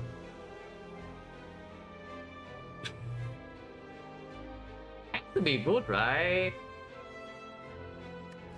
You can buy more draw in the shop, you can buy draw potion. Deep breath, it works. After recycling for a while, it no longer works, but when the ability stops working, our deck is also strong. Basically, once we can recycle down to only like maybe Glacier Barrage every turn, then we don't need every game. We can recycle that instead. Like the eyes, I don't. Yeah, I really don't. Completely worthless card and Nightfall for this deck. And the run doesn't end in Act 3. I mean, I hope the run doesn't end in Act 3. The Darkness is just stronger than the Cultist, or is that strong? This Essence of Darkness is way better for Spear and Shield, I would say that. Like, this is the Spear and Shield killing potion. Bishop for Heart? Nah. If you live long enough for this potion to kill the heart, like you already win the fight, or you almost win. But like this deck has been quite underwhelming. Yeah, I mean we took 3 elites and these are the 3 lyrics, so they are something. There's a lineup. Then Cheers probably more than just like 2 fights. I don't know about that one. I think most fights can kill us very fast. At the moment, yeah, Cultist was better for the heart, but we might not need it. And we most of the time need support against Spear and Shield. And the Essence of Darkness is stronger there. And we understand soft cheating? Nah, that's just a beep. Like that starts from that's an actual attack from Life Coach, but other people are memeing about it, so don't take it too seriously.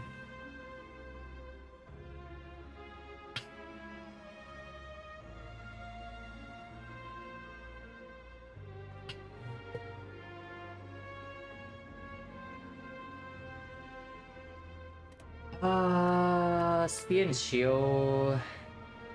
If we have problem with Time Eater, like we cannot get caused by us, and we also need to use this potion. Well, I can also see that maybe if we just take this to not die to Time Eater. It is very possible that we might need this against Time Eater. I mean, I don't throw away my blood potion, because yeah, we want different effects. We don't want like 2 potions that only deals damage and deals damage slowly.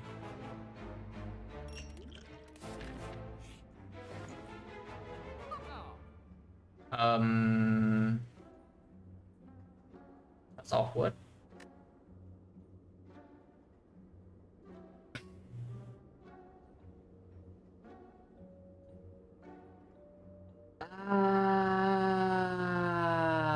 Secret Technique is so expensive. Ice cream is so expensive.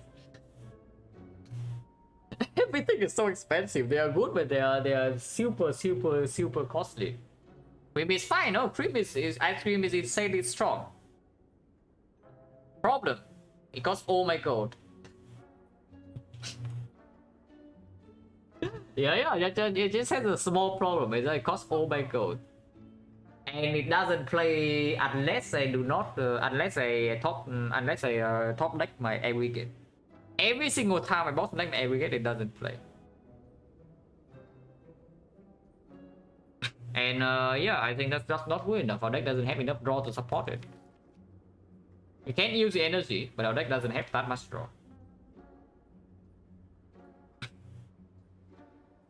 Yeah, I don't think so.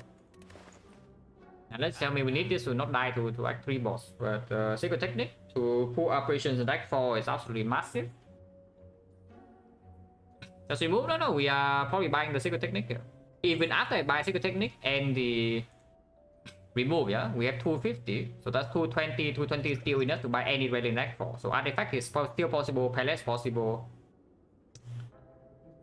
Or you can do the Abacus Deep Breath. For some reason, I think that is not worth the goal.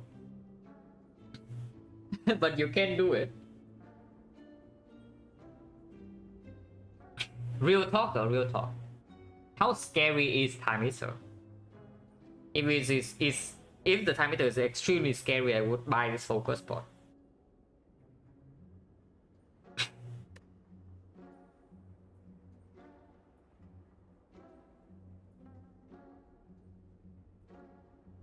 Yeah, if we are really scared of Time Eater eating our core search, and we cannot never line up core search by a scope, I buy this focus pot.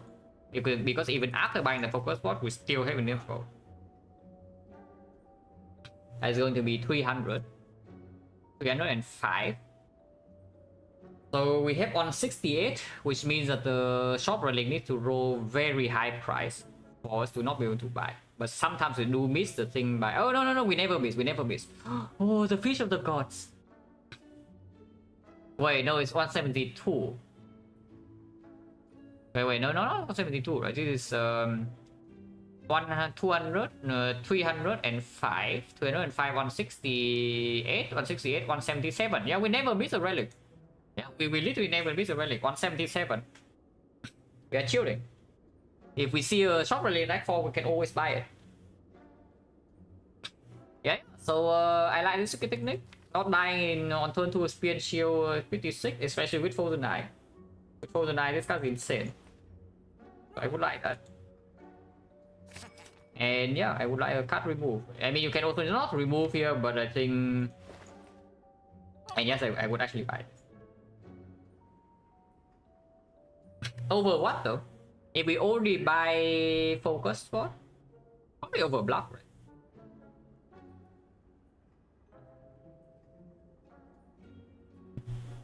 Yeah, probably over block pot. It's like we say we still try to kill Spear and Shield with this Essence Darkness, yeah. If we can play the Time Eater fight cleanly. Wait, sorry, give me a second.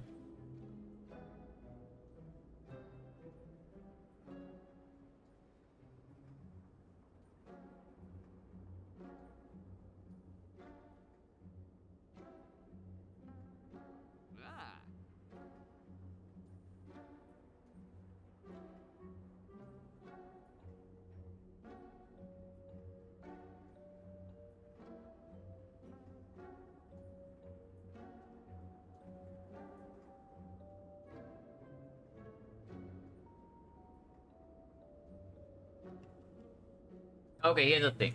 The problem, of course, with tossing away this blood potion is that we can die turn 1 to Spear Shield sometimes. It's not even turn 2, yeah? Turn 1 they attack for 33, 50% of the time. And our potions are Essence Darkness, Focus Pot. And we die. Would it very nice? Would it be very nice now? Would it? So it's possible that we just do focus pot and keep the block pot, and we toss away the Essence of Darkness, but that is also kind of weird. What's our plan in Spear and Shield? Because Spear and Shield also almost impossible to line up this with the shield debuffing you randomly on turn 1 or turn 2. So you cannot safely play this on turn 1, you cannot even play this on turn 2 sometimes. So it needs to be on like turn 3, or need to draw this together.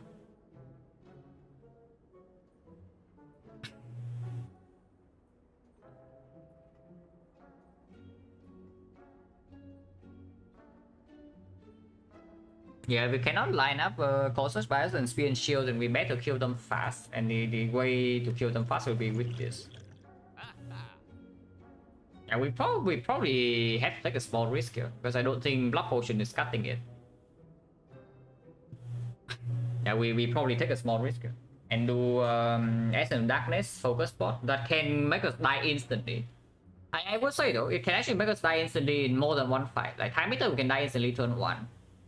The Spear and Shield can die instantly turn 1. Dolmen Deca can die instantly turn 1. Even Awakened One can die instantly turn 1. The hard right we don't die turn 1, but we can die turn 2. But that's like, even with the Blood Portal we can still die turn 2. It's just that 26 is in one shot range of basically everything.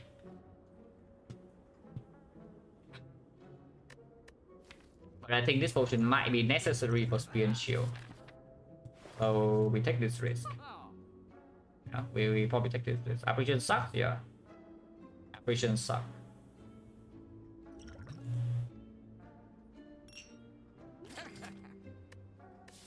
There is an argument to not remove. But again, we have a pretty decent chance of being one-shotted on turn 1. I mean, I shouldn't say decent, but we do have a chance to be one-shotted on turn 1 by both of the boss gauntlet fight. So by removing right now, I shut down my chance to buy a draw potion in Nightfall. A common potion, maybe like, yeah, a draw potion plus short relic. But I don't think I care. I remove now to decrease the chance of dying in the boss gauntlet. Because we already bought potions for Act 4 in this spot. Focus spot hopefully is not used in Time Eater, but if I have to use it, I will. Remove strike. Yeah, remove strike over defense. Sometimes on turn 1 if you completely break defense, double defense can save your life. And strike would not. Well, hopefully we don't die in one hit.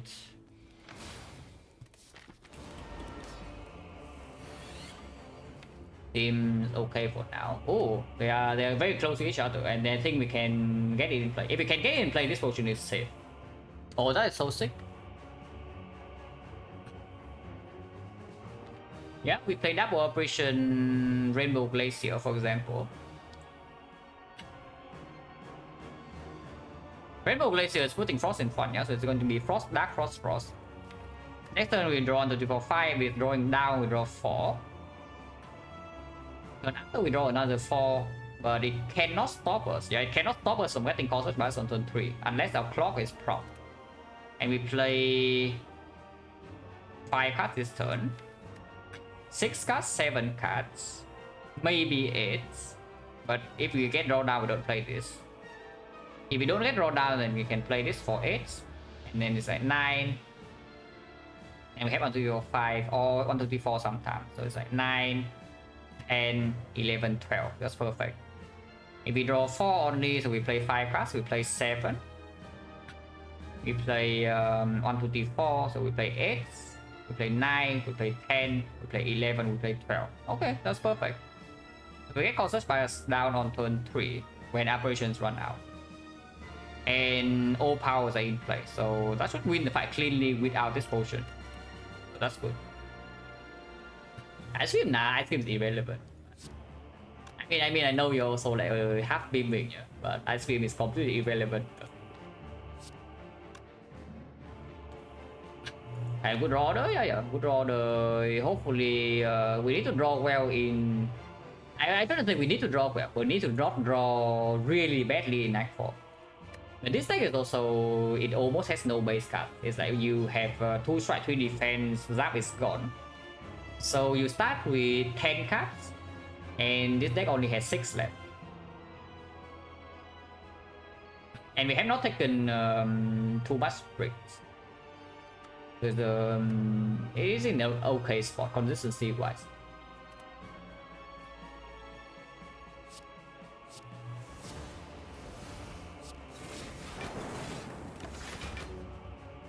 Okay, no drawdown.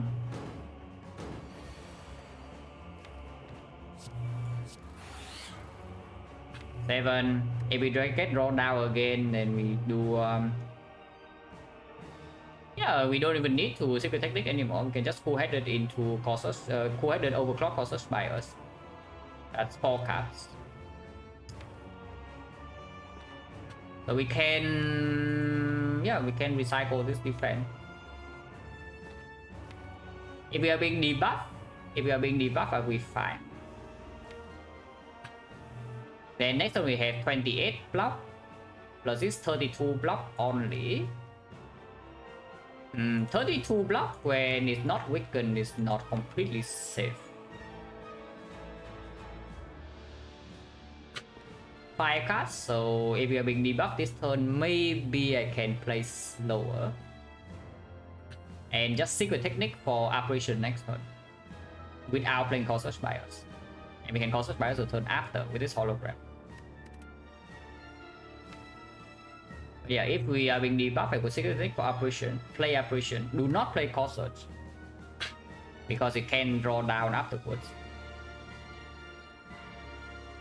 So that's 2 cards. I do not want to play this either because it would draw into the hologram and I cannot pull back the Call Search. Yeah. So that would be technique for apparition, play the apparition, discovery, and just play the card. And we can always play the bolt lightning to round it out. So yeah, having more freedom is fine. I don't care about the recycle. I honestly don't care about recycle. So we just let's see what this guy is doing. Go down. So this one can be debuffed, but we are not going to be vulnerable. So multi-hit is only 30, which means we are completely safe. Yeah. Multi-hit is only 30 here. We are already safe. Okay, good fight, guys. Okay, fine. Relic, yeah. Already. The short relic run like already countering frozen eye. We could have bought runic capacitor, but that was after the inserters. I don't buy it. But that is certainly a deck on relic. Yeah, 11 cards. We are already safe. Just play whatever really. I think we choose to play sweeping beam. Yeah, next time we get maybe rebound cold snap to FTL with the drawdown still. Yeah, no matter what they attack, we are not taking damage. This fight is a 0 damage fight. That's very good. When they made the current, we were on 4 HP, and the next draw is a force advance forward. So I paid 169 gold for 1 speed pot, and it saved the run. And that was I don't even know whether I would say that was good, but that was something that happened in the run. Yeah, that was something that happened in the run. And the fight is completely trivial.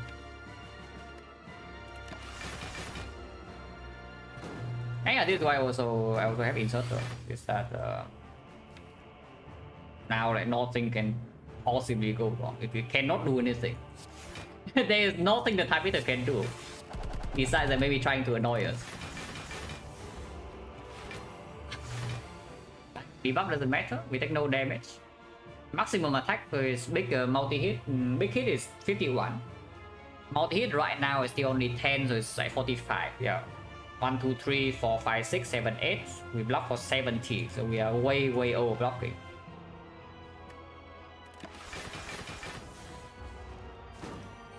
Yeah, it's trying to annoy us though. Like the drawdown is still slightly annoying. That's all it is. It's just annoying.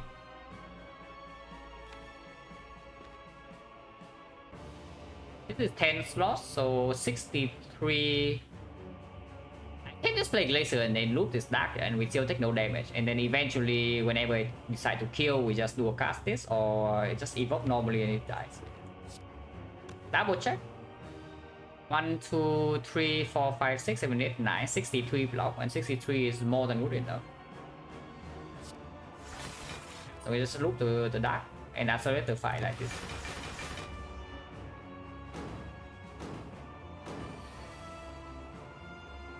Don't do anything. I mean, you can play 3 cards, but like, why? Yeah, maximum attack in here again. Only 50 whatever If we put it to 4 strength, like how is it? 4 strength, 12 to 18, 54 multi-hit. Big hit is 36, also 54, so we are still chilling. We can put it another time. We can play this. It's useless.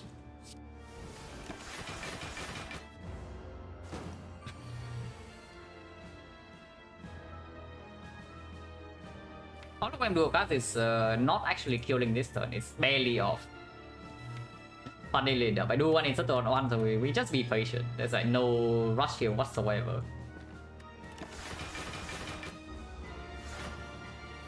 Yeah, there's like no rush here.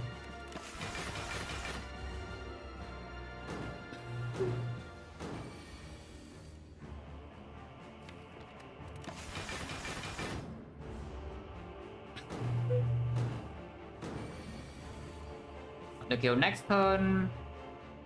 If we can. Compound Driver draws 2.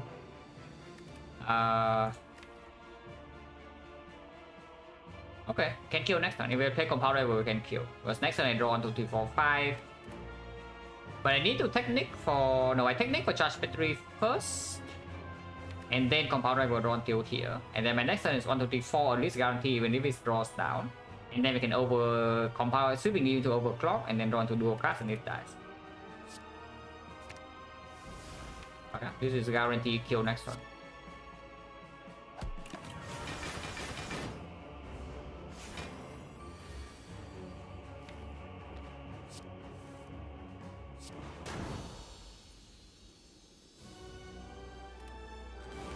Awaken one, if we are okay in the initial turns, we are okay.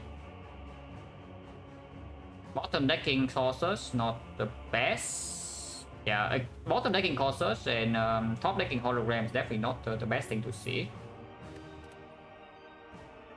We are currently taking 5 damage. If we play the loop, we are taking 7 damage. Next turn...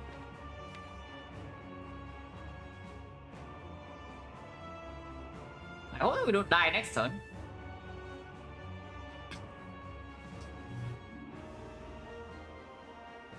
Next turn there's a small problem if we don't pop the Gremlin Horn. Just a small problem, just saying. So I was saying that this Essence of Darkness is for Spear and Shield. I was saying that this Essence of Darkness is for Spear and Shield. What I mean is maybe this Essence of Darkness is for this fight to kill the cultist. Now will we ever die? No, I can tell you exactly how high the chance is to die next turn. Whenever it multi-hits next turn we die. It would be 30% if I'm not wrong. Maybe 25, but it's either 25 or 30. Unless we can the discovery give us something that can kill the minions. But I don't know whether I should bet the whole run on this discovery or not.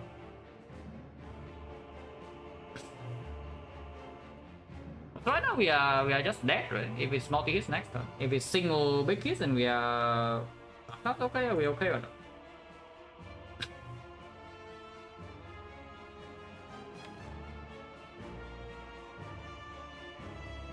Yeah, if we single big hits, then what would happen next turn? We do Sweeping Beam, Fire Energy, yeah? We have Sweeping Beam, Hollow Sweeping Beam. We run till here, 2 energy left, we only deal 10 damage. Yeah, we die.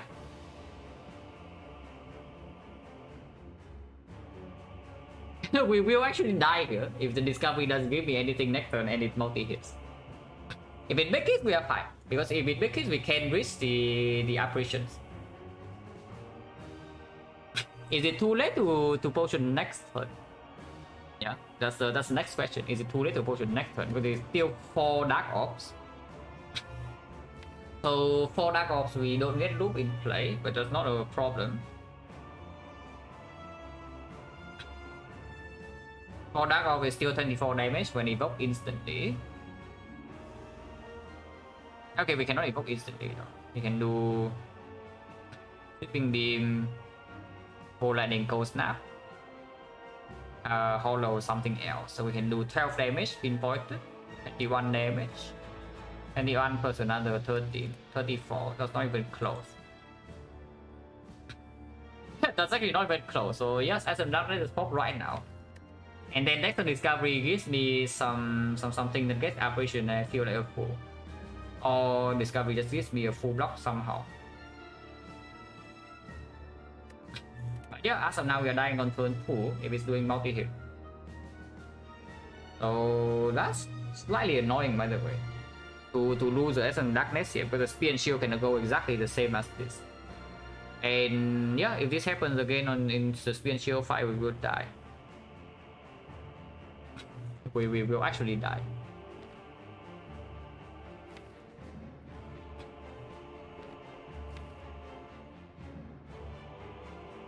No line will like focus spot to live. Right? If it's multi-hit next turn and we play this loop right here, it's dealing 40, so that's 52. And this turn we're already taking 7. Unless you don't play the loop. But you don't play the loop, it also gets split because you are most likely playing the deep breath, yeah, to get caused by a score.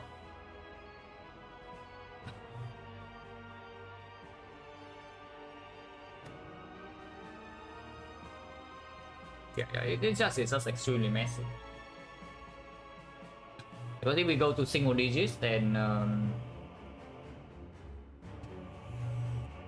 yeah, it's just bad. that is just bad. Like this. Of course, it's the awakened one, so that's the worst target.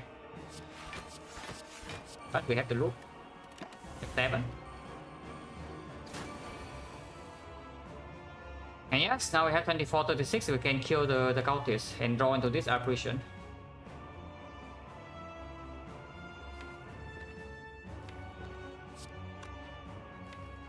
Đấy, sweeping beam, hollow sweeping beam, whole snap, that would be in total 48 damage, that's still not killing.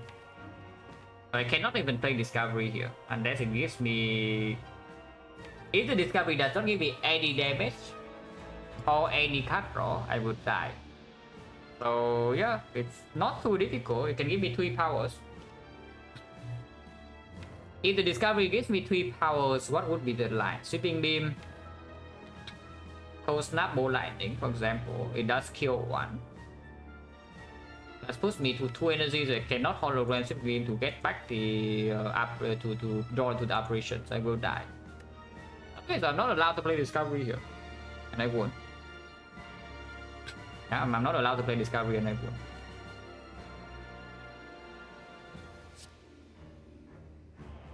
So double check, sweeping beam, hollow sweeping beam.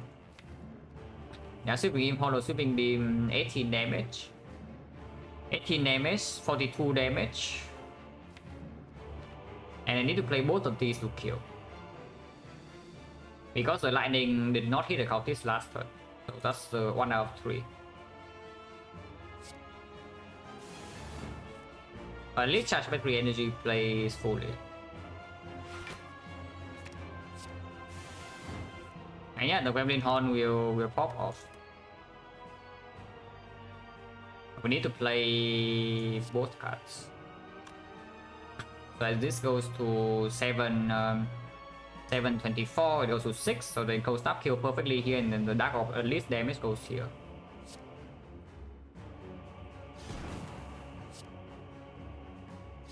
Gremlin Horn of the Gods. Would have died. Yeah, would have died.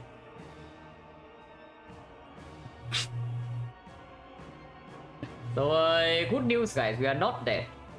Currently not dead, the fight is still not in a good spot, but we are alive. That's the good news.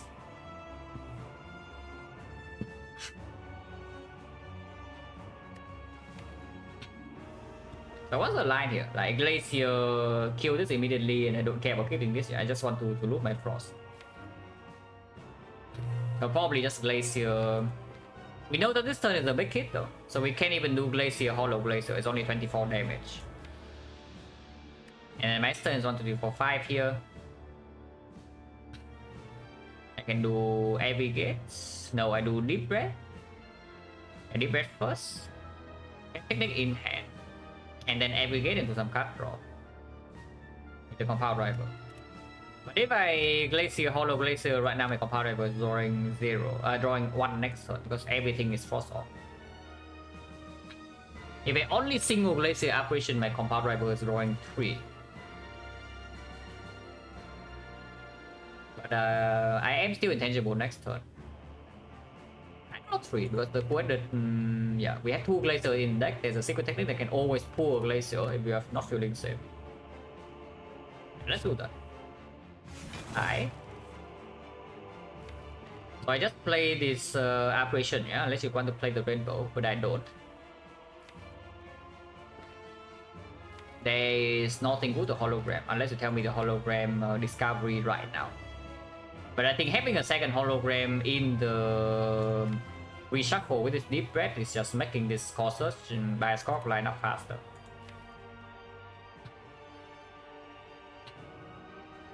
Actually, wait, we can play Corsus and then deep breath. Yeah, that's just better. We can play Corsus and then deep breath. So 1, 2, 3, 4, 5 like this. 4 energy, yeah. Compound rival is drawing 3, so we can compound rival first until here. Waited until here, so we have overclock in hand even. And then we deep breath, and then afterwards we aggregate, call search, and the moment we draw to buy spot we have it. Which actually means I do not need the hologram if the call search is in hand immediately. Hologram does draw slightly faster though, because we are going to shuffle, we are going to have this and this in the discard and even this. We are going to have 3 card draws in this card, so the hologram can draw immediately. It does give me 1 energy next turn if I hollow charge battery right now. So do we need the energy or not? We are going to have 4. So we have 3. 3, 4, 5 around till here. We have 3, we have 2. And then we deep breath. How big is the deep breath redraw? 1, 2, 3, 4. So 1, 2, 3, 4. 15. Actually, no. This is, yeah, this is not shuffle out. It's not shuffle. I shuffle in because you need to play this, and then we play the deep breath. Okay. So 15, 16, 17, 15. So it's only 3 energy. It's not that much. It's not actually that much. If 3 energy, so it's only +2 next turn. There we get minus. Yeah, it's only +2 next turn. So we have 6 energy in total. 1 energy here, 2 energy here, 3 energy here, 4 energy here, and 2 more energy. Yeah, I play hollow battery here. I play hollow battery here. 15 to 14, no difference. Yeah, 15 to 14, no difference. Yeah, it's still +4 regardless. Hello MJ? Yeah, 29 HP with the dome. So that's the one we are playing. But more interestingly, look at this. So yeah, this one is bizarre. Yeah, this one is pretty bizarre.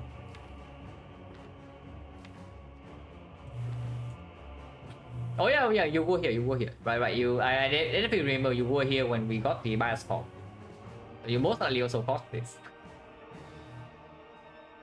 But yeah, now we're on 39 HP with no frozen dive. So things are scary because we can just die turn 1 of any fight like this with the no BL potions.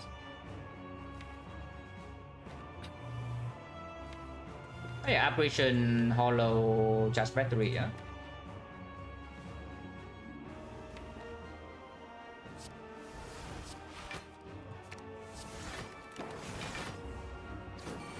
It can be multi-hit, but we still have the apparition. Mario draws 3. Go ahead to draw 2 call search. And now we just deep breath.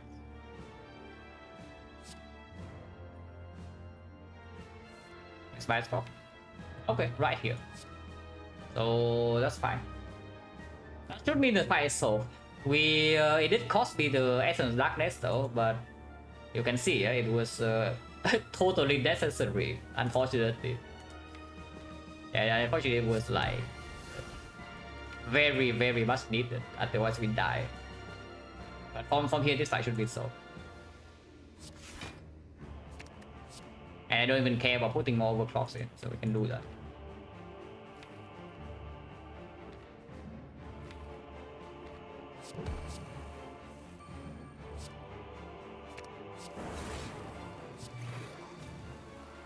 Multi-hit is right now is how much? 48? Yeah, okay, 48, no problem. Yeah, for 48, no problem whatsoever.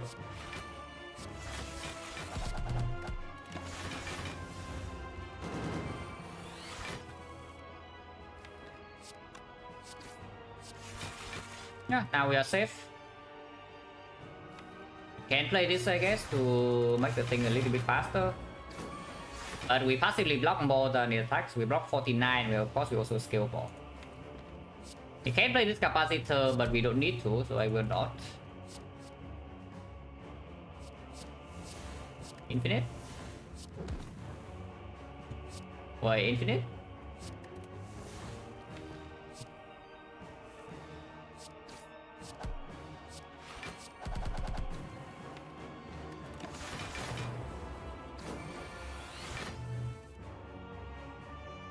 Defect on tier list, yeah. Defect on tier list I made yeah, too wet ask for icon tier list.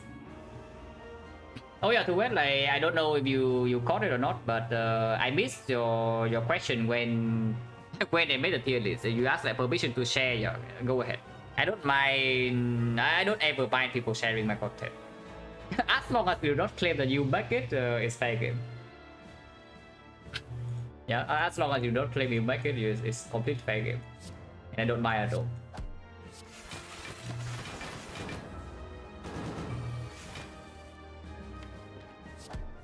Wait, streamline off one? Wait, we really have streamline off one here.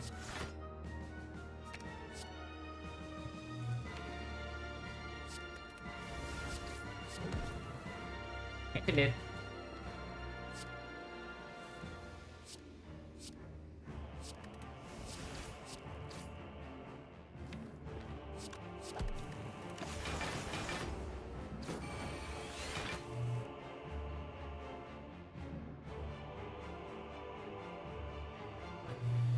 I have two channel, no. yeah, somebody else is uploading my bot with my permission. But I have shouldn't say I have nothing to do with the channel, but I do not influence that channel in any way, shape or form. Unless I specifically tell them to, okay, to stop uploading my bots, then they will stop. At least I hope so. Yeah, I don't interact with the channel, usually. Much King, thank you very much for the sub and the 7 months. Appreciate a lot. Full bot, yeah, it is just full bot. Literally, you just download the Twitch videos and you upload them on YouTube. Or basically for people who miss my streams that can still catch. But I don't mind that. And sometimes I do want to watch my old, very old runs, so I also can go there.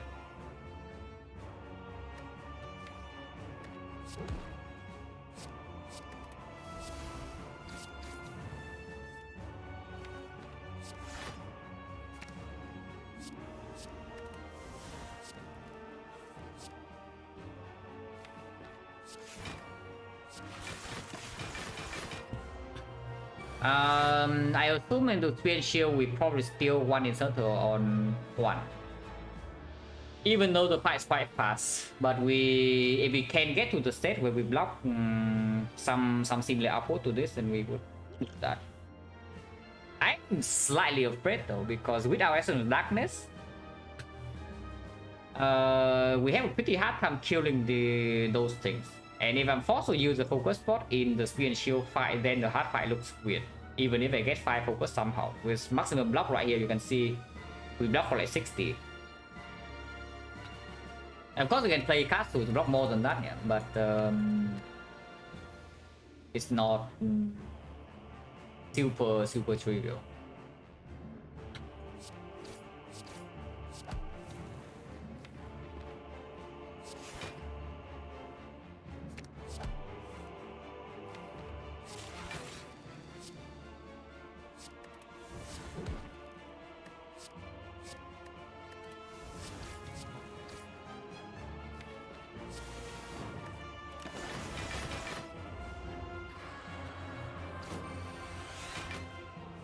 Around streaming this early? What do you mean this early? It's 2 a.m. for me and the stream has been going on for 8 hours.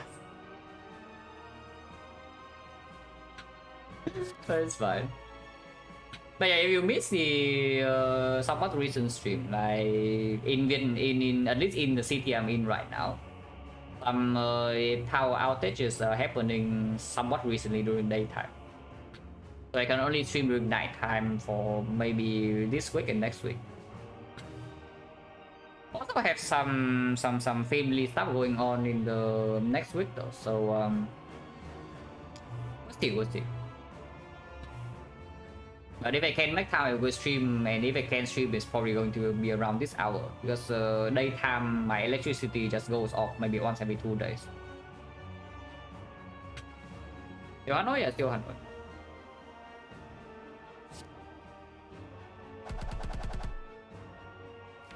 Yeah, we only started on 1, yeah, so ideally we kill next turn. We can. Yeah, Barrage coming in next turn.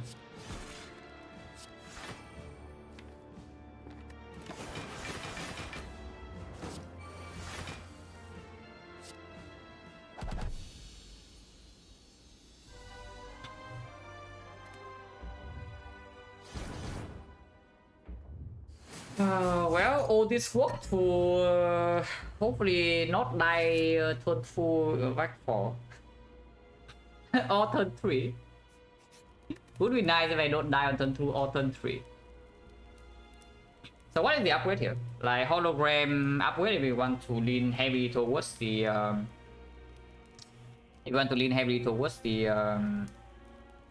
recycle. Operation upgrade if we say that our maximum block output is not high enough. Take a technique upgrade is okay, but once again that's the second cycle upgrade. Yeah. Hologram is still the same.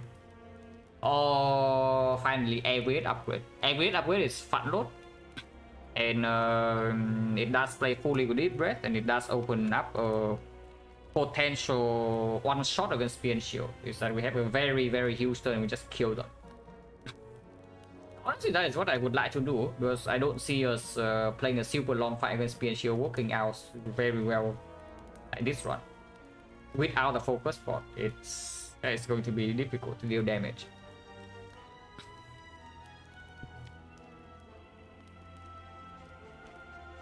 One operation upgrade for emergency need to hollow apple? Yeah.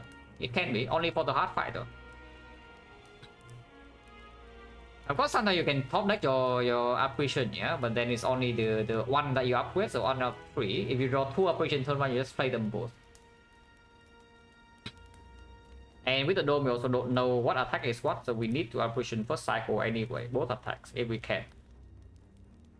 I would upgrade every good, because it does increase the chance of me preserving this potion by a fair bit, and it's still strong in the hard fight.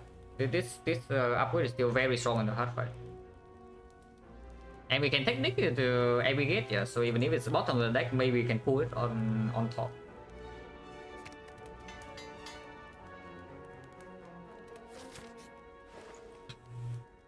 Yeah, we go to 1 billion shops, guys, and we reach the pallets. How many shops did we go to? 1, 2, 1 shop on act 2, so 3, 4, 5, 6. Yeah, we go to 6 shops. Yeah, we go to 6 shops and we see the pallets. Yeah, no, of course we take it. Like, what do you mean? Like, of course we take it. It's not even close. What do you mean we still take it? Of course we do. Because now maybe I don't need to operation turn 2 to not die. Yeah, flex pot would be nice. Power pot would also honestly also be good. Remove would be good as well.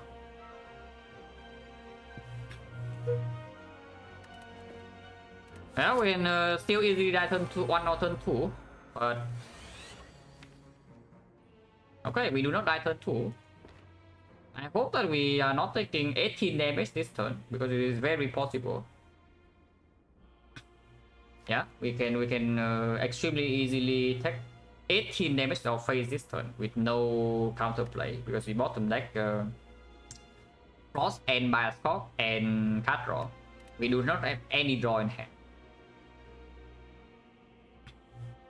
And what they're doing, yeah, I also wonder, and I hope that I'm not taking 18.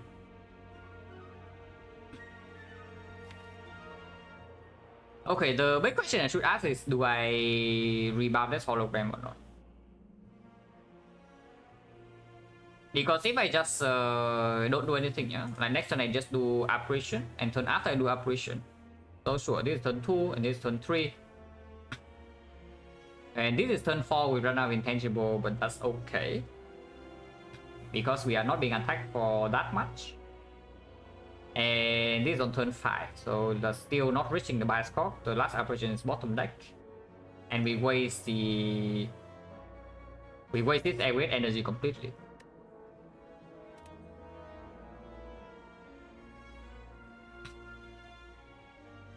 Yeah, rebound hollow. And then we can do deep breath, hollow deep breath, and just keep rolling. That can make us die on turn 3. This light deck will give us a chance to die on turn 3. But I very much do not like what I see here. I think this is way too slow. I think this is just way too slow. It's like, yeah, turn 5 with Bioscope in play, they're not even dead. My Frost Orbs are okay, we deploy like 3 or 4 Frost Orbs with 5 focus. Yeah, okay, big freaking deal. Sometimes even not even 5 focus, sometimes it's like 4 focus, yeah. And this is when we are being hit for 72. Yeah, 4 focus, rocking 72, nice. That will definitely happen. So yes, I do think I rebound the hologram. So we do defend, rebound hologram, play defend again, and then we just play the strike. I don't think I open this potion. Because if we have to play the hard fight on very low HP, I would probably prefer to have this potion. And right now it's not doing much, it's only 2 damage. What we have been taken to upgrade Rainbow on the first upgrade and I get it. Rainbow is only if you are really lacking damage in long fight. If your damage is extremely low in long fight, but you have a lot of focus. So basically it's like you have a lot of focus, your deck is all frost, but you cannot deal damage. Sure, can upgrade Rainbow. As a recurring Dark Orb to maybe kill the hard with. Otherwise, one time is enough. You don't need more than 1 Dark Orb for both fights.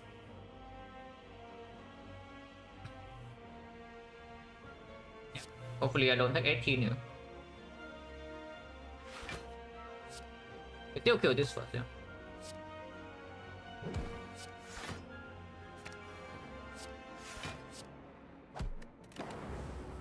Well, minus 18.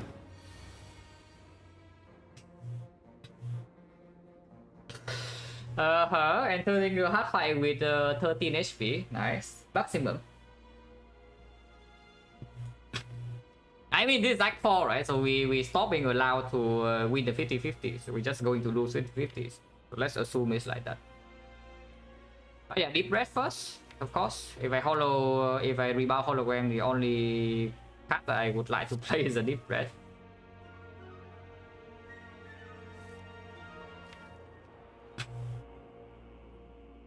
Okay, looking better.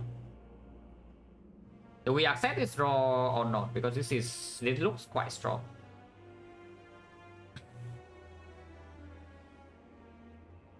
How much draw do we have? It's like we have 5 next turn, yeah. And then I can do FTL until here. Sweeping view until here. We can secret technique for every gates. And then I can always hologram for sweeping beam again, draw until here. And then we have rainbow compound driver, can draw until here. And this is going to be on turn 4, but we're still intangible. And capacitor is in play, loop is in play the turn after. This looks good. Yeah, this looks good. Let's not reroll this. Yeah, this looks good, right? Or am I tripping? Until for 5, and we are not getting burn strike. Set the until here. Until here. Oh, technique first. All ties only 1, but we can make it 3. How much energy is this? How much energy is this? 1, 2, 3, 4, 5. We have 4 base energy. 3 base energy. Hollow. No, technique for aggregate immediately. Yeah, we technique aggregate immediately because you can get here. So we technique aggregate immediately. 1, 2, 3, 4, 5. This is going to 25, so 24 is 8 energy. Plus 8 minus 1 plus 7. So we have 11 energy next turn. That should be sufficient. Yeah, okay, that should be sufficient.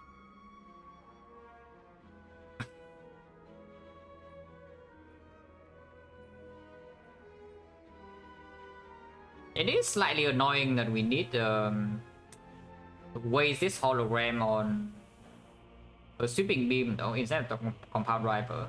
How much do we draw? How far do we draw into? So we pull until here, we draw normally until here. With the sweeping beam from the hologram, we draw until here. So then we draw 2 and then we draw 3. Which means we draw until here, and then yeah, acquisition discovery. Even if we get burn strike next turn, we still get the bias score. The small problem is that we don't get bias score with the pellets.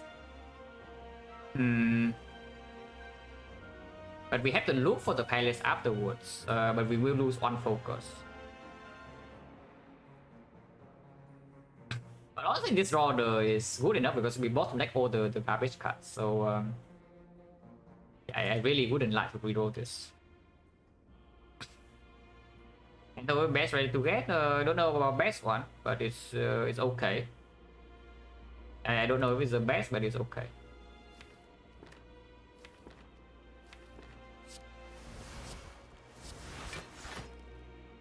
Not reroll.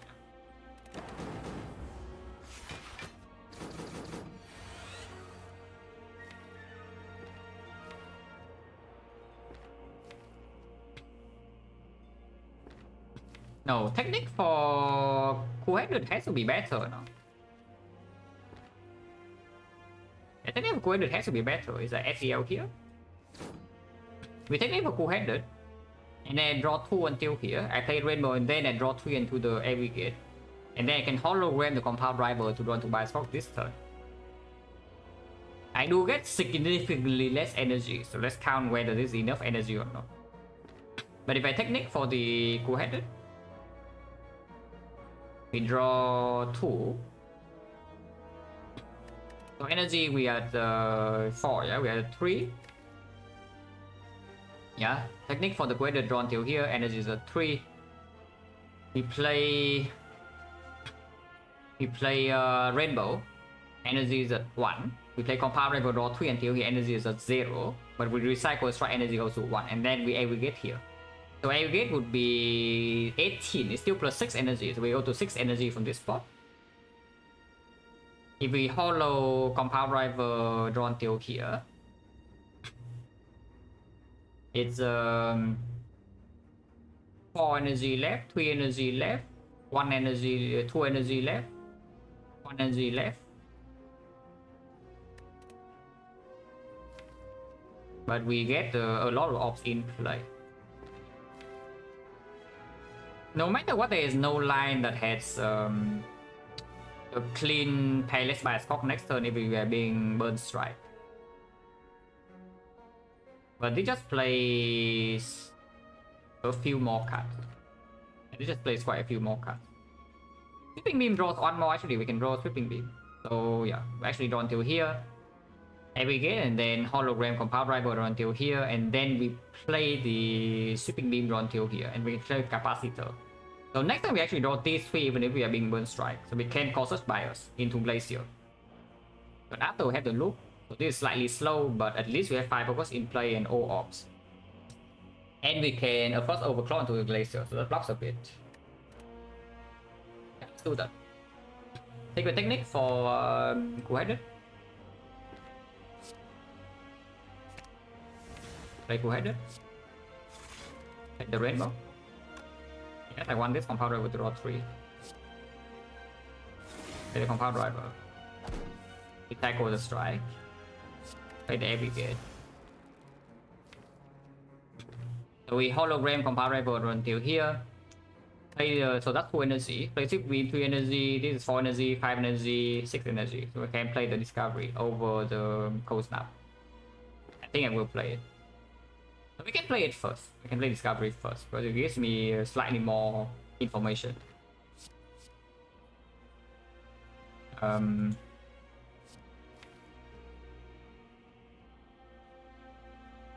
That's weird. Force field is good, but I don't know. No, it's not that good. It's like 1 energy block 12. It's a lead plus. Reboot is just stronger, right? And to tell me we take fission, but it's a fission minus.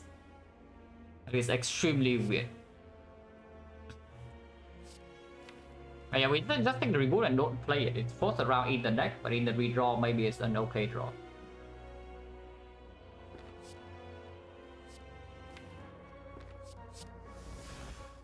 Auto compound driver. Play the thing. And then we draw on to 3 if we are being burn strike.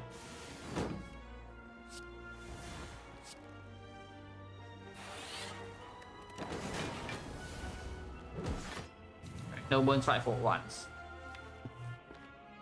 So this will be burn strike, and the turn after is going to be 70. 48 in here, maybe 24 here. We have focus in play, but that's still pretty spooky spot.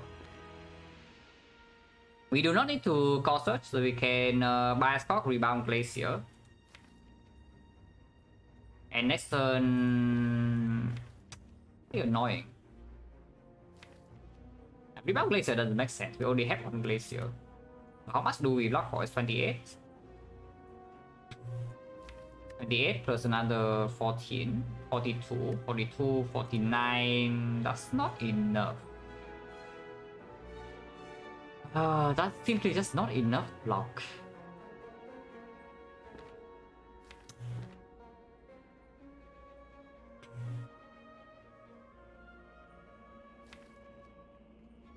Maybe burn strike first was better, but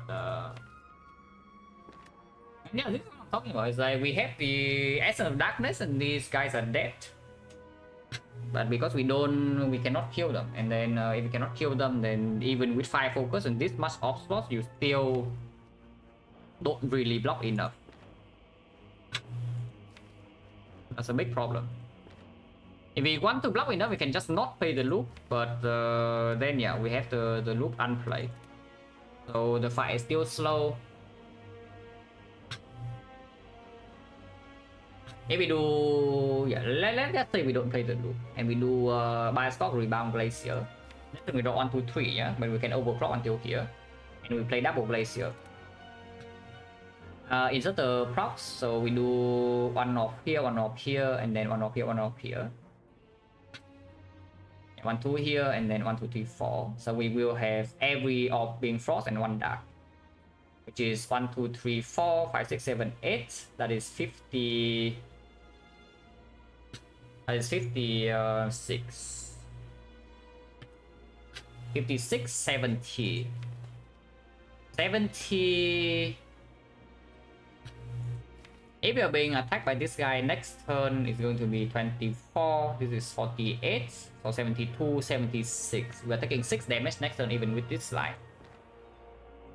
1, 2, 1, 2, 3, 4. So Dark Orb is almost at the front, but the loop is not in play.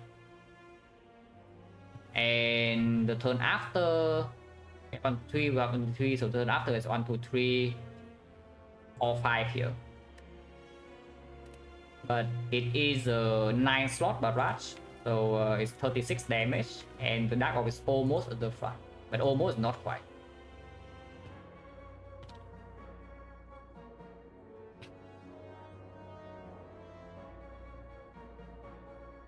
Oh, I'm worried. I'm seriously worried here. If we focus spot, can I play the loop? If I focus spot, I would just buy a stock glacier core searcher instead of doing the rebound. Yeah, buy a stock glacier core search because the core search can still block the debuff from this guy, maybe -1 focus. And we palace away this bioscope, so there's no problem with the debuff. And my next turn would be 1, 2, 3 here. I do overclock until here. I play Loop, Glacier, maybe Bolt Lightning on Defect. So 2 slots, and we have another 2 slots, so it's actually just 1, 2, 3, 4, 5, 6 passive. 6 passive, each blocking for 9, that's 54, 61.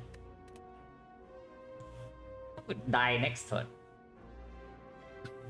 If I do not rebound the Glacier even with the focus spot, we might actually die next turn if we are facing 2 attacks. So actually rebound Glacier is forced. Unless these guys are attacking me right now, but I don't know because yeah, we have the garbage. But yeah, I don't know because we have the garbage. Oh, missing the loop slows our damage by a lot though, but I guess we can still focus spot after. We do not need to focus spot next turn, but we can to save some HP if we see that they are both attacking and we're facing 76. But yeah, let's do rebound Glacier. Yeah. Bioscope, rebound Glacier.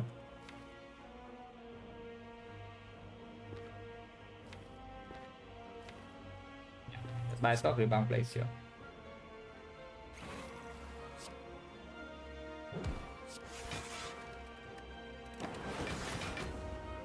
Okay, he attacks. Oh, him attacking is actually good for us.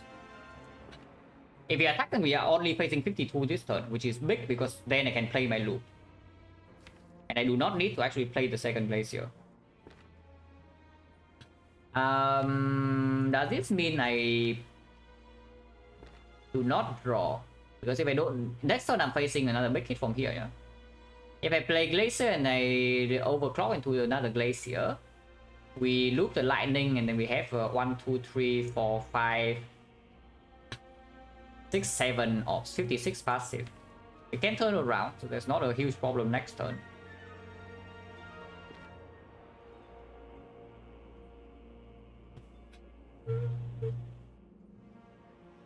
If I just play Glacier 1, 2, 3, 4, 5, 6, 42, 49. 49, we're taking 3 damage currently. But I can play Defect, so I can play Loop, Glacier, Overclock, Defect.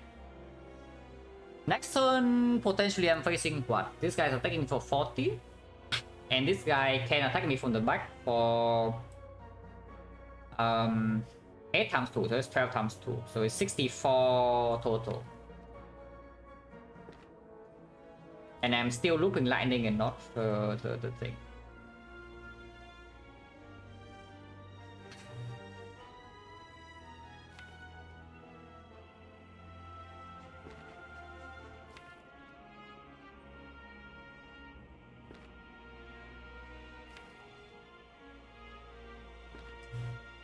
So I see the Glacier focus spot is solving the fight instantly. I don't want to do that. But if I do that, it will solve the fight.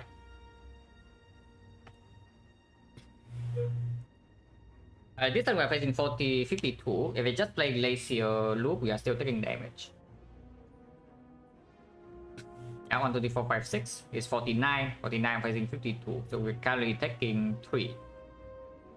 Into Loop, into Defend.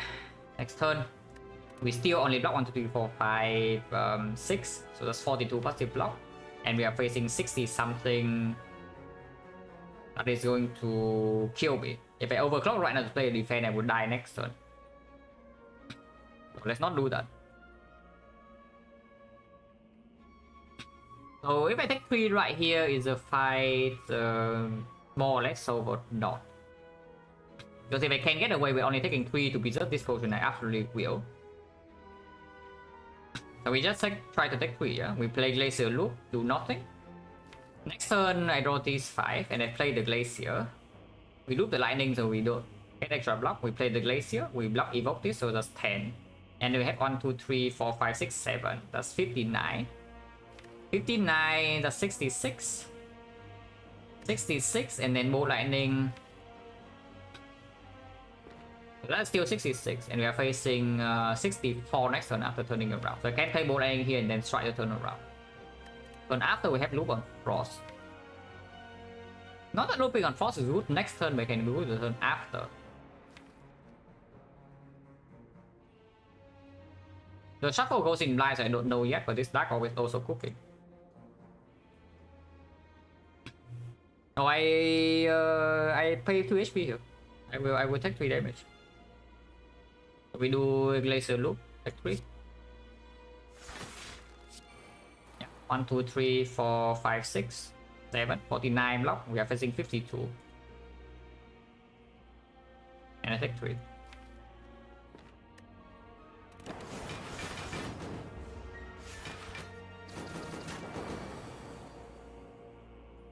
So here.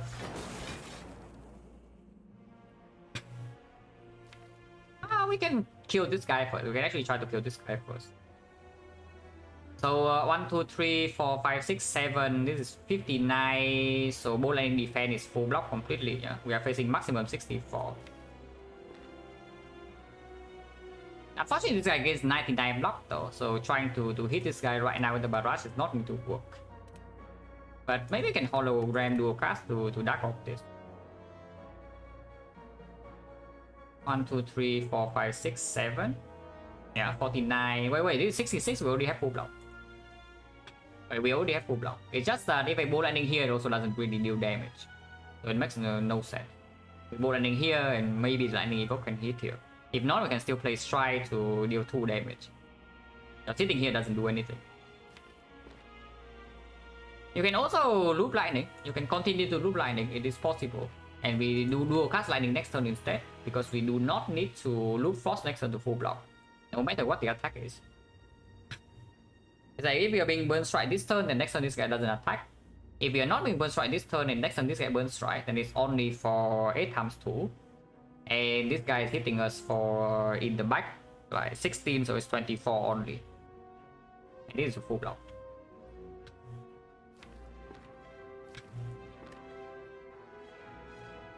Loop lightning is stronger, right? Loop lightning is just stronger. Loop lightning. So we play defend and then strike to turn around, or we just play streamline to turn around. Yeah, no point playing the strike defend. Yeah. Double check. 1, 2, 3, 4, 5, 6, 7. That's 49, 49, 66. We maximum face 40 here plus 24 here. So 64. We have full block. So streamline decauses, deal 5 damage, and turn around. And we loop lightning for next turn.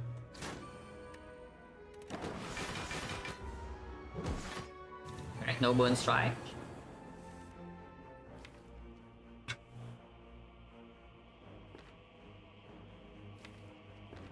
Best aggregate. Pretty far down.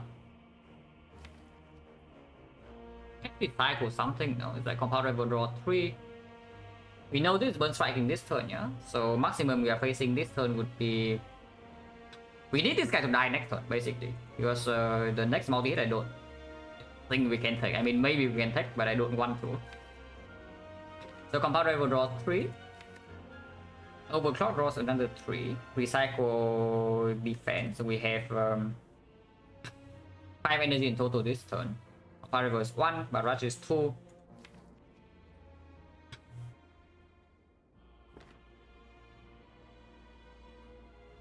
Mm. 1, 2, 3, 4, 9 slots, so it's 27 damage.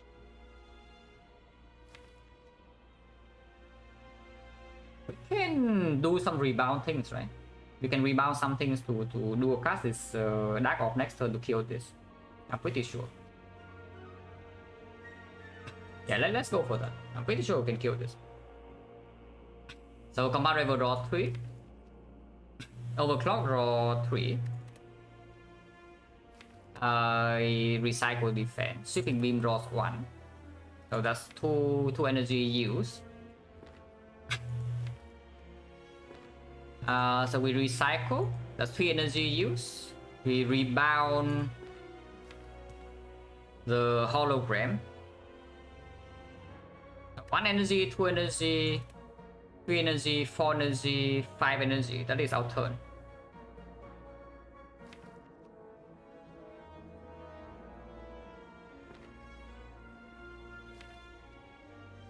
No, that doesn't work. That doesn't work. There's no dual cast on. Yeah, there's no dual cast on Frost next turn.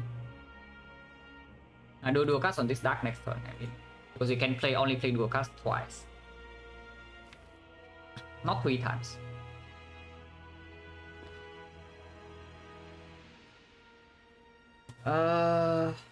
Oh, that's pretty troublesome then. So compound driver, overclock, recycle, hologram, overclock again, and next we only draw 3 cards. There is no way to evoke because we don't generate more orbs this turn, or do we? Ball lightning. Yeah, what about ball lightning? 5 energy, yeah. Power driver, hologram, 2 energy, 3 energy, 4 energy. We need a hologram overclock. Next time we draw 6, 3. Next time we draw 1, 2, 3 here.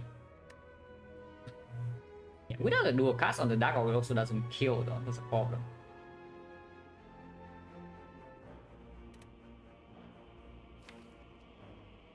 You can rebound hologram and get overclock instead, like does that work?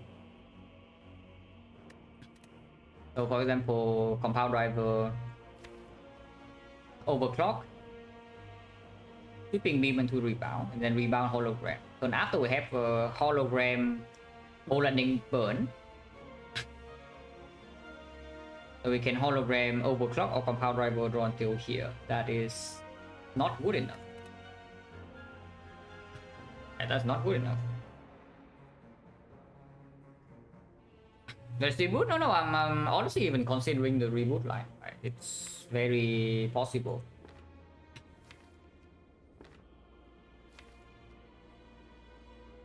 Very possible to play the reboot here. But if I play the reboot, it would be after dual cast also. Slightly better because it means that rebooting into compound driver is only drawing 2. But my dark orb is closer to evoke. At Barrage, I cannot even play 3 dual cards. if I can play 3 copies of on card, then this dual card will just kill this next turn. But we can play maximum 2 only.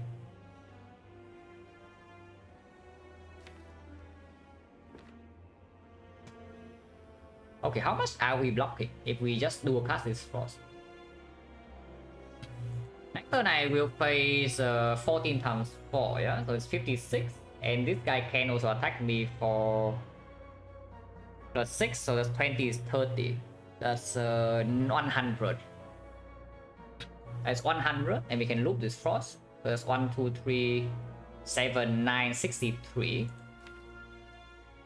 63 plus 14, 77. Yeah, that's not good enough. Even if I try to focus and play defensive, that's not good enough.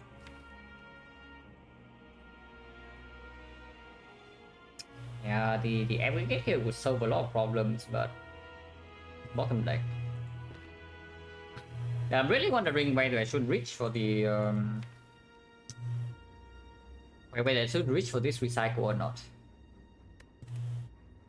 So like doing, it doesn't make sense, right? Because I recycle defend, but I put 1 more burn in the redraw, and I don't gain energy. So that makes no sense. If I play reboot, I play it first. If I play reboot, I just play it now.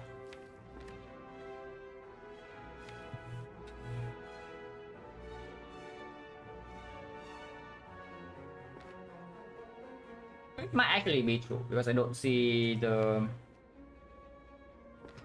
compound driver line like working out like at all with this draw power.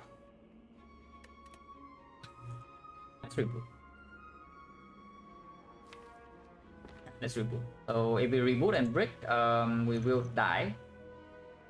How much am I facing this turn maximum? This guy is burn striking for sure. So he's doing 24, and this guy can attack for 18. So it's 40, 44, 42. We already have full block. I can do whatever I want, no matter what, where I face. And no matter which direction I face, I still full block this turn. But yeah, I think I will play reboot, which is very risky. But I don't see this draw pile winning. And if this draw pile doesn't win, then there's no risk actually. Because we either die or we get something that's better. If we're currently already dying, then there's no risk from playing this.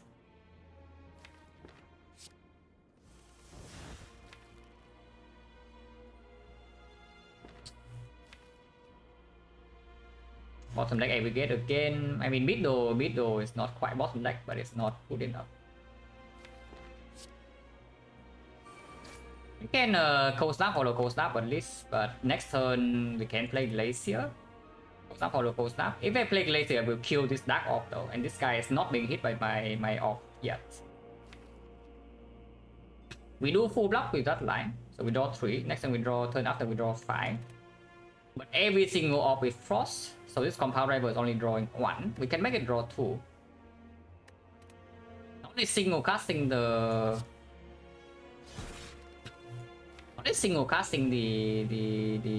Dark Orb though is slightly annoying. What if we just loop the lightning, leave the lightning loop here? And next turn I'm facing 100, yeah, I already said. We do not loop this and we play the Glacier. That would be 1, 2, 3, 4, 5, 6, 7, 8, 9 passive. So that's 63. 63, 73, 80 block. 80 block when you're facing 102.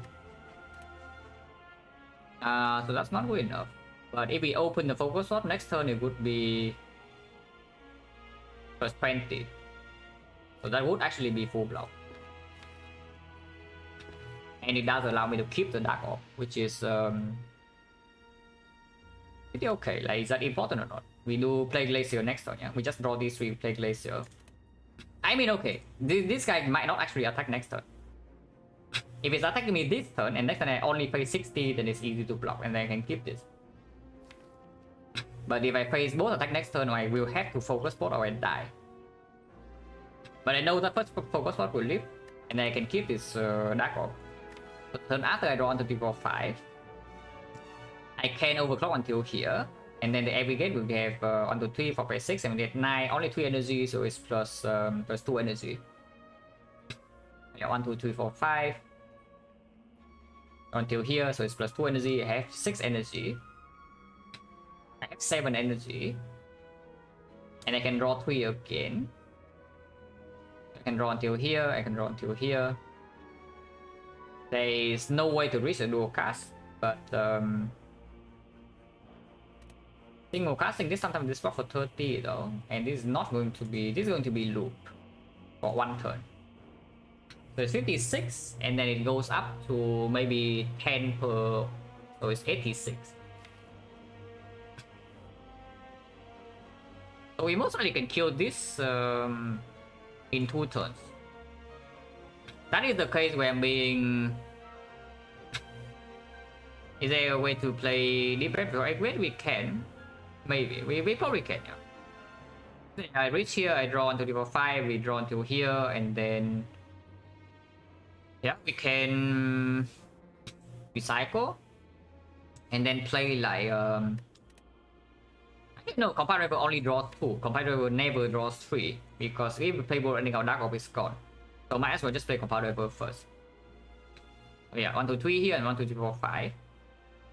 And we play Overclock. We play Compound Rival until here. And then we can Deep Breath into every gate. But we do have quite a few burns in the deck. So this energy might be wasted completely. Otherwise, can we draw into this full-headed? Compound only draws 2. 1, 2, 3, 4, 5, draw 3, draw 2, and then we stop. So yeah, we cannot actually reach the full-headed 2 turns from now. So I guess the Deep Breath, it makes sense.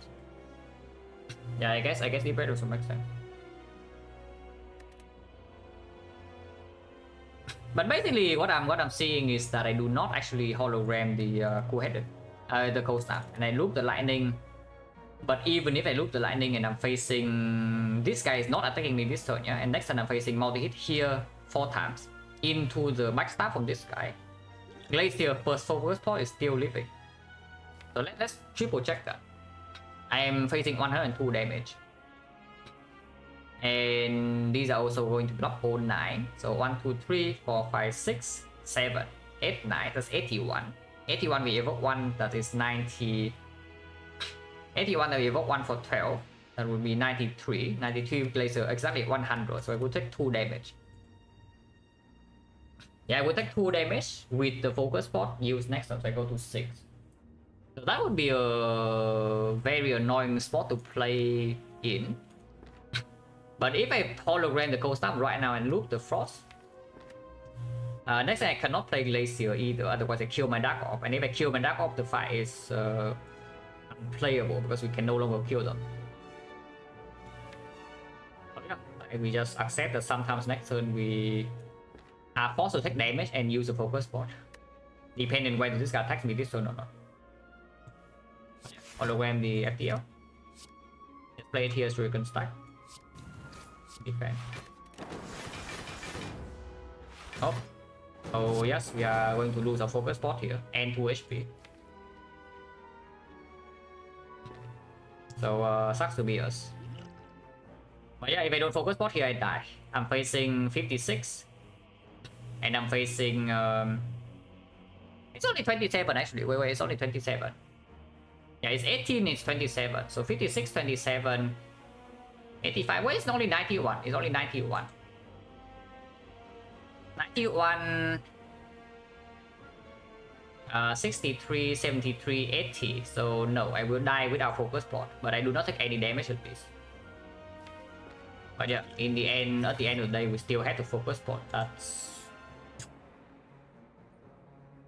pretty screwed up, but that's literally just because we break in Awaken 1, yeah? That's literally because we break in Awaken 1, we had to use Essence of Darkness. Otherwise, you see these guys are long dead. But now we have to play the hard fight with 10 HP, no potion. That's not looking very hot, and this fight is not even over yet.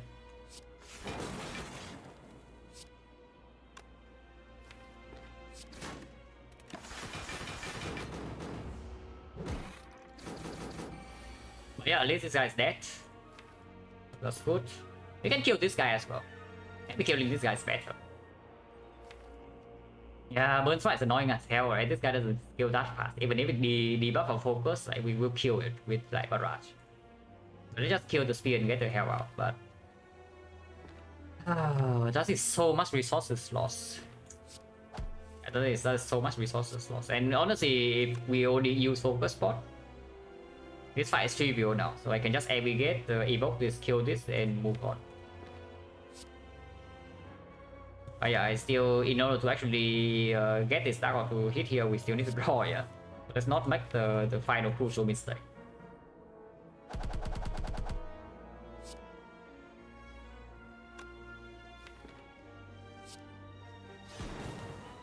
Now the fight is over, but there is so much resources lost. We lost 21 HP and the focus potion. Is that on most likely on still on 0? On 1. We won it on turn 1. But not looking so hot for the hard fight. Yeah, definitely not looking so hot.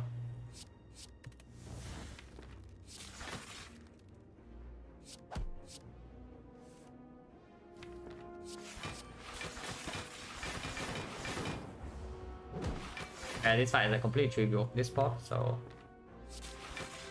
as long as we don't take I don't know, like how many turns, it's quite a while.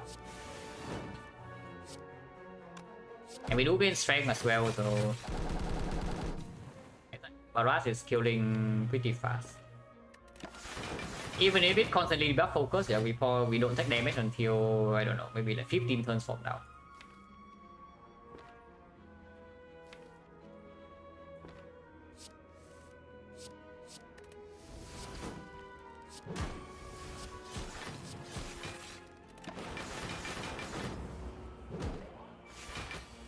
Yeah, we can kill now. Hologram Barrage and is dead.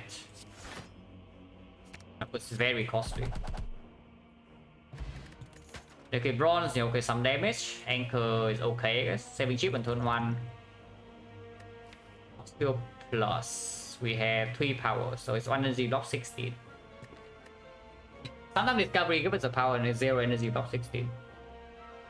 The recursion is here in case you say, yeah, the only way we deal damage is the dark orb. But I don't see it. Second aggregate I might take though. I might actually take the second aggregate here.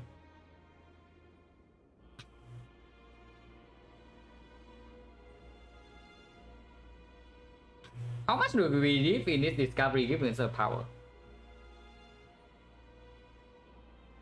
Because if we actually get force field to 0 cost, it's quite strong.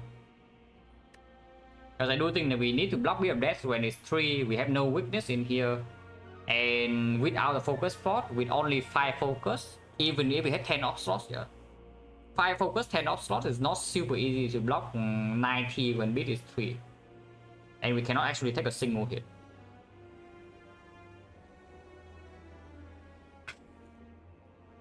And I guess, yeah, the loop giving us 14 passive block, it means that we can still play 4 cards. So 4 cards a lot. 4 cards a lot. Beat of Death is not a huge issue if we loop the thing.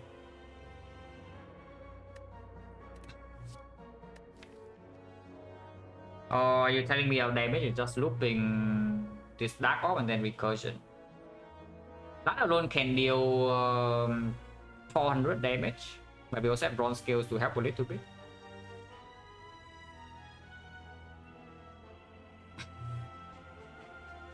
That much card draw. It's like 1 two-headed, 1 overclaw, 1 hologram unupgraded, 1 hologram upgraded, 1 secret technique unupgraded, and 1 compound rival, which probably can draw 3. Draw 2, draw 3, draw 5, draw 8. Yeah, I don't see the second aggregate working at all, so I should not take it. But I have a feeling I should add another one under the other 2.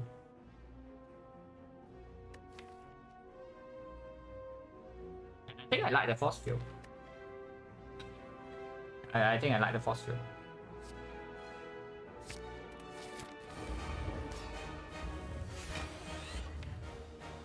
Now we don't die turn 2, sometimes.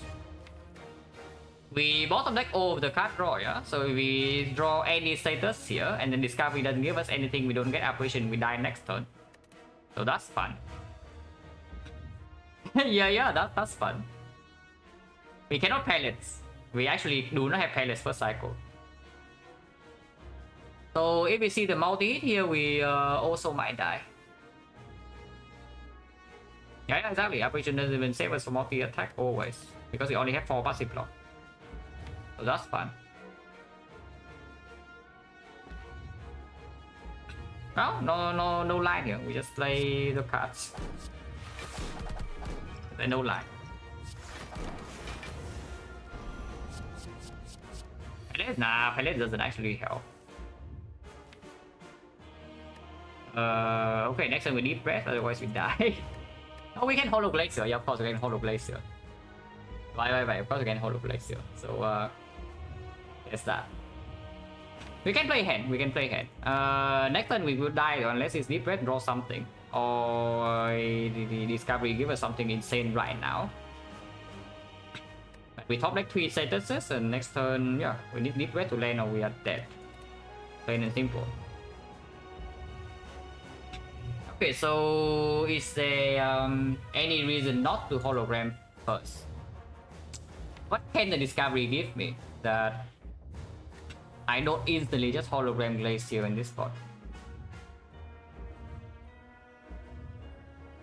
I mean, okay, hologram apparition, Glacier, recycle discovery, yeah.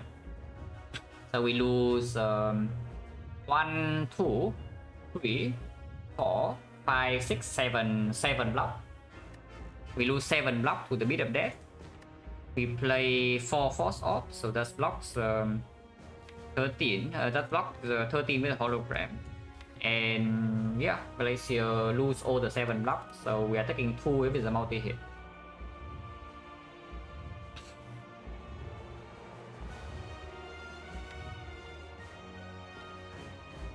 If we start with apparition, we are taking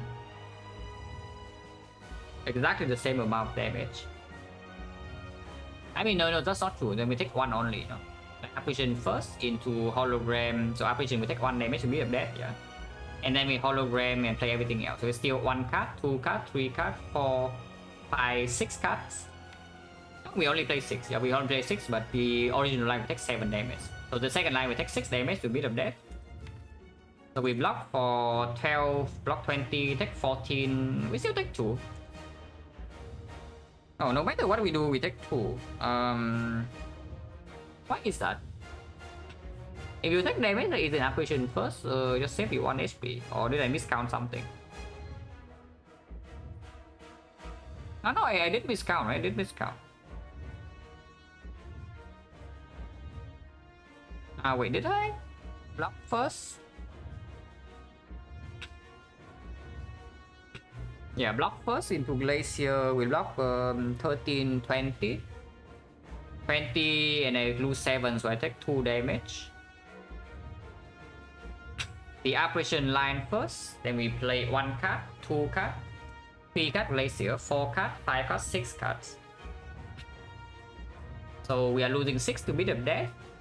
I'm blocking 20, so I'm taking 40. I'm blocking 14. I take 1. I take 1 first, I take 1 second, or I take 2 in total. Wait, am I missing something really obvious here? Like, why are they the same amount of block? If I'm not full blocking, like, isn't apparition first just saving 1 HP? Like, why do they take the same amount? Or is my math like completely screwed up or what? Yeah, I'm definitely missing something. It doesn't make sense. But no, that's not the question I have right now. I mean, the question I have right now is not actually relevant to the fight. But I don't way more, do I? Hologram 5, Glacier 7, that's 12, and then I don't evoke any Frost. So it's only 20. Repeat the line, no, it's just the same line. It's just the way that I play hologram first or play apparition first. So the line is a hologram Glacier. The hologram Glacier, play apparition, play the Glacier, play recycle and strike, play discovery, play the card form discovery. The other line just apparition first, and then hologram Glacier exactly the same. Am I stupid or what's going on? It's a hologram Glacier. The first line to lose 2 block, so we lose 7 block in total instead of 6. It's really, no, yeah, I know holo first is just better, but that is not my I probably should not focus on this, but I cannot move on until I know what the hell is going on. Then why is it the same? It makes no sense. Okay, let's double check again every single card, yeah. Hologram first, so I go to 3 block. I go to, and then I play another 1 apparition, 2 Glacier, 3 recycle, 4 discovery, and then 5 to the card from discovery. So I lose 5 more block. So I have 3 block. I play the Glacier. I have 10 block now, and I lose 5 from that, so I have 5 block. And I have 4 Frost, so I have 13. Which means I take 2 if it's a multi-hit. The other line, I play apparition and take 1 immediately. Then every single card I play afterwards is losing 1 block. So I play hologram 1 card, Glacier 2 card. Oh yeah, right, I see. Right. Of course I'm stupid, yeah. Okay, yeah, of course I see it literally never makes sense. It cannot make sense, and it doesn't. Because I just count one card extra. Basically, I double count the apparition play. Because if I play the apparition first, I only play 5 cards, so I don't lose 6 block, I only lose 5 block. So the apparition first is saving 1 HP. If it is the, yeah, exactly, I count it up double. So if I apparition first, I lose, I save 1 HP if it's a multi-hit.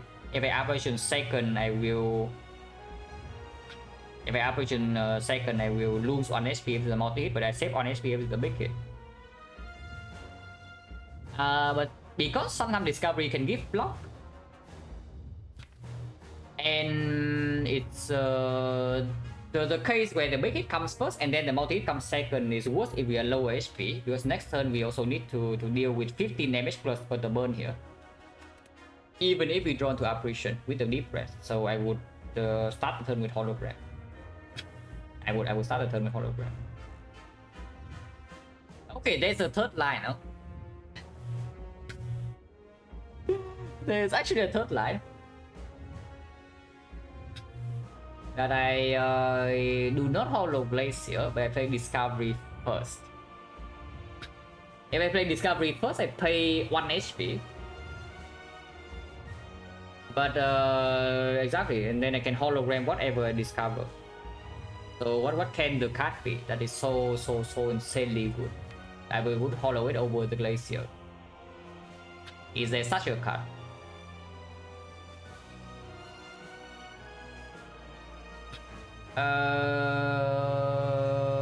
Don't see it. Yeah, any power we play on site. Card draw. It needs to draw 4 or 5 though. So I guess you can holo card draw and guarantee an apparition next turn, but this doesn't survive as a multi-hit either. Go for that matter. Like we are dying to 1 times 15, even if we draw into this apparition. Discovery scheme, yeah, exactly. If we discover the scheme we get here, but we are still dead. Because we die to 1 times 15. If we don't hologram the Glacier right now. And that's a sad part. That's pretty sad. So I think we just holo Glacier into apparition. Holo Glacier into apparition, and then we can play Discovery first. And see what it is, because this might change the line. If I Discovery first or something, there is maybe sometimes a line where I recycle the Glacier even. Depending on what I see. I don't know what I can see for me to do that, but we'll see. I think Six doesn't need to be hologram. Six doesn't need to be hologram. That's the thing. Maybe we don't have energy for bias spell, then I just don't play the Glacier. Or then I just don't play the Glacier. We can always we can always recycle the Glacier. So I just start the turn with hologram, save 1 HP. If it's the big hit, if it's the multi-hit, we're taking 2. And then I play apparition. Yeah, hologram, Glacier, apparition, discovery, and then see. It's what I see right now. Oh wait, we're in hologram every gate.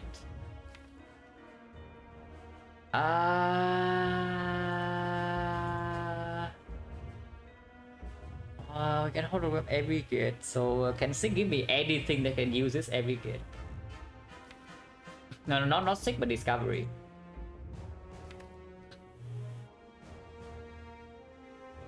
I don't see it at the moment, so yeah, I don't think so.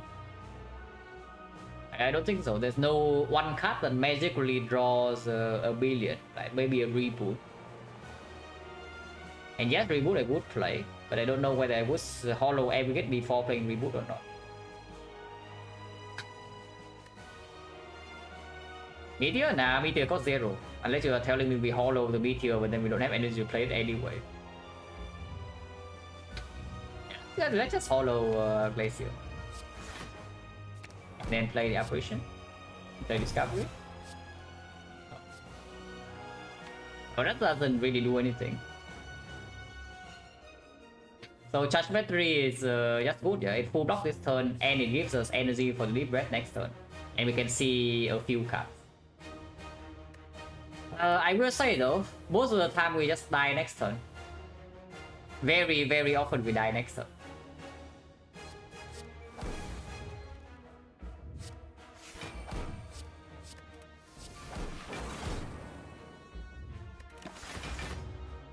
Multi first.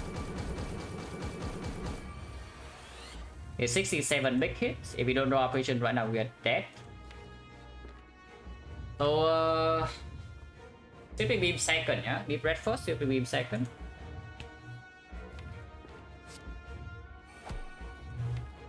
We are dead. Actually, we are not dead yet. Because we can hologram the Deep Red and try again. Yeah, we can hologram Deep Red and try again. Retry, guys, retry. Oh? We are not dead? Oh, we are so alive right now.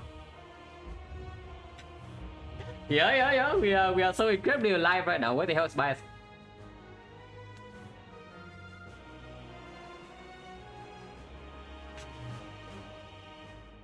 Okay, we probably reroll again, but not before we have operation in hand. We need operation in hand first, and then we can reroll. But yeah.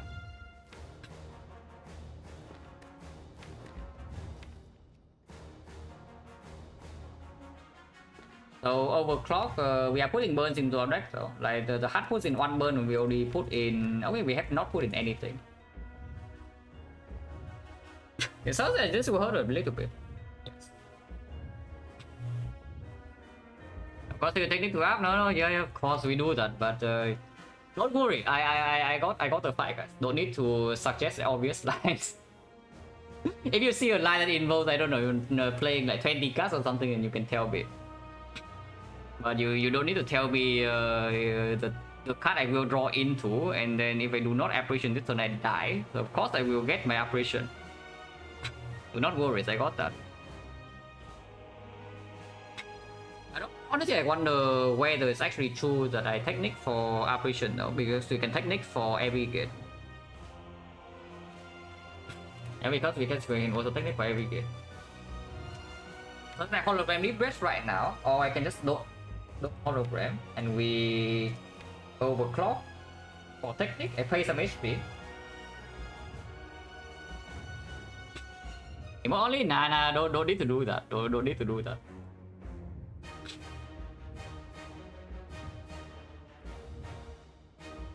Don't need to do that. If it gets too much, I will tell you it's too much. But yeah, like emote only is basically the mod privilege. Yeah, the mod privilege. Either you're mod or you're not.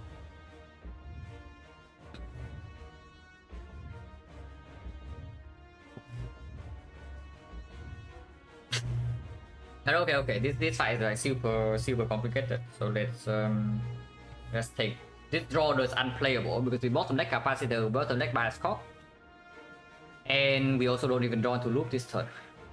So we definitely let's talk about the things that we definitely need to do.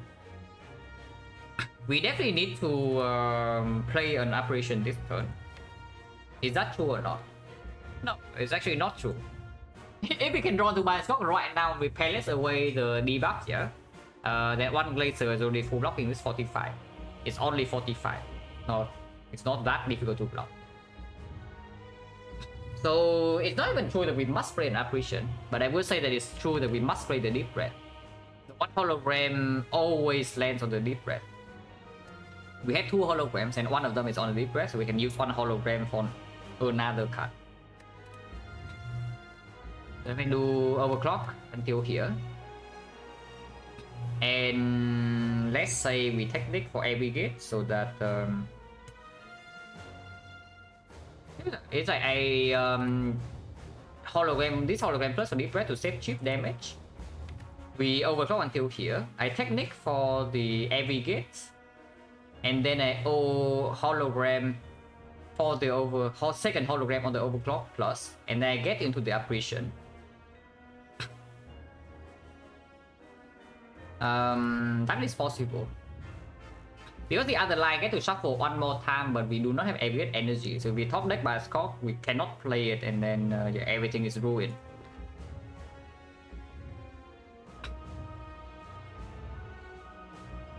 So it's possible to do hologram Deep Red first. Hand space, do we have enough? We have 7. So hologram Deep Red we still have 7, yeah? Overclock we have 9.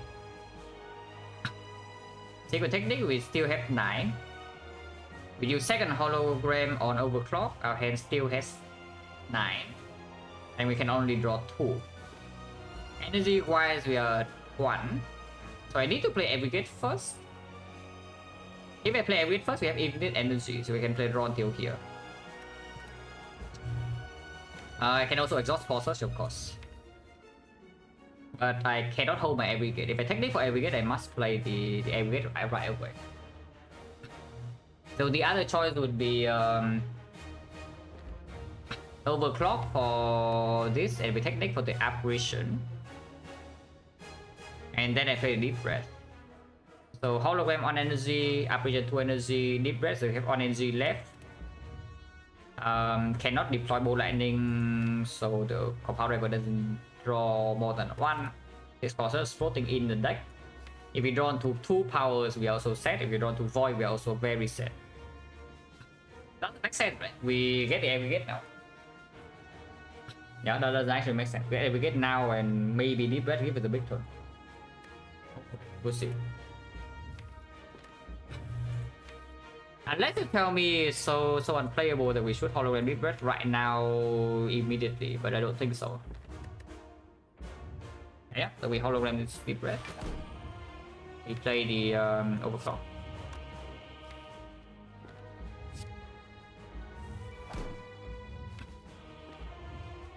We secret technique for the Aggregate.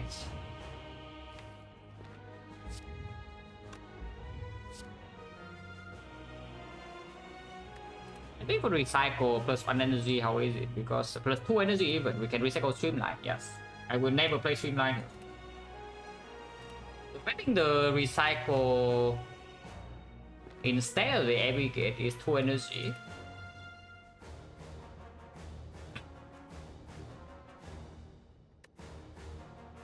Yeah, getting recycle over the thing is 2 energy, but we get to play the recycle right away. So we we create 2 burns where we recycle by 1 card.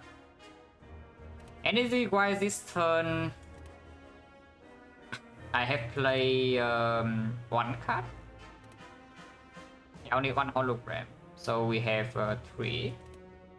If I get the recycle have 5. So hologram goes to 4, apparition goes to 3.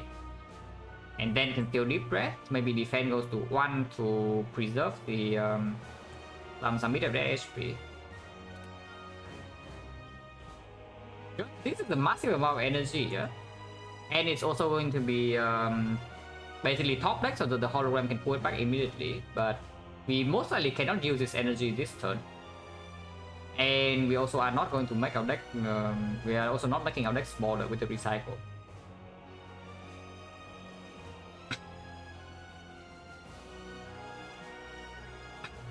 We already hollow twice the rerolls? No, the second hologram is here. Oh no, yeah, it's true. We already hologram twice. This is the second one. Like the third hologram is in hand. Wait, that's wrong,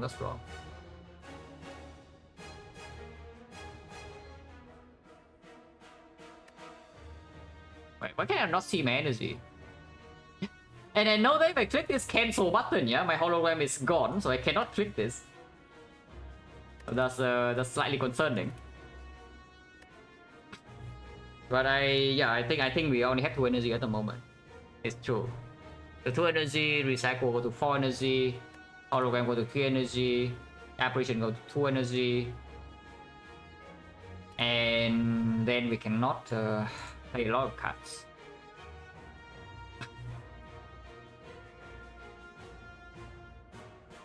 It's just weird because I don't know whether playing this area can win or not, but maybe I should be leaving 10 slots 5 focus. It is 10 slots 5 focus after we are fully set up, so maybe I should be leaving that. It can block 4 wow. It can block until 3rd cycle. 4th cycle we might have some problem, but if we can manually play block cards, we will block that. So 5th cycle we will die.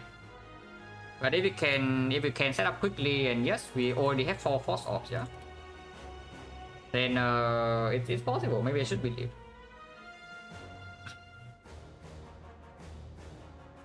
Yeah, honestly, maybe I should just believe.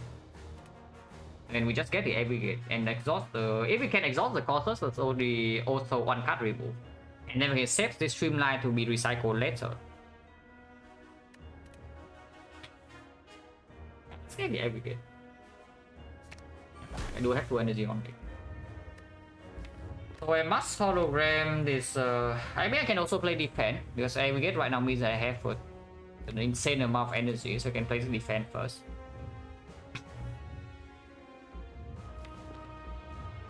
Yeah, defend aggregate, go to 1 block and hologram the overclock, go to 2 block, overclock until the apparition, go to 0 block, play apparition, have -1 HP. But still infinite energy in hand. And deep red minus another 1, so -2, that goes to 4 HP. That's fine.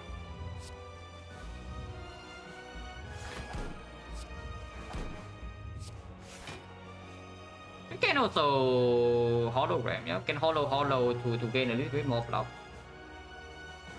So we use 1 energy on this, but I think we're okay. We're doing that.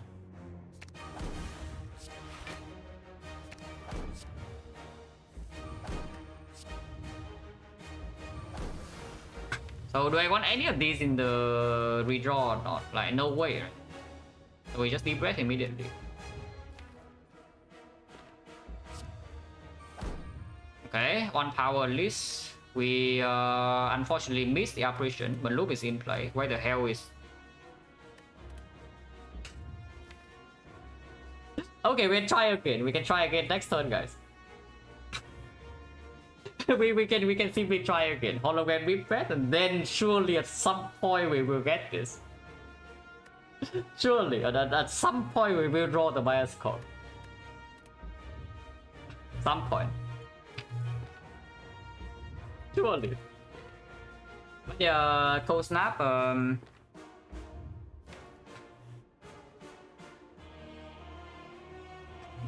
Yeah, unfortunately there's no way to save this, yeah, because it's not green. So we just lose 1 apparition completely.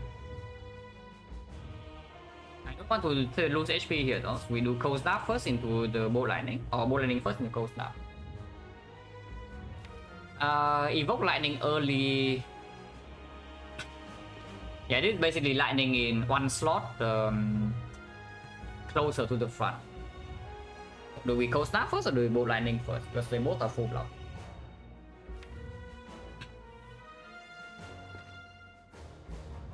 So either we have 3 in front and then this lightning is here, or we have 4 in front and then this is here. 3 in front would mean that if I play rainbow, which I do want to do at some point, if I play rainbow first, it will be yeah, if I play rainbow first, it will be lightning in front, so we loop lightning. I don't want that. If we play double laser, we just evoke the lightning though. But if we leave it on 5 slots, then double laser would also evoke.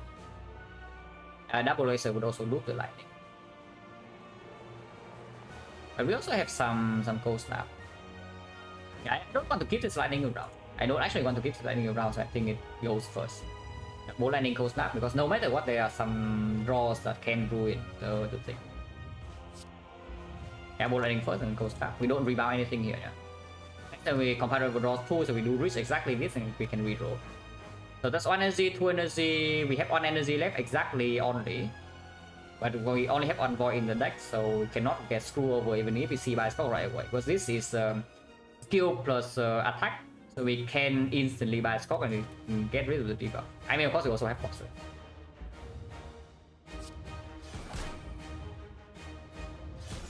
Dragon stack. Loop is definitely play. And yeah, causes slam. We don't discount the streamline because this is a recycle target possibly, and exhausting right now is better to make the deep breath next turn stronger. Okay, we are still at 6 HP, and now we have loop to protect ourselves a little bit from bit of death. Okay, it's time to redraw. Redraw.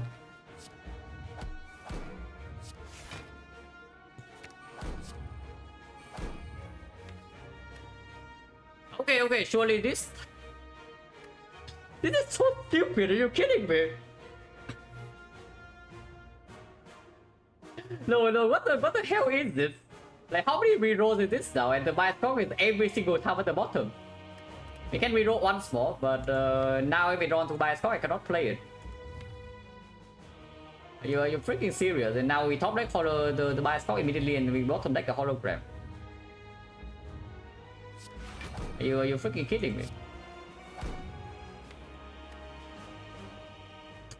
Middle roll. Well, I see that we are probably dead. Without the aggregate in here, without the bioscope, next turn. If it attacks us for 60, we will die. It's pretty bad now, we just dead. We actually are just going to die. That is so dumb. That is actually incredibly dumb, but what can you do? Yeah, what can you do? Now really, we cannot survive here, right? But if we play double glacier, if we play double glacier and don't draw, we just die next turn.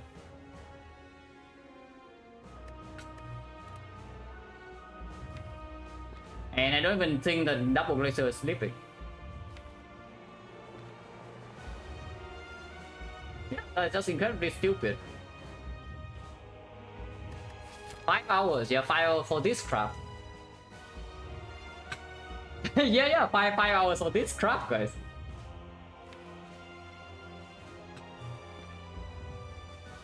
Yeah, there's no line here, we're just dead. Because it's literally impossible to get this, even after... It's not like our deck has no draw, yeah? It's draw 2 here, this is draw 3, we have energy, this is draw 2, this is draw 3, this is hologram. This is the sweeping beam, we also exhausted a lot of cards, we have energy from aggregate sometimes, we reroll like 6 times. How many times did I reroll? First cycle reroll, and then we roll 2 more times, and we roll 2 more times. At least 5, I don't remember if it was 5 or 6. And every single time the price score is... Okay, whatever. Yeah, whatever. What can you do? Yeah, what can you do? No game does through, no win. That's basically it. If you have a game that's through an act 4, you die. Yeah, better have a game that's through every single run. Otherwise, this will just happen.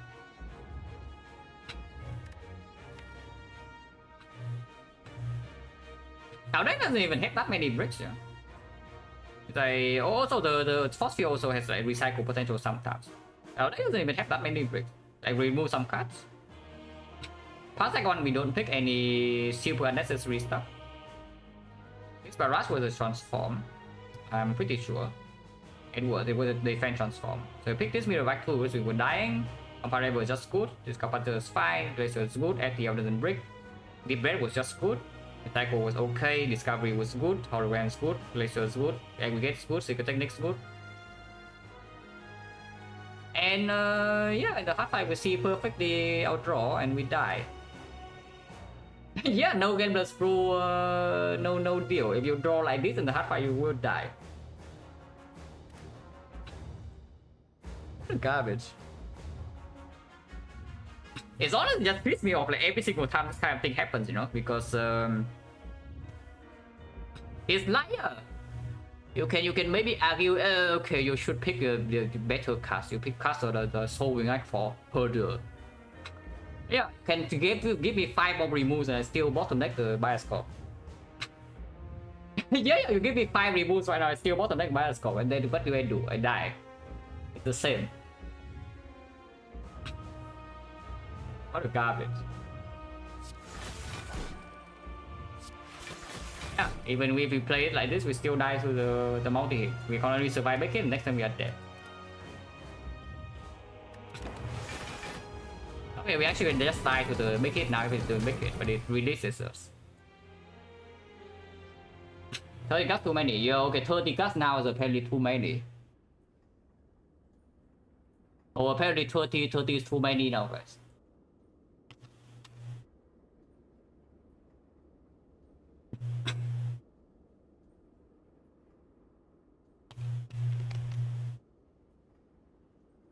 Yeah, we shouldn't take this card. Like deck has so many cards, so maybe yeah, okay, screw the aggregate, no energy for you. Screw the secret technique, yeah, okay, no card draw for you. Hologram sucks, right? Like too many cards. We cycle, okay, maybe this actually sucks. It was like okay, but it was just there. It was just okay. Oh, this sucks, right? Draw two, zero energy. Okay, too many cards. FTL cell cycle, okay, yeah, don't add that. Just garbage. Comparable, draw three, okay, whatever. Capacitor, yeah, screw your scaling, like don't need scaling. Bracer, okay, who needs frost? Too many cards. Apparitions, okay, ignore those as well. Like these do not help you. They just break. Yeah, exactly. Apparition sucks, right? You add +3 to your deck.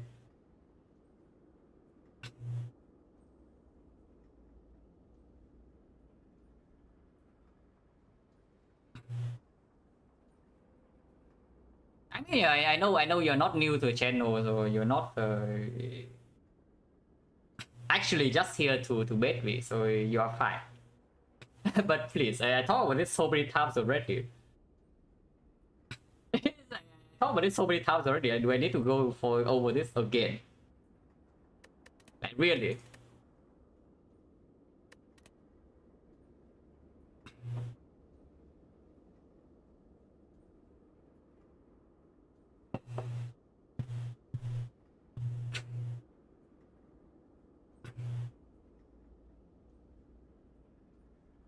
It's just annoying, you know. It's like you go to Act 4 and you see your draw pile and you see, oh, I guess I am dead.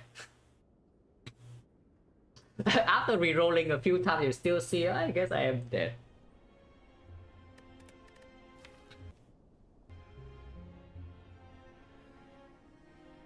And it all started from this fight. Honestly, even if we... Nah, if we can actually preserve our Essence of Darkness here, like, it just snowballs. Right? It's like, yeah, it just snowballs. Like, if we do not break this fight, yeah, completely hard break first 2 turns, and we can preserve Essence of Darkness, we just use Darkness here, and Focus Potion is never going to be used. And if we actually have Focus Potion, we don't need to even draw to the Bioscope to survive the opening turns. And if that's the case, then we have 7 focus, 10 off slots. You have plenty of time. And then we just win. So it started from here and just goes downhill. And yeah, it's again, like the Tilkas on the freaking Retromancer. Like here, we enter Retromancer fight, we see, okay, if she attacks now, we die. And then she doesn't attack because the dome sucks. So yeah, we just use the Tilkas here in case she attacks, because if she attacks, we die. And she didn't attack. So yeah, we lost the Seal Chaos, and because we lose the Seal Chaos, again, it continues to snowball. And we just continue to lose potions that we are supposed to be going to have work for. You can see it, yeah. If we have the Essence of Darkness here, this fight is very easy. Honestly, this fight is very easy if we have Essence of Darkness, because you only need to block like 4 turns. We blocked 12 turns here. We only took damage on turn 1. We took 18 damage on turn 1, and then we took 3 damage for the rest of the fight. So Essence of Darkness right here, we actually can preserve focus spot, and then this fight we're chilling. You just need to draw operation first cycle. You don't even need to draw your Bioscope, and then you win.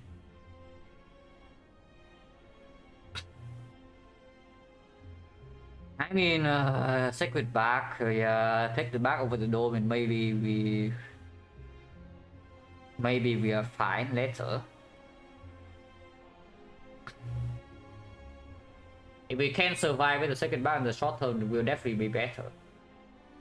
But with the bag, I would also not pick Inserter here though. With the bag we play, I don't know, bag with Slaver's Collar is really dangerous in this portion. It's not even like we are taking no damage in these fights, like cleanly, yeah, in hallway fights. So you play with a boss relic, you basically skip 2 boss relics and you play hallway fight on 3 energy.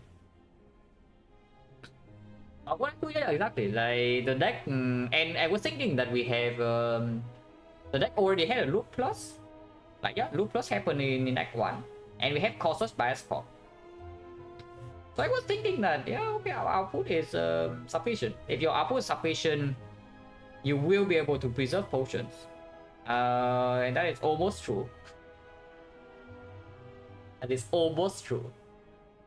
Until it was not true. Like, again, you just lose one potion, and losing one potion leads to losing 2 potions.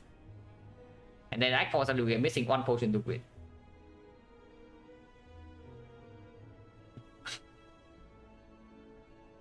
The reason the late game though to buy focus pot here, because if we brick on time meter we actually need this focus pot, but if we do not brick on the time meter and we draw well, yeah, then the focus pot can be saved for Act 4 and it will maybe win us a fight.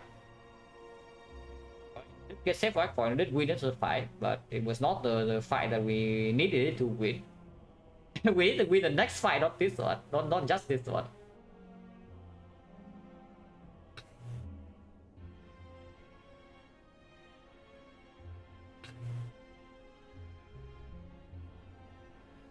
And when Capcom, we have a force shop second, and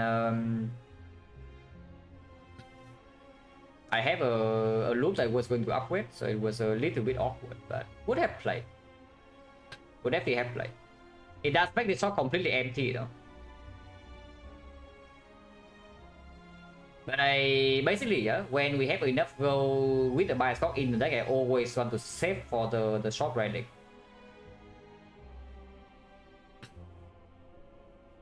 Buying potion plus remove power potion. Maybe.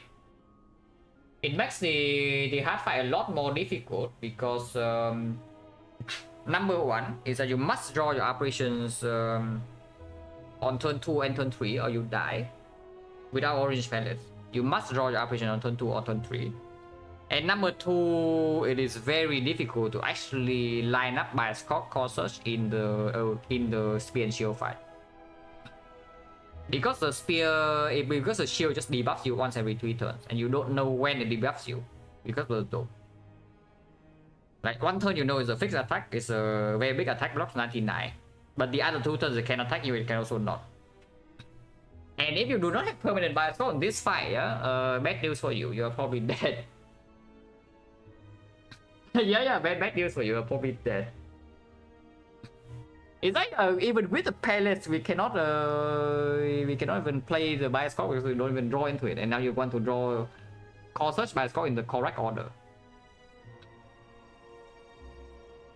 Did I think you on the what's burning leads to get? Yes. Lagolin fight was free. Yeah, any Lagolin fight was free. The knob depends on draw order, but if we top deck bias score like we did, then of course the knob was no problem. But Metallicize Sentry top deck bioscope and the lightning also hits very bad targets. So it just completely wastes damage on the Metallicize. It leads to this. yeah, it leads to this. And yeah, this is the saddest cauldron of all time, but I bought it because we have 4 HP and force advance hallway. And yes, the speed pot saves us on turn 1.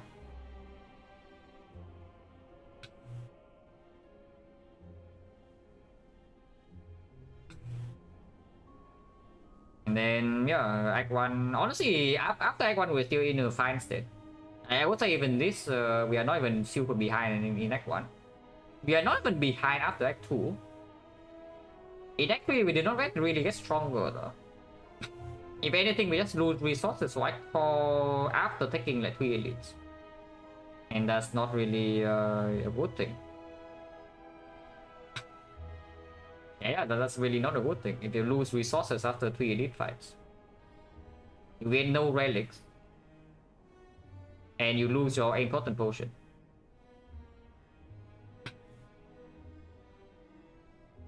But I mean, that's always what happens with operations. I already tell you, I do not like operation with this character because of many reasons.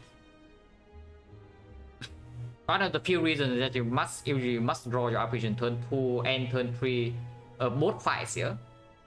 Or you have to overscale somehow, but if you massively outscale them, yeah, there's always a chance you break on turn 1 and turn 2. Like the chance of you breaking would be higher if you try to overscale.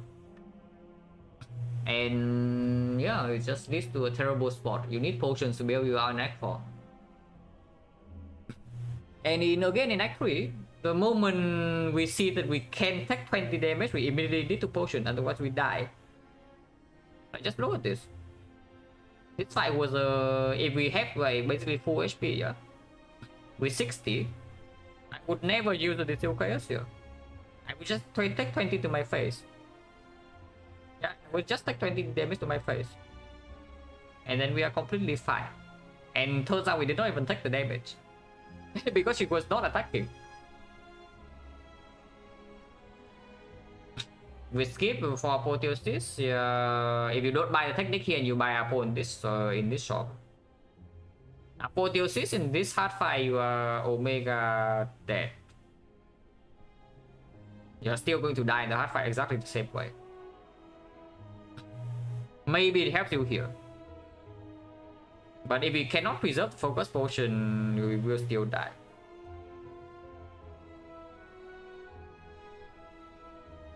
Toxic Egg doesn't really influence my apparition picks on Defect.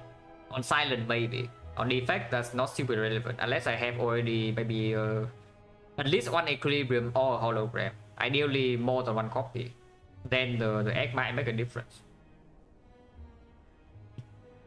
Otherwise, same deal. If apparition is good, it's good. I mean, this one we are kind of like dying early act 2 because the boss were owning.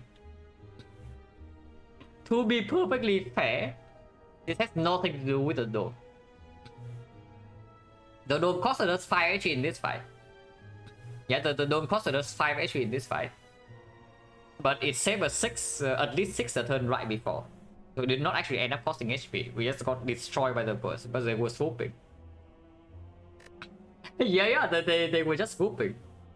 And if we swoop and you cannot down them, you will take damage. And yeah, the second floor operation is just a clear attack with this opener to act 2.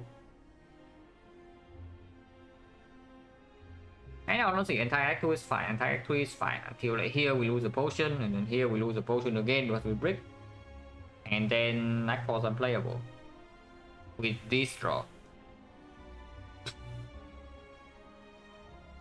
It's also annoying because we it is also even more annoying because we the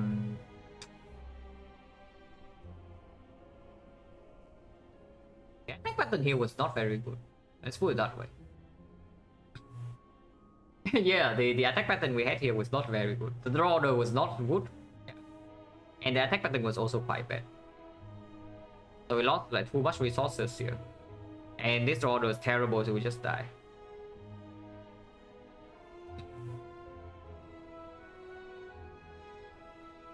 Don't have a gameless brew or draw pot for your operations, you play Act 4 and you just pray.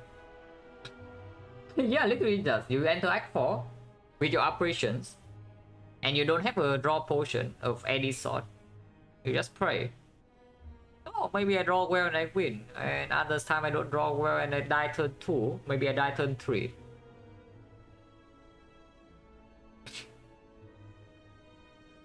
Game so yeah, it's true. No game plus way, but with this counter neck one.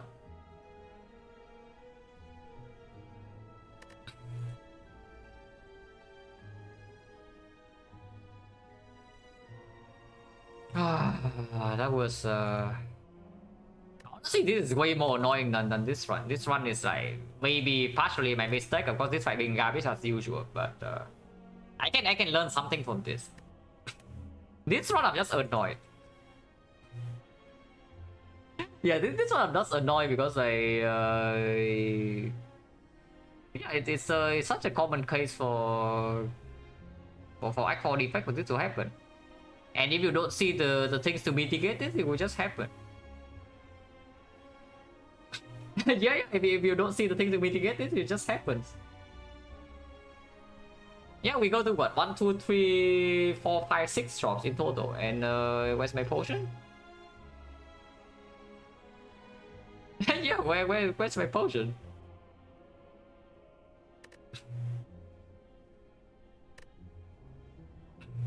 It's like every time you enter Act 4, you have to pray, please draw well. That is not going to work very nicely.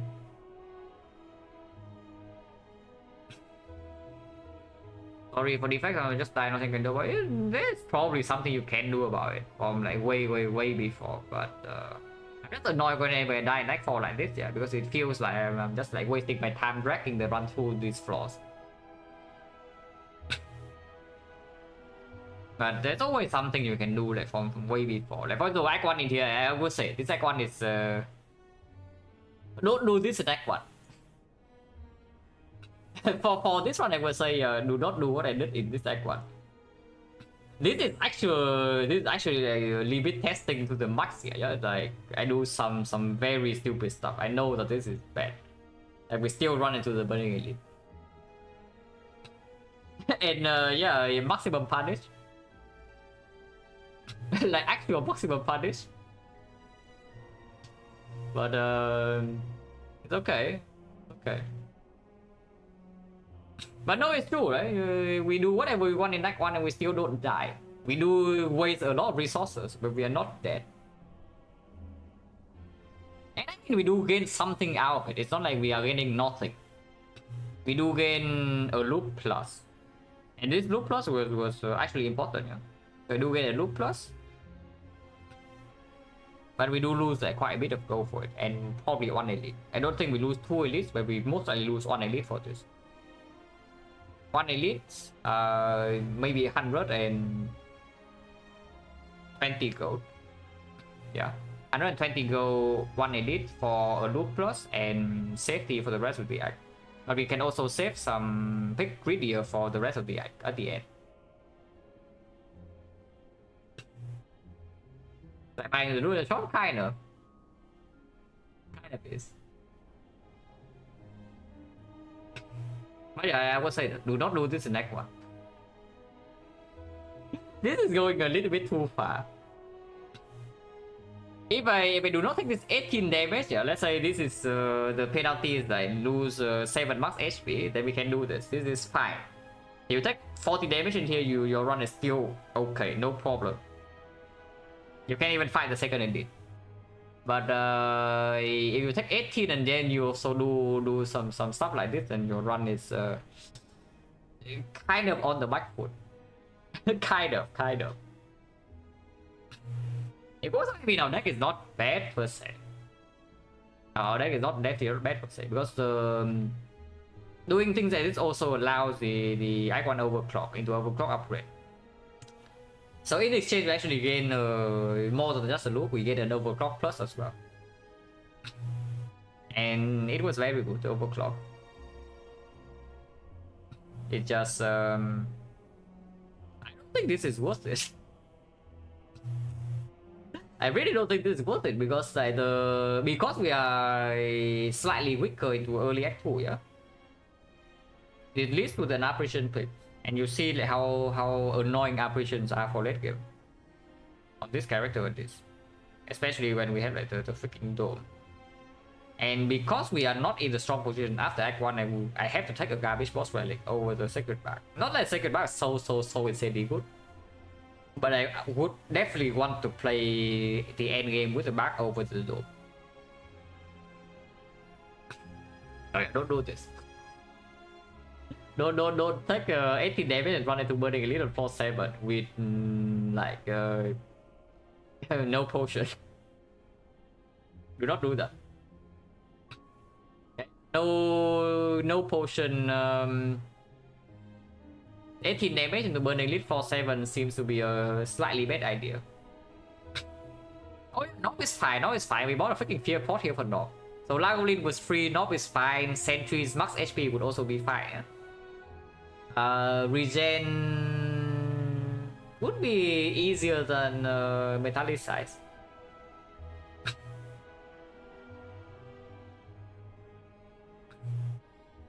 And the elite, yeah, basically I went to the burning elite. I could have dodged the burning elite here and go for a normal elite instead on floor 6. It's very possible. And we find normal sentries here, the fight is like pretty trivial. But the metallic side of sentry is 8, like I don't even know, like I don't know, 50 lightning damage, and suddenly you have the sentries on floor 7 having plus 50 HP in total, and that's not really playable because The fight goes too long, bias score goes down, so every single off card you have in your deck is useless.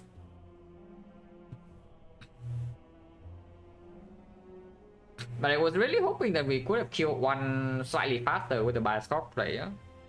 But the lightning just doesn't hit.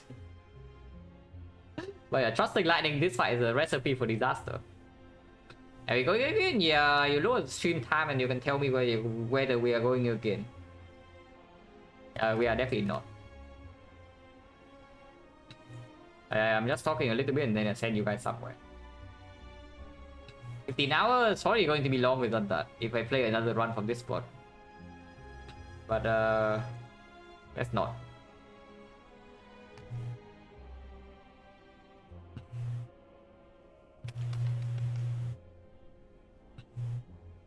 Okay, maybe we go to a winning defect, but this looks like it's winning. I see Act 1P box into double scheme plus, so looks pretty good.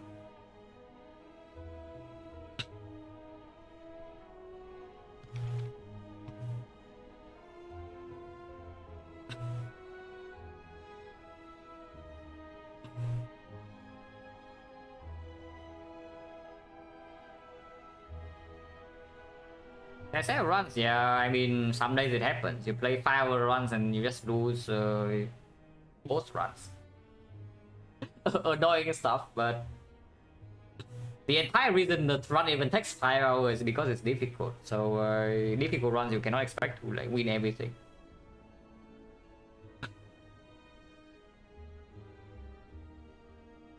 But yeah, thanks for watching guys as always, and yeah, see you.